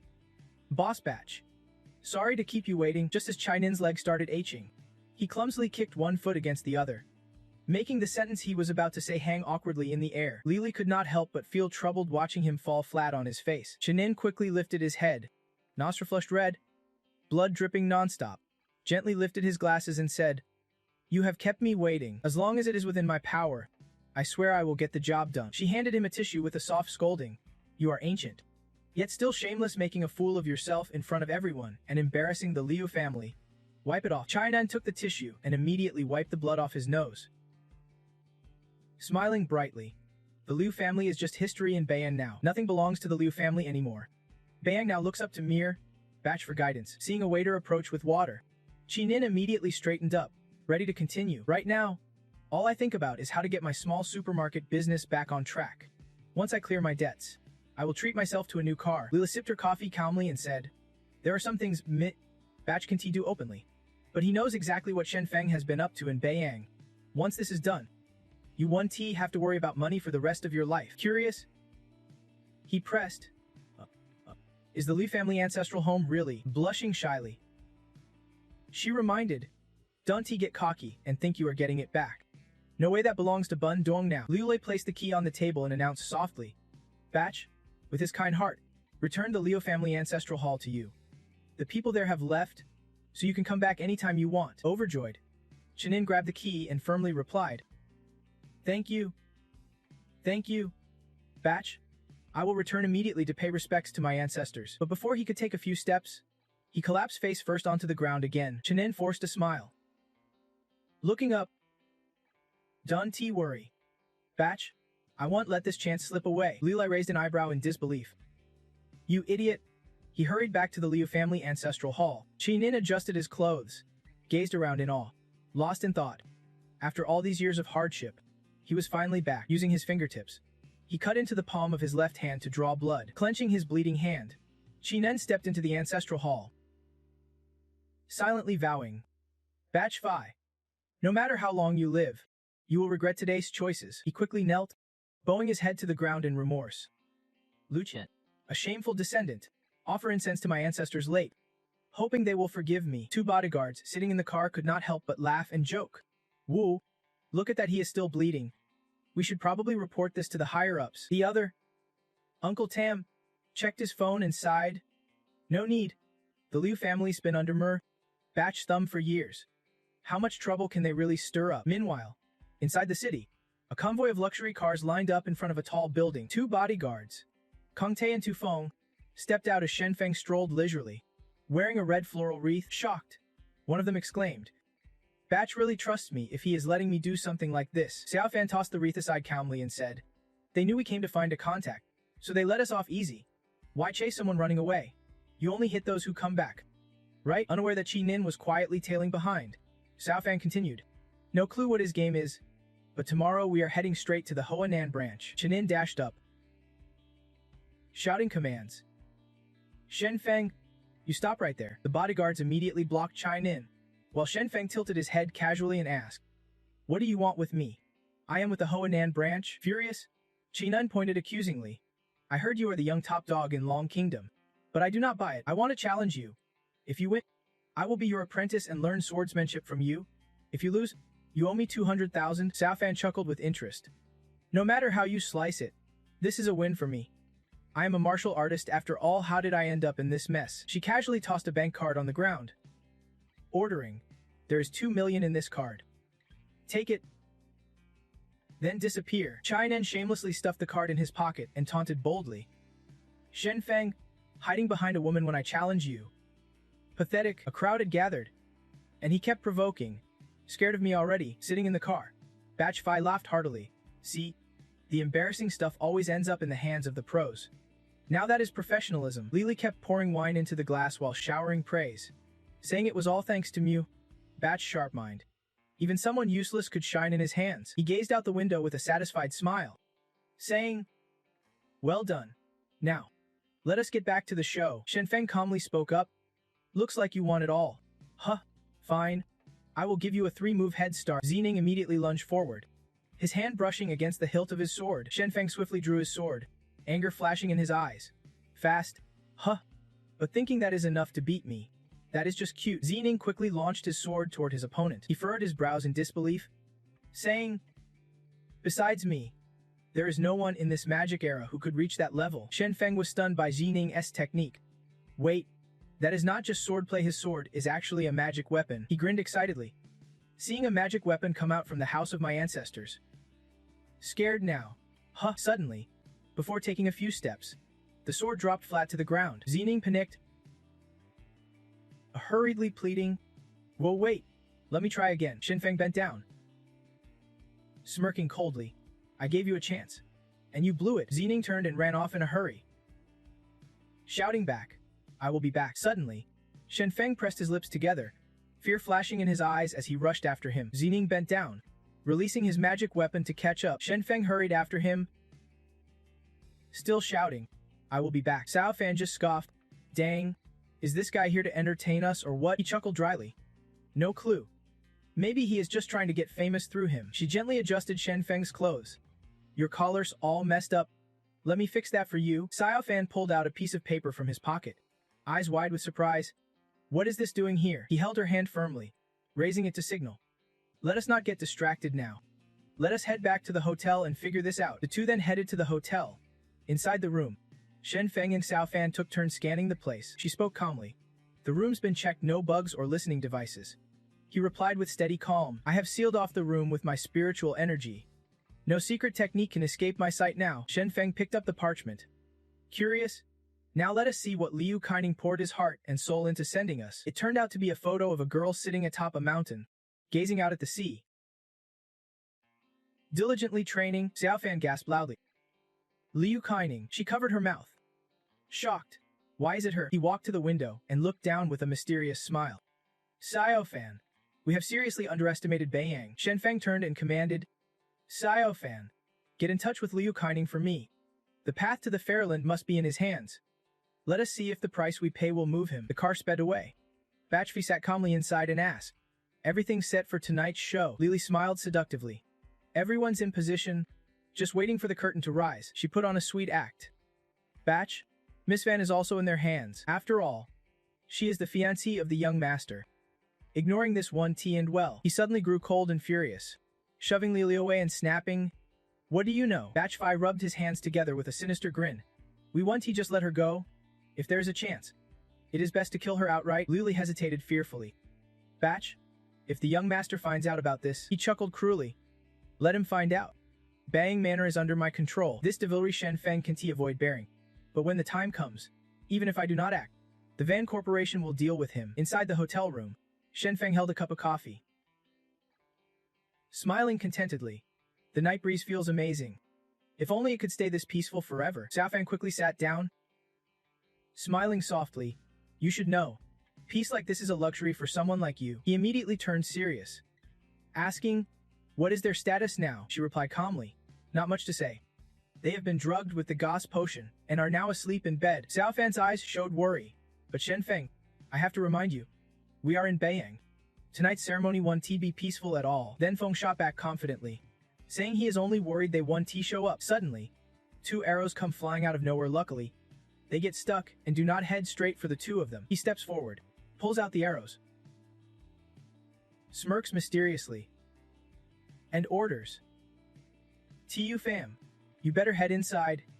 They won't dare touch you. I will handle them." Across the hotel, a bodyguard silently scopes out Then Feng through binoculars, tapping his wrist to report, "Target is left. Target is left. Team 2, you are clear to move." Then Feng quickly senses he is being watched, calmly strides over to the bodyguard, and speaks coldly, hosting a welcome ceremony and launching a midnight ambush. "Boss Betch got more tricks up his sleeve than I thought." A bullet whistles through the air. Then Feng smirks and tilts his head to dodge. He swiftly kicks the bodyguard, sending him crashing to the ground. Then Feng turns to Venix Suan behind him. "Coolest, at my level? You really think bullets can intimidate me?" The man, leader of the Bloodshed Squad, replies coldly, "I can kill you, but keeping you here, that is no problem." Then Feng raises an eyebrow, amused, "What is your game? Son, Ven quickly raises 2 guns and fires non-stop. My name does not matter. Just remember I am the bloodshed squad leader of Ben de Galiu. Then Feng dodges swiftly, closing the gap with lightning speed. Sneering, your rank must be high. Bet boss betches paying big bucks to take you out. The man calmly spins around, aiming at Then Feng. Coolly retorting, then guess if old Yu will come for you when you are locked up in Mifi Ding. Then Feng arches an eyebrow and throws a punch. Coolly praising, nice moves, but keeping me here. That is pure foolishness. The man grins wickedly.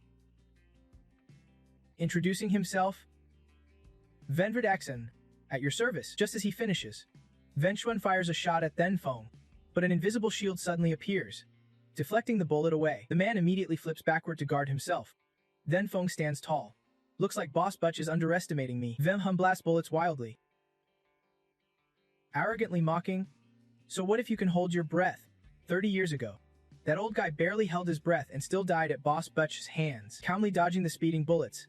Then Feng declares to the arrogant man, no one's invincible, including you. He smirks confidently, quickly stripping the magazines from both guns. Then Feng swiftly grabs Venefun's shoulder, causing him to grimace in pain and surprise. Damn, that was fast. His right hand's already useless. Venchuan grits his teeth in fury, knowing that no matter how strong his fists are, they are still just flesh against a gun. Calmly swapping magazines for his left gun, he says smoothly, times have changed. Then Feng spins and lands a sharp kick to Venfixun's stomach. Watching Venfixun slam into a water tank, Then Feng sneers, like a frog at the bottom of a well. He summons countless swords, pointing at the tank. Let me show you what real power looks like. Venfixun screams in agony, blood spitting from his mouth as swords pierce every inch of his body, pinning him to the water tank. The man grins wickedly. So what if you kill me? You just fell right into Boss Butch's trap. Calmly threatening, Boss Butch's plan is already in motion. No need for him to lift a finger. Someone else will finish the job. Then Feng commands a sword to plunge deeper, coldly saying, you all seriously underestimate me. And Tiufim Ven Shun laughs bitterly, unafraid of death. Shame I can repay you. Without hesitation, Then Feng drives the sword deeper. Ice cold. I am not interested in your excuses, so you are better off dead. Meanwhile, inside the hotel, Tethi Feng and Venton lie unconscious on the bed. Taiyu Fame clutches her phone, yelling, what do you mean you will be here in 10 minutes? What the hell are you even coming for? To clean up my mess? The person on the other end struggles to explain. Miss, we have been blocked by a group of people. Please hang in there. The bodyguard bursts in. Miss, we are covering your retreat. The enemy's got a natural-born expert we are barely holding on. She smirks with contempt, muttering, all right. Butch Fi. You are doing great tracking every move I make. Xiaofan pointed toward the bed where Xufeng and Wenqin lay, ordering, take them with us.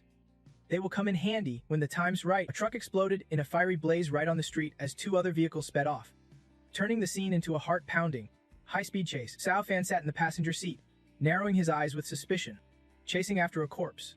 Not sure if Boss Bai is trying to save or kill someone here. The bodyguard drove while urgently contacting backup through his earpiece. Team 2 is wiped out. The young lady's in my car, requesting immediate reinforcements.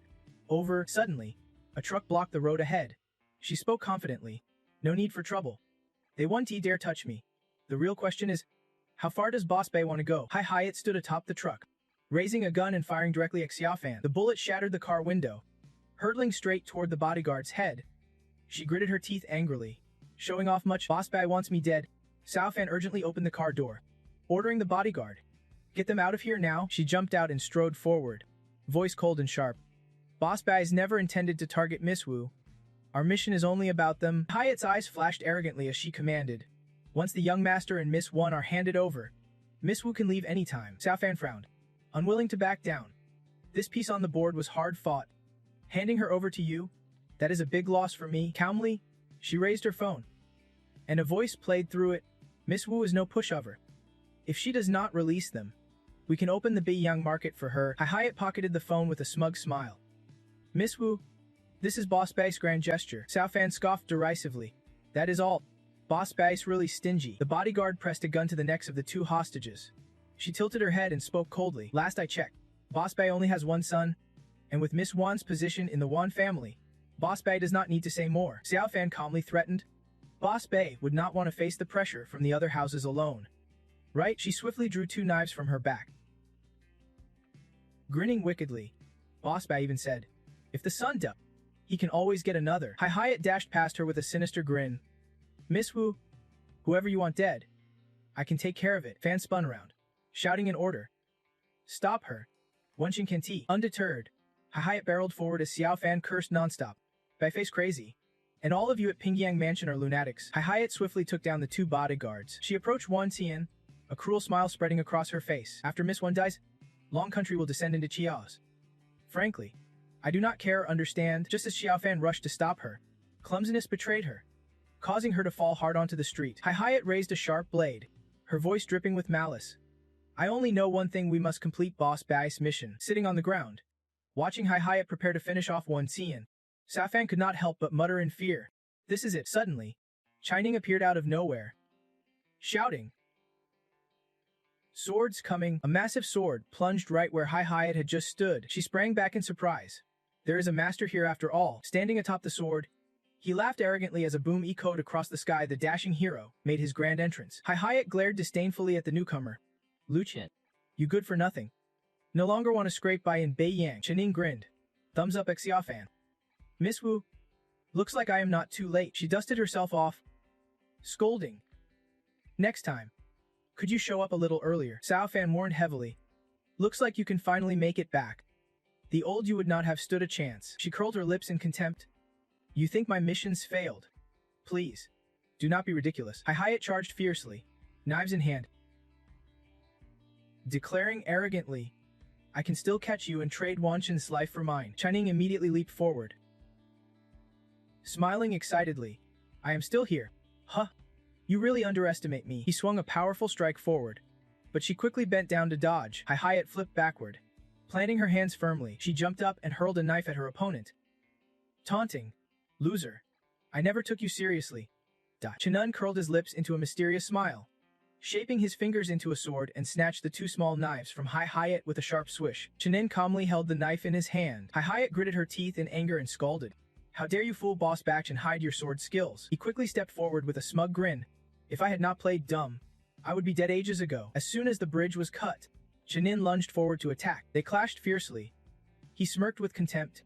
Captain Hyatt's Blood Oath sect skills are nothing special after all. She clenched her teeth, fuming. "Damn it! Damn it! Damn it!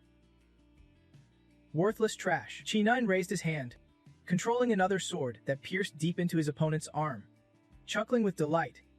Surprised, shocked, Hyatt immediately retreated, barking orders loudly. "Explode! Explode! Kill! Kill! Take them all down." He swiftly positioned himself in front of Tu Pham, calmly reassuring, "Miss Nugo, do not worry. With me here, no one will hurt you." Chinan controlled the sword, swiftly piercing through each attacker one by one. Hyatt's face twisted in fear. She frantically dialed her phone, reporting, "Lu Qinin has advanced to this level right under our noses. We must inform Director Bach immediately." Suddenly, Shenfeng appeared out of nowhere, stepping down on her, chuckling with amusement. Tu Pham, looks like things are getting lively over here." The bodyguards instantly turned to attack him, but were cut down before taking a few steps. She died with her eyes open, collapsing face first on the pavement as her phone displayed a successful message sent notification. Shenfeng coldly tilted his head and suggested, "You come over and lend a hand. No one's allowed to walk away alive from here." He spun around smoothly and ordered, "Tu Pham, find us a safe house." She smiled brightly and replied, "Got it. Leave it to me." They immediately moved back to the room Tu Pham had secured. Chinen grinned mischievously by the window. "That Miss Ngos got skills right under our noses, and yet totally undetected." She sat on the sofa fiddling with her phone, annoyed. "Don't you know the saying? Sometimes being too close to the lamp blocks the light." Shen Feng walked in steadily and reported, "I have checked everything, no suspicious people nearby." Sat down coldly and asked, "Can you finally tell me who you really are?" Shen Feng tossed a stack of photos onto the floor. Irritated, "I told the company to dig up everything on you. So how do you explain a useless guy having half-step Ning Qi power? And where the hell did you get these photos?" Cheinen frowned deeply. "If you do not spill it now, you won't be walking out of here." He quickly raised both hands, forcing a smile. "Don't hurt me. Those photos were taken by me." He swiftly held out his phone, Check them yourself, Shenfeng frowned, staring at the footprints in the images. Astonished. You have a way to teleport. Chenin calmly sat down, honestly replying, I do, but I can get past that restriction. He handed the phone back with a bright smile.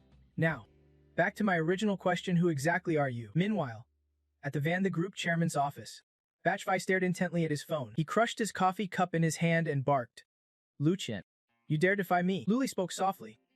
Boss Batch, from this intel, it is clear Lu Chi-nin has at least half-step Ning-Ki power. She frowned urgently. This time, the Blood Oath and Blood Physique teams suffered heavy losses. I suggest we gather reinforcements immediately. Suddenly, Batchfai laughed loudly. Good riddance. Good riddance. He pulled Luli onto his lap, grinning wickedly. You did well this time. Tonight, I will reward you. Batchfai took the glass from Luli's hand and said, What, Chairman? I do not care about titles. I came to Bakdong for one thing, to reach Beng Lei. She reached up, touching the man's cheek with a teasing smile. Beng Lei's just a legend, right? How do you know it is here? Boss Batch. He furrowed his brow and explained calmly. Beng Lei is real. It lies above Bakmin Sea, in another dimension. But Lu, its entrance has been sealed for generations. Luli nestled closer to Batchfai, whispering, When I was little, I saw you and Master Lu whispering all night. That night was about this, was not it? He recalled the old memories. Snarling, I asked him how to enter Bakmin, but the old man would not budge, not for anything. I have been running this whole operation for decades, whatever I want. I get. Nobody dares to say no. To make that happen, Batchfai ruthlessly wiped out the entire Liu clan, leaving only that kid Lu Jining alive. Not sure how many tigers are in the den, but after he died, the entire Liu family was gone, just that one kid left standing. She smiled seductively and asked, with so many of the Liu family dead, does not that mean Batch could not get what he wanted? He opened the drawer to reveal an old oil lamp, arrogantly saying, No way. I even raided his ancestors' tomb. This is what I took. Lily grabbed the oil lamp, bored out of her mind. Clearly not impressed. She carefully placed it back in the drawer and gently reminded him, Boss Batch, right now in Long Kingdom, all eyes are on Bi Yang. If we keep going like this, we are just playing defense. I think it is time we plan a way out. Batchface smiled satisfied, ruffling Lily's hair. This little one's getting sharper. Then he straightened up. Serious again. Call Vanjia later. Tell them Wilson's people can come over. I will coordinate with them. Raising his glass with a sinister grin, he boasted, If you are going to put on a big show, I'm the star. Time to give them a performance they won't forget. Lily quickly headed down, flashing a seductive smile. I will be waiting for you tonight. Boss Batch. He laughed excitedly. Make sure you are clean and ready when I get home. At the hotel, Zining calmly said, Moshe, now you understand why I did what I did. Shenfeng poured tea with a bright smile. Sympathizing, carrying a blood feud like that is not easy. Offering him the cup, he added slowly, reaching your level right under Batchfai's nose. That is even harder. Zining took the tea, grinning excitedly.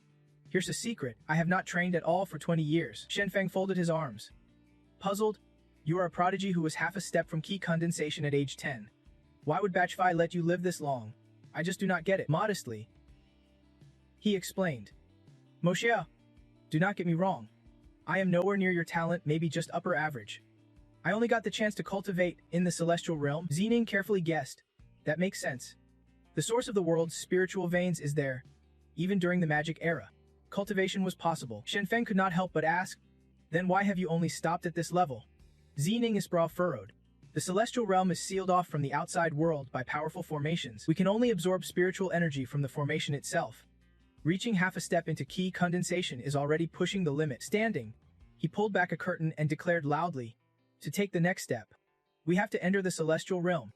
Zining calmly added, if I am right, that is how we break through the formation. Rolling up his sleeve with a mischievous smile, Zining said, using my blood to light that oil lamp can temporarily disable the formation. Shenfeng nodded thoughtfully. I see your point. Spill it. What is your price? Zining grinned slyly. I want you to help me kill Batchfai. Shenfeng turned, hands in pockets, strolling coolly. Tonight, we take him down together at the Bin Duong Corp. That night at Bun Duong Corp, Zining calmly instructed, Xiaofan, you and your men keep watch outside. Xiaofan looked worried as Shenfeng and Zining moved inside. Everyone, stay sharp. The guards immediately went on alert when they saw the two entering. One stood up, acting tough. Hey, tell those guys Wong's crew, or whatever they do not get visitors at Bun Duong Corp tonight. Still calm. The two continued talking. Shenfeng curiously asked, "You know sword language? Where do you learn that?" Zining quickly explained, "My ancestors were the successors of the Shushan sword sect." Shenfeng's eyes widened. Fascinated. Shushan was wiped out over 500 years ago. Didn't expect its legacy to survive with you. Got a sword? Man. Zining lunged forward, smirking as he unleashed a sonic sword piercing the guard. Man's gotta have his tools. The wounded guard shouted loudly. Brothers, we got trouble.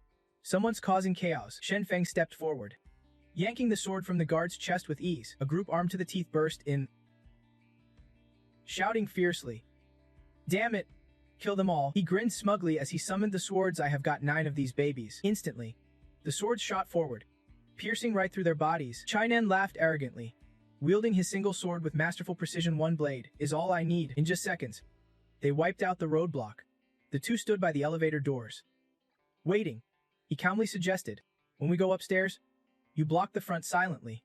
I will strike from the side with a surprise attack." Chinen grabbed a thug, pressed his hand on the elevator button. Once done, he dropped him to the floor but firmly stated, "But we need to agree. Batch Phi has to be the one I kill." Both stepped into the elevator. Shenfeng smirked confidently. "Aren't you a pro? Why do you need me to be quiet for you?" Chinen grinned. "Flattering. Nai Nai. Moshe, you are even more of a badass than I am." At the Bun Duong Corporation, a cowboy crew from the west was invited. Batch Phi calmly spoke, "You have come all this way, so I won't waste words." He smiled sinisterly and demanded, "Shenfeng is in Bun Duong. My men can show their faces. So you need to kill Shenfeng and bring Liu Chai Nun to me." Shenfeng sat down, smiled confidently, and said, "We are all SS-ranked fighters. Killing one guy is not tough, but boss back, what can you offer us?" Batch Phi chuckled with delight. "You super squads have been itching to enter Long Kwok for years. I can make that happen. Give you a stronghold in Bun Duong." A subordinate behind crossed his arms arrogantly. "A stronghold? And you expect us to just do your dirty work? Boss, let us call backup and take down Bun Duong ourselves." Batch Phi stormed forward, gritting his teeth, warning angrily, "Don't he get cocky in front of me." Batch Phi grabbed the insolent guy by the collar and sternly said, "I can give you a face, but you do not get to make demands." He calmly walked to the bookshelf and said, $2 billion. In dollars. The guy tilted his head, warning, "This is not over. My money's not that easy to get." Batch Phi pulled out his phone to listen in. His subordinate's urgent voice rang out. "Boss Batch, Shenfeng and Liu Chi Nin have breached the building. Our guys can stop them." He hung up, looked toward Shenfeng, and calmly said, "Gentlemen, let us see how you perform." He and his men quickly left, reminding, "I want to see the transfer notification by 10 am tomorrow, or we will come collect the money ourselves." Back at the skyscraper, Chinen curiously asked, "Moshe, what is your plan after you get to Binglei?" Shenfeng rubbed his chin thoughtfully. "After understanding the mundane world, I will seek the final destination of life." He looked up, sighing. "Honestly, I want to settle down, save some money, get married, have a daughter, run a small supermarket, and live the rest of my life peacefully. That is the real deal." Chinen smiled gently, reminding, "Everyone has their own will. The future depends on your choices. But being stuck in this cycle, wanting peace is almost a distant dream." The elevator stopped. Shenfeng braced himself. "Careful, there is an ambush." The elevator door slid open swiftly. Shenfeng and his crew opened fire nonstop, laughing and shouting, "Shoot them dead." "Seriously now," the arrogant thug declared, "in the blood of cowboys runs the spirit of freedom. The soul of the Western cowboy beats with an unbreakable will." Chinen narrowed his eyes, sneering, "If you are not going to behave at home, why come bother us? Damn freedom. Damn spirit." The thug laughed mockingly. "Damn kid. You talk too much." Chinen, hiding behind, threw his sword at him. Linglong smirked. "Damn, you guys are dumb." Shenfeng calmly used his sword to deflect bullets, then swiftly charged at Black Feng. Linglong ordered, "Stop arguing, I will handle this one. The rest are yours." Chinen faced off against the thug's 2 guns with his sword. Black Feng sneered, "Kid, it is this era, and you are still swinging cold steel. You want to use Long Kwok's power to fight my freedom." He wildly fired at Shenfeng, taunting, "Let me ask you outside 10 quick gunshots. Can you handle 10 quick gunshots?" Black Feng laughed cockily. Within 10 steps, the gun is both precise and fast. Watching Chi Nin strike his gun with a sword, He scoffed. No use.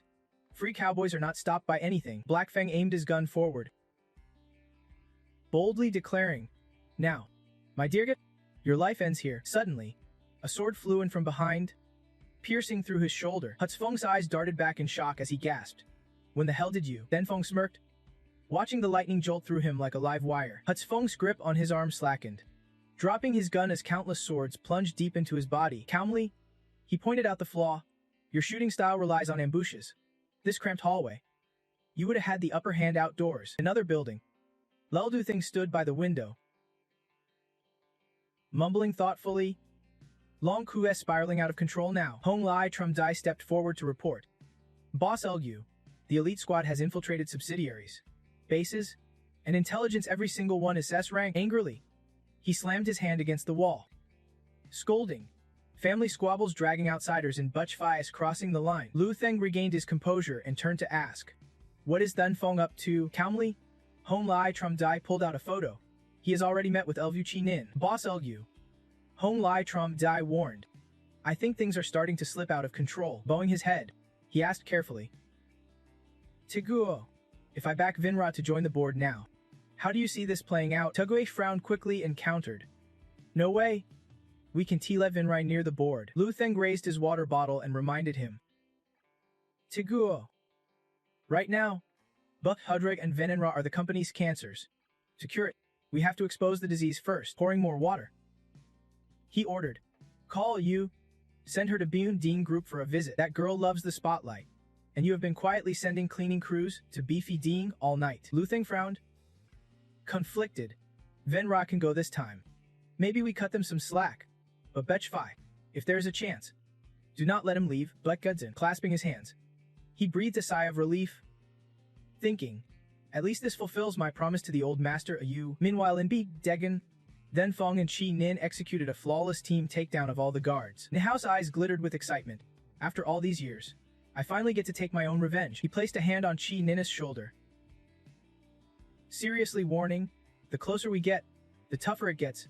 Until it is over, we stay sharp." Then Feng-eyed Hake Feng lying on the floor, frowning. "He is not dead yet. Can you handle him?" Chenin calmly replied, "His life force is severed.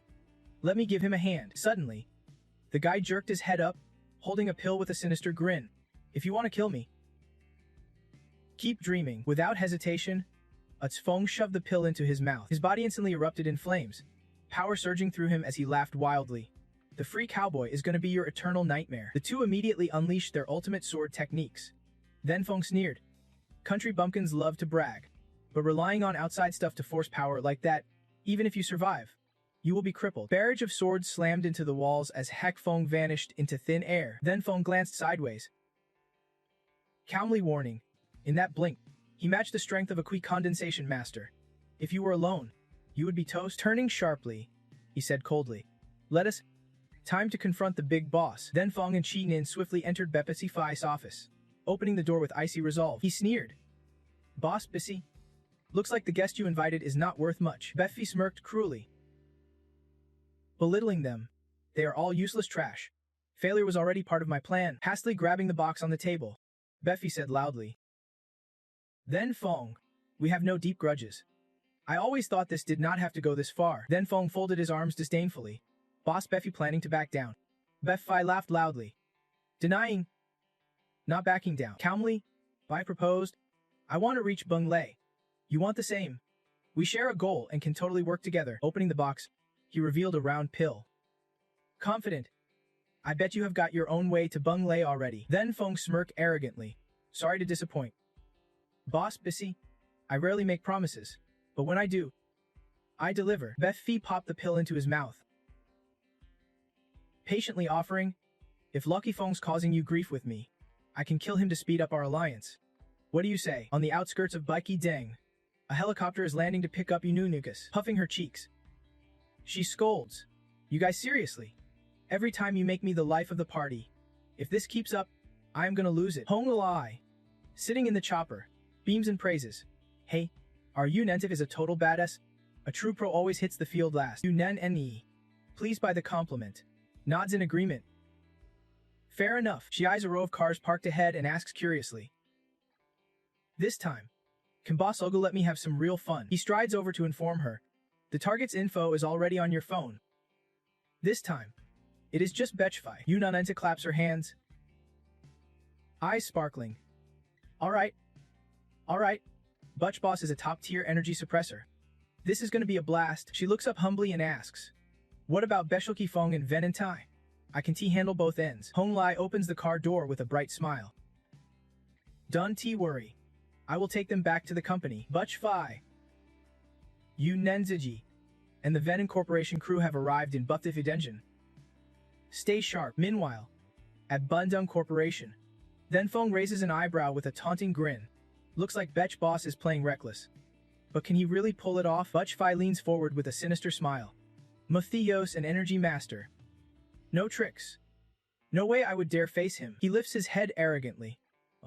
By the way, what I just took was a gene drug from Wilson Corp. It pushes my body to its limits. Boosts my fighting power. Butch Fi smirks proudly. Guess why I have not made a move yet? Then Fong narrows his eyes. Makin, you think stalling will work on me? Without a word, he springs forward, striking Butch Fi's leg with a kick. Calmly, then Fong strikes the sole of his foot while warning.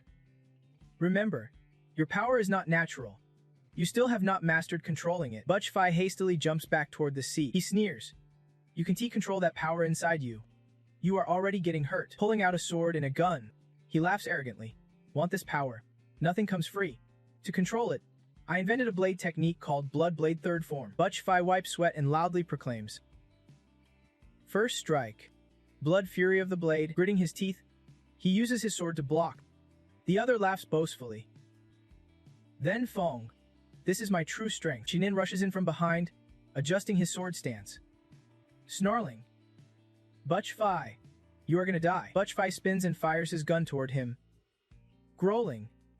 Get lost. Wielding the glowing blade against Then Fong. Butch Fi's power is terrifying. Chi Nen lies on the ground. Furious, realizing he can't join this fight anymore. Butch Fi leaps excitedly, unleashing the second strike. Blood rush like the sea. The blow pins Then Fong tight against the wall. Laughing with excitement, Butch Fi declares, next up is the third strike. As for the name, still working on that. Calmly, Then Fong taunts, before you die, maybe come up with a name for me. Huh. Instantly, they clash into close combat. Standing amid the smoky village, Butch Fi smiles arrogantly. So this is your power. I am unbeatable now. Behind him, Then Fong silently sharpens his sword technique. Coldly sneering, fool. Butch Fi's entire body is immediately struck and staggered. He shouts in disbelief. Impossible. How do you still have power? Then Fong steps forward casually, explaining, I held back to see what level you are really at. Pathetic. Butch Fi fires wildly at the swords. Sneering, you have got some power but no clue how to use it. Weak. Then Fong grimaces and slashes forward, forcing Butch Fi to dodge chaotically, but his body is still punished by Thon Fong's overwhelming power. Butch Fi, eyes wide in disbelief, mutters, no way. I clearly dodged. Then Fong slowly explains while advancing, your body's already sealed by my mark. No dodging now. Before finishing, Then Fong lands another strike. Butch Fi swings his blade fiercely and declares confidently, wanna kill me? Dream on. Butch Fi swung his sword forward,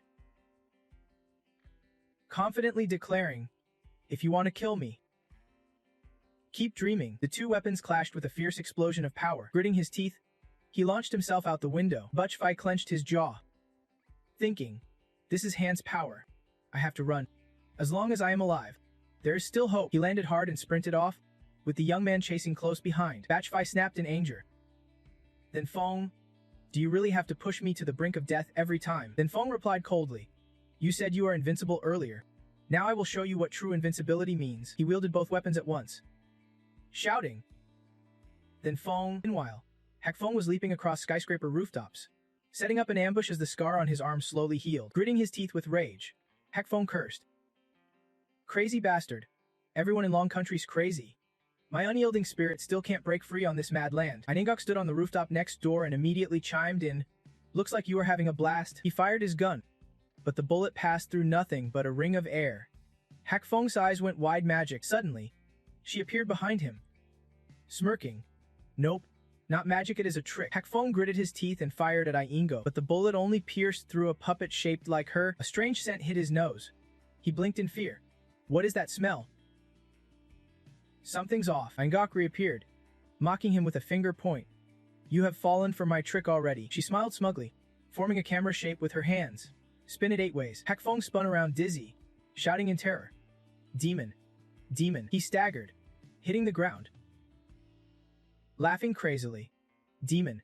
You are a demon. Angok puffed her cheeks and sat down as Hakfong clasped his hands, crazily confessing. Lord, I admit my sins, all the wrongs I have done to others, and to you please forgive my past. She smirked. You mess with illusions and turn into this. Boring, not fun at all. Angok got up and called, Hello? Someone just got hit by my 8-way reversal trick. Everyone. Come quick, I am bored out of my mind. Below, 3 cars sped together, cutting through the street like pirates. A bodyguard driving shouted, Boss, Lou has backed us up in the online meeting. Tell me, what does that guy even mean? Ban Ban folded his arms arrogantly. Who cares what he means? We are here to get back Dong and save someone. He narrowed his eyes, grinning wickedly. Then kill Baksh Tayat Fong. That night, the sky was eerily quiet. The bodyguard, anxious, reminded, Boss, but Baksh Tayat Fong is the fiancé of the young miss. Van Ban smiled cruelly. That is what Olda wants too. Outside, we have Wilson Group's support. Inside the country, we will control the company's board. With Van Dai backing us, we do not need to respect anyone. He clenched his fist in rage. Baksh Tayat Fong means nothing. He even dared mess with my sister. And then Fong too. Some nobody brat from who knows where, acting all big in long country. I get mad just hearing about him. The bodyguard smirked. This time, Olda wants to show the world the future of our youth is riding on you. Boss, Van Ban chuckled. I like that. Keep talking. The bodyguard eagerly boasted. Boss is a natural-born master. His body's been enhanced with Wilson Group's latest genetic tech. His power even rivals the legendary condensed Kai realm. He sneered. Everyone calls Then Fong the top dog of Long Country's kids. To me, he is just trash, not even worth licking the boss's shoes. Folding his arms, he laughed. Well said. Restoring Van Ra's glory is my mission. Meanwhile, beneath the Biang building, Then Fong gripped his sword, glaring at Bakfi. Bakfi sat on the ground clutching his broken blade, humiliated. So this is the true power of the condensed Kai realm. I was just a weakling all along. Then Fong swung forward. Let me end this cleanly. This is my true power. Bakfi's eyes flicked to the car speeding up behind him. He bowed his head, smiling sadly. Turns out everything I chased was just a game. Memories flashed back. Bakfi was once just a kid who had to carry too much on his shoulders, wielding a fierce crowbar. I bellowed. My mom's dead. My dad's dead. And if you want to mess with my place, I am ready to go all in with you. The debt collector charged toward the rocky edge and suddenly collapsed, grabbing Bakfi by the collar. He sneered. Kid, if you are going to risk your life against someone, you better have some backup. Otherwise, you are just a joke. The debt collector furiously slapped him across the face, sneering. Are you a joke or not? Despite the pain, Bakfi clenched his teeth and said nothing. He furrowed his brow and slapped him again with wild anger, pressing hard. Are you a joke or not? Speak up, are you or not you? Eyes shut tight, head bowed. He confessed. I am the joke. The biggest joke in the world. Bakfi immediately bit down hard on his finger. The debt collector jumped up in a rage, gnashing his teeth. You dare bite me? I will kill you for this. Bakfi looked up calmly. Go ahead and try. Shenfang spun around and said sharply. Your life.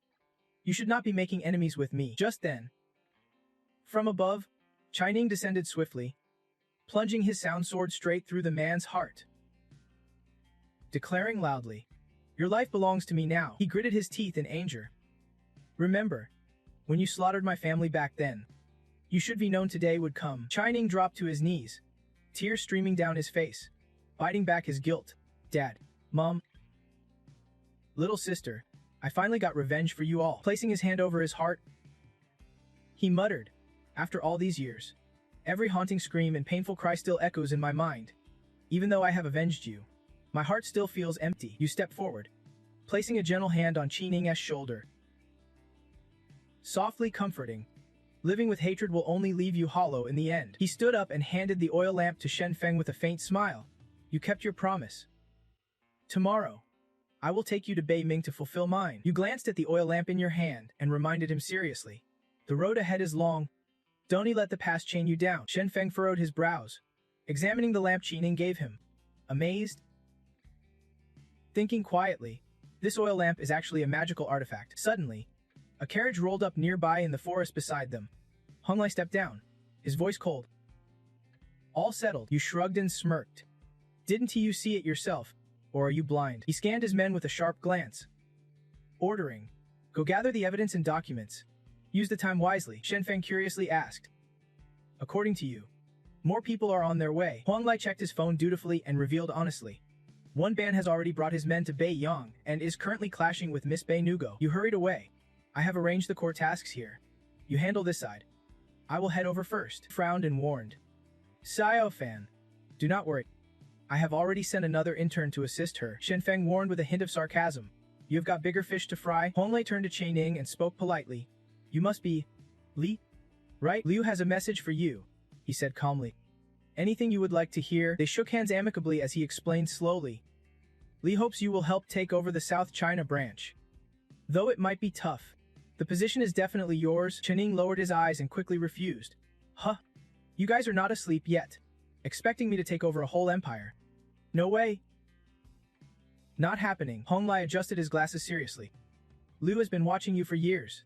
Your skills are unquestionable, he added. Consider this fulfilling a promise made to the old master back then. Chai Ning sighed deeply and nodded. Once a promise is made, I can just walk away. Hong Li pulled out a phone and explained. After you take the throne, a foreigner named Mike will set up an intelligence base in Beiyang. Don't you worry about a thing. Just keep a close watch. His intel will be sent straight to this phone. Make sure you receive it. Holding the phone, Chai Ning muttered in disbelief. This is surreal. The company is just left hanging, no care. No support? Hong Li grinned slyly. Better to have a fool right under your nose than a clever enemy. Meanwhile, on another street, one band was hot on the trail of his target. Yun Gok stood at a distance, calmly aiming